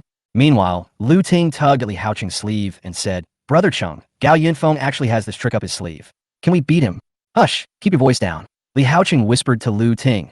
Let Li Juan and his gang try. We don't need to deliver them anyway. If they win, we'll have a share of Gao Yunfeng's supplies. If they lose, I still have a way out. Gao Yunfeng was watching the wonderful expressions on everyone's faces through the screen, and he planned to give these people a little physical shock. Gao Yunfeng suddenly stood up, and then the screen of his mobile phone shook uncontrollably. He walked into a room, turned on the light, and then turned the camera around. There were all kinds of weapons neatly arranged in the room, including guns, bombs, drones, cold weapons, and even a terrifying rocket launcher on the table. Everyone gasped, and Gao Yunfeng picked up a grenade from the table and weighed it in his hand. How about it? Are you satisfied with my gift just now? If you don't like it, I have other ones here. You can choose any one. Gao Yunfeng, why do we have to make such a fuss? Let's talk it out nicely. Li Jiyuan seemed to be sweating. With these things around, what's the point of their human wave tactics? Li Jiyuan inadvertently glared at Li Haocheng and Lu Ting viciously. He finally understood that Li Haocheng deliberately concealed Gao Yunfeng's strength when discussing the plan with them in order to tie everyone together with him. Judging from the fact that Gao Yunfeng had killed most of the residents in the building before, he was not someone who could be easily talked to. After thinking it over, Li Jiyuan finally said, We are all just asking for some supplies. Why do you have to kill us all? Well, on behalf of everyone, I apologize to you for today's reckless behavior. Mr. Gao, can we both sit down and have a good talk? The other people on the side also held the same attitude. After seeing so many weapons in Gao Yunfeng's hands, they all gave in, fearing that they would not be able to get the supplies and lose their lives. Except for Li Haocheng, the conflict between him and Gao Yunfeng could not be resolved with just a few words. He was determined to kill Gao Yunfeng, and for this he would not hesitate to drag everyone into it. However, at this time Li Haocheng was still standing aside and listening quietly to Li Jiyuan and Gao Yunfeng arguing, but he already had a plan in his mind. Gao Yunfeng smiled meaningfully and said in a very gentle tone, I still like the way you were tough just now. Why don't you continue to try to get people to harass me? Maybe I'll get annoyed and agree to your request. Seeing Li Jiyuan struggling, Gao Yunfeng continued, Did Li Haocheng call you here? You fools don't even know that you have been fooled by that bastard. Let's put it this way, Li Jiyuan, take your group away. Anyway, there's no deep hatred between us, unless you want to avenge those who were just killed in the explosion. Li Jiyuan was stunned. So easy to talk to? It seems that Gao Yunfeng is a little different from what others described. In fact, Gao Yunfeng did not take Li Jiyuan and others seriously. After all, his purpose was to prevent people in other apartment buildings from targeting him. Now that the deterrence effect worked, there was no need to waste bullets to get rid of them one by one. Stop while you are ahead. Anyway, he will leave when the rain stops. Don't push him too far and create a grudge with him. Then he will have to waste time clearing out the entire community. Moreover, Li Jiyuan is a smart man. He should have understood by now that he's been tricked by Li Haoqing. Seeing Li Jiyuan whispering with the people around him on the other side of the screen, Gao Yunfeng simply said, "In short, don't even think about taking any supplies from me unless you want to try. If you don't have the courage, take your people back and don't bother me in the future." After saying that, Gao Yunfeng directly cut off the connection. The people in the room looked at each other in bewilderment. Wang Zhen, who was still in shock, looked at Li Jiyuan blankly. "So what should we do now?" Huang Jinzhao fell in a deep thought and muttered to himself, "The equipment on the other side is fully automated. If we make reasonable use of the explosives we have, we still have a chance. Let me think about it." Li Jiyuan thought about the pros and cons. As the owner of a restaurant, he had enough supplies at home, so there was no need to take a huge risk to fight Gao Yunfeng to the end. Li Haoqing watched it clearly from the side. Some people hesitated, some were wavering, and some did not want to miss this opportunity. To put it bluntly, they are just a group of people who have temporarily formed an alliance for the sake of interests. It would be strange if they could be of one mind. Li Haoqing said he was going to go out to check the situation, leaving Li Jiyuan and others to discuss the matter in the house. He went downstairs and found several residents of Building 11 who were hiding. Everything shall proceed according to the original plan. After giving the instructions, Li Haoqing went upstairs again and found that Li Jiyuan and others had already left. Many survivors came to buildings 9, 10, and 12 for this operation. They were very nervous in the buildings, fearing that any disturbance would force them to reopen the buildings. Li Jiyuan, the commander of this operation, has something to say. Chapter 46, Launching the Attack. There were about 30 people in total from the other 3 buildings, half of whom came from Building 10, Wangtown. When they arrived at Building 11 this time, Li Jiyuan and others gave the same reason to the residents below. There's a resident in Building 11 who has abundant supplies, and as long as everyone comes together to put pressure on him, he will distribute supplies to everyone. Many young people were skeptical, but the older people were different. They rushed to board the few rubber boats, fearing that they would not be able to get their turn when the supplies were distributed. This was exactly what Wang Zhen wanted. He was already very dissatisfied with the many useless elderly people in the apartment building, and he just wanted to use Gao Yunfeng to get rid of some of them. At this time, dozens of people were crowded on the same floor, and everyone was shrouded in the shadow of Gao Yunfeng. Now the only ones they could rely on were leaders such as Li Jiyuan. Li Jiyuan stood in front of the elevator and began his long speech. He first expressed deep condolences to the people who died today and then bitterly condemned that Gao Yunfeng not only ignored the lives of our neighbors, but also killed us. It is really inhumane and disregards human ethics. Little did they know that he himself also relied on this method to intimidate the residents of Building 9. However, compared to the dead, how to solve the survival problem of us who are still alive is the top priority at the moment. Everyone who came here now is to survive, and we cannot return empty-handed. If we go back today, even if Gao Yunfeng doesn't kill us, it will be difficult for us to survive this rainstorm. Therefore, Gao Yunfeng is now the public enemy of all of us. We must defeat him and take the supplies in his hands. This is our only hope of survival. At this time, someone stood up and said, "He has a bomb in his hand. If we go up like this, we will be courting death." The people below echoed. Silence. Li Jiyuan stopped everyone and said, "After discussion, we have decided to storm Gao Yunfeng's home. This requires your cooperation. After the mission is completed, those who perform well will receive the most material rewards." Everyone was whispering, and Li Jiyuan waved his hand and ordered Wang Zhen to take out the explosive pack that had been prepared long ago. Wang Zhen said, "These explosives are enough to kill dozens of people. After we break down Gao Yunfeng's door, a group of pioneers will rush upstairs with explosives to kill Gao Yunfeng first. Gao Yunfeng only has a few grenades and a few broken guns at best. How can he stop us?" But the others remained silent. Rushing upstairs with explosives in hand, isn't this a suicide squad? Who would want to do such a thing? At this time, several young people in the crowd volunteered to stand up. They were residents of Building 11. They denounced Gao Yunfeng, saying that so many people died in the building because of Gao Yunfeng, and they were willing to be the first pioneers for everyone. So the plan was finalized smoothly. An hour later, everyone was ready to attack Gao Yunfeng's home together. Looking at everyone organizing their weapons, Li Jiyuan nodded contentedly. He went downstairs and lit a cigarette, but he never expected that Li Haoqing came up behind him. It's good to have authority. Just a little talk, and people will rush forward for you. Li Haoqing teased him and reached out to take the cigarette from his cigarette box. But this time, Li Jiyuan took the cigarette box back directly. He said in a sullen tone, "How can I compare to you? Tricking so many people into dying for you." Li Haoqing said he didn't want to take the blame. Hey, we agreed on this at the beginning. Gao Yunfeng is indeed difficult to deal with. But aren't you also planning to take the supplies in his hands? For the sake of supplies, you tricked those residents into coming here to take the blame. We are the same, and no one has the right to criticize anyone. Li Jian exhaled a long breath of smoke. He admitted that he and Li Haoqing were actually the same kind of people. However, if it weren't for Li Haoqing's solemn promise before, according to his personality, he would definitely not go against Gao Yunfeng at the beginning. At least he would try Gao Yunfeng's attitude before making a decision.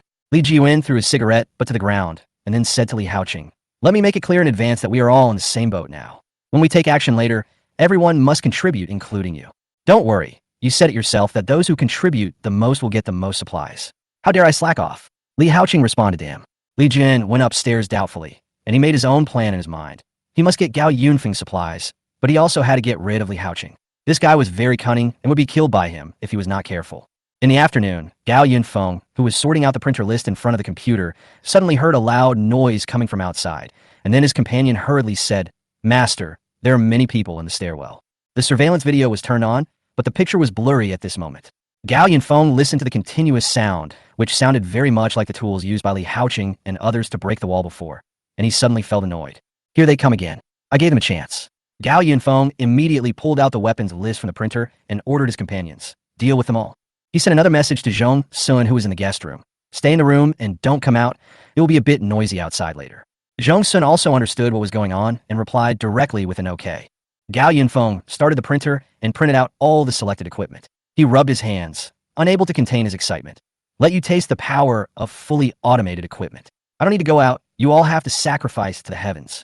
In the stairwell, several men were using the equipment provided by Li Haoqing to violently dismantle the stair partition wall next to the safety door. But halfway through the drilling, a sharp friction sound suddenly occurred. The man holding the tool looked puzzled, and when he took the machine away, he saw the steel plate behind the wall. "Oh my God, who has steel plates installed on their stairs?"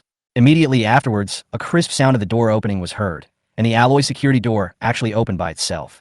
Someone shouted in surprise that the door was open, but the person standing in front of the security door didn't notice it. Because at the moment the door opened, someone saw a half-human height robot standing in front of the fire door on the 28th floor, and the terrifying muzzle in the middle of the robot had begun to accumulate power and spin in circles. "There's a gun." The patrol robot fired a volley of bullets, and several people facing the door were instantly shot into pieces. "Quick, get on defense." In the bedroom, Gao Yunfeng was a little puzzled when he heard this. Defense. In the surveillance video, a strong man rushed up from the corner, holding a thick metal security door. Behind him, a group of people followed the man and charged together. I don't know where these people took the anti-theft door from, but the defense ability is really that good. Gao Yunfeng curled his lips. It seems that they really have to kill everyone in the building. Do these people really think I opened the door for them because I was afraid? A company released poison gas. Chapter 47. People are like wheat ears. They fall down when the wind blows.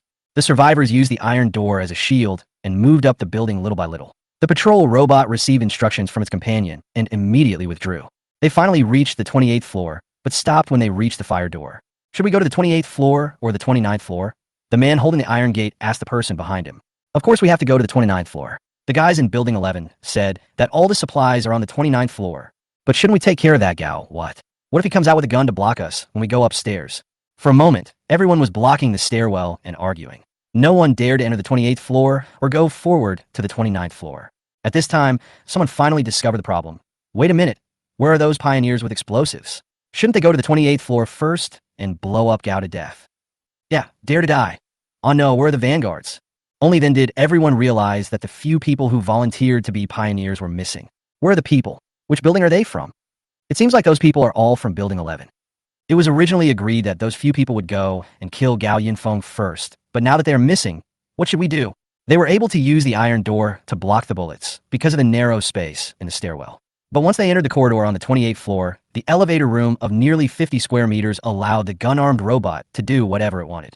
They would easily be made into sitting ducks as soon as they entered. At this time, someone suggested, "How about this? The taller one lives on the 28th floor. Why don't we block the 28th floor and go up to the 29th floor to get the supplies?"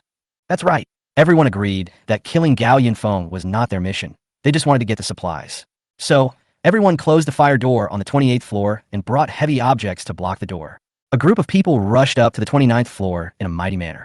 The delicious food seemed to be waving to them. The fire door on the 29th floor was not locked. The sturdy man holding the iron door cleared the way. He rushed in and leaned against the wall with his back to the iron door facing the elevator room, but there was no gunshot. The incandescent lights were on in the corridor, and the warm white light shone on the clean marble floor, reflecting the man's face. The 29th floor is undefended. That's great, the man said in a high-pitched voice, and this sentence aroused the emotions of everyone following behind him. Great, there's food. Hurry, I'm starving, go. Everyone crowded into the elevator at once, and everyone ran towards the room like a rabid dog, drooling. After passing through the elevator, there's a corridor leading horizontally to both sides, but when the person in the front ran past, he suddenly stopped. Many people behind didn't have time to brake, and for a moment a group of people collided with each other. Before they had time to complain, the people behind them saw an incredible scene. Both sides of the corridor outside the elevator were blocked. There's a huge and airtight iron wall on both sides. A closer look reveals that the iron wall is made of 4 steel plates of the same size. However, the steel plates do not seem to be welded to the ground, but directly piled together. Some people wanted to go forward and push the steel plate down, but they couldn't move it no matter how hard they pushed. This is strange. Why did Gao Yunfeng set up 2 such iron walls here? There are no doors or switches on the walls. How can people get in? Strange. There's also an iron wall like this on the roof. Someone observed the upstairs. Just as a group of people gathered in the elevator to discuss what to do, a few people suddenly felt unwell. It seems to have a strange smell. Do you smell it? The others sniffed, and it seemed to be true. How about opening the window? Someone wanted to open the window of the elevator, but found that the window was sealed. The smell seems to be coming from above. Someone looked up, but only saw the white ceiling and the fire sprinklers that were automatically triggered in the event of a fire. The smell seemed to be coming from the shower head. Just when everyone was confused, a cry of surprise suddenly came from the crowd. An older woman fell to the ground without warning and began foaming at the mouth. Before anyone else could react, another person fell down. The crowd was like ears of wheat in a wheat field, falling down at the touch of the wind.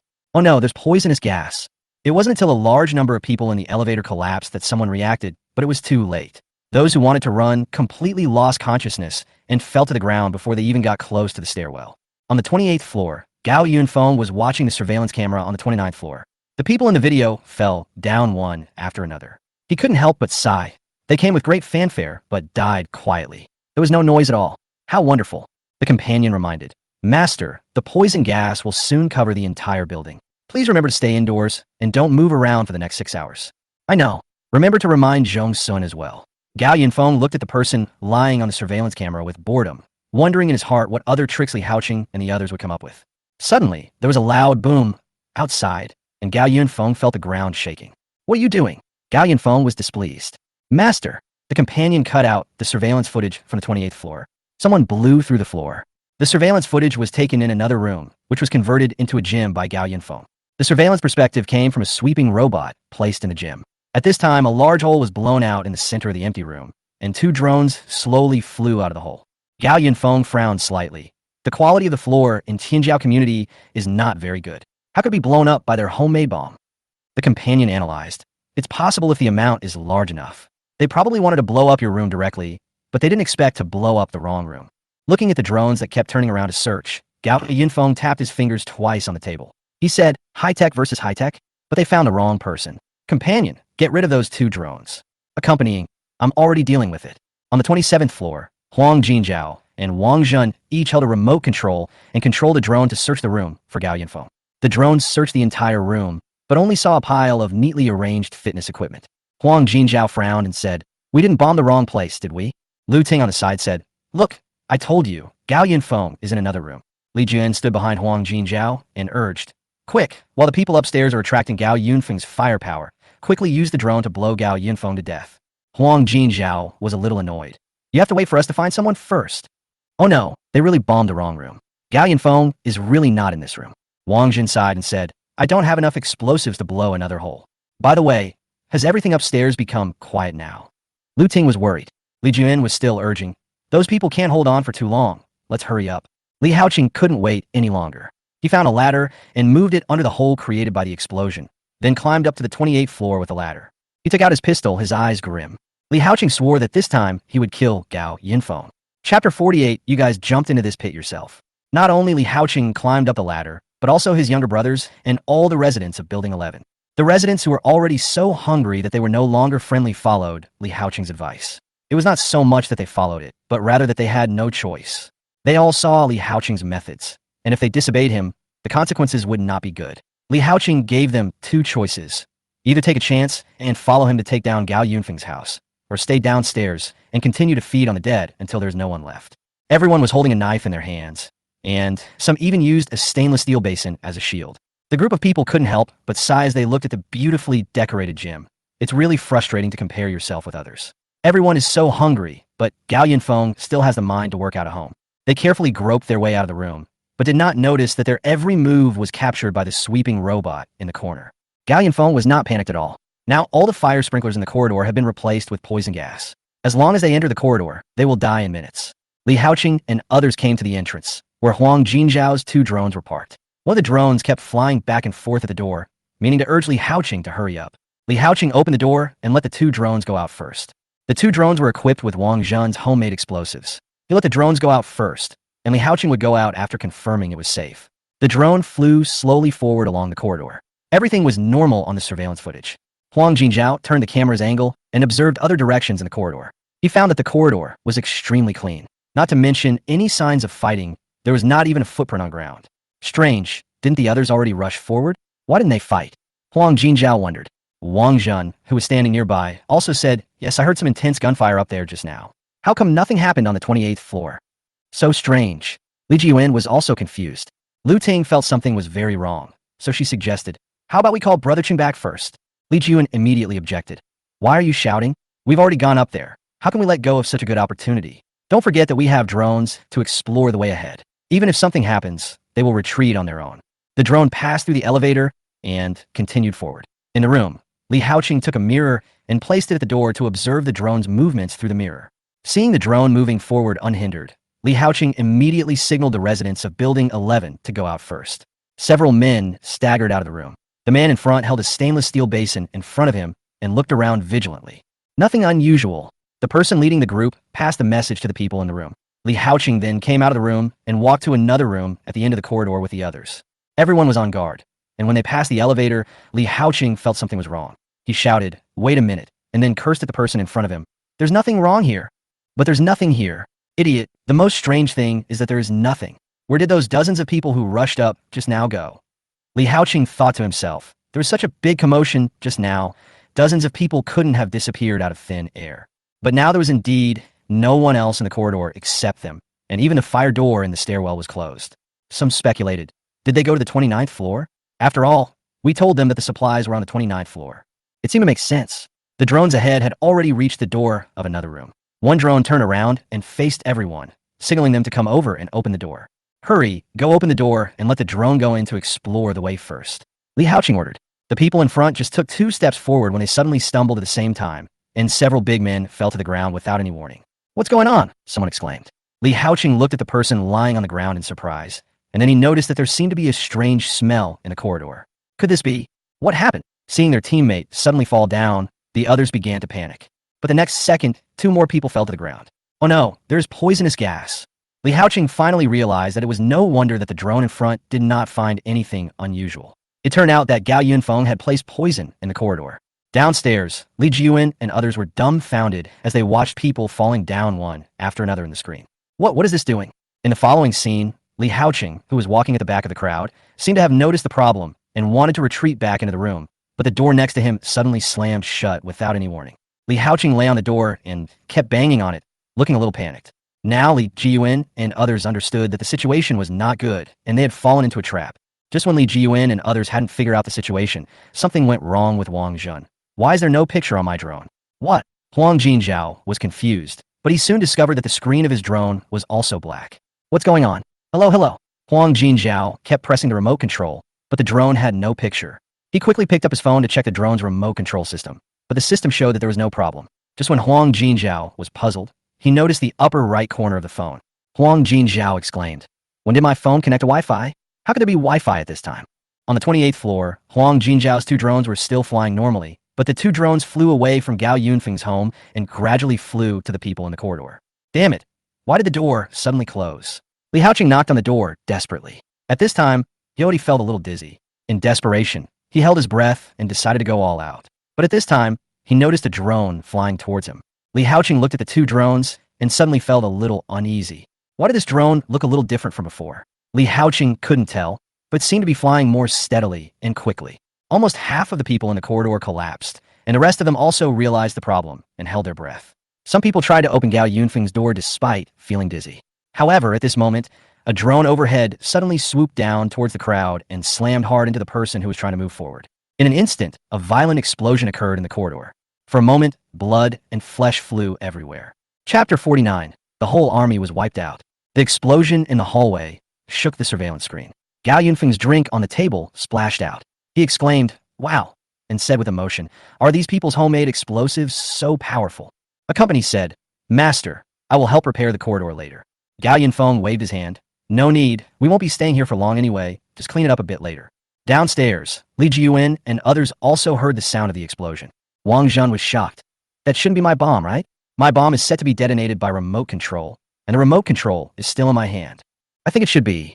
Huang Jinzhao pointed at his phone and said, "My phone was connected to Wi-Fi. I don't need to guess that it was Gao Yunfeng who did it." "What does that mean?" Wang Zhen was extremely anxious. Huang Jinzhao gnashed his teeth and said sadly, "What this means is that my drone was hacked by Gao Yunfeng a long time ago, and the result is that we stupidly gave the bomb to him." Damn it, Huang Jinzhao just couldn't figure it out. He learned from Lu Ting that Gao Yunfeng was just an intern majoring in civil engineering. How could he have computer skills? And now, it's the end of the world. Who would be in the mood to install a wireless network in their home? Now I don't know whether Li Haoqing and the others don't understand at all, or Gao Yunfeng himself hides it too deeply. Who among the average college students has the ability to stockpile a lot of supplies and weapons, and even get first-hand official intelligence? As a result, they even have the spare time to convert their home into a gym and install unlimited internet. Is this really a college student? In fact, when Pei Bei hacked into Huang Jinzhao's phone for the first time, it enthusiastically helped Huang Jinzhao connect his phone to Gao Yunfeng's Wi-Fi, so Pei Bei had already grasped everyone's actions as soon as the drones were launched. So Pei Bei naturally took over the control of the two drones from Huang Jinzhao. The corridor on the 28th floor was a mess. Li Haoqing pushed the corpse in front of him away, and the feeling of dizziness came over him again. When the explosion happened just now, Li Haoqing reacted quickly and grabbed the people around him to block most of the impact. He was covered in wounds at this time, but still had a breath. All the people who came up with him had fallen down at this time, and some of them were even blown to pieces without even a complete body. The operation was a complete failure. Li Haoqing held his breath again, and he staggered towards the stairwell through a row of flames. He wanted to push the door open and go out, but found that the door was blocked from the outside. "Fuck!" Li Haoqing screamed in despair. He kicked the door with all his strength. His head felt heavier and heavier, and his chest felt as if it was torn apart. Li Haoqing kicked the door hard and finally opened it. He ran into the stairwell and struggled to run downstairs. Behind me, a buzzing sound was heard. Li Haoqing turned around, and his pupils suddenly shrank. There was still one drone left, and it was following him leisurely. Shit! Li Haoqing quickly went downstairs, but the pain in his body seriously slowed him down. He missed a step and fell down. Looking at the approaching drone, Li Haoqing collapsed and shouted, "Don't come over here! Don't come over here!" He was scared. He didn't understand how Gao Yunfeng did it. At this time, Li Haoqing thought. Li Jiyuan and others turned against him. They joined forces with Gao Yunfeng to try to kill him. "I can't die. How can I die?" Li Haoqing used his hands and feet to climb down the stairs. He struggled to continue to escape, but when he passed the 27th floor, he smelled a familiar, strange smell from the open fire door. Ow, is it possible? Li Haoqing used up his last bit of strength to climb downstairs. He lost his balance and rolled down the stairs, then stopped at the corner between the 26th and 27th floors. Li Haoqing's eyes gradually became blurred. He was completely confused. He had never even met Gao Yunfeng. Why on earth was this happening? The disgusting smell of poison gas gradually surrounded him, and Li Haoqing's vision gradually blurred. The drone that originally belonged to Huang Jinzhao was parked in the air upstairs, and the camera was facing him nakedly, broadcasting the whole scene of his last breath in real time. He might be dead. Gao Yunfeng made the conclusion after listening to the broadcast from Pei Chong. He said to Pei Chong, "Are Li Jiyuan and his men still downstairs? Return the drone to them." On the 27th floor, inside the house, Li Jiyuan's heart was in his throat. He looked at Huang Jinzhao and Wang Zhen anxiously and asked, "Hey, what's the situation now? Is our drone unusable?" There was no movement upstairs. When Li Jiyuan and his group came, they tricked dozens of cannon fodder to come over. A group of people attacked Gao Yunfeng's house, but now there was no sound at all. They had already guessed that there was probably no one alive upstairs. Wang Zhen looked serious and said, "My last explosives are all on the drone. What else can we use to fight Gao Yunfeng?" Huang Jinzhao had been pressing the remote control, but now he finally gave up. He threw the remote control and said, "The plan has failed. We have to make plans for the next step." Li Jiyuan slammed his fist on the table with a bang. He stood up, pointed at Lu Ting and cursed. "Have you two been deceiving us for a long time? It was you who said that Gao Yunfeng was just an intern with little ability. Now tell me how to explain it. It's none of my business, Brother Yuan. Lu Ting hurriedly distanced herself from the matter. Gao Yunfeng's identity is a fact. At best, we only know that he has a very sturdy door and some weapons. We didn't expect that so many people could not defeat him alone. What's the use of saying this now? Li Jiyuan was so angry that he wanted to strangle Lu Ting to death, but he immediately regained his composure. Oh right, hurry up and leave. Gao Yunfeng is not someone you can easily mess with. If you don't leave now, are you waiting for him to kill you? Li Jiyuan still has a lot of supplies at home. If he saves some food, it will be enough for him to survive for a long time. There is no need for him to stay here and fight to the death with Gao Yunfeng. He immediately trotted towards the entrance. Wang Zhen and Huang Jinzhao didn't even care about their equipment and quickly followed Li Jiyuan to run away. They are all managers of the apartment buildings, and when they return to their own territories, they are still the kings of the mountain. Li Jiyuan rushed out of the door and ran towards the stairwell. The moment his figure disappeared in the corridor, there was a loud bang, and a violent explosion occurred in the stairwell. Lu Ting, who was walking at the end, was frightened. She thought Gao Yunfeng had hit her, so she ran back to the room. Hey, Lu Ting, open the door. Huang Jinzhao and Wang Zhen escaped, but they wanted to go back into the house. But Lu Ting ruthlessly closed the door, locking them both outside. Open the door, Lu Ting. Huang Jinzhao knocked on the door like crazy, and Wang Zhen next to him did the same. However, just 2 minutes later, they both felt dizzy. Huang Jinzhao was still cursing Lu Ting for being ruthless, but his knocking on the door became slower and slower. Lu Ting, open the door. The two of them gradually collapsed in front of the door, fell to the ground, and slowly became motionless. Chapter 50. The rain is weakening. The next day, Gao Yunfeng came to the gym. The damaged floor had been repaired by Pei Bei with a robot overnight. The floor looked brand new, and even the tiles were exactly the same style. As usual, Gao Yunfeng asked his companion to play music and watch fitness tutorials, and then he started today's exercise by putting on a sports vest. After almost a month of training, Gao Yunfeng's body has changed noticeably. He used to have a normal body, but now his arms have obvious muscles, and even the little belly he had when he was a little indulgent in college has turned into slightly protruding abdominal muscles. Gao Yunfeng was lifting a 50 kilograms barbell to the music. At this time, the companion turned down the background sound and reported to Gao Yunfeng. Master, there's only one person left in Building 11 besides you and Zhong Sun. Who? Lu Ting. His companion asked him. She's hiding downstairs. Should we send a patrol robot down to take care of her? No need to waste bullets. Gao Yunfeng said, since she is hiding down there, just let her hide. She will be gone in a few days. Gao Yunfeng came to the pull-up rack, squatted slightly, and jumped up, holding the top horizontal bar firmly with both hands. In a few days, we can start preparing to move out, he said while doing pull-ups. My companion also talked about the rain outside. The precipitation is starting to decrease slowly now. It is expected that the red rainstorm warning will turn into a yellow rainstorm warning in 10 days. The sky outside is no longer as dark as it was at the beginning. Soon, this rainstorm will gradually turn into normal heavy rain and enter the next stage of the apocalypse, thunderstorm weather. Gao Yunfeng can't wait for the rain to stop completely. He wants to move to the Doomsday Fortress in the north of Yinqing before the global thunderstorm. After finishing his morning fitness, when Gao Yunfeng came out of the shower, his companion had already prepared breakfast using the smart housework robot. When breakfast was served, the door of the guest room slowly opened, and Zhong Sun walked out as if he had just woken up. He sat down at the dining table in pajamas. You got up so late today and missed your morning exercise. Gao Yunfeng criticized her. Zhong Sun said groggily. How can it be late? This is considered to be getting up early for me. Because of your fully automated management system, I stayed up until 4 o'clock last night. I didn't ask you to stay up late. Gao Yunfeng peeled an egg and asked her about the progress of the system. Zhong Sun closed his eyes and thought for a while, then said, let me think about it. Now the general framework has been built, and the separate, intelligent water supply and power supply, intelligent monitoring, and intelligent agricultural breeding have all been completed. Zhong Sun took a bite of the bun and said, by the way, how are you going to solve the problem of raw materials? A shelter of tens of thousands of square meters for underground floors and 3 above ground floors, basic water, electricity, building materials, decoration, etc. Do you have enough raw materials for your printer? That's not a problem. Gao Yunfeng assured her. Just focus on your work, and I'll figure out the rest. Zhong Sun did not ask any more questions, but she asked another question that troubled her. Speaking of which, why is your defense system so complicated? It is very troublesome to design 3 layers inside and 3 layers outside. Gao Yunfeng concealed some things and only told her, of course, the higher the level, the better. In the future, there will probably be no national system or anything like that. The ones who survive are basically small groups or gangs that stick together. In order to compete for resources, they will definitely invade and expand everywhere. Isn't the function of our defense system reflected? Zhong Sun asked again. Then isn't it basically enough to design these small robots controlled by AI as they are now? Why do we need to add infrared rays, lasers, and even anti-aircraft guns and modified tanks? Only by being careful can you survive to the end. You will understand later. After saying this, Gao Yinfeng sent her back to continue working hard. What Zhong Sun said did make sense. With their current equipment, it would not be a problem for them to easily resist some small gangs and organizations, but Gao Yinfeng was not going to deal with these groups. What he has to deal with are the people with special powers or large bases that will gradually appear in the future.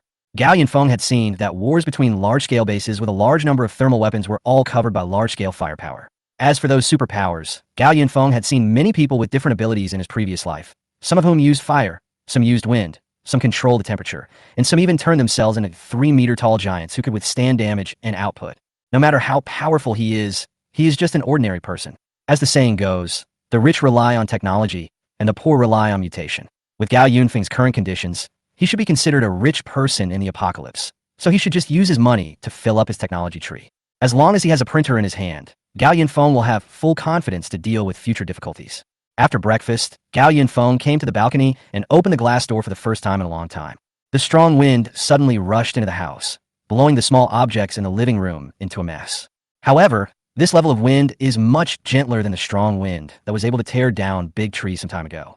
The rain outside has also become much lighter, and my companion said that the current rainfall intensity is within the range of the previous yellow rainstorm warning. Oh right, Gao Yunfeng suddenly remembered and asked his companion, "Where are the dead people in the building?" The companion replied, "All the bodies were thrown into the elevator shaft last night, and the damaged and dirty parts outside and upstairs have been cleaned up." Gao Yunfeng nodded, and then thought again. Speaking of which, there were so many people yesterday. How did they come from other buildings? Rubber boats. The companion explained. The patrol robot found 3 rubber boats in the corridor on the 10th floor that can accommodate about 6 people at a time. After yesterday's incident, about half of the residents of buildings 9 and 12 were killed, and the residents of buildings 10 and 11 are basically staying in the elevator shaft. Peichon also analyzed the information of residents in Tianjiao community and concluded that there is currently no one in the entire Tianjiao community who can pose a threat to them like Wang Zhen and Huang Jinzhao did with explosives or drones. Very good. Gao Yunfeng returned to the bedroom and pulled up the city map of Yinqing from the computer. He asked his companion to use the printer to print out a huge pump and a nearly 100-meter-long water pipe based on the height of the unit buildings in Tianjiao community and the current water level. Zhong Sun was curious when he heard the noise outside. As soon as he walked out of the room, he saw that the bulk snacks on the coffee table were blown all over the floor by the wind. The balcony door was open, and a humanoid robot was holding a huge machine and slowly walking towards the balcony. Zhong Sun was puzzled. "What are you doing?" "Well," Gao Yunfeng pointed at the water pump and said, "I'm doing something good." Chapter 51. The new year has come unintentionally. What? Zhong Sun didn't understand what Gao Yunfeng meant. When she walked forward and saw what the robot was holding, she understood. "You want to pump out the water in the community?" "Yes." Gao Yunfeng put his hands on his hips and said, "So, aren't you a really good person? Helping the owners solve their problems." Zhong Sun pointed out, "To put it bluntly, isn't it all for your own benefit?" But she then asked, "Will there be any problem if the printer absorbs this accumulated water? There are a lot of dirt in the water." Gao Yunfeng just smiled and shook his head.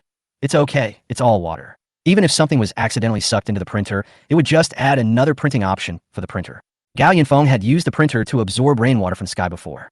Although Pei said that rainwater contained a little bit of weak acid impurities, it did not affect the fact that rainwater could also be used as a raw material for the printer.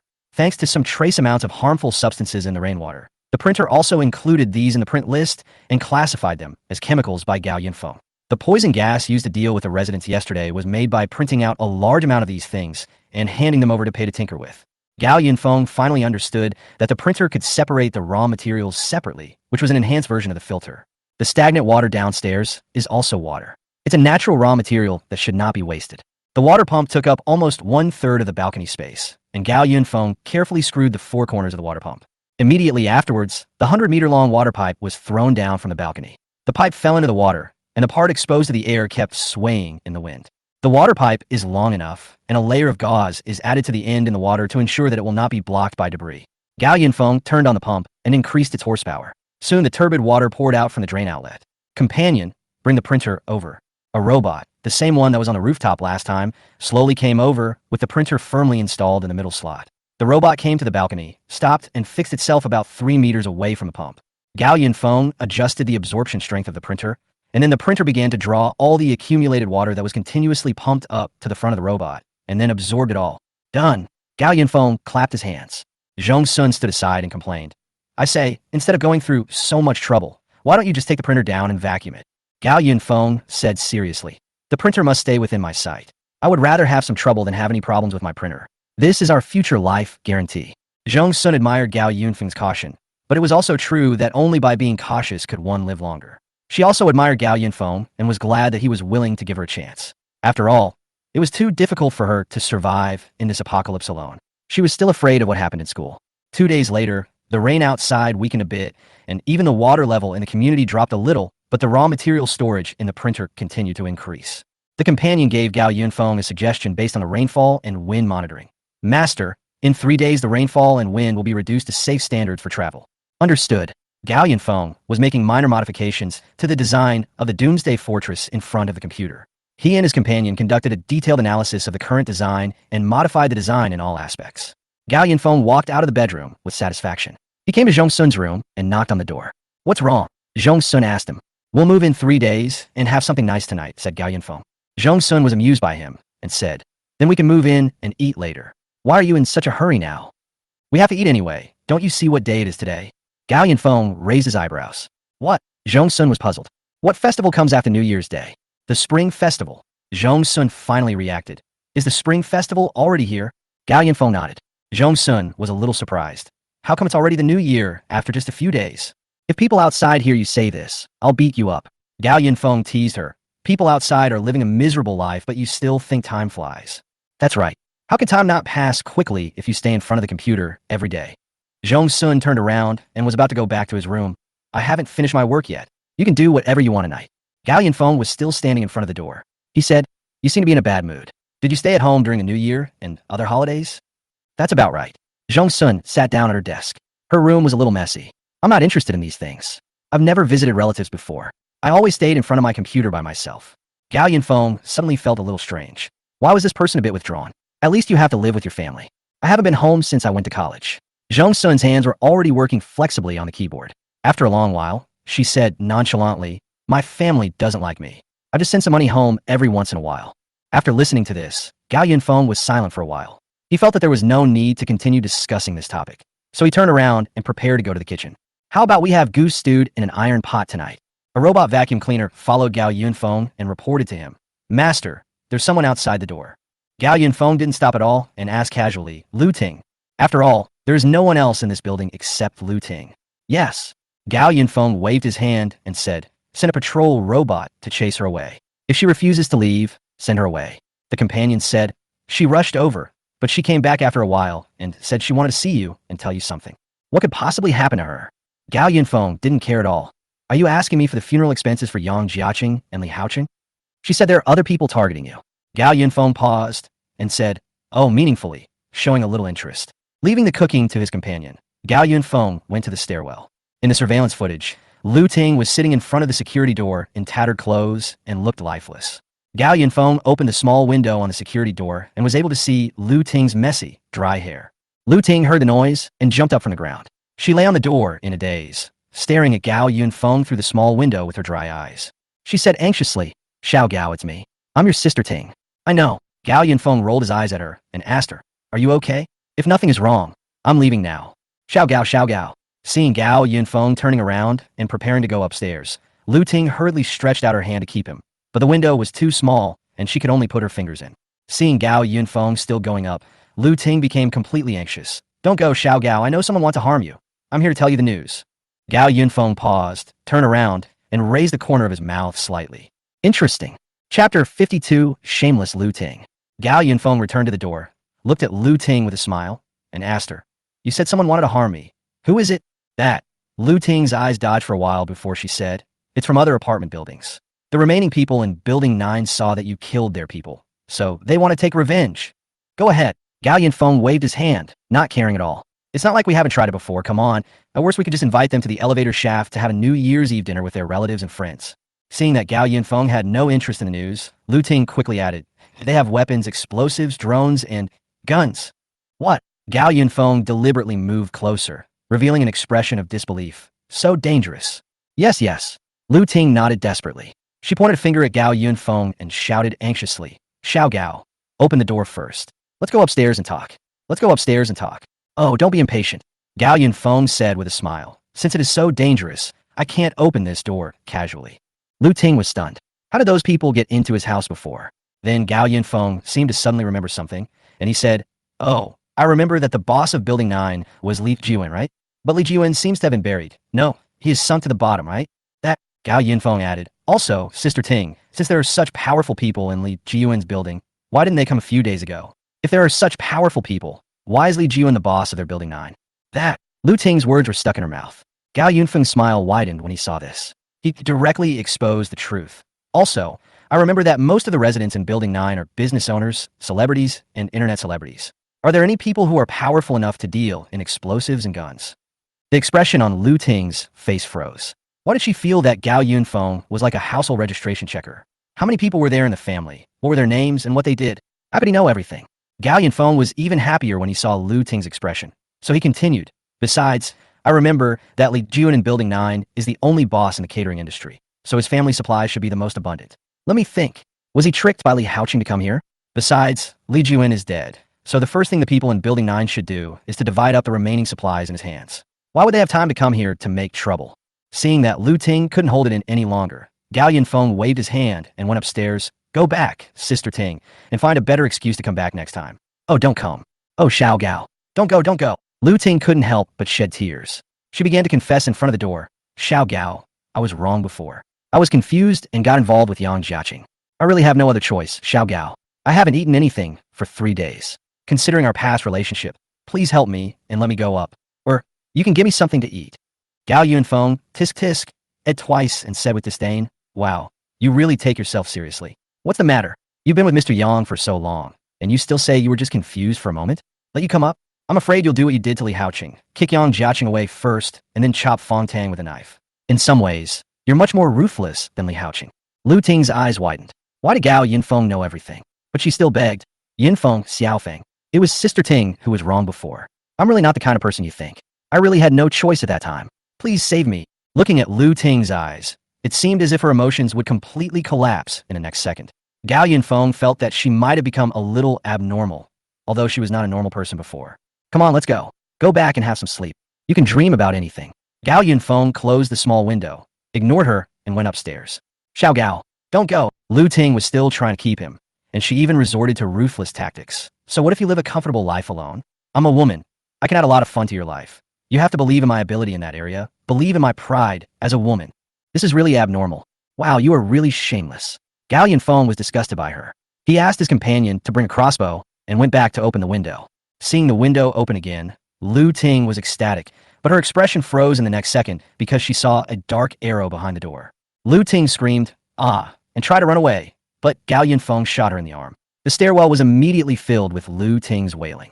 The arrow Gao Yunfeng shot had a barb on its tip, so it was not easy to pull out. He laughed loudly and said, "Women like you make me sick. I'm telling you, I don't need women in my life." He listened to Lu Ting crying and shouting in the corridor, which he thought was too noisy, so he took a grenade and threw it out through the small window of the emergency door. Lu Ting let out a desperate scream, and then the grenade exploded, and everything returned to calm. Gao Yunfeng finally went upstairs satisfied. It was almost evening when Lu Ting went downstairs in a daze. Fortunately, she reacted quickly and ran downstairs when she saw Gao Yunfeng throwing something outside, thus saving her life. She didn't dare go up again, for fear that Gao Yunfeng would put an electric saw on her neck next time. But she was also unwilling to accept it. Why did Gao Yunfeng remain unshakable in the face of her words? Why did Gao Yunfeng live such a good life? Back in the room, she shared with Li Haoqing. Lu Ting searched the room for a long time before finding the remaining gauze and anti-inflammatory drugs. She made up her mind, bit a towel in her mouth, and pulled out the arrow in her arm. Blood splattered when the arrow was pulled out, and a large piece of flesh was also torn out. Lu Ting endured the pain and treated her wound, but the extreme hunger in her stomach once again took over her nerves. Damn Li Haoqing. Why did he share the bacon with those people? Now there is nothing left to eat. Lu Ting trembled as she searched the house to make sure there was nothing to eat. She was so hungry. She wanted to eat. She wanted to live. Oh right, the elevator shaft. Gao Yunfeng mentioned the elevator shaft. Lu Ting quickly ran out of the room. She ran to the 10th floor, which was half flooded, and then used a crowbar to pry open the door of one of the elevators. The door opened and a foul odor hit my nose. The corpses that had been piled together and soaked in water for several days gave off a strong stench. Lu Ting felt so sick that she wanted to vomit, but she still insisted on using a crowbar to dig out the corpses. Finally, she hooked out a corpse that looked barely edible. Lu Ting dragged the body upstairs and then couldn't wait to dig it up in the corridor. I can't die, I want to live. I want Gao Yunfeng to die a miserable death. Lu Ting swallowed the meat piece by piece, enduring the physical discomfort. It was not until she turned the body over and saw the familiar tattoo on the back that she realized something. The body that was blistered beyond recognition was Li Haoqing. Meanwhile, upstairs, steam rises from the pot, and a big pot of delicious goose meat is almost cooked. Corn tortillas are placed around the pot, and the rich soup in the pot is not only used to cook goose meat, but also side dishes such as mushrooms, cabbage, and vermicelli. Gao Yunfeng and Zhong Sun sat at the dining table, eating and watching a New Year's Eve show on TV from some unknown year. Gao Yunfeng raised his drink and said to Zhong Sun, "Happy New Year! I wish you good health and all the best in the new year." Zhong Sun also smiled. She clinked glasses with Gao Yunfeng and said in return, "Happy New Year! Live well in the new year." The night view outside was slightly clearer, and the heavy rain was still subsiding. It's time to move. Chapter 53, Goodbye, Tianjiao Community. Starting early this morning, Gao Yunfeng's moving operation began quietly. Unlike other people who move large and small packages with boxes and couriers, Gao Yunfeng only needs to move one thing, which is his 3D printer. Most of the furniture on the 28th and 29th floors came from Gao Yunfeng's printers, and when he left, he had all of them recycled. He even took away the furniture that was originally purchased by the property management company, because no one would want them anyway. Within an hour, the 2 floors were completely emptied. Gao Yunfeng even remembered to take away the huge water tank on the roof. He also took away all the floor tiles, turning the 2 floors into a bare house. On the computer, the companion reported, "Master, everything is packed. The speedboat has also been added to the printer's print directory." Understood. Gao Yunfeng then shouted outside, "Zhong Sun, have you figured it out?" "I'm coming." Zhong Sun heard the voice and walked into the bedroom. She was dressed warmly at this time, with a sweater, cotton pants, down jacket all on her body, and a hat on her head. "Let me take care of the rest." Zhong Sun walked to the computer and loaded the companion program into the tablet in her hand. Then she turned off the computer, took out the hard drive from the computer, and put it into the backpack behind her, which also contained her own laptop. Gao Yunfeng picked up the printer, and after absorbing the last bit of everything, he also put the printer into his backpack. Both of them were wearing thick clothes, and each of them was carrying a bag that contained all their belongings. "Let's go retreat." Gao Yunfeng left the home where he had lived for a month and swaggered towards their new home.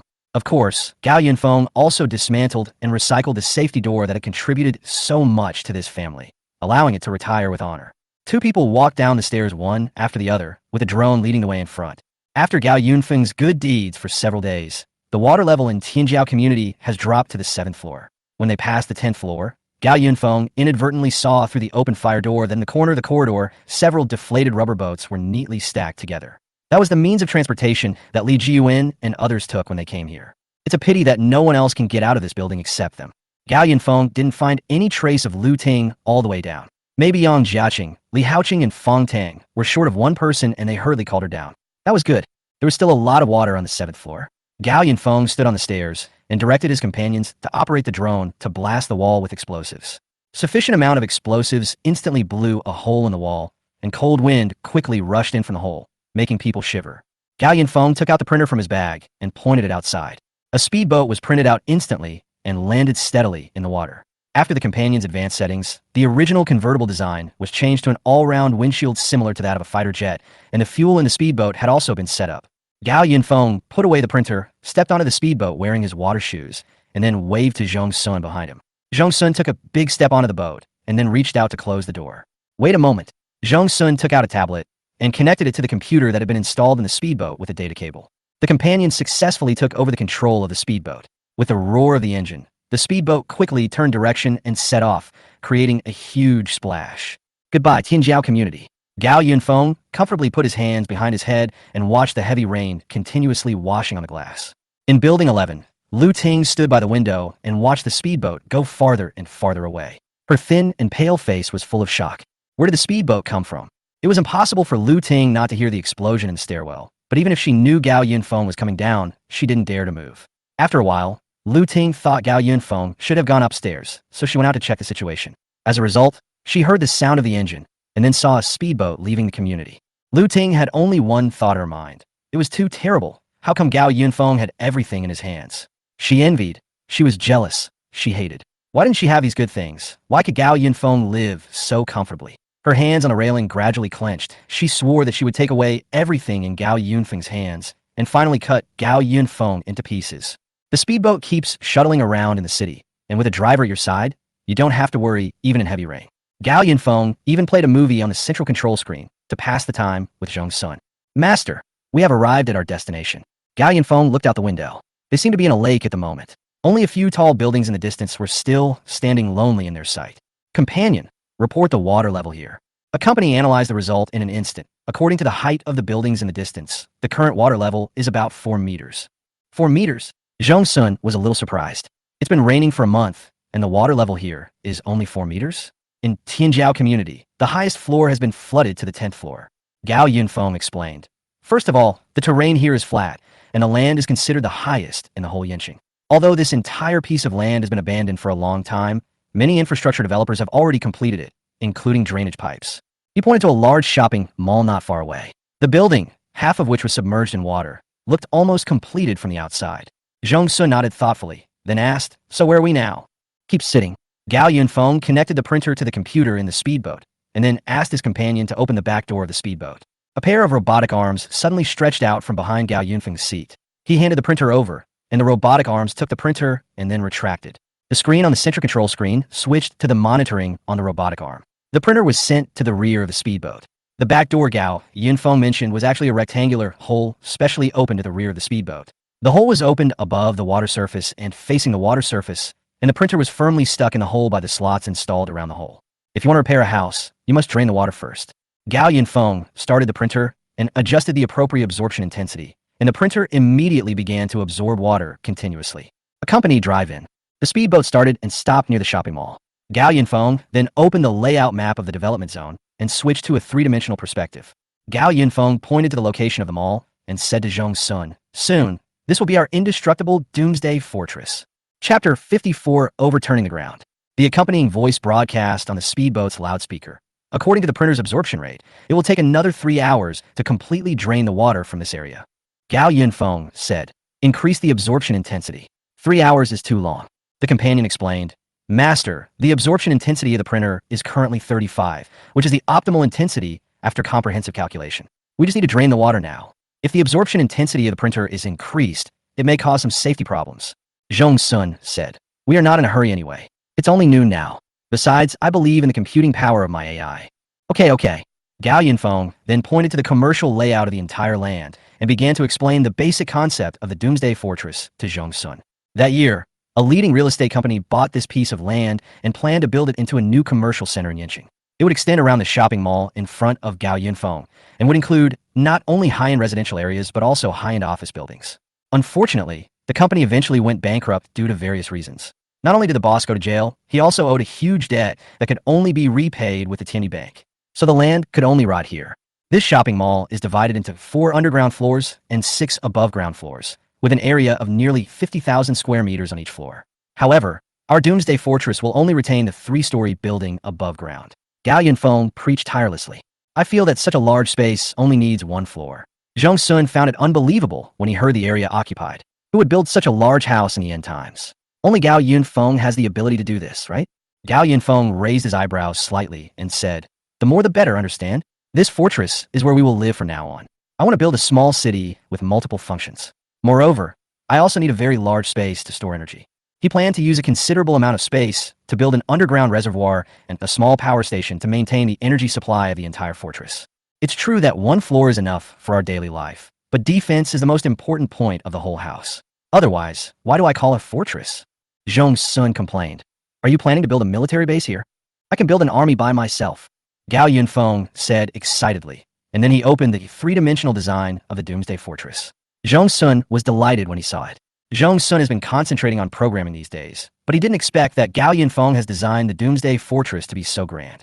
Gao Yunfeng handed the introduction of the Doomsday Fortress to Pei, who spoke at a steady pace. I think this entire piece of land has more room for development. So, after completing the fortress facilities, we decided to make full use of the nearby land. Not only will we build an arsenal, but we will also build a 360-degree, fully automated defense line around the fortress. You guys, are you exaggerating a bit? Zhong Sun knew how much desire people have when they become rich. As long as you are happy. The water level dropped quickly, and the companion moved the speedboat to a location slightly farther away from the mall. When the water around the speedboat was almost drained, Gao Yunfeng took out the printer. Gao Yunfeng opened the door and first printed a capsule house with a printer. Because it was a temporary place, there were not many furnitures in the room. Gao Yunfeng and Zhong Sun entered the room and immediately used the printer to print out a helicopter. That's right, a helicopter. Gao Yunfeng asked his companion to fly the helicopter and then installed the printer on the bottom of the helicopter. The companion analyzed the weather and said, "It is currently raining heavily and there are strong winds, but helicopters are allowed to fly at low altitudes and can take off." "Okay, let's go." Gao Yunfeng gave the order, and the helicopter started up and slowly took off. He and Zhong Sun stayed in the capsule room, watching the helicopter in the air heading towards the mall for the French windows. The helicopter arrived above the mall and hovered at the top. The companion reported through the tablet in Zhong Sun's hand. "Master, I am in position." Gao Yunfeng nodded and said, "Okay, turn on the printer. Absorption intensity, 100. Receive." They were about 2 kilometers away from the mall as the crow flies. As they watched, the 6-story mall began to be absorbed by the printer. As if it had encountered a black hole, the mall was gradually disintegrated from the top. From Gao Yunfeng's perspective, the roof of the mall was disintegrated into countless debris and quickly gathered upwards. The helicopter in the air was the center of the black hole. Countless decomposed debris gathered at the bottom of the helicopter and then immediately disappeared. The helicopter began to fly around the mall, and the outer wall of the mall facing Gao Yunfeng was collapsing at a speed visible to the naked eye. Zhong Sun exclaimed, "It's amazing. Who made this printer? I really want to study its source code." Gao Yunfeng had searched for a long time before, but couldn't find the source code of the printer program. He couldn't explain this situation, so he simply didn't think about it and used the printer freely. After about 10 minutes, the shopping mall completely disappeared from Gao Yunfeng's sight. After the shopping mall was completely absorbed, the underground structure of the mall and the surrounding land began to decompose and gather upward to the bottom of the helicopter. Gao Yunfeng picked up the tablet and shouted to Pei Pei, "Pei Pei, after you finish with the mall, go to the unfinished residential areas and office buildings nearby. If the construction materials are not enough, go further and demolish a few more houses." The companion said, "There is no need to trouble the master so much. Just lift up the ground." "Good." In the following time, Gao Yunfeng and Zhong Sun sat in the room eating spicy hot pot until an hour later, when Zhong Sun said everything was done. The two looked out the window again. Although the heavy rain blurred their vision a little, they could clearly feel that the entire land was completely different from before. There was a hazy yellow in sight. A large area of the ground was lifted up to reveal the loess, which then mixed with rainwater to form a large area of mud. "This piece of land looks like a deep pit created by a meteorite." Gao Yunfeng said to Pei Chai again, "Pei Chai, start printing the Doomsday Fortress." Receive. The helicopter returned to the sky above the shopping mall and stayed there. About 10 seconds later, Gao Yunfeng saw an iron wall being formed little by little in the deep pit. 10 minutes later, it gradually became a high wall. The helicopter in the sky slowly moved forward, and the prototype of the Doomsday Fortress was slowly taking shape. The companion reported the real-time situation. "Master, the printing progress is normal. The Doomsday Fortress is expected to be completed in an hour and a half." Chapter 55, Moving to the Doomsday Fortress. In the pouring rain, the helicopter flew back and forth in the wide earth pit created by the printer. After a while, the huge earth pit was gradually filled up, and the hard concrete floor was slowly laid on the ground and continued to extend forward. I'm afraid no one could have imagined that this well-known deserted area would have its first large-scale completed building today, and it is a comprehensive Doomsday Fortress. The helicopter flew away and stopped when it was no bigger than a fingernail in Gao Yunfeng's field of vision. On the tablet, the companion reported, "Master, the Doomsday Fortress has been built." "Got it. Thank you for your hard work." The companion drove the helicopter back and stopped in front of the door of the capsule house. Gao Yunfeng happily went forward to take down the printer, not caring about the rain falling on him. He then used the printer to print out a car and asked Zhong Sun to get in. He recovered the temporary room and the helicopter, then cheered and started the car. "Let's go." The car drove towards the Doomsday Fortress. At the beginning, there were some slight bumps along the road, but when the entire car body entered the concrete ground, everything became smooth and comfortable. When they finally approached the Doomsday Fortress, Zhong Sun looked at the magnificent building and couldn't help wondering. The exterior of the house seems to be similar to a shopping mall. Gao Yunfeng smiled and said, "The exterior is a replica of a shopping mall, so that at first glance people will think this is still the wasteland. But it was just a first glance. After all, the area 1 kilometer outside the mall has been paved with brand new concrete floors." The companion said, "It looks the same as the semi-finished shopping mall before, but the entire outer wall is made of the alloy of the safe door grade, and it is also thickened. A missile will only leave a small dent on the outer wall." When Gao Yunfeng was about 500 meters away from the main gate of the fortress, he said to his companion, "How about the underground garage?" The companion replied, "We are ready." At this moment, the cement road in front of the car suddenly began to sink, and the road surface about 100 meters in front of the fortress tilted downward to form a slope, and the bottom of the slope led directly to the second floor below the fortress. Gao Yunfeng drove the car down the slope. After the car passed the lowest point of the slope, the slope began to rise again and return to normal road surface. Gao Yanfeng would not build roads around the fortress for no reason. The 360-degree road surface around the fortress is full of hidden secrets.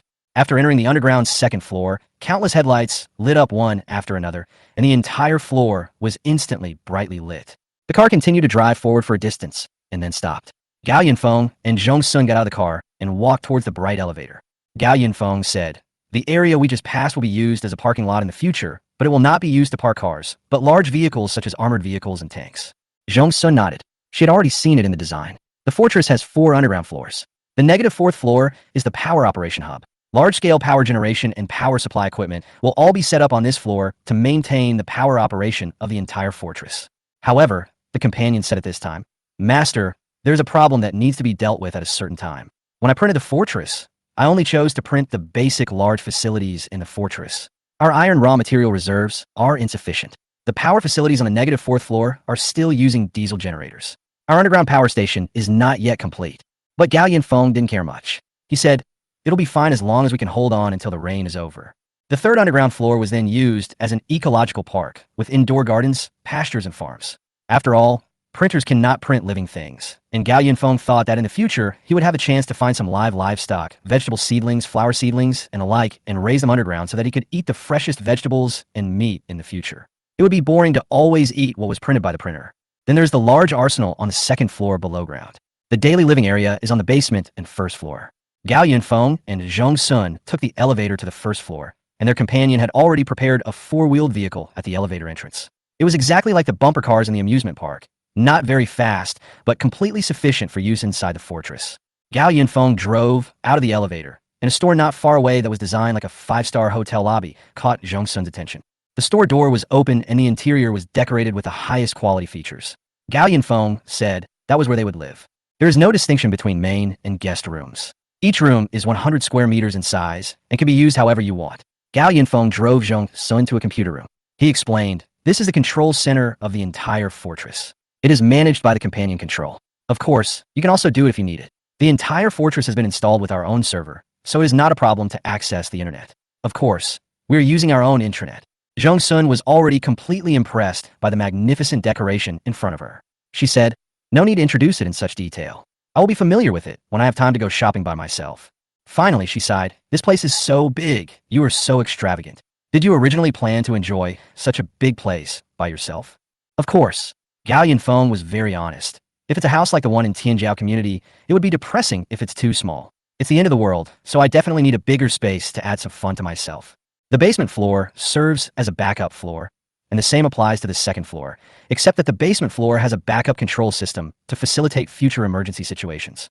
Gao Yanfeng used the 3rd floor as a helipad. He drove back to his new home and said as he entered the house, "Many of the built-in devices have not been printed yet.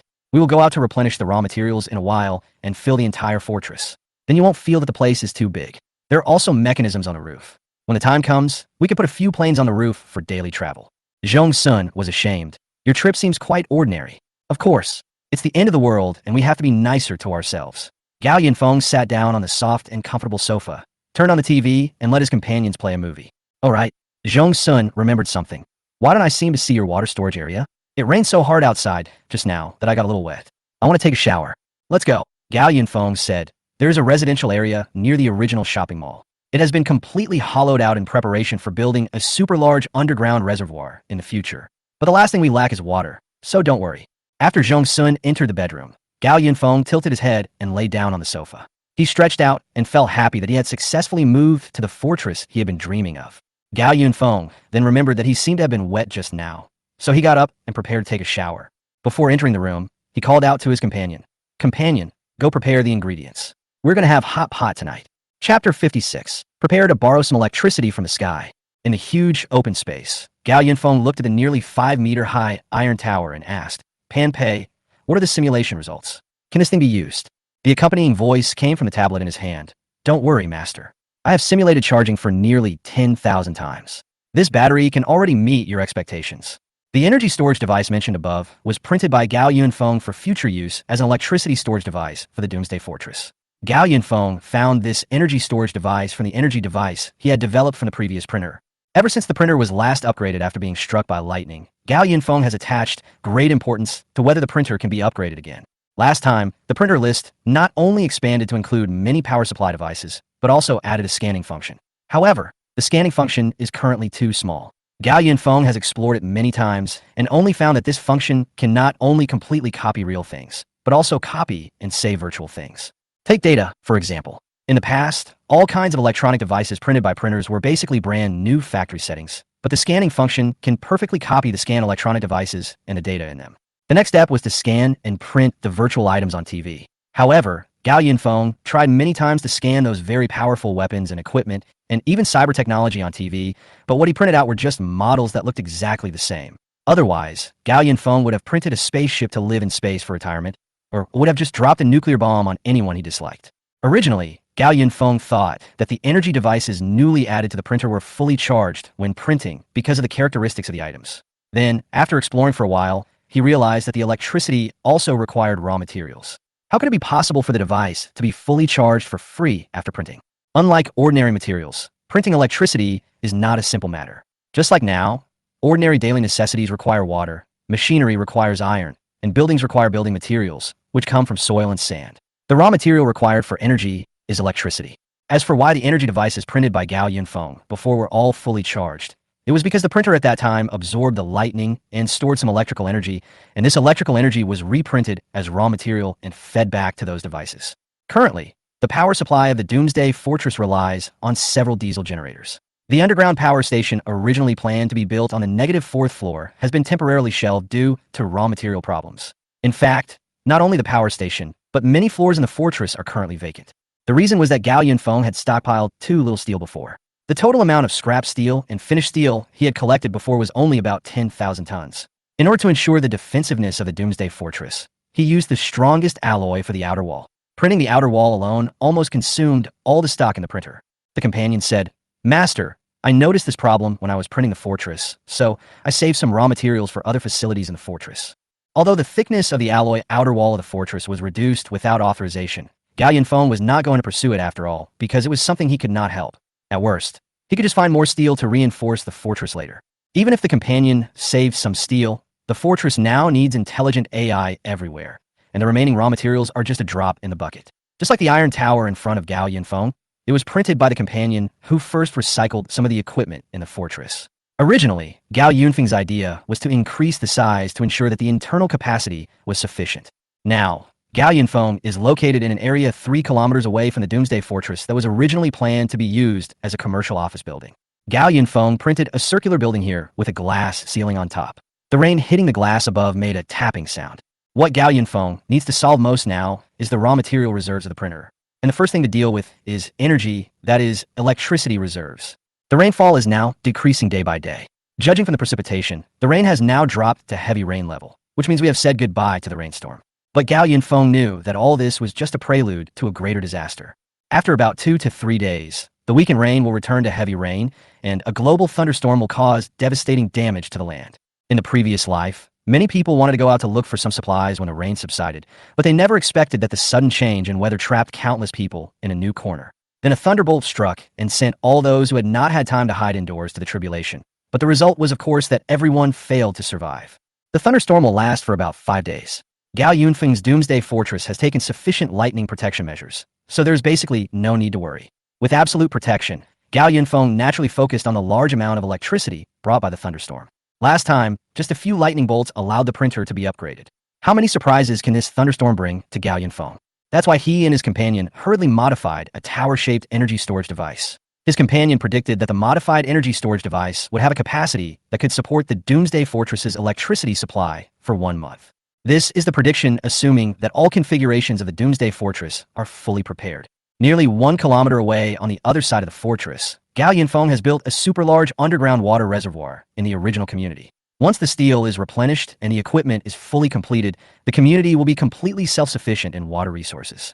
All that remained was to see how much power the printer could harvest from 5 days of thunderstorms. This circular building was deliberately printed with conductive materials, and a lightning-inducing device will be installed before the thunderstorm officially arrives. Gao Yunfeng then only needs to wait for good news. Of course, protective measures must be taken. For example, Gao Yunfeng is now wearing a special rubber suit. Although it looks a bit bulky and funny, it can ensure safety. Just don't wait for a sudden lightning to turn the whole room into a transformer box. In addition, Gao Yunfeng also specially prepared a robot in this room. It was a robot about the same height as an adult, and its surface was also covered with a layer of rubber material. This was to prevent any problems when the printer absorbed electricity so that someone could save the printer as soon as possible. Afterwards, Gao Yunfeng left the circular building and entered the underground passage through the secret door on the floor of the room. The passage led directly to the second floor below the Doomsday Fortress. Gao Yunfeng got on the scooter, put the precious printer on the passenger seat, and drove towards the fortress. His heart was full of anticipation. Chapter 57: The Thunderstorm is Coming. The rain outside was visibly reduced, and even the sound of wind and rain outside the window was not as frightening as before. Pei Yang has detected that a strong thunderstorm is about to occur and reminded Gao Yunfeng and Zhong Sun to stay indoors and not go out. Gao Yunfeng handed the printer to a humanoid robot and told it carefully, "I'm leaving it to you. Remember, no matter what happens, save the printer first. You have reminded me of this no less than 20 times today." The companion's tone was calm. The robot took the printer and then walked through the underground passage towards the power absorption point 3 kilometers away. Zhong Sun also felt the importance of the matter from Gao Yunfeng's expression, so she told Gao Yunfeng a good news. "I have completed the complete system you want." "Very good." Gao Yunfeng smiled and waited for good news from the company. The head of the robot operated by the companion is a monitoring probe protected by a rubber layer. At this time, Gao Yunfeng is sitting in the bedroom and following the situation in real time through the monitoring. The fortress had good sound insulation, but Gao Yunfeng could see through the window that the sky outside had become darker, and there were occasional flashes of lightning in the distant sky. In a little while, the rain will intensify again to heavy rain level, and thunderstorm is coming. "Master, the printer is ready." In the surveillance footage, the battery that was originally placed in the center of the circular building was replaced with an iron frame that was close to the roof height, and the printer was fixed to the top of the iron frame. Another computer screen in front of Gao Yunfeng displayed the voltage of the room where the printer was currently located. The room is made of conductive materials, and now that lightning is approaching, the voltage value in the room is currently in a volatile state. The surveillance camera followed the robot's perspective and accompanied the robot to check the conductive devices that had been arranged in advance inside and outside the house. 4 lightning rods were specially installed around the top of the iron frame where the printer was located. As the saying goes, be careful of being struck by lightning. But today, Gao Yunfeng was actually afraid that the lightning would not strike him. As time passed, the sky grew darker. Lightning flashed in the dark clouds, creating a scene that could be compared to hell. Even sitting in the Doomsday Fortress with a maximum safety factor, Gao Yunfeng could still clearly hear the thunder-like explosion outside. The lightning became more frequent and the rain began to fall heavier. With a sizzle, a flash of lightning completely split the sky. Then, as if responding to the thunder, countless lightning flashes in the sky followed closely. And in an instant, the gloomy sky was illuminated by intermittent lightning. At a certain moment, under the clear sky, a bolt of thunder suddenly struck, and although it was very far away, it was still shocking. Gao Yunfeng picked up the microphone. "A company, turn on the printer. Learn."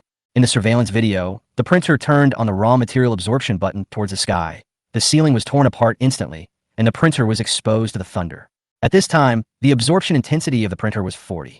Gao Yunfeng asked his companion to monitor it in real time and gradually adjust the intensity of the printer according to the actual situation. Under the guidance of large areas of conductive materials and lightning-inducing devices around it, the first lightning finally struck the monitoring location. The screen suddenly went white. In the speaker, the accompanying voice had a distinct electric sound. "Master, the signal is interfered with and the monitoring image may be delayed." Gao Yunfeng stared at the screen and said, "That's why I specially installed a backup system in the robot for you. The rest is all up to you." "Yes, master." Gao Yunfeng looked out the window and saw that lightning began to attack the ground more and more frequently. Perhaps at this time, many facilities in the city without lightning rods had begun to suffer. The half-remaining circular building not far away became the main target of lightning. Gao Yunfeng's computer couldn't connect to the printer's Bluetooth because the distance was too far, so everything had to be controlled by the companion. But Gao Yunfeng also had a backup plan. If lightning caused the companion to shut down or disconnect, Gao Yunfeng would wear special non-conductive clothing and go there in person. The companion is also diligent and responsible. It has been reporting the status of the printer at regular intervals. The printer's absorption strength is 50, and the absorption is normal. The printer absorbs 60% of the intensity and begins to attract lightning. The printer absorbs 65% of the intensity, and the frequency of lightning strikes increases by about 30%. The image on the computer screen was always completely white, as if it had been bombarded with infinite flash grenades. Only occasionally for a few seconds could one see what was going on inside the building. Gao Yunfeng looked out the window in the direction of the printer. From his perspective, The half-destroyed building had become the center of a vortex. A large amount of rain gathered in the air to form a long water tornado that danced in place.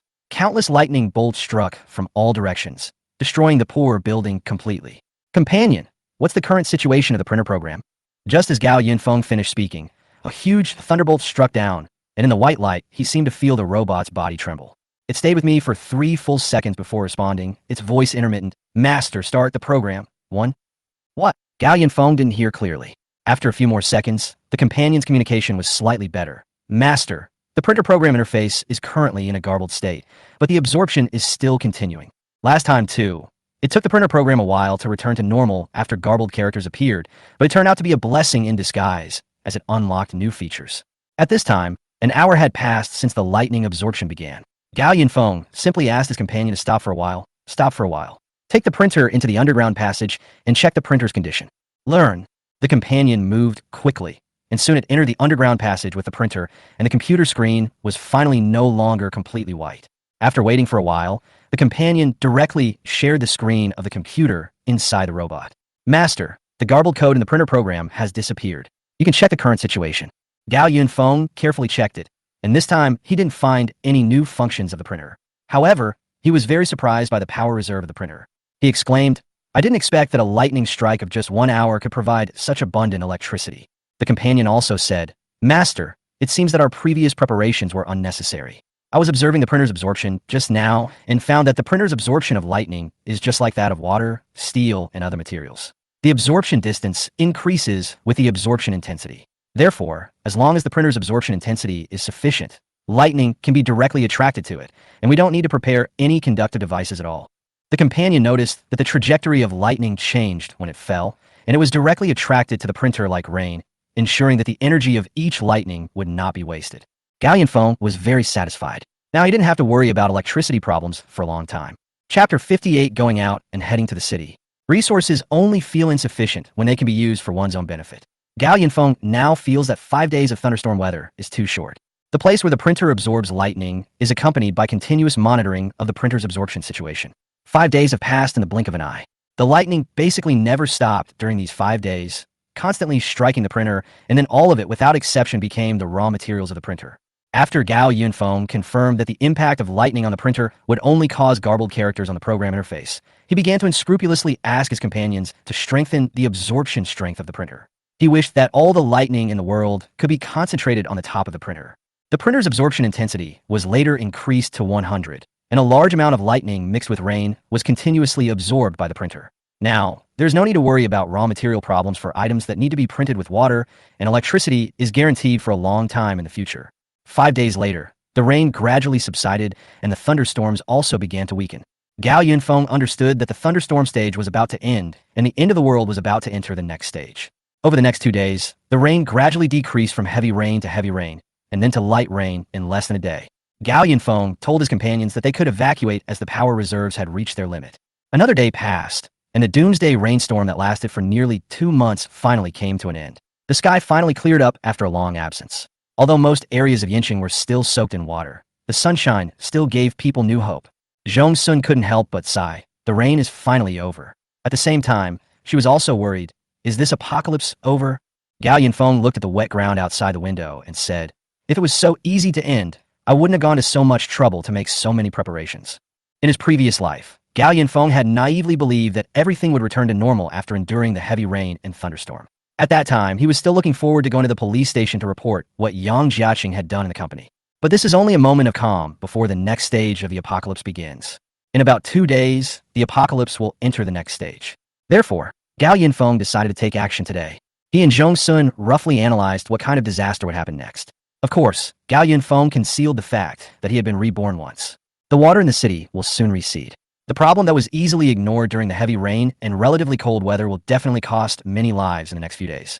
It is now February, and spring is coming when everything is growing. However, since the rainstorm occurred in winter, and the strong winds and heavy rains caused the average daily temperature in Yinqing to drop to about 2 degrees, the temperature will start to rise in the next few days. Gao Yunfeng said, we must be prepared to prevent high temperatures. I will go out today to collect enough steel, and then work hard to complete our doomsday fortress. Zhong Sun just nodded after hearing this. She knew Gao Yunfeng had his reasons.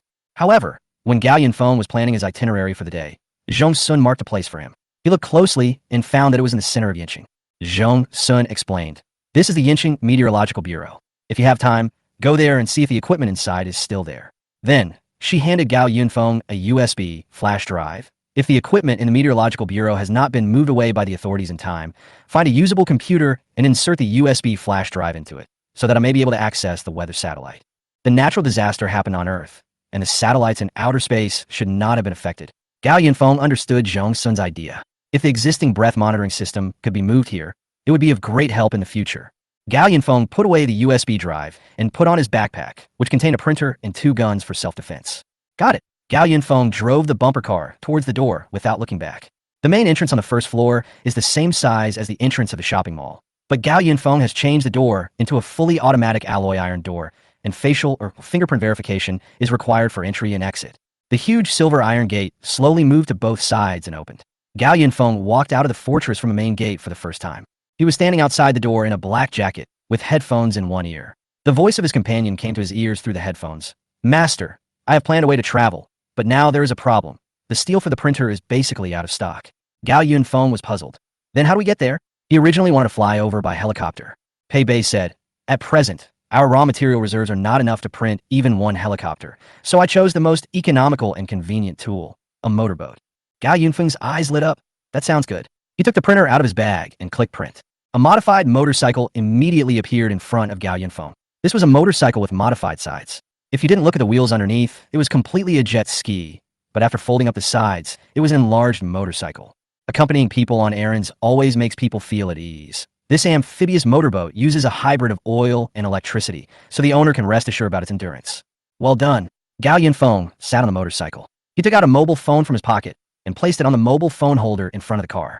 This time, the companion was also loaded into this mobile phone by Gao Yunfeng. Gao Yunfeng put his bag back on and started the motorcycle. "Let's go." The motorcycle drove away eagerly, like a tiger out of cage. A few kilometers away from the Doomsday Fortress, the water on the ground gradually increased. Gao Yunfeng brought a neat wave along the way. When a navigation prompt on the mobile phone was about to leave the highway and enter the city, he accompanied it in his ear and reminded, "Master, we are about to enter the deep water area ahead." "Understood." Gao Yunfeng pressed the button on the motorcycle, and an arc popped out on both sides of the motorcycle, immediately completing the transformation into a motorboat. Gao Yunfeng was riding very fast, and after going downhill, he saw endless deep water ahead. He raised the front of the car and flew into the air against the wind.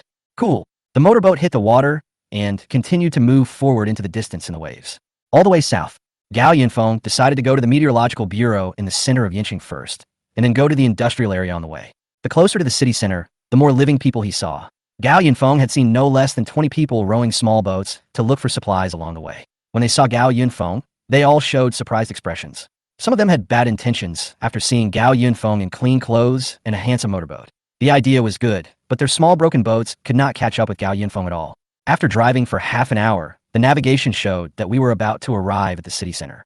At this time, the companion said to Gao Yunfeng, "Master, beware of an ambush." Chapter 59, Water Bandits. Gao Yunfeng's mobile phone camera is pointed straight ahead, so any person or object that appears in the camera will be noticed by the person on the phone. Hearing something unusual, Gao Yunfeng quietly slowed down and continued to drive the motorboat forward while asking his companion, "What's going on?" He himself seemed to have noticed nothing. At this time, Gao Yunfeng was driving on a wide street, surrounded by rows of exquisite office buildings. All the buildings were half submerged in water, and there seemed to be no one around. 400 meters ahead is the office building with Jingsheng written on it, and the buildings opposite it. After Pei Chai's reminder, Gao Yunfeng realized that there seemed to be human figures passing by the 2 buildings that Pei Chai mentioned. That was the first floor of the office building located on the water. If a person had not suddenly flashed through the window of the building on the left, Gao Yunfeng would not have noticed the situation there. He asked his companion, "So what's the situation there?" The companion replied, "There's an obstacle in the water, which is probably a fishing net." Gao Yunfeng was very curious. "Fishing net? This street is so wide. Where do they get such a wide fishing net?" "There's a company nearby that makes fishing gear," the companion answered. "Interesting." Gao Yunfeng drove the motorboat slowly towards the target office building. When he got close to the target office building, he noticed a lot of garbage floating on the water.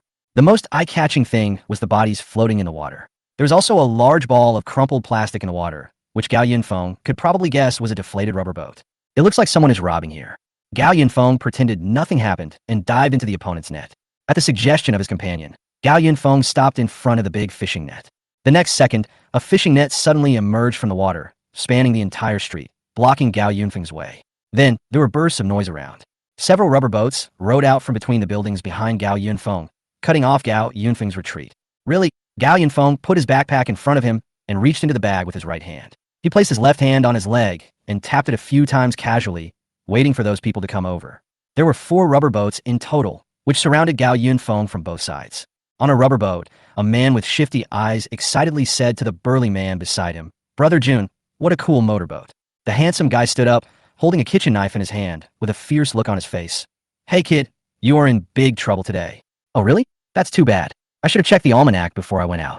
Gao Yunfeng said so, but his tone was as emotionless as when he was reading a text in school. He also asked an obvious question. "So, what can all these big brothers do for you?" Jungo immediately held his head high, put his hands on his hips, and said with great momentum, "Boy, your motorboat looks pretty good. Hand over your belongings in this motorboat, and then you can leave." Gao Yunfeng waved his hand. "No, brother, I'll give you all the things. How can I leave?" At this time, someone started making noise. "How you leave is up to you. Just hand over all the useful things." Gao Yunfeng added, "What should I do if the things I've seem to be of no use to you? Why is it useless?" Jun Ji's face became increasingly gloomy. He looked at Gao Yunfeng greedily and said, "You are very useful to us. Alas, that means, whether I hand it in or not, I can't leave." Gao Yunfeng's tone was still emotionless. Jun ordered his men to row the boat towards Gao Yunfeng and said, "That's right. If you want to blame someone, blame yourself for coming to our territory." Seeing the 4 rubber boats approaching, Gao Yunfeng sighed. "That's really unlucky." Suddenly, he changed the subject and his eyes became sharp. "But I'm talking about you." Gao Yunfeng's right hand suddenly pulled out of the bag, and at the same time his left hand reached for his waist. Just as the group of ignorant robbers were slashing at him with their weapons, he had already pointed his gun at them. Thump, thump, thump. The submachine guns kept firing at the crowd, and the people on the 2 rubber boats all fell down before they could figure out the situation. Brother Jun was stunned for a moment when he saw Gao Yunfeng pull out a pistol from his waist, but the sound of the gunshot the next second made him panic. "There's a gun." Junji's rubber boat was still a few meters away from Gao Yunfeng. He couldn't leave even if he wanted to. They were in an open area on the water, and they all became Gao Yunfeng's living targets. Gao Yunfeng held a pistol in his left hand and a submachine gun in his right hand. After he cleared out the people on his right side with a burst of shooting, he caught a glimpse of Junji's rubber boat on his left side, preparing to retreat. He switched the guns in his hands and fired a burst of bullets from the submachine gun directly at Junji's broad chest. Junji's pupils trembled. He probably had never seen a real gun in his life. Well, now he had seen it. His body suddenly lost its center of gravity and fell headfirst into the water. There were still people alive on the water, but Gao Yunfeng had just deflated all of their rubber boats with one shot. The more they struggled to escape, the faster the rubber boats sank. Sure enough, they didn't row far before the 2 rubber boats with survivors all sank to the bottom. The men who had looked so fierce just now were now splashing around in the water like stray dogs. Gao Yunfeng turned the motorboat around and swam towards the people struggling in the water. He stopped a few meters away from them and calmly changed the bullets in his pistol. "Help! Help!" The man with shifty eyes stretched out his hand towards Gao Yunfeng. "Save me! Please save me!" Gao Yunfeng began to scold him. "Look at you guys. Why do you become robbers for no reason? You rob and rob, but you can't even make a living." "I'm sorry, I was wrong." The cunning man was still struggling. "Please save me. I won't dare to do it again, never again." Unexpectedly, Gao Yunfeng agreed immediately. "Sure." Just when the thief's eyes lit up and he thought Gao Yunfeng was soft-hearted and would let him go, he never expected that Gao Yunfeng would point the gun directly at his head. "Just be more careful in your next life." Bang! The thief sank into the water in regret. Gao Yunfeng was too lazy to talk to the others and shot them all in the head. There were a dozen more bodies on the water. Gao Yunfeng noticed that there were still people in the buildings on both sides, so he raised his submachine gun and fired at the glass. "Everyone, learn this lesson." Gao Yunfeng said this, used a knife to cut the fishing net that was blocking the way, and continued to move forward. The noise he made attracted many survivors around. Chapter 60. Sweeping the Meteorological Bureau. The local meteorological bureau in Yinxing is close to Yinxing TV station and is the meteorological center of the province.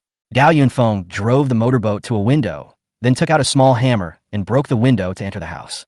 He walked along the corridor and saw the sign 3F written on the wall at the entrance of the stairs. The floodwater in Tianjiao community reached the 10th floor. The terrain is really low, Gao Yunfeng thought. As expected, the entire building was empty.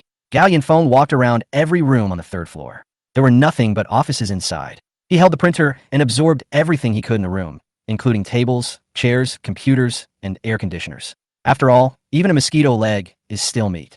After the 3rd floor was completely searched, Gao Yunfeng went up to the 4th floor. The decoration of the 4th floor was more magnificent than that of the 3rd floor. When Gao Yunfeng found the weather monitoring room by following the house number and pushed the door in, the situation inside was somewhat as he expected. Most of the equipment in the monitoring room had been moved out, leaving only some data that had not been taken away in time and a few scattered computers. It looked like the people here evacuated in a hurry. Gao Yunfeng walked into the house and put the printer on a table. Then he took out his mobile phone and pointed the camera into the house. All the important things have been taken away. Can we still find anything useful? Gao Yunfeng asked.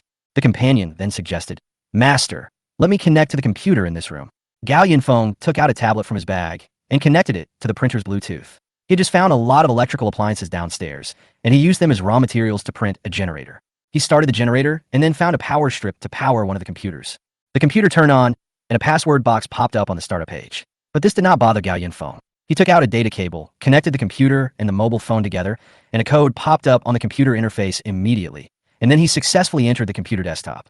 Next, Gao Yunfeng pulled out a chair and sat in front of the computer, watching his companion open the program in the computer and crack it. Page after page of code popped up on the computer, making Gao Yunfeng sigh. High technology is easy to use. Master, please insert Zhong Sun's USB drive into the host computer. Gao Yunfeng did as he was told, and then a transferring message popped up on the computer screen. Gao Yunfeng asked curiously, Is it done? The companion replied, The core computer responsible for receiving the official satellite has been dismantled, and now there is no network, and I have no way to connect to the core host. Just when Gao Yunfeng thought the matter was over, he unexpectedly changed the subject. But I have copied all the weather monitoring systems and data in this computer. If we get satellite data in the future, we can print a satellite and launch it. Gao Yunfeng nodded slightly after hearing this. That's fine. After a while, Peibin copied all the useful information and data in the computer to the USB drive, and then it called up a program. Master, there is something worth noting. Gao Yunfeng leaned forward and found that the software opened was the internal work communication software of the Meteorological Bureau. The companion used some tricks to open the account of the owner of the computer, and then found these when checking the chat history in his account. On December 30th, 2035, the day before the end of the world, an announcement was released in the Meteorological Bureau's workgroup. Before this announcement, someone had already reported that there would be heavy rain on the 31st. The announcement said that the Weather Bureau should downplay the news of the heavy rain, which meant that it was just a heavy rain that would not last long. Then, the superiors ordered the Meteorological Bureau to start sorting out equipment in preparation for relocation, and issued a holiday notice to all staff. The so-called holiday notice is nothing more than an excuse to lay off the employees. However, in the chat group of the Meteorological Bureau staff, many people were puzzled by the superiors' actions. Many people were discussing whether something big was going to happen. One of them mentioned that the leadership seemed to be packing up these 2 days, and some colleagues with outstanding abilities seemed to be transferred to new work addresses first, and others were given an early holiday to go home for New Year's Day. Although the announcement did not state the relocation address of the equipment, Pei Xiang still found the keyword Nanchang District from dozens of group chats. Gao Yunfeng raised his eyebrows slightly. In the previous life, the official survivor base was in Dongqing District. Could it be that the authorities have more than one survivor base in Yanqing? But if you think about it carefully, that makes sense. After all, the number of survivors that a base can accommodate is very limited. Although the authorities gave priority to preserving equipment and talents before the doomsday, they only began to lend a helping hand to other survivors after all the facilities and order of the base were stabilized. In that case, they really need to build several more bases. However, Gao Yunfeng would never go to the official base again in this life. Since he already had such a comfortable doomsday fortress, why would he go to the base to squeeze into the bunk beds in the large room with dozens of people? Moreover, in the doomsday, any order is prone to deterioration, and the official is no exception. Now that he knew about this, Gao Yunfeng would be careful. If he went out in the future, he would try to stay away from the official base to avoid being targeted. After making sure that there was nothing valuable in the computer, Gao Yunfeng demolished the room into a bare house. After coming out of the Meteorological Bureau, Gao Yunfeng asked his companion to sort out the large and small steel mills and hardware factories in Yanqing, and then organize the most convenient route to expect the harvest along the way. However, when he drove his motorboat onto the street, he found that there were many more boats on the street. As soon as Gao Yunfeng's motorboat came out, it attracted countless people's attention. However, he didn't care about the shining eyes of others. He was just curious about how so many people came out in such a short time when the area was so dead just now. The route set up for the companionship requires passing through a section of the road they came from, and Gao Yunfeng happened to follow a few boats for a short distance. Then he noticed that the people in front of him were rowing toward an office building. Gao Yunfeng looked at the building and felt that it looked familiar. Master, that is the office building where the robbers were just now. The companion reminded. Oh really? Gao Yunfeng watched the person in front of him happily climbed into the office building through the broken window. It was not until someone carried a box of supplies out of the building that he suddenly realized what was going on. It seems that Gao Yunfeng has killed this group of people, and the people around him rushed over to divide the things when they saw it. Gao Yunfeng parked his motorboat on the street and watched the show with great interest. More and more people gathered around him, and some of them wanted to take advantage of Gao Yunfeng. However, Gao Yunfeng pulled out the gun from his waist and weighed it in his hand, and no one dared to approach him easily. There were too many people and too little food, so those who couldn't grab supplies had to turn their attention to the corpses floating in the water. Quick, pick it up first. It's still fresh. Gao Yunfeng shook his head helplessly and prepared to leave. But at this moment, a slowly approaching speedboat attracted Gao Yunfeng's attention. Others came here anxiously to scramble for food, but this speedboat just went straight forward without stopping at all. Gao Yunfeng took a closer look and saw two people lying on the boat, who looked like patients. Chapter 61 City, $0 Shopping. Gao Yunfeng looked at the people on the speedboat and couldn't help feeling a little confused. There are 3 grown men on the boat, a woman and a child lying on the boat. What are they going to do? Although Gao Yunfeng is curious, he will not meddle in other people's affairs. Why should he care so much about other people when his own life is already difficult? When the speedboat passed in front of Gao Yunfeng, he clearly felt the burning gazes of the 3 men on the boat. He was a little unhappy. Gao Yunfeng quietly placed his finger on the trigger. He suspected that these people wanted to use women and children to confuse the viewer and might have bad intentions. If the 3 men dared to take action, he would make them the freshest ghosts in the water. Unexpectedly, when the speedboat was several meters away from Gao Yunfeng's motorboat, one of the men on the boat noticed Gao Yunfeng's vigilant gaze and suddenly smiled, nodded to him, and said, "Hello, hello. What? Are there still people so enthusiastic now?" However, just when he was wondering, the man opposite him suddenly shouted at him, "Behind you!" A small boat came silently behind Gao Yunfeng. A middle-aged man on the boat was holding a hatchet and ready to attack Gao Yunfeng. Bang! Gao Yunfeng didn't even turn his head. He raised his hand and shot the middle-aged man in the head. The man's head tilted and he fell on the boat. The other accomplices on the boat were frightened by the shot, and after they recovered, they immediately rowed away. But this was a street, not an open area. Where could they escape? Gao Yunfeng fired a shot at the backs of several people, and the boat shook violently on the water for a few times before it stopped moving. Do you think I'm blind? Gao Yunfeng put away his gun and then paid a little attention to the man who had just reminded him. Although his clothes were covered in stains and his face was covered in beard, the man looked about the same age as Gao Yunfeng, but his eyes seemed much calmer than most of his peers. Gao Yunfeng's shots shocked everyone around him. He was too lazy to pay attention to others and restarted the motorboat and sped away. His first stop was a hardware company 3 kilometers away. The companion happened to have browsed the company's information, so it said to Gao Yunfeng, "Master, this company specializes in factory equipment accessories. I found its profile on a social platform. The company has a warehouse on the roof." Gao Yunfeng nodded slightly, parked the motorboat, and went upstairs. After walking up a few steps along the stairs, Gao Yunfeng smelled a very strong odor. He frowned and continued to walk upstairs. The stench was strongest when passing by the company's office area. Gao Yunfeng looked inside through the glass door and saw several bodies lying in a mess on the floor of the office. At least 3 of the bodies were in a miserable state with holes in them. The building was dead silent. There's no place like a canteen in this building, which means that the people trapped in this building have been basically out of food from the beginning. No wonder these people would go crazy and kill each other. Arriving at the warehouse on the top floor, Gao Yunfeng just gently pushed the door open. He sensed something was wrong and walked into the warehouse with a pistol in his hand. The metal reserves in this warehouse are surprisingly good. Gao Yunfeng estimated with his naked eyes that there are probably dozens of tons of finished metal accessories in it. The purpose of his trip this time is to absorb as much metal as possible, and he chose this kind of warehouse or company that deals with hardware. Gao Yunfeng searched the warehouse to make sure there was no one there. Then he took out the printer and absorbed all the things in the warehouse. However, just when Gao Yunfeng was halfway through his work, the half-open door of the warehouse made a creaking sound. Gao Yunfeng heard the noise and immediately raised his gun and aimed. A skinny man froze in front of the door. His lifeless eyes flashed a hint of surprise the moment he saw Gao Yunfeng, but his body, which was about to move, suddenly froze when he noticed the gun in his hand.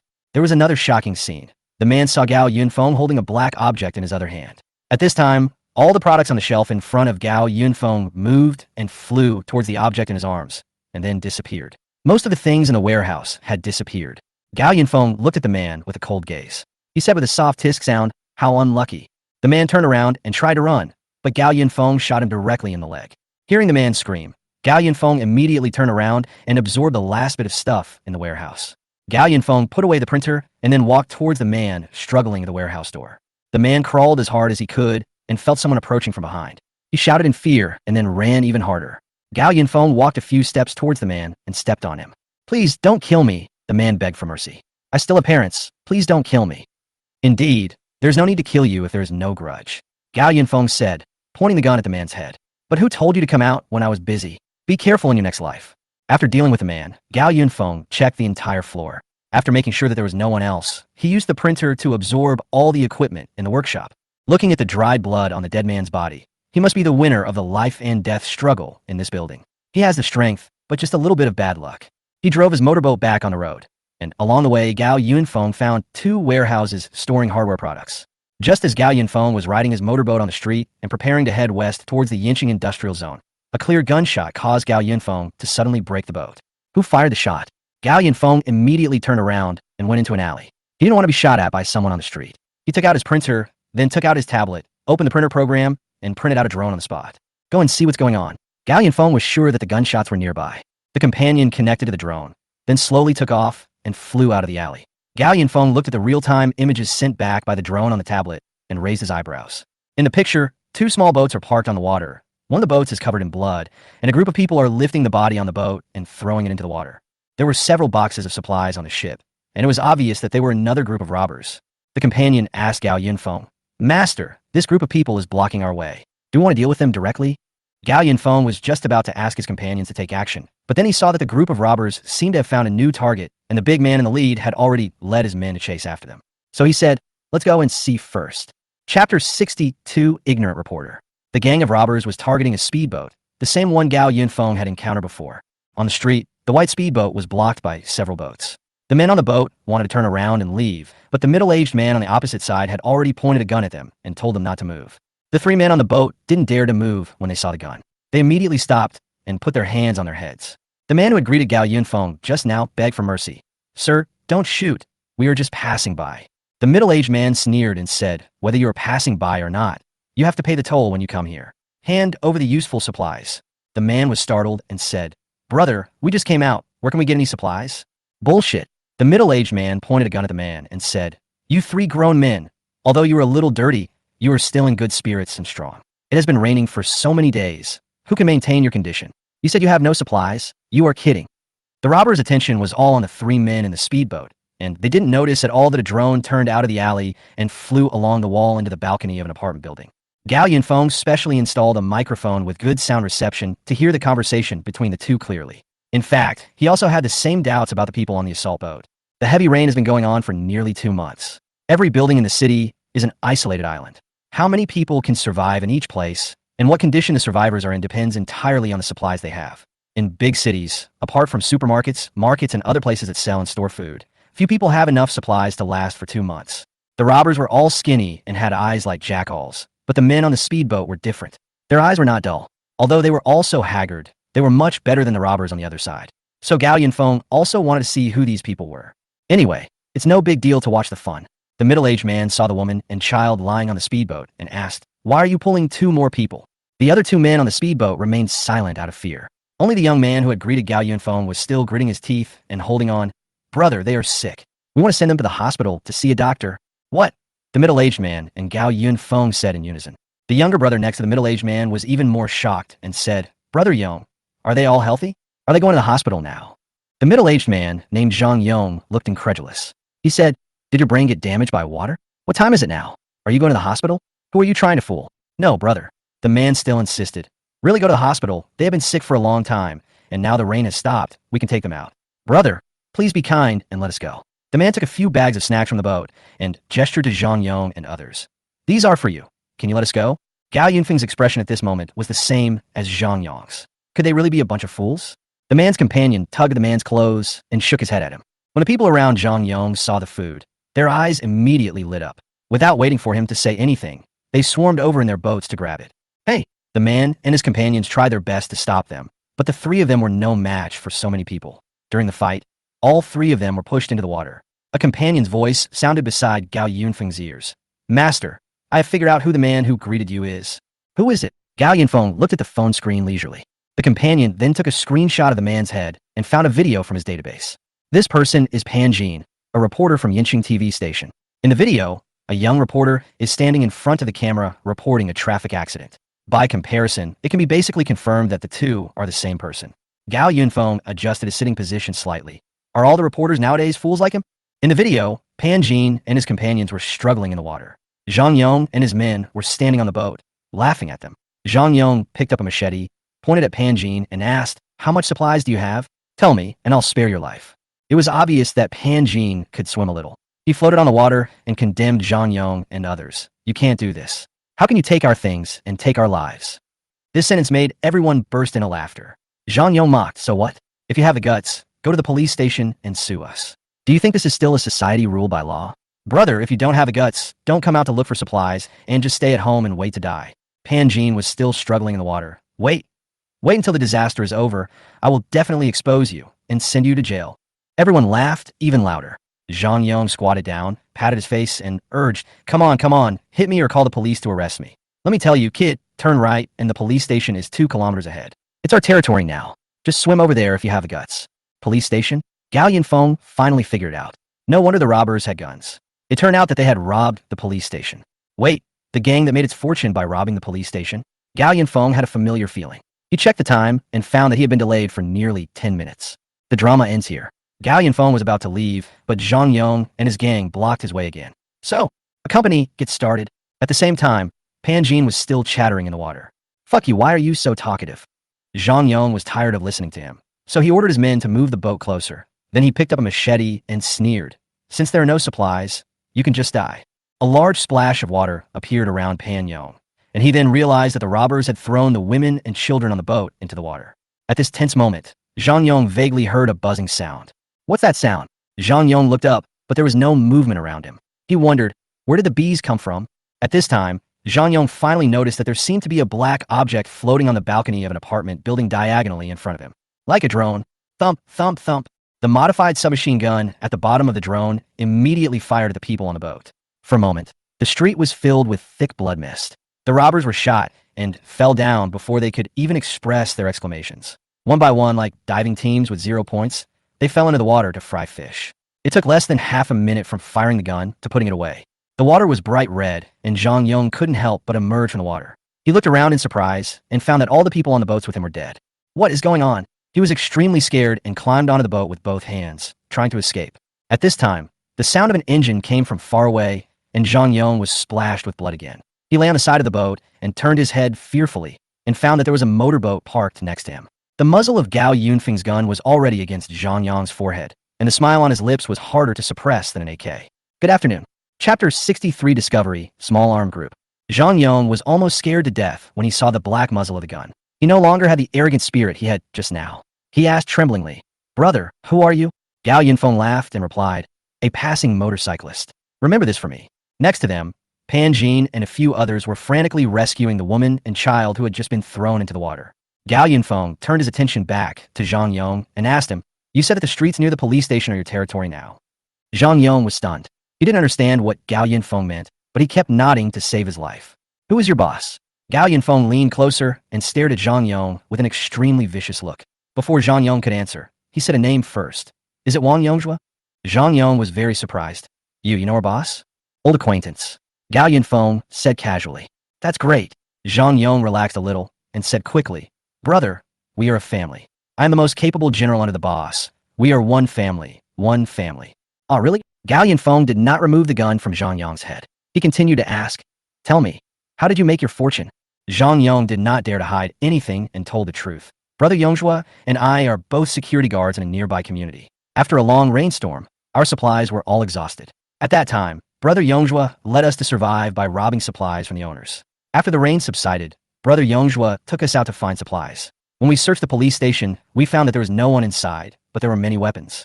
So we relied on a few guns to become the big brothers in this area." It's similar to what Gao Yunfeng thought. The man named Wang Yongzhua didn't know Gao Yunfeng, but Gao Yunfeng knew him. In his previous life, Wang Yongzhua was one of the first armed groups to appear in Yanqing.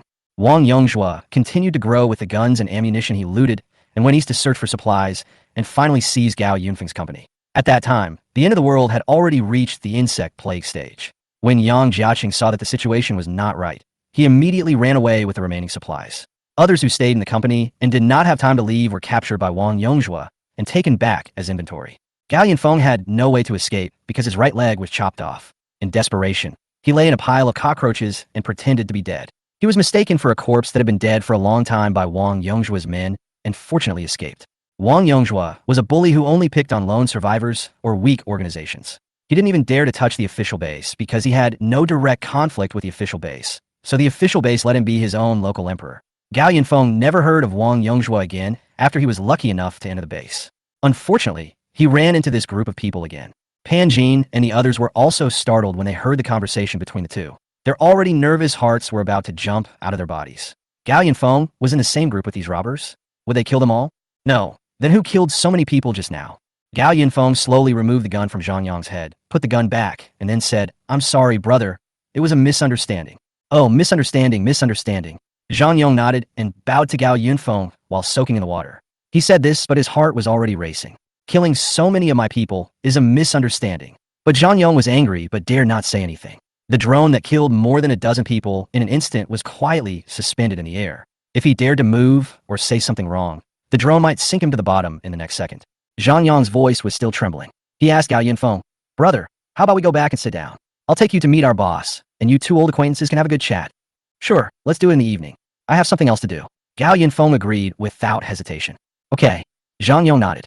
Gao Yunfeng's direct attitude made him feel a little more relaxed. He climbed onto the boat using his hands and feet, and then said to Gao Yunfeng respectfully, "Brother, I'll go back first. I'll go back and report to you, brother. I'll wait for you in the Jincheng community in front tonight." "Okay." Gao Yunfeng also asked Zhang Yang with concern, "Do you want me to give you a ride?" No, don't bother." The second half of Zhang Yang's sentence was still stuck in his throat, and the next second a series of gunshots rang out, and his chest was instantly shot through. "You." Zhang Yang's eyes were full of astonishment and surprise. He stared at Gao Yunfeng, then fell backwards and fell into the water with a splash.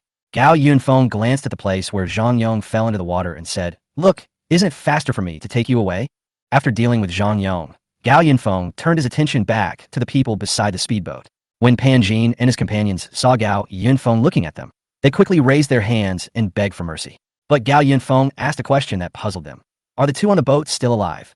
Pan Jin was stunned, and then he realized that Gao Yunfeng was asking about the woman and child who had been in a coma, so he quickly reached out to check on them. "It's no longer possible." Pan Jin was very scared. Gao Yunfeng said calmly, "Why go to the hospital? Just pack up and go home."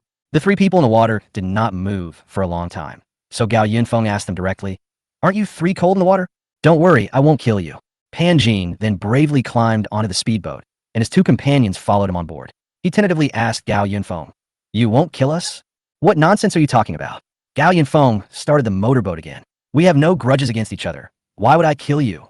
Moreover, the drone had been hiding on the balcony of a nearby apartment. Pan Jin and others had been so nervous since just now that they did not notice the existence of the drone at all. Pan Jin actually took out an ID from his arms. He turned aside with the photo to Gao Yunfeng and introduced himself. "My name is Pan Jin. I'm a reporter from Yinqing TV station, and these two are my colleagues. We were trapped in the TV station for a long time, and then someone got sick, and we want to take them out to see a doctor." Gao Yunfeng glanced at the woman and child who had completely lost their breath on the boat, and then asked Pan Jin, "There should be plenty of food reserves where you are staying, right?" Pan Jin was stunned for a moment, then nodded. No wonder this person is so stupid. It turns out he hasn't been completely tortured by the end of the world. Instead of rescuing dying people, you might as well go out and find more supplies while you still have strength. This world is no longer the same as before, so don't be too nice to strangers. Gao Yunfeng said this, then stepped on the accelerator and sped away, leaving only two brilliant splashes of water behind. "Pan Jin, they are dead," said the companion sadly. Pan Jin sat slumped in the boat for a long time without saying a word, until his companions picked up the oars and said to him, "Let's go back." He nodded, "Go back."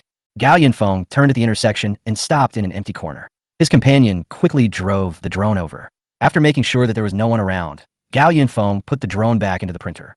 "It seems like we have wasted too much time." Gao Yunfeng looked at the navigation on his mobile phone. There were still many target addresses waiting for him to acquire, and there were also several steel mills in the suburbs, which are the focus of this trip. The schedule for the past 2 days is quite full. Gao Yunfeng immediately followed the navigation to the next destination. He expected to collect enough steel by tomorrow evening, and then find time to return to the city center. After all, the primary goal must be completed first. If there is time, I will come back and visit Wang Yongzhua. Chapter 64 Steel Plant. Gao Yunfeng thinks that he is not a good person. The difference between him and those people in the apocalypse who abandon their humanity in order to survive is that he will not kill people indiscriminately. Just like he didn't kill Pan Jin, he simply didn't want to waste bullets, and he and Pan Jin didn't know each other, and there was no hatred between the two. Gao Yunfeng would only kill two types of people. One is the one who actively troubles him. The other is the one who knows his most critical secret. Of course, the latter does not include Zhong Sunao. Gao Yunfeng followed the navigation and circled Yinqing halfway, looting several hardware warehouses, machine processing plants, etc. Before the looting, he would ask his companion to search for living people nearby, and if there were any, they would be driven away directly. But if he was accidentally seen by someone while using the printer to absorb metal, it would not be his fault, because his companion would use a drone to directly cause the witness to have permanent amnesia. At this time, Gao Yunfeng was pointing a submachine gun at a group of workers in the factory. "Don't kill us." The workers burst into tears. The days they were trapped here were already painful enough, and how could someone even come to rob the factory? "You all go in and stay for a while, and I promise not to kill you." Gao Yunfeng pointed to the office next to him. He forced everyone into the office with a gun, then closed and locked the door. The companion whispered in his ear, "Master, the drone has completed the search and confirmed that there is no one else around." "Okay." Gao Yunfeng took the printer out of his bag, and then gave an order to his companion. "Go and seal the windows of the office so that the people inside can't see what's happening outside." A drone immediately flew out of the factory, sprayed the 2 windows of the office with glue that had been prepared in advance, and then pasted newspapers on the windows. Gao Yunfeng went downstairs and walked into the factory building next door. The huge factory building stored tens of thousands of tons of finished and semi-finished steel, while another factory building also stored a lot of finished steel coils. Most of these steels were soaked in water, and the workers in the factory were too busy to take care of them since the rainstorm. But Gao Yunfeng needed these most. He didn't care about the quality of the steels. He asked the drone to bring the printer and then turned on the raw material button of the printer to start the storm suction. All the steel in the factory was absorbed into the printer, and the water level in the factory dropped by more than half. Gao Yunfeng leaned against the handrail of the stairs, leisurely playing mobile games. He did not take his eyes off the phone until the companion reported that all the steel had been absorbed. The factory building that had just stored a large amount of steel was now empty, and even the large machines and equipment in the production workshop had been cleaned out. The workers might be shocked, but they couldn't guess what method Gao Yunfeng used to clear the entire factory in one go. Moreover, Gao Yunfeng wore a helmet and a mask throughout the whole process, so they couldn't see Gao Yunfeng's appearance. "Done, call it day, next one." Gao Yunfeng called the drone back. Before leaving, he printed some extra food and left it here. After all, if you take someone's things, you have to show some appreciation. Gao Yunfeng asked his companion to unlock the office, and then he set off to the next place. The motorboat sped through the night. Gao Yunfeng looked at the small red flag at the navigation endpoint and stopped when there was still 1 kilometer to go. The next place is the largest steel refinery in Yinqing, which is also the fattest sheep among Gao Yunfeng's targets this time. Gao Yunfeng had been here once before the end of the world to the steel plant owned by Mr. Wang. When it was still quite a distance away from the steel refinery, Gao Yunfeng felt that the motorboat seemed a bit heavy, and there seemed to be no sound of it cutting through the water when it was moving. Only then did he realize that the accumulated water nearby had almost receded, and the bottom of the motorboat was almost reaching the ground. No wonder it couldn't start. Gao Yunfeng drove the motorboat forward for a distance, and then switched directly to motorcycle mode. He drove the motorcycle very quickly towards the steel plant, but when he noticed some light, he slammed on the brakes and stopped. "Light!" Gao Yunfeng became alert. He found a secret corner to hide in, then printed 3 drones and asked his companions to explore the way first. The drone surveillance camera turned on the night vision mode, and the entire screen was green, except for an unusual bright color in one of the steel mills in the distance. There is still electricity in the steel mill. Gao Yunfeng ordered 3 drones to disperse and investigate the situation in the steel plant. The picture on his mobile phone showed the drones heading for the light. As the largest steel plant in Yinqing, the factory covers an area of nearly 9 square kilometers and still has lights on in 4 factory buildings.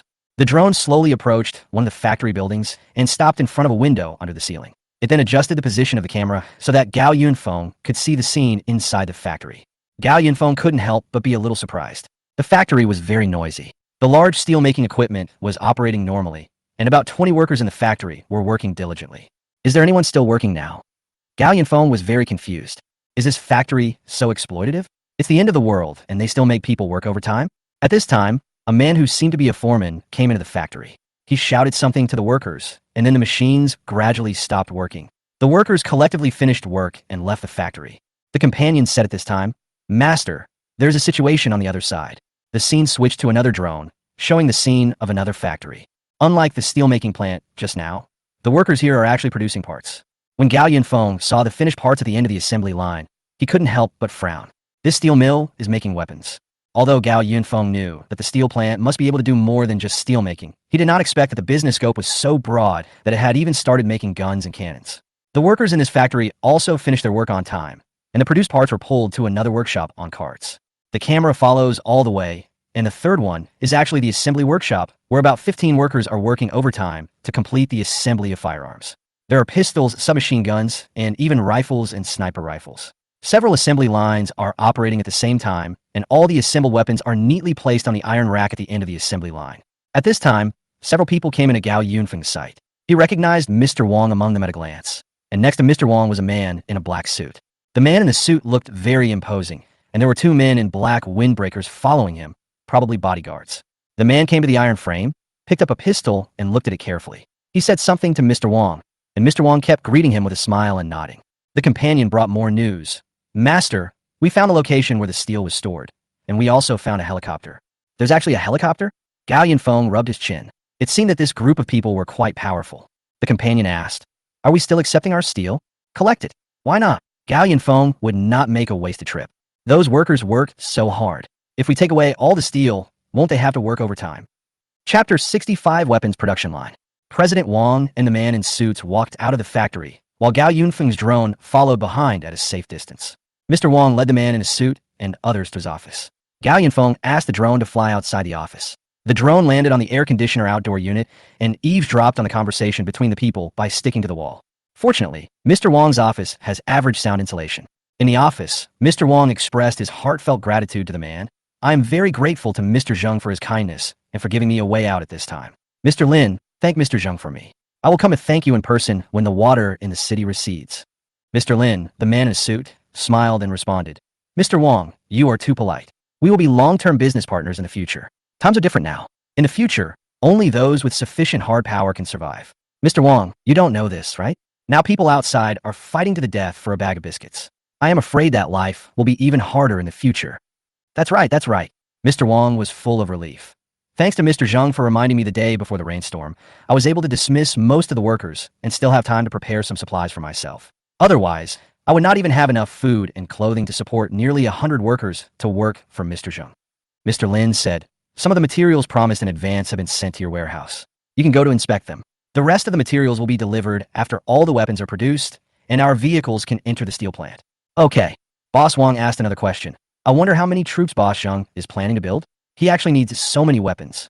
"Don't worry about that," Mr. Lin assured Mr. Wang. "We have developed well, and as a partner, you will naturally be able to get our support. The official base is still under construction, and we have to hurry up to prepare. In short, Mr. Wang, you only need to provide people and equipment, and don't worry about the rest."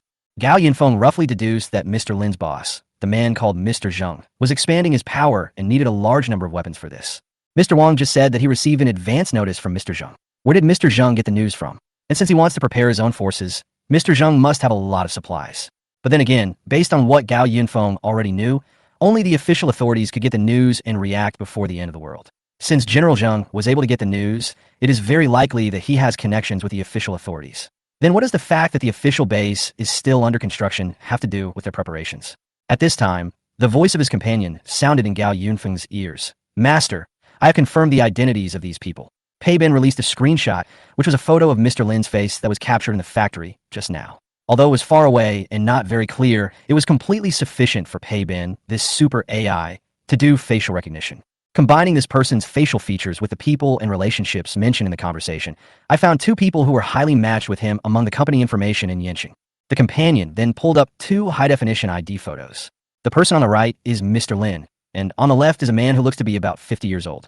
The companion began to introduce. The one on the left is Zheng Jingguang, the chairman of Yanqing Guangjing Group. The one on the right is Lin Jintao, his secretary. Guangjing Group?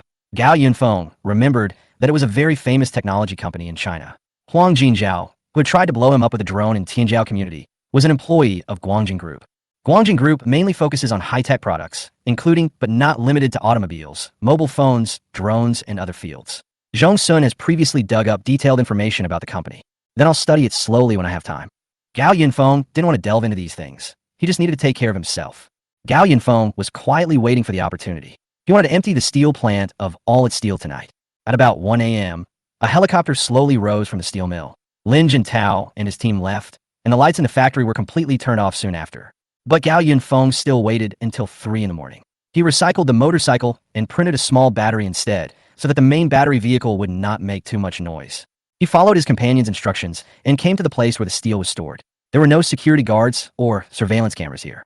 Mr. Wang would never have dreamed that anyone would be interested in his steel. The 3 drones returned to Gao Yunfeng's side to be responsible for vigilance. He printed out a slightly larger model of the drone, and then, as usual, fixed the printer to the bottom of the drone and began to absorb the steel here. In just over 10 minutes, tens of thousands of tons of steel stored here were cleared out, leaving only the gray-white concrete floor.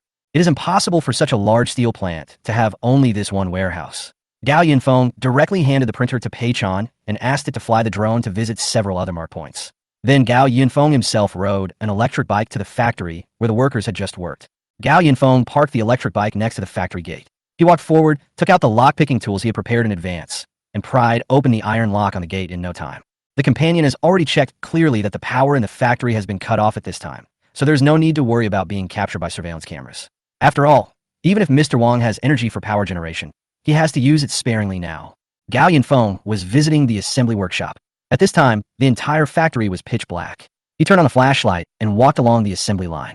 At the end of the assembly line, several three-layer iron cabinets were lined up in a row, and nearly half of the cabinets were filled with assembled firearms. The guns are arranged by type, and each type of gun has a dedicated assembly line. Gao Yinfeng picked up a rifle and pulled the bolt. There was no bullet in it. He disassembled the rifle skillfully and then used a flashlight to carefully examine the parts on the table. The workmanship of this gun is quite good, and it is much better than the small homemade guns made by organizations and individuals in the apocalypse. But of course it is still not as good as the military equipment in the hands of the government. Gao Yinfeng made a rough estimate and found that the firearms currently stored here were enough to arm a team of about 50 people. Stay with me and take all these things away later. Gao Yinfeng turned and walked toward another factory building. Arriving at the parts production workshop, Gao Yinfeng found various molds of firearms parts and drawings of various weapons. Mr. Wang's steel mill is one of the best in Yinxing and even in the whole country. He probably won't do the business of selling arms privately in the end times. Therefore, the molds, drawings, and other items of these weapon parts can only be provided to him by Lin Jintao. Mr. Wang is responsible for production, and the Guangjing Group, represented by Lin Jintao, uses it to build its own power. This deal is a huge profit for both parties. However, they unfortunately met Gao Yinfeng. Gao Yinfeng was not targeting anyone, but since he was already here, he couldn't make a wasted trip. Chapter 66 returned to the city center. A few days later, the helicopter of Guangjing Group came to the steel plant again. As soon as Lin Jintao got off the helicopter, he saw Mr. Wang and others looking panicked. After a conversation, Lin Jintao looked at Mr. Wang in confusion. What? What does disappear mean? Mr. Wang explained with a sad face. A few days ago, the day after you left, Mr. Lin, everything in our steel plant disappeared. At first, the workers who came to work in the morning found that all the equipment in the workshop had disappeared, and the parts and weapons that were in production and finished had also disappeared. This incident scared Mr. Wang out of his wits. Just imagine, so many equipments in 4 workshops disappeared in one night. Anyone would be stunned. A closer look revealed that even tens of thousands of tons of steel stored in the factory had disappeared. Finished products, semi-finished products, and even discarded steel had all disappeared.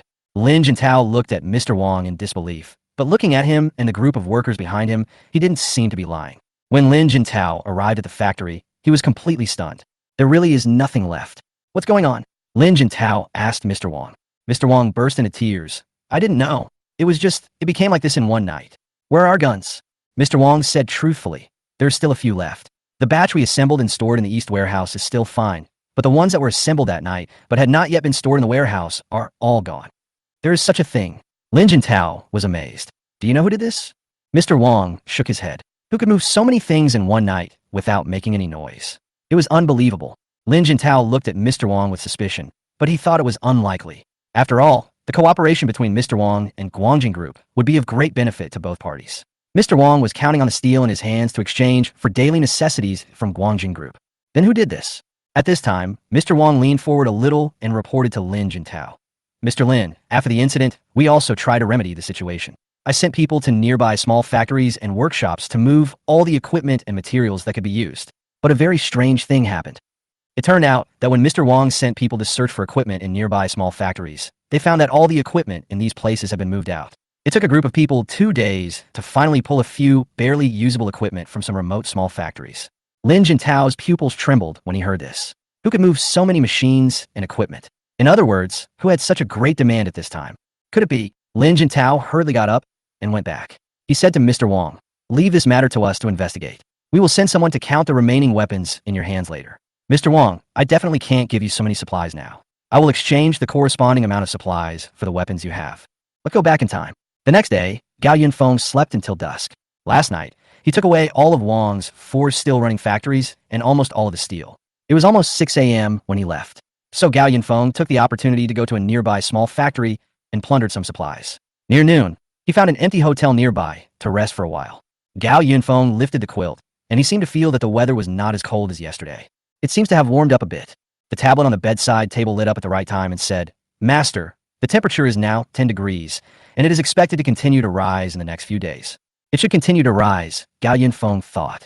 In the next few days, the sunlight will become stronger and stronger, and the temperature will gradually reach above 30 degrees, and even reach nearly 50 degrees at the highest. The accumulated water in the city will disappear within a few days, and the next disaster will follow.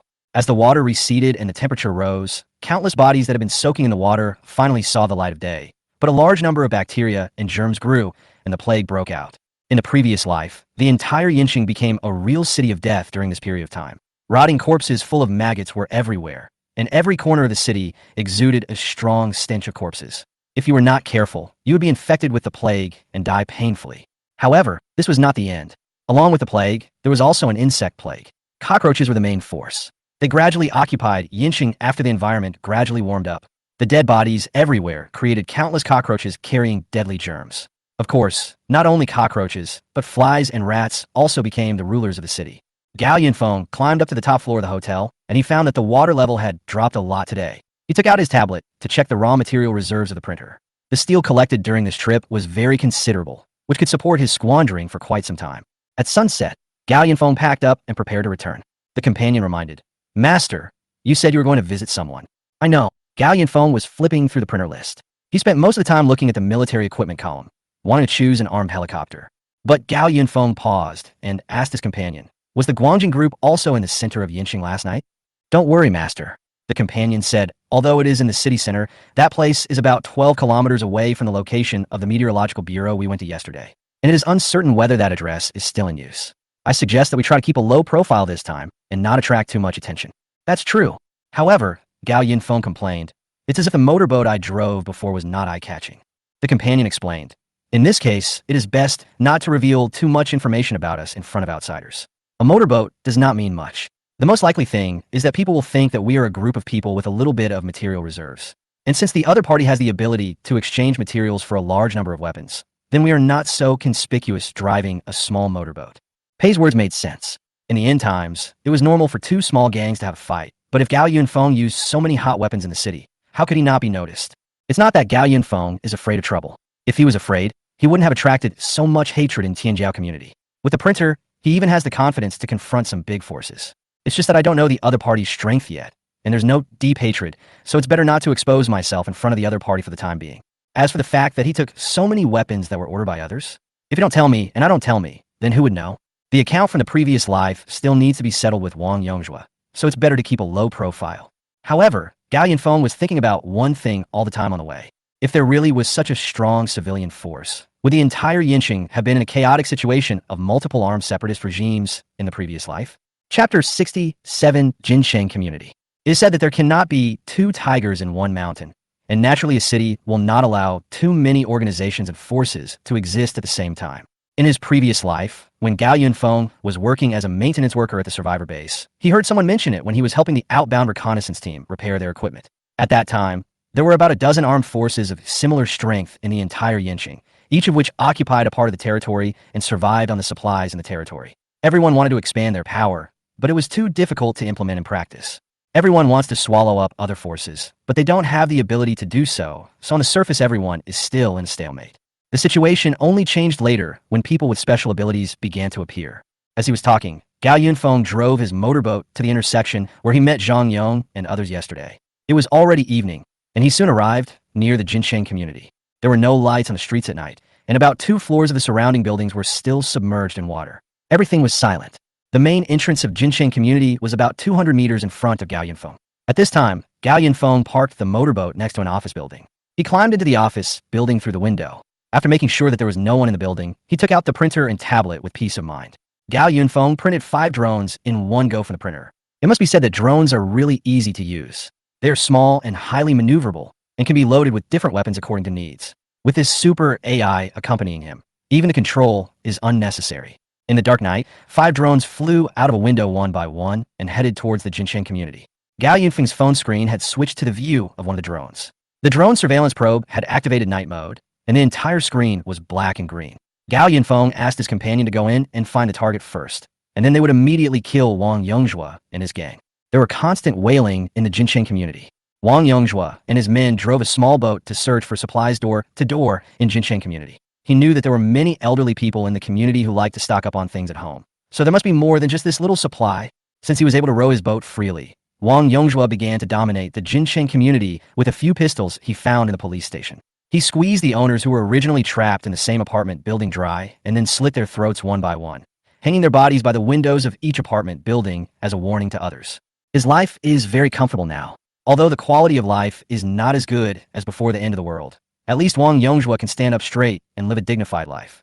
In the past, there were reports that the property management service attitude in Jincheng community was poor. The owners of the community had already applied to change the property management, but who knew they would encounter the apocalyptic rainstorm. As the captain of the security team in the residential area, Wang Yongzhua was usually subjected to various troubles from the owners. Now that it was the end of the world, he could finally take revenge on these owners. At this time, in a room, Wang Yongzhua ordered his men to beat the occupant of the room half to death, and only then did they get the hiding place of the supplies from him. Sure, hide the supplies in the toilet. Wang Yongzhua kicked hard again to vent his anger, then ended today's search and returned to his hideout with his men. After returning to the apartment building where he lived, Wang Yongzhua asked the men who stayed behind, "Have those guys confessed?" "Brother, there is no way." Wang Yongzhua immediately frowned, rolled up his sleeves, and walked into the room that had been converted into an interrogation room. There were 3 men in the room. 2 of them were tied to chairs and beaten black and blue, while the other was hung up and seemed to be dead. Wang Yongzhua took a baton from his men and started beating one of the bearded men. "Did you do it? Tell me or not." The man was beaten to a pulp, and he cried, "I didn't do it. What are you talking about? Why don't you confess?" Wang Yongzhua hit him with a few more sticks. Wang Yongzhua was asking about Zhang Yong. Yesterday, Zhang Yong went out with a group of brothers and never came back. Wang Yongzhua sent people out to look for him, and they found Zhang Yong floating on the water on a street 2 kilometers away. So he captured the 3 men and tortured them severely. But anyone with a discerning eye knew that Zhang Yong's death was definitely not caused by these few people. They had no guns, no ships to look for supplies, and they were all weak office workers. How could they have killed Zhang Yong and the dozen people he brought with him? It was just that these 3 people had offended Wang Yongzhua before, and he just found a reason to arrest them and beat them up. After venting his anger, Wang Yongzhua walked out of the room with ease. His men came forward and asked him, "Brother Wang, what about Brother Yong and the others? What can we do? Can we find out who did it?" Wang Yongzhua asked, but he was also wondering, how come someone around here has a gun? It's not the small pistol in Wang Yongzhua's hand, but a submachine gun with a fast-firing rate and a lot of bullets. There were at least 5 or 6 bullet holes on the bodies of Zhang Yong and others. Who was so extravagant as to use a submachine gun to shoot at them? The more he thought about it, the more difficult it seemed. Wang Yongzhua shook his head and said, "If there's a well-equipped gang like this nearby, we won't be able to defeat them." The subordinate asked again, "Then we won't avenge Brother Yong? You have to find out who did it first." Wang Yongzhua rolled his eyes at him and said, "But we still have to report it. They killed more than a dozen of our brothers. We can't just let it go like this. Wait until we evacuate here, and then we'll come back to settle the score with these people. In the next 2 days, we will hurry up and plunder all the supplies nearby, and then evacuate." The subordinate was puzzled. "Brother Wang, where are we going?"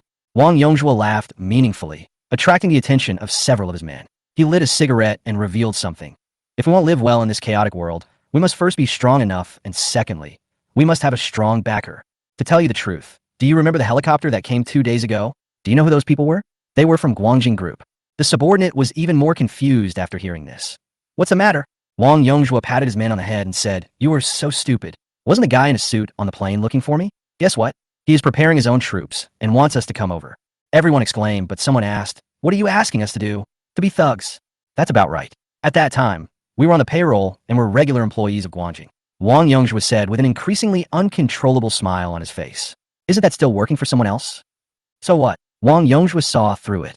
"Do you expect the supplies in the hands of these rubbish in the community to be enough for us to eat for a lifetime? I only dare to agree to it after seeing that Guangjing Group has stored a huge amount of supplies. How long can we survive by robbing people around here? Do you think I don't want to be a local emperor and live a carefree life? It's better to have a stable job. Although I'm still a wage earner, it's better than working outside. If I get a job, I won't have to worry about food and clothing." Everyone came to their senses and blamed Wang Yongzhua for hiding such good news from them. Some people have questions again, but why did they come to us? Wang Yongzhua shook his head. He guessed, maybe they see how strong we are and want us to be bodyguards for those bosses. After all, with so many of us, we are still strong enough. Everyone was delighted, but at this moment someone noticed a little red light outside the window and a small shadow vaguely. What's that outside the window?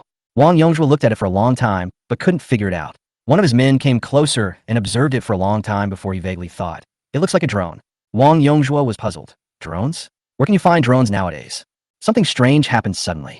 Just when Wang Yongzhua and others didn't figure out the situation, the drone outside the window suddenly made a thump, thump, thump sound, and then the window glass exploded, and the men standing in front of the window were instantly shot into pieces.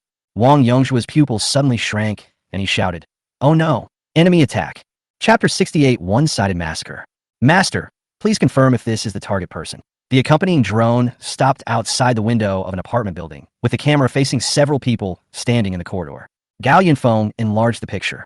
Among the group of people standing by the window chatting, only one person was holding a candle, but the candlelight was just enough for Gao Yunfeng to see the faces of those people clearly.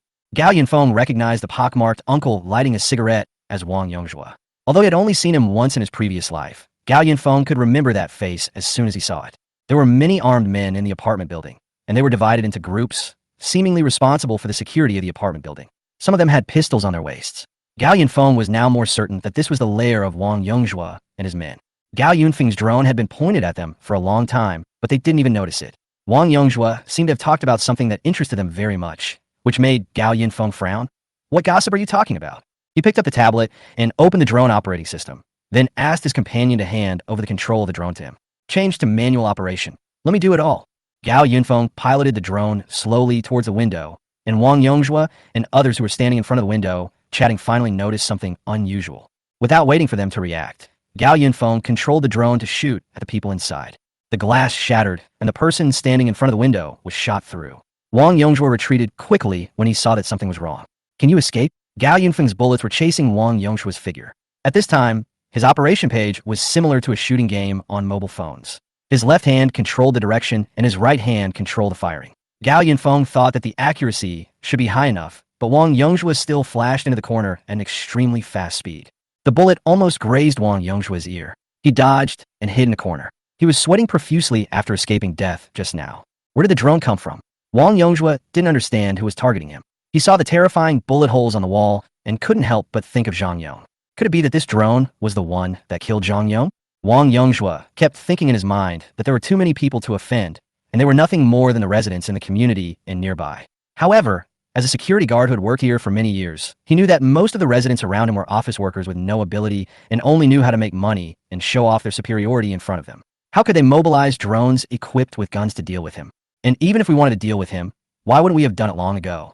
Wang Yongzhua couldn't figure out who could use drones so powerfully now. By the way, Guangjing Group, didn't it start out by relying on high-tech products?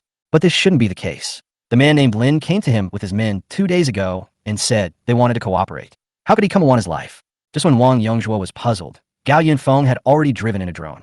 At this time, the apartment building was in chaos. When Wang Yongzhua's people heard the gunshot, their first reaction was that their boss had shot and killed someone again. But after thinking about it carefully, it didn't make sense. How could a pistol have such a fast firing rate? Just as the younger brothers were trying to rush to the floor where Wang Yongzhua was, the other drones outside the window began to take action. All of a sudden, the 5 submachine guns of 5 drones fired at the same time. All the windows in the corridor of the apartment building were shattered, and many people were shot through by bullets before they could react. It must be said that Pei's accuracy is much higher than Gao Yunfeng's. It's like opening a lock, and every shot is locked on everyone in sight. Some people want to shoot back, but Pei's reaction is faster than them. A chase was taking place in the apartment building. For drones were chasing and killing people in the building, leaving corpses everywhere they went. On the other hand, Gao Yunfeng was driving a drone slowly towards the corner where Wang Yongzhua was hiding. At this time, he noticed that the drone's bomb capacity was 5. Gao Yunfeng let out a light tisk. If he had known earlier, he would have aimed at Wang Yongzhua first. The drone flew around the corner, and Gao Yunfeng's hand, which was about to shoot, paused for a moment. Wang Yongzhua is missing, and there's another room at the end of this corridor. The companion reminded, "Master, Wang Yongzhua hid in the master bedroom of that room." It controlled the drone to come outside and locked Wang Yongzhua's position. Gao Yunfeng asked, "Have the other people in the apartment building been dealt with?" The companion replied, "We are cleaning it up. 3 drones are enough. Leave Wang Yongzhua to me." Gao Yunfeng controlled the drone to fly out of the building and went around to the master bedroom. In the bedroom, Wang Yongzhua watched the movements outside the door anxiously. The sound of gunfire continued to echo in the apartment building. Wang Yongzhua's men must have suffered heavy casualties. His brain was working at high speed, trying to think of a way to escape safely. The doors and windows of the room were closed. If Wang Yongzhua had been hiding here and not showing up, the drone might have thought that everyone had been killed and left. Wang Yongzhua bent his body slightly. He wanted to crawl under the bed so that the drone wouldn't be able to find him. Just as he slowly crawled towards the bed, a ray of bright moonlight slipped into the room through the tiny gap between the curtains. Wang Yongzhua's body suddenly paused because when his line of sight was level with the gap in the curtains, he noticed the tiny red dot outside the window. The drone was staring at him outside the window. No! Wang Yongzhua wanted to escape, but the speed of the bullet was faster than his reaction. 5 bullets penetrated the glass and shot into the house. 4 of them hit Wang Yongzhua, and one of them hit him right in the middle of his eyebrows. Until the end, Wang Yongzhua never figured out which person he had offended. Done. Gao Yanfeng spread his hands and asked his companion to clean up the mess. Soon, all of Wang Yongzhua's people in the apartment building were cleared out. Even if there were still some missing, Wang Yongzhua, as the boss, was dead, so the remaining minnows would not be a big deal. The 5 drones returned to Gao Yanfeng, who used a printer to recycle them all, and then said, "Call it a day, go home." However, Gao Yanfeng also recovered the motorboat because it was already late and he didn't want to waste another hour. So he went to the rooftop and printed a helicopter on the rooftop. Accompanying me in the helicopter, we returned towards the northern city area in the dark. A few days later, the accumulated water completely receded from Yinqing and the temperature began to rise continuously. The corpses of various creatures in the city began to rot and stink rapidly after being blistered in water and exposed to high temperatures. For a time, the plague swept the entire city. A helicopter came over the Jinsheng community and landed on the roof of one of the apartment buildings. As soon as Lin Jintao and several bodyguards entered the apartment building, they were dizzy due to a strong smell. What happened? Chapter 69 High Temperature Warning. When Lin Jintao came to Jinsheng community again, the outdoor temperature had reached nearly 30 degrees. He and his bodyguards had just opened the door to the rooftop, but before they stepped in, a foul odor hit their noses. What happened? Lin Jintao felt dizzy from the smoke. The bodyguard beside him also frowned. He knew the smell at once. "Secretary Lin, this is the stench of a corpse. Does the smell have to be so strong?" Lin Jintao couldn't stand it anymore, so he asked 2 bodyguards to go down and call Wang Yongzhua up. After about 20 minutes, 2 bodyguards returned to the rooftop wearing masks and said in a serious tone, "Secretary Lin, everyone in this building is dead." What? Lin Jintao was incredulous. "Where is Wang Yongzhua?" The bodyguard shook his head. "I don't know, but it seems that all the people who died in the building were his men. Has there been a riot in this neighborhood?" Lin Jintao thought about it, and it didn't seem right. Even if someone started trouble, could they defeat the dozens of people under Wang Yongzhua? The situation in the building was horrific. There were corpses everywhere in the corridors, stairwells, and even rooms. The whole building was stinking under the high temperature. Every corpse was covered with maggots, and countless flies were buzzing around in the building. It was like hell on earth. Even with a mask on, Lin Jintao couldn't suppress the churning in his stomach. The bodyguard took a stick and turned the body over, but found that there was no way to identify the face. After a long time, the bodyguards finally found one of Wang Yongzhua's men in another building in the community. He happened to be doing something sneaky somewhere else when the incident happened. The man cried with tears in his eyes and told Lin Jintao and others what happened that night. Lin Jintao was shocked after hearing this. "Are you saying that a few drones destroyed the entire building?" "Yeah." The man recalled the scene, and his legs became weak unconsciously. It was so scary, a drone was chasing people in the building and killing them. Who did this? Lin Jintao thought about it, and wondered who in Yinqing could use weapons like drones now. "Secretary Lin." A bodyguard came forward. "I just observed that most of the bodies were killed by direct shots to the head or neck within 3 shots. Judging from the gunshot wounds on the bodies and the bullet shells on the ground, the gunshot was a military submachine gun." Military? Could it be someone from the government? Lin Jintao fell into deep thought. But soon, he denied his guess. No, the government would not carry out a massacre for no reason. Moreover, according to reliable information, the 3 government shelters in Yinqing are still closed. They haven't solved their own internal problems yet, so why would they come to the city center to kill people? The bodyguard was puzzled. Who could have done this? Even if an armed organization of a certain size has been established, they must be quite powerful to have the guts to waste ammunition so lavishly. Lin Jintao pondered over what happened at the steel mill, and now there's a problem here. Maybe, as the bodyguard said, a powerful armed organization has appeared in Yinqing. The situation here was not so bad, but the situation at the steel mill was really unbelievable. Lin Jintao had a headache thinking about it, and ordered his bodyguards to evacuate quickly. "Secretary Lin, are you going to ignore the survivors here?" "Why should I care? I originally wanted to use Wang Yongzhua as a cannon fodder." Lin Jintao hurried upstairs to find a helicopter. "The most urgent thing now is to go back and report to the chairman and the young master so that we can discuss countermeasures. Just a few drones. We have more powerful weapons than these." Lin Jintao rolled his eyes at the bodyguard and said, "There have been a lot of outrageous things happening these past 2 days. I'm afraid the kind of person the young master mentioned will appear. Don't dawdle. Let's go back quickly. This place stinks." To the north, Fortress of Doom. The community with unfinished buildings has become a desolate place, with only yellow earth as far as the eye can see. However, underground, a huge underground reservoir was officially completed. The printer was placed on the edge of the reservoir and was continuously spraying pure water into the pool. When the water level reached the highest water level, the printer immediately stopped working. Later, a four-wheeled cart came and extended a robotic arm to take the printer away. The facilities of the entire reservoir have been fully completed. The robot withdrew from the reservoir through the underground passage with the printer, and the alloy doors sealed the reservoir layer by layer, leaving various water supply facilities inside operating normally. The companion reported, "Master, the reservoir has been fixed. The water supply equipment is all normal, and the closure measures of the reservoir have been prepared to ensure that no foreign matter will mix into the reservoir." Okay, Gao Yinfeng sat in front of the computer and played games with Zhong Sun. Now he could finally enjoy his life. After returning from outside, Gao Yinfeng and his companions took the printer out for the last time and collected all the water from a reservoir, as well as the countless stagnant water around it. In terms of daily necessities, the reserves in the printer were enough for them to eat for a lifetime. In other aspects, after obtaining sufficient steel, the companion once again improved and reinforced the entire Doomsday Fortress. The external defense system has been fully deployed, and various smart homes and smart robots inside are also ready. While playing the game, Gao Yinfeng asked his companion, "What's the weather like today?" "The high temperature will continue today, with the highest temperature reaching 35 degrees. Please be cautious when going out in dry and hot weather." "Don't worry, I won't go out unless it's necessary." Gao Yinfeng put down the handle. After getting a lot of useful data from the Meteorological Bureau, Zhong Sun used it to build a simple weather monitoring system overnight.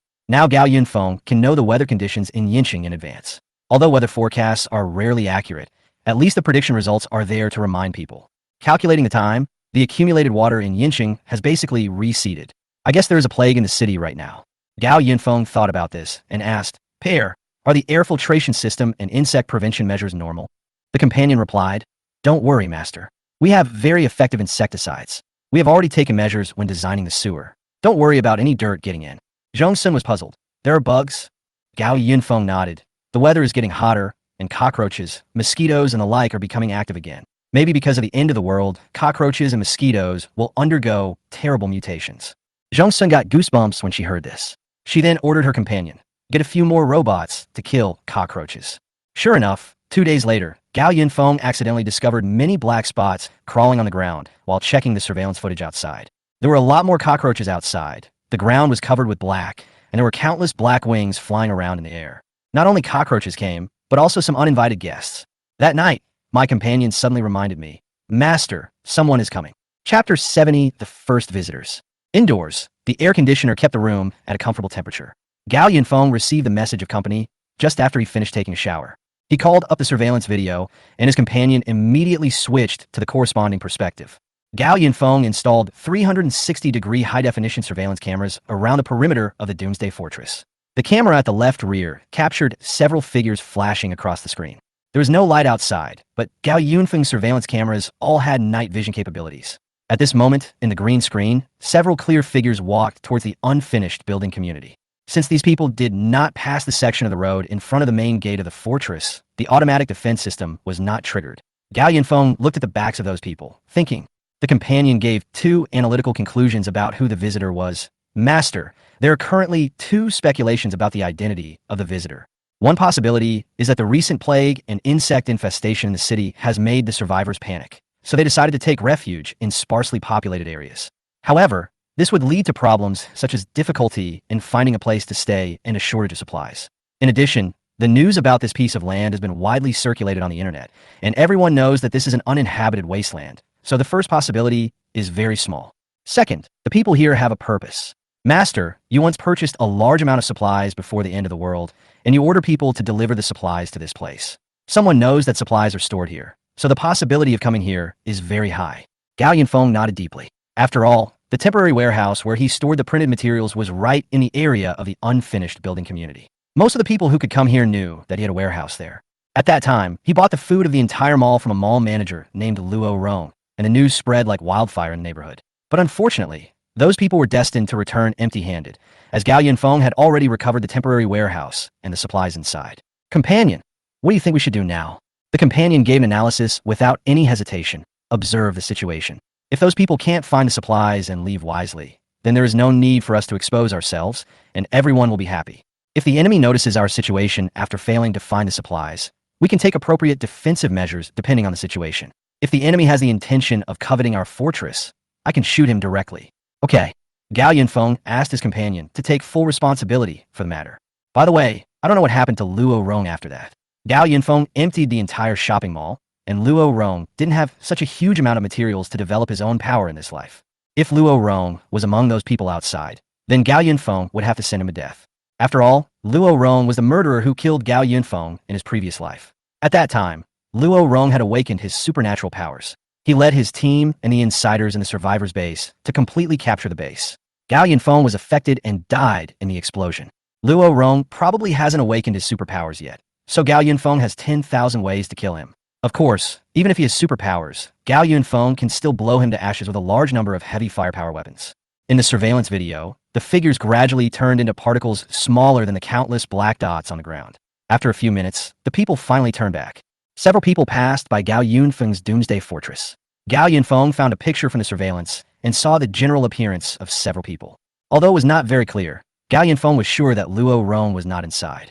Gao Yunfeng did not deliberately cause trouble for Luo Rong when he was in Tianjiao community. He had read on the internet that during the heavy rain, more than 1,000 people were forced to stay in the mall where Luo Rong worked. He did not think that the supplies on the shelf alone could sustain 2,000 people for 2 months. Maybe Luo Rong had died during the heavy rain because he ran out of supplies. When Gao Yunfeng thought of this, he suddenly felt relieved. He opened the printer program and asked his companion to deal with the matters outside.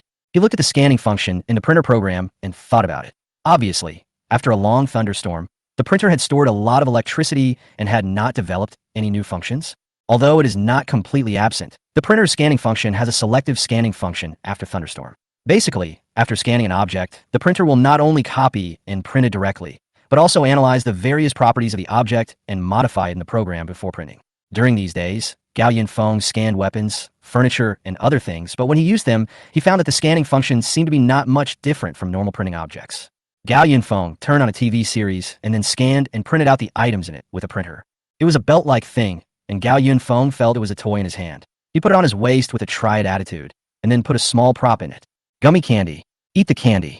Bounce gummies burst. Nothing happened, it was just a toy that glowed and made sounds. Gao Yunfeng threw the toy halfway in disappointment, and he simply rewatched the superhero movie again. Looking at the superheroes with super technology and superpowers, Gao Yunfeng couldn't help but reveal a hint of longing. He just wanted to use a printer to scan these things from a movie, but unfortunately there is still a lot of room for development in printers. Outside, several men in vests and shorts came back disappointedly from the direction of the unfinished residential complex. They were not at all shy about the big cockroaches that were everywhere on the road. They let the cockroaches jump up and down on their bodies without any reaction. At most, they would reach out and grab the cockroach when it crawled onto their face. One of the bearded men walked away wondering. Strange, there was clearly a large warehouse there. How come everything is gone now? The people around him asked him, "Brother, are you starving? Why would anyone transport supplies to such a remote place and leave them there?" The bearded man retorted, "Bullshit. I was the one who drove all the stuff here. How could I be wrong? Besides, the news spread all over the mall at that time. Some idiot bought out all the supplies in the mall. These people were all loaders. They listened to the bearded man and ran all the way to the North City district despite the streets full of cockroaches, but it ended up being a wasted trip. Now that it was getting late, they could only find a place to stay nearby and go back tomorrow." The bearded man brought his men to the abandoned shopping mall and realized something was wrong when they got closer. "When did this mall get a door? A big iron door. Hey brother, look, why is the road in front of the door cement?" The bearded man realized that someone had renovated the place and that there must be people living inside the mall. He called a few people to come over and try to pry the door open, but how could they pry open this alloy door?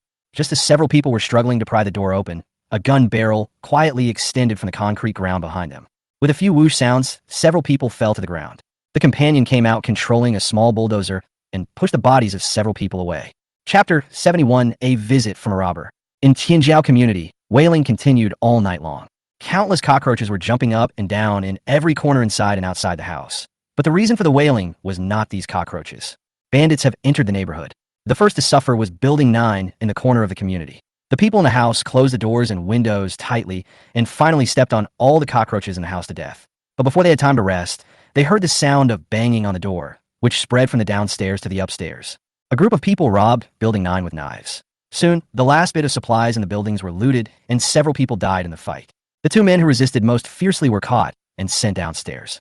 At this time, the supplies that had just been looted were placed on the open space outside, all sealed in plastic bags to prevent cockroaches from running in. There were 2 flashlights on the open space. A man, ignoring the dirty environment around him, stood in front of the 2 captured people and kept pointing at one of them's head with his hand.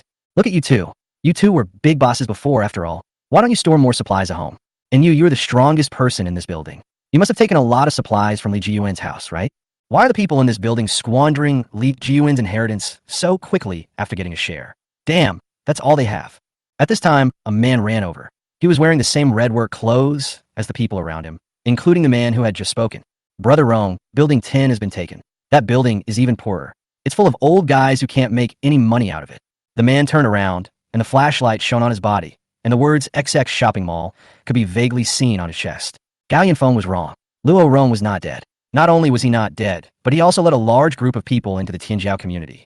Hey, Brother Rong, what a great harvest. A woman squeezed in from behind the flashlight. Although she was thin, she was in better shape than those people who were so hungry that their chests were sticking to their backs. She was wearing a hot short skirt, and her hair was combed neatly to make herself look more attractive. Luo Rong was not very happy. He waved his hand and said, "What a good harvest. This is not even enough for us brothers to fill our teeth. Oh, these are just from one building. There are more than 20 apartment buildings in Tianjiao community. It will be enough for us to survive for a while if we search them all." The woman came close to Luo Rong and whispered to him. Mr. Lin from the 17th floor of Building 12 and Mr. Zhao from the 14th floor of Building 21. The woman mentioned many people and their locations in succession. Mr. Lin runs a restaurant and has stockpiled a lot of supplies like Li Jiwen. And Mr. Zhao, he has robbed everything in the entire building. Luo Rong gradually became excited after hearing this. He pointed at the woman and sighed. I never thought that, Lu Ting. You checked the household registration of the entire community, right? You know so much. No way, Lu Ting said shyly. Before, I was popular and could chat with the bosses in the community. Luo Rong chuckled and pointed out directly. Come on, you are popular, right? You just stick to anyone who is rich. No one who fishes is as good at casting a net as you. Luo Rong picked up a machete and walked up to the 2 captured men. He raised the machete and shouted to the people around him who were wearing the same work clothes. Brothers, we are struggling to survive in this end times, and everyone has become a close family. Now someone has brutally killed our family. What should we do? Kill them. Make them into skewers. The people around raised their right fists in indignation, determined to tear the 2 men kneeling on the ground into pieces. Okay, Luo Rong immediately announced. Things have already happened. Our dead relatives will become the driving force for our survival. We must uphold their will and live on with strength. After that, he raised his knife and directly chopped off a man's head. The other kneeling man was so frightened that he begged for mercy, but Luo Rong kicked him away and then cut off his head with a knife. Blood spattered on Luo Rong's body, blending into his bright red shopping mall wear clothes. He pointed at the 2 bodies on the ground and shouted to one of his subordinates, "Drag these 2 back and feed our livestock." Everyone else continued to search for supplies in other apartment buildings. After everyone else left, Luo Rong ordered 2 more people to move all the supplies onto the cart that had been prepared in advance. Lu Ting came up and said excitedly, Brother Rong, since we have gained something good tonight, can we go back and have dinner? I haven't had a full meal in a long time. Luo Rong comforted her. Wait until we have cleaned out the community, and then we'll go back and have a celebration party. He took out 2 bags of bread from his arms and handed them to Lu Ting so that she could fill her stomach first. Screams soon rang out again in the community. Luo Rong watched his subordinates move the supplies onto the carts bit by bit and sighed. This is not a long-term solution. I have about 100 people under my command, and they can't survive for a few days with just these few supplies. Unfortunately, the big fish I wanted to catch has already escaped. When Lu Ting heard this, she cursed again. Damn Gao Yinfeng. He actually ran away without a word. He had so many supplies, and it would be a waste if he ate them all by himself. Yes, Gao Yinfeng emptied out all the edibles in the mall at that time. If it weren't for him, would Luo Rong have come out in the middle of the night to look for supplies? Fortunately, Luo Rong was smart. As a shopping mall manager for many years, he would never leave the shelves empty. After Gao Yinfeng bought all the food, he rushed to purchase a large amount of supplies overnight. Unexpectedly, this move saved his life.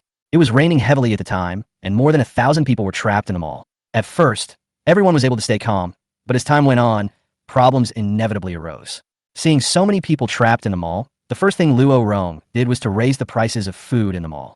However, although he thought he had made a fortune again, he soon realized the problem. The rain seemed like it wouldn't stop. So before everyone went crazy, he gathered all the employees in the mall together and decided to take the initiative to close the warehouse and strengthen security. All supplies were only for the use of mall employees. God knows how Luo Rong managed to hold back 1,000 people. But unfortunately, the rainstorm submerged most of the shopping mall, and Luo Rong also lost some supplies. So after the rainstorm stopped and the water receded, he immediately led people out to look for supplies. It was at this time that Luo Rong ran into Lu Ting. Lu Ting led Luo Rong into the community, and then this scene tonight appeared. Lu Ting was still mumbling. She asked Luo Rong, "Brother Rong, where do you think Gao Yunfeng will go?" In fact, Luo Rong could roughly guess. Now money has become waste paper.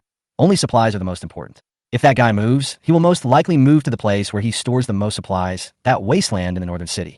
Lu Ting's eyes rolled around, and she suggested, "Brother Rong, why don't we go find Gao Yunfeng and steal his supplies?" Chapter 72, Someone Covets My Territory.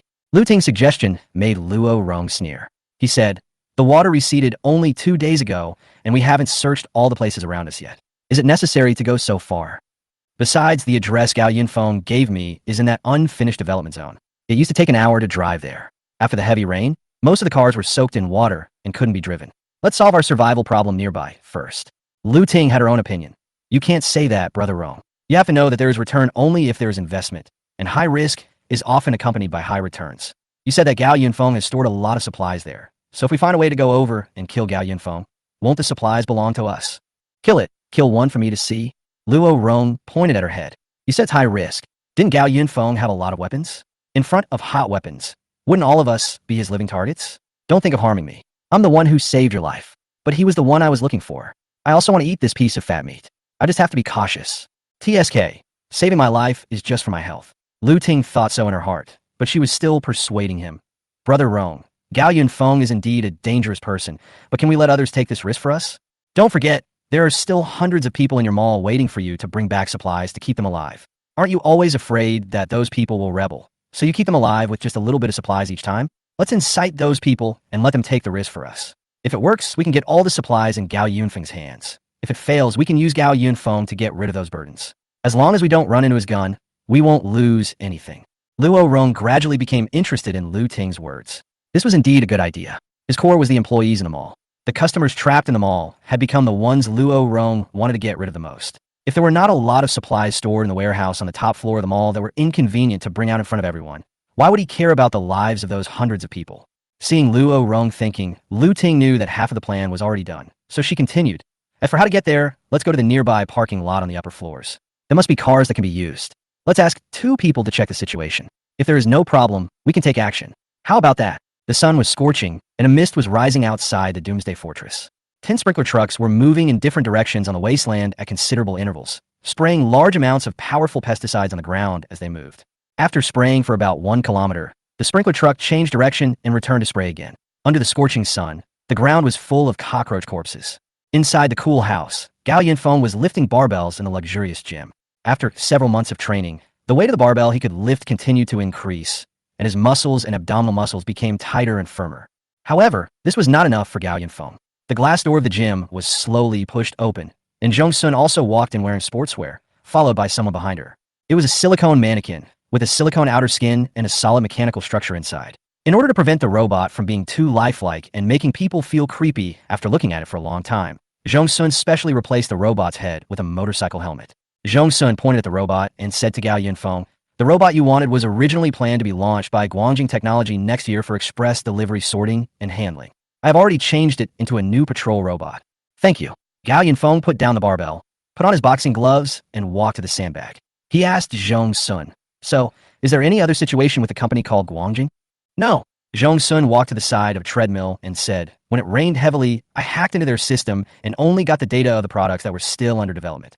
I didn't find any other useful information. But Guangjing is doing well in artificial intelligence. Many of their internal RD personnel are industry leaders that I know." In the early stage of heavy rain, Zhong Sun hacked into Guangjing's internal corporate system, but he didn't expect to find any information about the end of the world. However, Zhong Sun quickly gave a guess. Maybe they have their own private communication methods. A large company like theirs would specifically separate it from the public system. It's normal that I can't find it. Gao Yunfeng nodded slightly, then shouted to the robot, "Stay with me. Take a few steps and have a look." A cool breathing light then lit up on the robot's head, accompanying the operator as it stepped back and forth in the gym.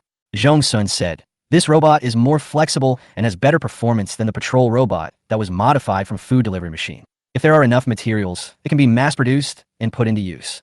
That night, a car unexpectedly arrived outside the Doomsday Fortress. The car drove straight towards the unfinished residential area, but it didn't know that the car's every move had been clearly captured by the hidden cameras on the outer wall of the fortress. Master, there is something going on outside. After hearing the companion's report, Gao Yunfeng asked it what happened. The car went to the previous temporary warehouse location. Gao Yunfeng said, "Oh," and then asked, "Have you dealt with it?" Unexpectedly, Gao Yunfeng was slightly surprised by his companion's answer. "The identity of the people coming seems to arouse your interest, Master, so I will only monitor them for the time being." Gao Yunfeng said, "Oh, and let's show the surveillance footage." Peiban immediately released the surveillance video. When the camera captured the car, Peiban had already dispatched a new patrol robot. Compared with the fixed perspective of the surveillance camera, the robot's mobile perspective more clearly saw the car parked at the location of the temporary warehouse where Gao Yunfeng had printed. Two people got out of the car and seemed confused by the wasteland in front of them. The robot stood on the left side of the two men, keeping a distance of about 100 meters. In the dark night, with only the illumination of car lights, the two men did not notice the robot standing not far away. The companion used his night vision to analyze the clothes of the two people. When one of them turned around in front of the car headlights, the companion accurately captured the words XX Shopping Mall on that person's clothes. The companion said, "I inferred that this group of people is related to Luo Rong, the mall manager you mentioned who needs attention. So I haven't dealt with them for the time being. Master, it's up to you to decide on the solution next."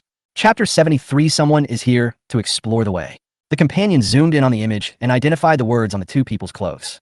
In fact, Gao Yunfeng didn't need to look at the logo on the clothes. Just by looking at the red work clothes, he had already guessed that it was the work clothes of the shopping mall where Luo Rong worked. The companion continued, "Master, you once said that the manager of this mall is dangerous. So after confirming that these two people belong to the same mall as Luo Rong, I came to this conclusion. We can take this opportunity to get rid of Luo Rong." Gao Yunfeng clapped his hands in admiration. "Not bad. You really understand my feelings." Seeing the two people in the picture puzzled about the whole piece of wasteland, Gao Yunfeng immediately ordered his companions, "Drive a car out immediately." A van soon stopped at the corner of the Doomsday Fortress. Gao Yunfeng specifically asked his companion to point the rear of the car towards the two people and put a layer of reflective stickers on the rear of the car. Sure enough, the two people also chose to return with regret after searching in vain, and then they noticed the van by the wall. The people in the car remained alert at first, but after waiting for a long time and seeing no movement, the person sitting in the passenger seat finally couldn't help but get out of the car to check the situation of the van. The van contained some of the supplies prepared by the companions.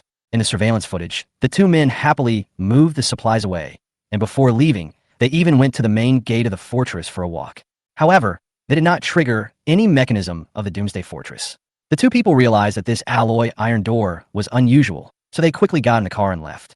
Companion analysis. Those two people didn't have any weapons that could shake the Doomsday Fortress, so we let them hang around in front of the main gate. If they are really a gang, they will definitely come again after getting their way this time. That's right, Gao Yunfeng admitted directly. The fact that they came all the way here to look for supplies means that the people in the mall are still alive, which means that Luo Rong is likely still alive as well. Let them go. They will soon bring their large group here, and then we can entertain them all. Unexpectedly, the fortress was built not long ago, and already some familiar forces had come to the door. Gao Yunfeng immediately prepared to mass-produce patrol robots, and then he could just sit back and watch the mountains of corpses and seas of blood outside. In the early hours of the morning, the car heading to the northern city district returned to Tianjiao community. At this time, the Tianjiao community had been occupied by Luo Rong and others. 1/3 of the apartment buildings were looted overnight, and several bodies thrown from the upper floors were lying on the open space in the community. The other apartment buildings in the community that had not been robbed remained silent. Those residents who had not been robbed hid in their homes and trembled, praying that Luo Rong and his men would leave on their own after they had robbed enough. Of course, some people felt unsafe and wanted to leave at night, but where to go after leaving was a big problem. Moreover, Luo Rong arranged for people to be on duty at every entrance and exit of the community, and completely treated the entire community as his own warehouse. The two people who went to the North City District came to Building 9, which was Luo Rong's temporary stay for the night. Since they broke the locks of almost every room when they came in to rob things, the door of the room where Luo Rong slept was only half open. The younger brother pushed the door open gently, and several cockroaches ran in inadvertently. He shouted into the house, "Brother Rong, Brother Rong." After a long while, the sound of a door opening was heard from inside the house, and Luo Rong came out wearing only a pair of shorts. "Why are you yelling in the middle of the night? And close the door quickly, you let a cockroach in." After seeing clearly that the person coming was the one he sent out, Luo Rong slapped himself twice to sober himself up. After listening to the younger brother's story, Luo Rong was overjoyed. He sent the younger brother away and then walked into the house and woke up Lu Ting, who was still sleeping. What's wrong? What's wrong? In the middle of the night, Lu Ting opened her eyes in a daze. Luo Rong roughly recounted what had happened. Lu Ting was half asleep at first, but when she heard that the two people she had sent out not only came back, but also brought a truckload of supplies, she instantly woke up. Are there really supplies? Yes. Luo Rong was a little excited. It seems that Gao Yunfeng is currently in the North City district. Now that we know his location, let's move on to the next step. Hey, don't worry, Brother Rong. Lu Ting sat up from the bed and reminded him, remember what I told you. Gao Yunfeng is very cunning, and there must be something fishy when things are out of the ordinary. Luo Rong also said, I know the guy has a weapon, and I don't plan to act so early. But I can't miss that big fish. That's it. Lu Ting sat on the bed with Luo Rong. She leaned her head on Luo Rong's shoulder and said, we have to rob it, but based on my experience of being bullied by Gao Yunfeng before, he is most likely trying to lure us over. He had installed security doors and surveillance cameras in our apartment building before. Maybe Gao Yunfeng already knew about your people when they went there. Luo Rong was slightly shocked. There are security doors and surveillance? He even has power reserves? He is really well prepared. But think about it. It is reasonable for him to be well prepared when spending money so lavishly before the end of the world. Lu Ting nodded. Although we don't know how he was so well prepared, this also proves that Gao Yunfeng definitely has sufficient supplies. We have to take this risk. We have to grab all of Gao Yunfeng's stuff. Don't just talk. Think about how to grab it. Luo Rong woke her up. Lu Ting began to analyze. Based on previous experience, since Gao Yunfeng lives there, he must have taken defensive measures. He probably wanted to play the long game by letting the two people you sent back alive. Let's follow the previous plan and find a way to get rid of those burdens that are pestering you in the mall. However, we also have to make adequate preparations. At least we have to have cars and weapons. Luo Rong thought it made sense, although he knew it was risky to snatch Gao Yunfeng, but he was more envious of the high returns this action would bring.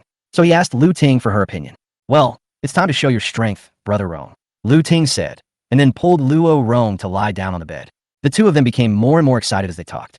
Luo Rong smiled meaningfully and praised Lu Ting, saying, people like you deserve to be a mistress forever. There are really few women who can outsmart you when it comes to scheming. No way, Brother Rong. All of this requires you to be strong enough. Lu Ting poked his chest. After all, we only have one chance. If we win, we will have enough supplies, and I can also avenge my revenge. The two of them became more and more excited, and gradually they lost the desire to sleep. This is much more interesting. Chapter 74, Guangjing Group. In the southwest of Yinqing, there is the largest villa area in the entire city, with green mountains and clear waters and pleasant scenery. Those who could live here had wealth that was incomparable to ordinary people before the end of the world. But things are different now. The once prosperous villa area has become desolate after several months of the apocalypse. Large villas are empty without a single living person. However, it is such a place that has a completely different situation from the outside world. There are houses in the villa area with lights on, but if you look more closely, you will find that the remaining houses without lights on are not just because no one lives in them, but almost all of them are unfinished houses. The lighted villa is in the center of the villa area. It is a 4-story villa with a private garden. In the villa, Lin Jintao was sitting in the conference room on the second floor listening to a meeting. Nearly 30 people sat around a rectangular mahogany table, all eyes focused on a large screen. Except for a few people, including Lin Jintao, who were wearing neat suits. The rest of the people present were all wearing specially made black combat uniforms. A bearded man was giving a detailed report to the crowd on a large screen. After nearly half a month of investigation by our special forces, we found that there are now 40 small groups in Yinqing that have reached a certain scale and can be absorbed. On the screen, Yinqing's city map shows 40 red dots, irregularly distributed throughout the city, mainly concentrated in densely populated residential areas, factories, shopping malls, and other places. These are the numbers we got after screening. After the rainstorm, everyone was in danger, and a small gang was formed in almost every place and every building. We mainly screened those who we thought were useful to us. The average number of people in these gangs is more than 50. They all have certain combat capabilities and can serve as the vanguard of our future operations. These 40 small groups were contacted by us during our investigation and are willing to cooperate with us. In any possible armed operations in the future, we can consider calling on these outsourced personnel as soon as possible. Everyone nodded after hearing this, and only one man said, Zhang Jun, give me the mouse. The man who had just spoken then handed over the mouse in his hand. Master, according to your instructions, the names of the leaders of each small gang are marked on it. The man sitting at the head of the table slid his mouse to zoom in on the map, and a name would appear on each red dot where the cursor was placed. Everyone in the seats was silent, staring at the big screen quietly. Mr. Zheng browsed for 20 minutes before he stopped the mouse and said to Zhang Jun, keep selecting. We want more young and strong men, preferably those with their own weapons and equipment, so we don't have to give them guns in the future. Most importantly, they need to be obedient and loyal to us if we give them a little favor. Zhang Jun nodded in agreement, but who knew that the man changed the subject, pointed at a few red dots with his mouse, and said, I don't need these people, get rid of them. Master this. Zhang Jun wanted to ask the reason, but looking at the man's stern face, he changed his words and said, what a waste of bullets. I don't want these guys to live. Stop talking nonsense and kill them all. Zhang Jun was stunned, and so were the others. Do these people have a grudge against this young Master Zheng? You have to know that Zheng Qiruan had just returned from studying abroad when he encountered the end of the world. How could he have the time to get into trouble with others? But no one dared to object. Even Zhang Jun agreed repeatedly. After all, it was Zheng Qiruan who obtained the official first-hand intelligence and led the entire group to establish a base in advance. Jing Tao.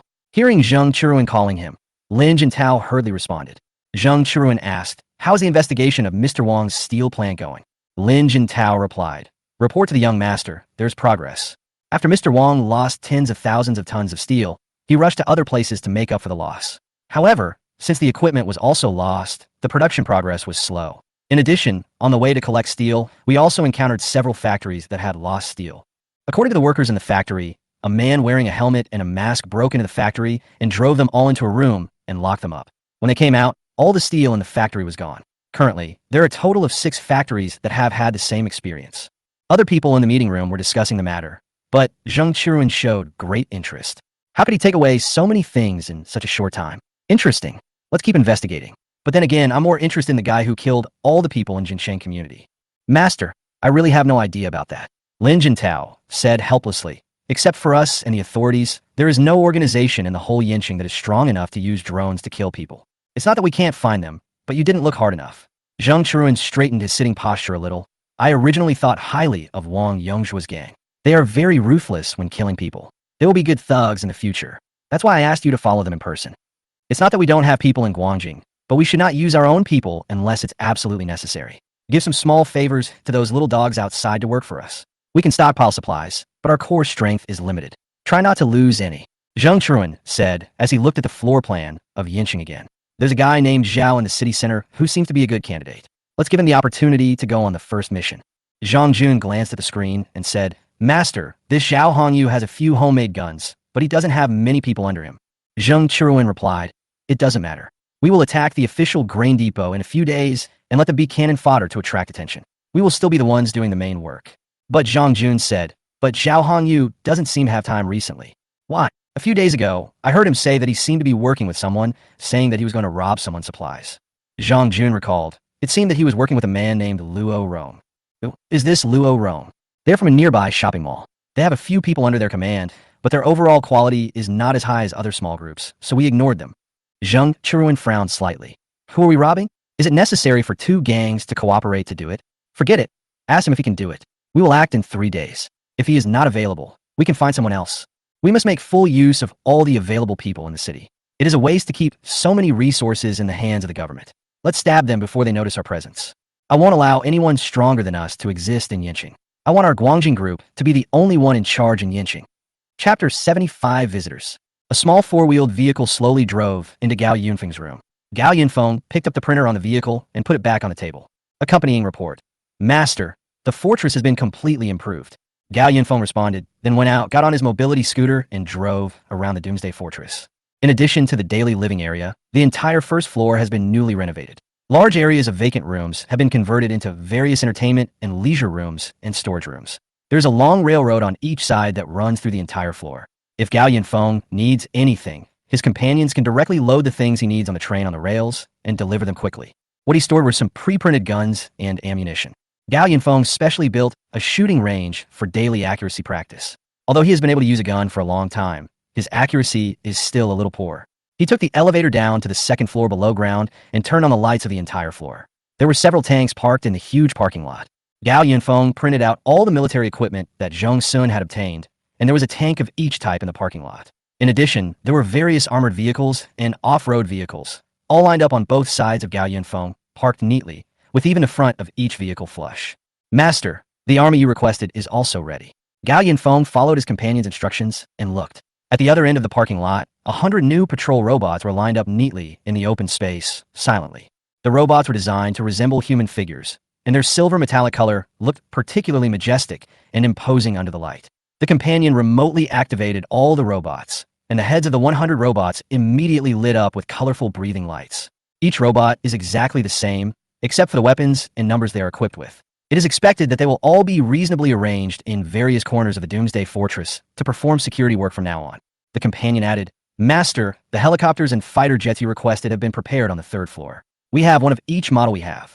Gao Yunfeng was very satisfied. Now I wonder who dares to pick a fight with me. And it turns out it really happened.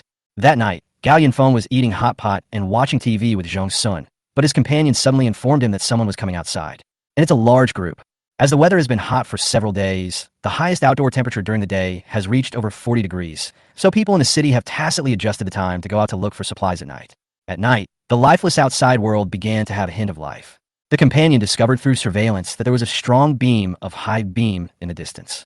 After analyzing the image, it found a large truck about 2 kilometers away. As the light continued to shake, the companion discovered that there were several cars following the truck. Gao Yunfeng looked at the ray of light on the screen and couldn't help wondering, why did those people stop there? The car stopped 2 kilometers away and stayed there for a long time. The companion asked, Master, do you need me to send a robot to take care of them all? But Gao Yunfeng said, let's see what the situation is first. If he doesn't provoke us, we won't take the initiative to fight him. But it's obvious that they have come with such a large force to this wasteland in the middle of the night with ill intentions. Sure enough, after about 10 minutes, the dots of white light in the screen suddenly moved, and then 2 parallel rays of light broke away from the team and moved towards the direction of the Doomsday Fortress. It was not until the car got closer that Gao Yunfeng realized it was actually a bus. The bus drove straight towards the Doomsday Fortress.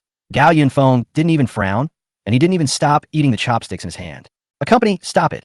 Just as the white bus was gradually getting bigger in the picture and was about to arrive in front of the fortress along the cement road in front of the fortress, the body of the bus suddenly shook, then slid forward for several meters, and finally stopped. The wide cement road in front of the fortress is full of mechanisms. The companions just raised the speed bumps hidden underground, and steel nails were installed on the metal speed bumps. The bus eventually had a flat tire and stalled completely in front of the fort's main entrance. Then, a group of ragged people got off the car.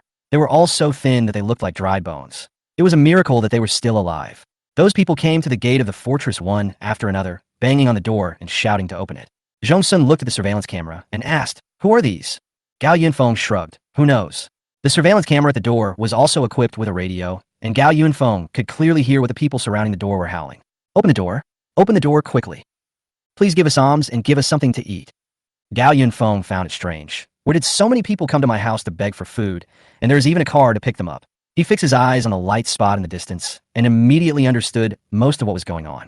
A week had passed since Luo Rong's men came here and stole a truckload of supplies from Gao Yunfeng for free. Gao Yunfeng originally thought that the 2 men were just ordinary survivors passing by. But now it seems that those 2 are Luo Rong, or they're members of the gang belonging to them all. As for the group of people in front of the door, they're probably the vanguard or cannon fodder they're preparing to take action against. Is there anyone inside? Someone got some supplies from you last time. Can you give us some too? See, it's indeed the same group of people. Several cars in the distance seemed to be still watching the situation. Gao Yunfeng couldn't help but feel a little annoyed when he saw a group of green stickmen knocking on the door. He simply ordered his companions, turn on the lights. In an instant, several headlights on the top of the Doomsday Fortress turned on at the same time. The dazzling white light illuminated the nearby wasteland, and the surveillance finally no longer needed to be in night vision mode. With the light, Gao Yunfeng could finally see the faces of the group of people at the door. In addition to being extremely skinny, the people at the door all had very obvious scars on their bodies. Even more horrifying was that their clothes were almost all stained with large patches of blood, and the greed in everyone's eyes could not be hidden at all. What on earth was he doing letting so many people come to his door? Gao Yunfeng glanced at the few beams of light that were still unmoved in the distance. Since he had already determined that they wanted to cause trouble, then let them come. Who is afraid of who? Be with them and give them answers. Outside the door, seeing no one answering for a long time, these hungry people became more and more anxious. Some people couldn't help but collapse and shout, raising their hands and banging on the door desperately. A gunshot was heard, and the man who was about to break down the door fell to the ground. Everyone else was stunned. Everything was in chaos for a moment, and they all started to flee. Chapter 76 Alliance. Since we don't know why the other party sent a group of cannon fodder to our door, we might as well just shoot them all. 2 gun barrels extended from the outer wall of the fortress and kept shooting at the crowd. Those who were gradually getting angry in front of the gate just now all lost their temper and began to flee in all directions, wailing. However, with such a large open space in front of the gate, they were completely sitting ducks. In just a short while, they all fell in a pool of blood. Gao Yunfeng shook his head. I really don't understand why we let these people in. Zhong Sun quietly put down the bowl and chopsticks, turned around, and walked into the room. The scene is a bit too. I'm full. You can take your time to deal with it. Since she was living under someone else's roof, she shouldn't interfere with what Gao Yunfeng was going to do. So she should go back to her room. In the distance, several vehicles parked side by side, turned on their high beams, and shone them in the direction of the Doomsday Fortress. When the headlights above the fortress turned on, the wasteland in front was completely illuminated, which also scared the people in the cars. Lu Ting stood next to a car and exclaimed, Gao Yunfeng actually installed such a big lamp. On the other side of the car, Luo Rong was holding a telescope and observing the situation in front of the main gate of the fortress. Thanks to Gao Yunfeng's headlights, he clearly saw several gun barrels sticking out from the outer wall of the abandoned shopping mall, killing all the people surrounding the gate in less than a minute. Luo Rong had heard Lu Ting emphasize this many times, but he still couldn't help being a little shocked when he saw it with his own eyes. Thinking about the fact that Gao Yunfeng bought all the supplies in the mall from him, Luo Rong knew that Gao Yunfeng must have learned about the end of the world from somewhere in advance and was prepared for it. But now it seems that this preparation is a bit too thorough. I guess that abandoned shopping mall has been transformed by Gao Yunfeng. So how are they going to fight? Fortunately, Luo Rong sent a group of cannon fodder to test Gao Yunfeng's background first.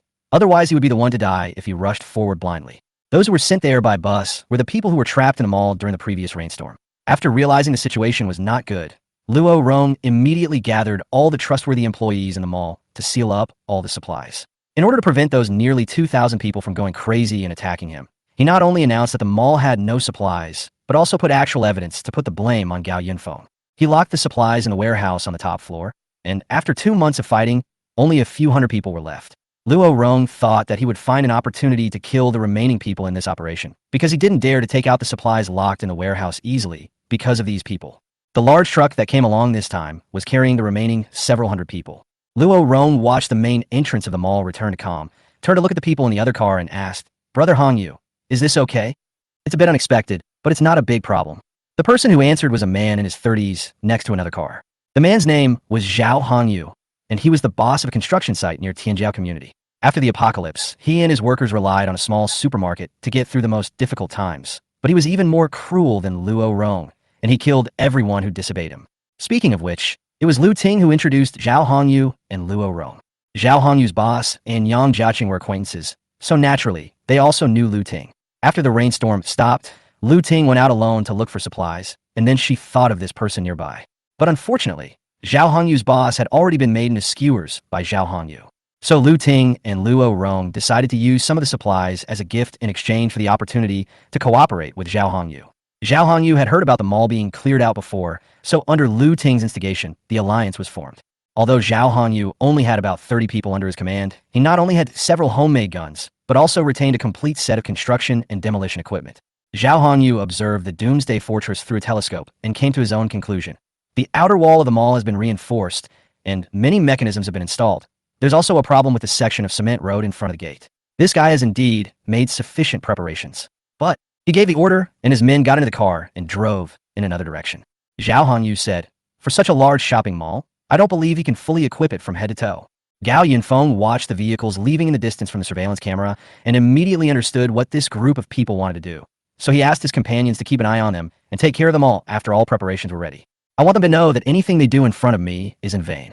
Luo Rong followed Zhao Hongyu and drove around the front of the fortress and came to a place full of deep pits. After Zhao Hongyu got off the car, he immediately called his younger brother to start fighting. Lu Ting, who was standing by, was puzzled and asked him, Brother Zhao, what are we doing? Break through at a single point. Luo Rong said.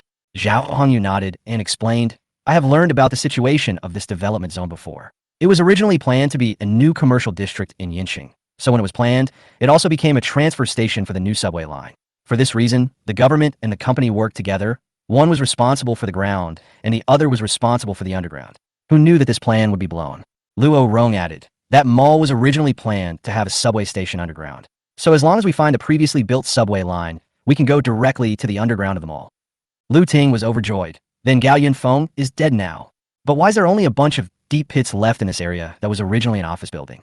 Zhao Hongyu was a little confused, but Gao Yunfeng's big fish made him eager to make a move. Tonight, he was determined to take over Gao Yunfeng's entire shopping mall. Luo Rong came to the rear of the truck and ordered someone to open the truck compartment. The carriage was densely packed with people, and everyone had a similar expression to the previous group of people, distracted and numb. Everyone, Luo Rong said to the people in the carriage, we have arrived at our destination now. The supplies we distributed to you last time were given by the person who currently lives here. He has all the supplies in our mall, but now he has hidden everything by himself, leaving us to suffer outside. So what should we do? Grab it. He is so selfish. Those supplies belong to us. Luo Rong showed a barely perceptible smile. He asked everyone to get out of the car and follow the instructions of Zhao Hongyu and others. Now, we need to find a way to enter the basement of the abandoned mall, so please follow the construction team's instructions. We will then distribute materials reasonably to everyone according to their labor contribution. Okay, let's get to work. Chapter 77 Underground Passage. A week has passed since the people sent by Luo Rong brought back the news. During this week, Luo Rong and others have been preparing to capture Gao Yunfeng's shelter. Among the vehicles traveling together were 2 long trailers, pulling a drilling rig and an excavator. Zhao Hongyu also had several large construction machines that could be used normally. Zhao Hongyu found a plan for the area from somewhere, and his eyes kept jumping back and forth between the mall and the plan. Finally, he marked out an area and asked his men to drive 2 machines to dig. While Zhao Hongyu was working on the construction, Luo Rong's hundreds of people were also busy. Luo Rong got a lot of props and distributed 1 to each person, which were basically cold weapons such as kitchen knives and baseball bats. His mall employees were equipped with enough police riot shields and riot forks. It took him a long time to get these things. Luo Rong himself wore a bulletproof vest borrowed from the police station and had a homemade pistol given by Zhao Hongyu on his waist. Brother Rong. Lu Ting came over and whispered to Luo Rong, "Let's really follow him." "We have to go," Luo Rong said.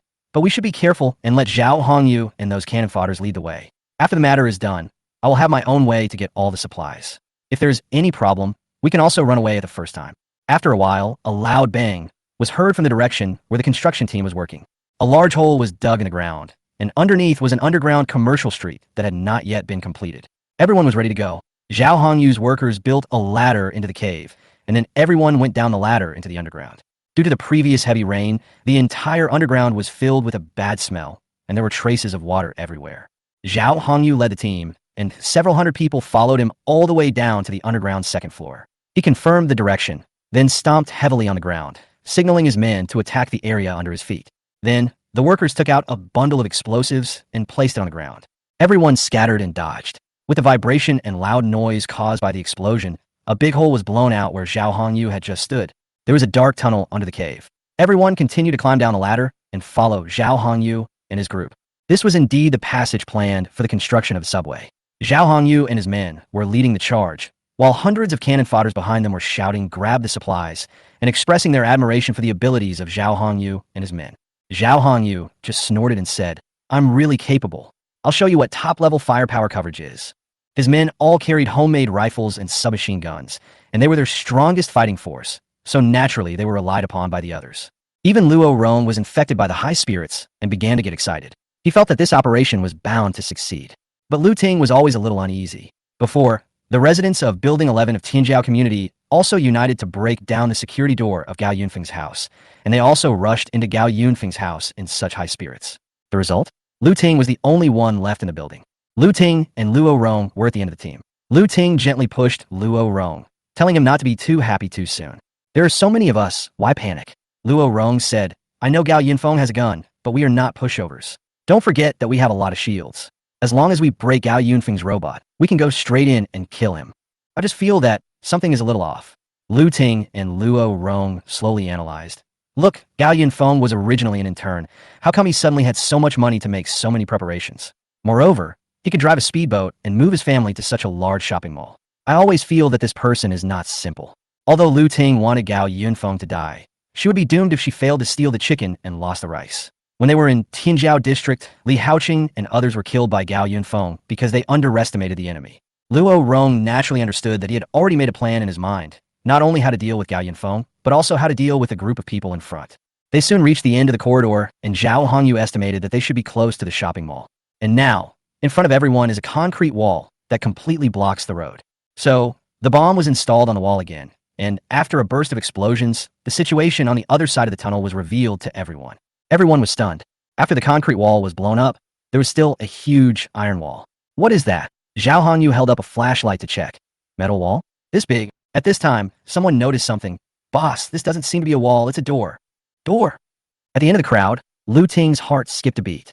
Zhao Hongyu shone the flashlight at the huge monster in front of him and soon saw a long gap in the middle, which was indeed a door. How can Gao be so capable of installing such a large door underground? However, as if to confirm Zhao Hongyu's guess, a creaking sound suddenly sounded. Then a ray of light came out from the gap in the middle of the door, and the iron door slowly opened.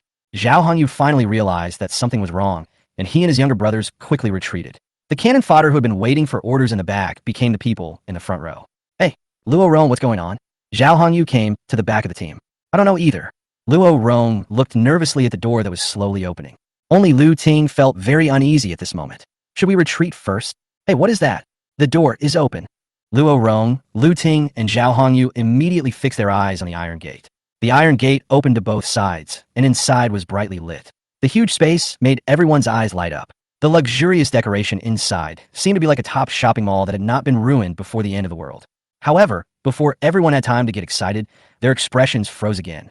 Behind the iron gate, 5 people of the same height stood in a row facing them. The 5 people were facing away from the light, making it difficult to see their faces.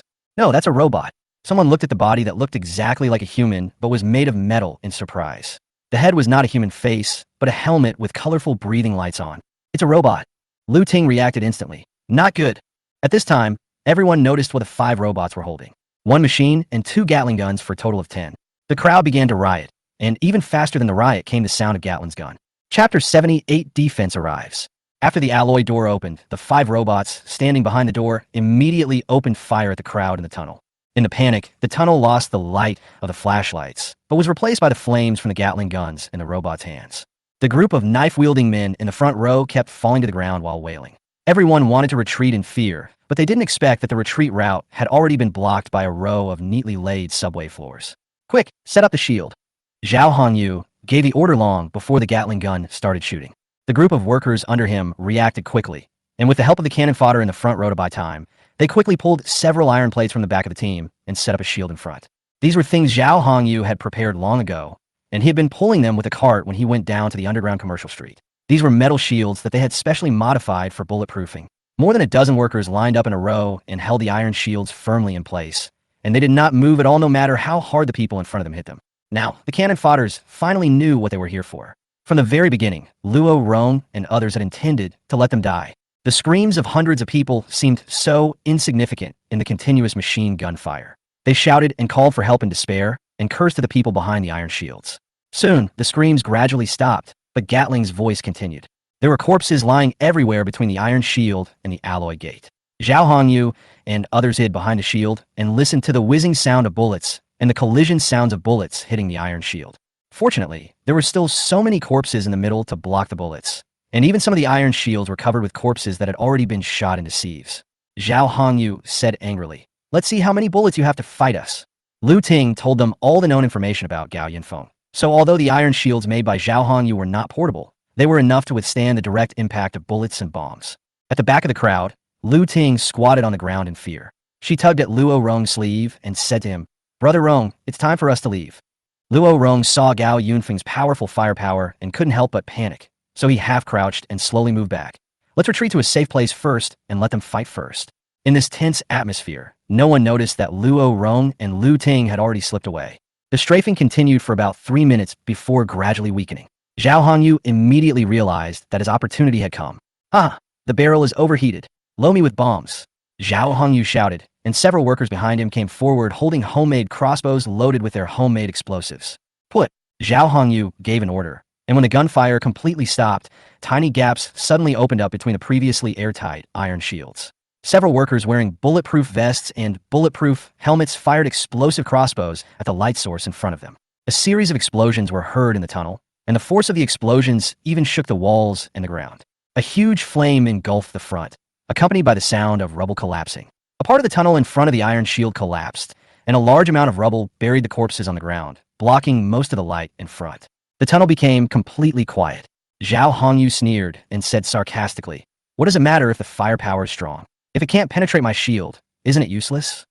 At this time, one of his men asked, "Boss, part of the road is blocked. What should we do now?" Zhao Hongyu waved his hand. "What should we do? Send someone to scout the way." His men immediately turned their guns behind them.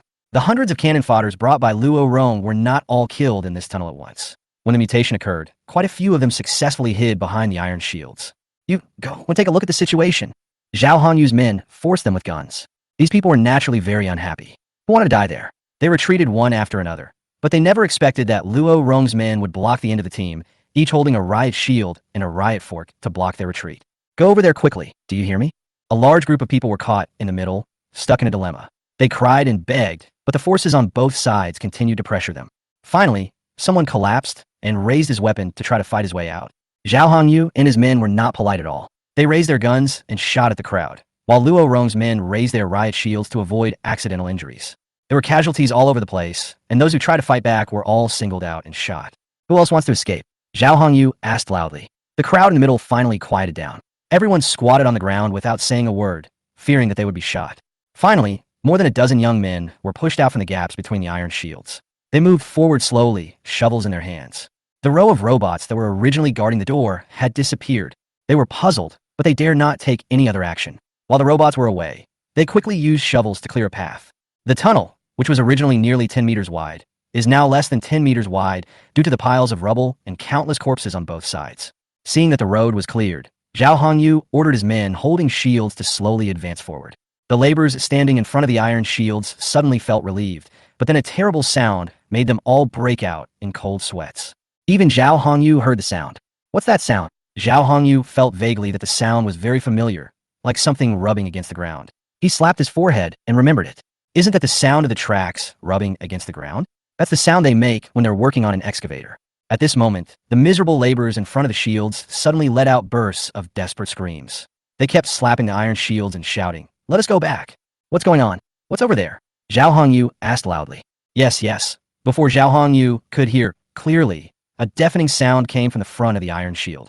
Immediately afterwards, a powerful impact force instantly dispersed the defensive formation lined up in a row, and the loud noise of the explosion drowned out the screams of the group of workers in front. The huge flames illuminated the tunnel again.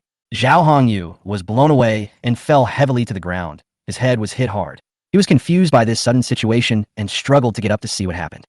A huge gap was blown in the original iron shield defense, and the iron plates in the middle were blown into pieces. Even the subordinates who were responsible for holding the shields were blown to pieces. Zhao Hongyu looked forward, but the scene in front of him made his pupils tremble. Tank, tank, tank. Chapter 79 Game Over. In the room, Gao Yunfeng was watching a TV series on the big screen while placing a tablet beside him and checking the surveillance footage from time to time. Just now, Pizu was controlling 5 patrol robots and used 10 Gatling guns, but they still couldn't penetrate the iron shields of Zhao Hongyu and others. So he immediately told Pizu not to waste any more bullets and drive the tanks down from the second floor directly. Gao Yunfeng took a glance and saw that after the tanks slowly arrived at the battlefield, it directly penetrated Zhao Hongyu's proud defensive formation with just one armor-piercing bullet. He sneered, then took a sip of the drink on the table. "Want to engage in an arms race with me? Come on," the companion asked. "Master, do you want to continue to torture, or end it quickly?" Gao Yunfeng replied, "Forget it, don't waste any more time. Just deal with them all to avoid any more trouble." In the tunnel, Zhao Hongyu climbed up covered in dust. He didn't care about the blood on his face and quickly retreated while enduring the pain in his body. How could it be possible? Didn't Gao Yunfeng only have a few guns and some bombs? Where did the tanks come from? Zhao Hongyu couldn't understand it all. Did this guy stockpile an entire arsenal of arsenals? The original plan he and Luo Rong made was to use thick steel shields and hundreds of cannon fodder to drain Gao Yunfeng's ammunition. Gao Yunfeng was alone, so what if he had guns and robots? Ammunition was still limited, right? Damn, this guy doesn't even act. He just drives a tank. Zhao Hongyu shouted to his men to retreat quickly, but they could not leave their backs to the enemy, and they had to set up shields. The explosion just now had collapsed half of the tunnel in front of the alloy gate, so they still had a chance to escape. But is shielding useful? Just as Zhao Hongyu and others were retreating, the tank in the distance once again pointed its terrifying gun barrel at them. The tank was in full automatic driving. It aimed at the slowly retreating iron shield in the tunnel, reloaded and fired again. With a bang, a cannonball passed through the gap between the rubble and hit an iron shield accurately. Brilliant sparks erupted in the tunnel.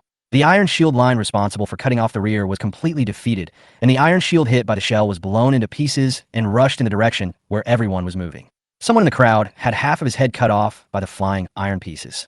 The crowd was in an uproar. Everyone fled in the direction they came from, but Zhao Hongyu managed to squeeze into the middle of the team by pushing away the people in front of him like a bulldozer. The people at the back were not so lucky. Most of them were killed by cannon. At this time, Zhao Hongyu finally understood why Lu Ting and Luo Rong came to him. It was obvious that anyone would choose to keep such a big fish for themselves. It seems like they also regard themselves as cannon fodder. Hey, wait a minute. Where are Luo Rong and the others? Zhao Hongyu seemed to have not seen them since just now. Where are they? You wouldn't have realized something was wrong long ago and run away. Zhao Hongyu had cursed those two people thousands of times in his heart, but he did not dare to stop and ran forward desperately. After running for an unknown amount of time, Zhao Hongyu finally stopped in the pitch-dark tunnel. He was breathing heavily, surrounded by people who had also escaped death. Someone had a flashlight in his hand. After Zhao Hongyu half-crouched on the ground and finally recovered, he found a man in a shopping mall work uniform by the light. He grabbed the man by the collar and asked sternly, "Where is Luo Rong?" Only then did everyone realize that Luo Rong and Lu Ting were missing. Seeing that the man in front of him said he didn't know, Zhao Hongyu kicked him away. Then he raised his gun, pointed it at the other men of Luo Rong, and asked, "Where is Luo Rong? Did you guys collude a long time ago to use us as cannon fodder?" At this point, everyone panicked. Those who were pointed at by guns waved their hands and said, "I don't know where they went. It's all your fault. Why did you bring us here for no reason? You fucking deserve it." The already anxious crowd exploded because of Zhao Hongyu's roar. The survivors who were used as cannon fodder saw that Luo Rong and Zhao Hongyu had a disagreement, and they started a riot again. In the chaos, only a few flashlights were knocked over, and the tunnel was plunged into complete darkness. No one cared about who was around them anymore. They just picked up their weapons and attacked the other party. The sound of gunfire rose and fell in the tunnel, but was quickly drowned out by the noise. For a moment, the temporary alliance of killing, fighting, and escaping completely collapsed at this moment.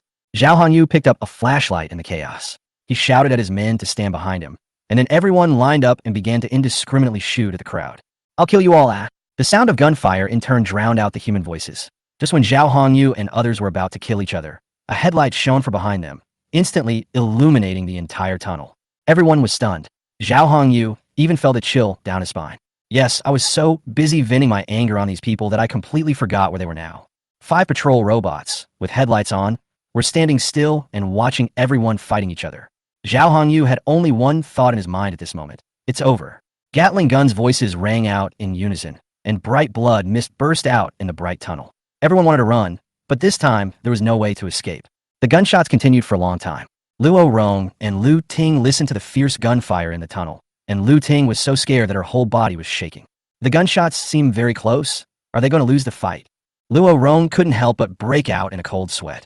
The robots standing in a row just now were too scary. He originally thought that so many people and so many guns would be able to defeat Gao Yunfeng. Now it seems that he was overthinking it. It's a pity for my brothers. He lamented, but did not stop. Gao Yunfeng is not someone you want to deal with. Let's go back first. As long as we have the resources, we will have peace of mind. He still had enough supplies in the warehouse of them all, enough for him to make a comeback. But just as the two climbed up the ladder back to the underground commercial street, a dazzling light illuminated the entire underground second floor. Lu Ting let out a cry of surprise and saw a figure standing not far away, the light on his face making it impossible for them to open their eyes. Realizing that the situation was not good, the two of them quickly ran away. 2 shots fired, Luo Rong and Lu Ting fell to the ground in pain. They looked at their bloody legs and howled in pain. The patrol robot slowly walked forward holding a shotgun in both hands. "No, don't." Lu Ting looked at the terrifying silhouette walking towards her step by step. She could no longer hold back her tears. "I'm sorry, Xiao Gao, I'm sorry. Please forgive me." The robot stopped in front of Lu Ting. Ignoring her pleas, it raised its gun and fired a shot at her head. A shotgun shot to the head at close range is like exploding a watermelon. Luo Rong on the side screamed in fear, shaking his head and backing away. "No, no, please no." The robot raised its gun and fired a shot. Luo Rong, who had lost his head, fell limply to the ground. The patrol robot scanned Luo Rong's body, then raised its gun and fired 2 more times. At this time, the robot is like a hunter. It jumps down the tunnel and continues to hunt other fish that have escaped the net. Chapter 80, Exploring the Port. Looking at the surveillance footage on the tablet showing Luo Rong being shot in the head by a shotgun, Gao Yunfeng felt extremely happy. Like Fong Tang, Luo Rong died suddenly before he could awaken his superpowers. The gunfire in the tunnel stopped completely. The patrol robot stood on the pile of corpses and checked carefully to make sure there were no more survivors. Gao Yunfeng stretched his body and ordered, "A company, pick up all their equipment and restore some blood for me. Please help me clean up the bodies. Thank you for your hard work." "Yes, master." It was getting late, so Gao Yunfeng finished his instructions and packed up to go to bed. The tunnel was a mess, and it took 6 patrol robots to clean it up all night. In fact, it would be much faster if the printer was used to process it. Once the absorption button was turned on, all the corpses would be cleared with one click, and the tunnel would be cleaned up completely. But Gao Yunfeng didn't want to do this. He thought it was creepy to have so many corpses in the print list. Gao Yunfeng dug a mass grave in a remote location 3 kilometers away from the Doomsday Fortress. He took all the bodies away, threw them into the grave, and buried them all, completely erasing all traces of the hundreds of people who had been there. Everything returned to calm. During the day, the temperature outside remained around 40 degrees. At night, The survivors would go out in groups to look for supplies and fight for them. But these had nothing to do with Gao Yinfeng, who lived a very happy life in his doomsday fortress. That afternoon, Gao Yinfeng suddenly packed up his things. Zhong Sun saw him and asked him, "Going out again?" Gao Yinfeng nodded. "Go out and get some more supplies. A few days ago, I used up a lot of the stock in the printer while improving the fortress, and I also had a fight with Luo Rong and others. It's time to go out again and stock up some steel. The most important thing is that the temperature has dropped slightly today, according to monitoring."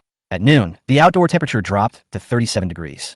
Gao Yinfeng immediately realized that this high temperature was almost over. The temperature would gradually drop in the next few days until it reached the average winter temperature. Then, the extreme cold would come. Correspondingly, the superpowers should be appearing soon. At this time, taking advantage of the gap before the end of the world switches to the next stage, Gao Yinfeng wants to take the opportunity to go out and stock up on supplies. He asked his companion to plan the trip. Gao Yinfeng was only going out for one night and was expected to be back before noon the next day. This time he was going to the eastern coast, where there was a huge port. Gao Yinfeng had been there in his previous life. There were a large number of ships parked at the port. Since they were all made of steel, it would be a pity to leave them there and wait for them to be scrapped. After packing up his things and taking his printer, Gao Yunfeng took the elevator to the third floor. The lights on the third floor came on, and what came into view were rows of neatly parked planes. Gao Yunfeng picked a smaller helicopter. Then he boarded the helicopter and started the plane immediately.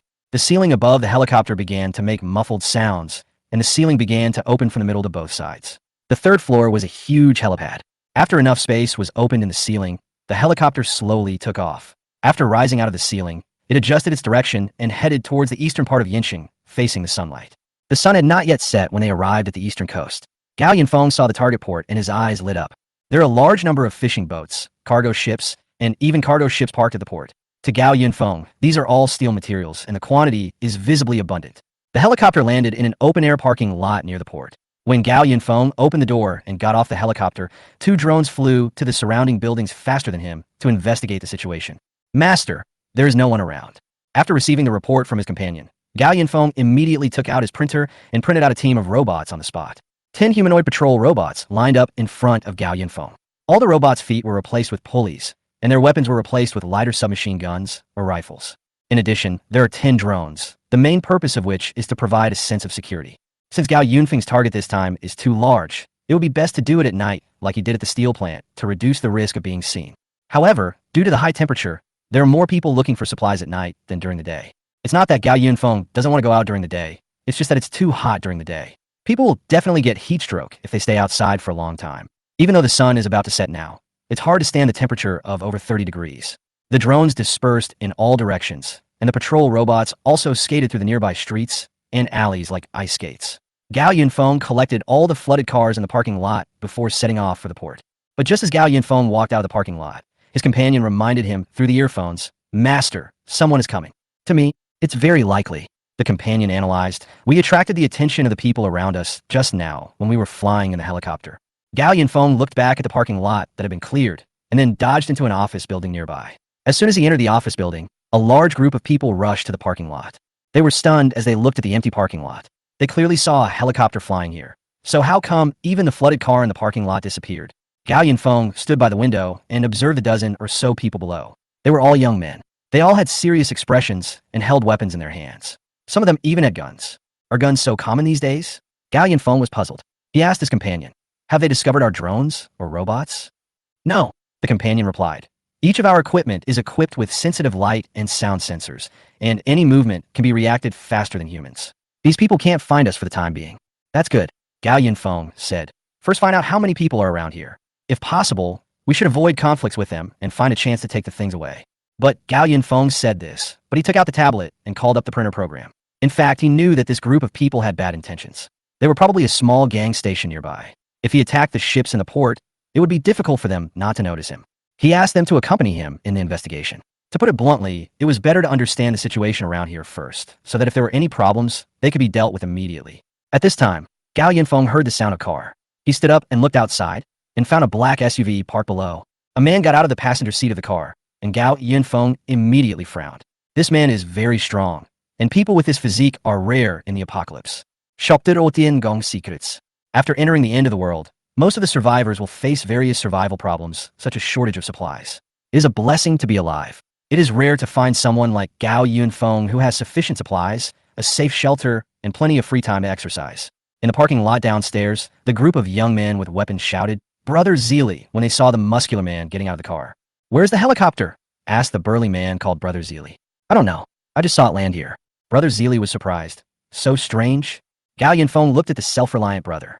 The muscles on his arms were stronger than those who participated in bodybuilding competitions. If he hadn't been wearing a vest and shorts, and his muscles were well-proportioned and tight, Gao Yunfeng would have thought that this man had taken drugs. Some people speculated, could it be that we looked in the wrong place, and the helicopter actually landed somewhere else? Brother Zeely immediately ordered, "Why don't you go find it quickly?" After all his men had dispersed, the driver came over. He seemed to be a close confidant of Zeely. "Brother, what mission did Zheng bring to us?" "Who knows?" Brother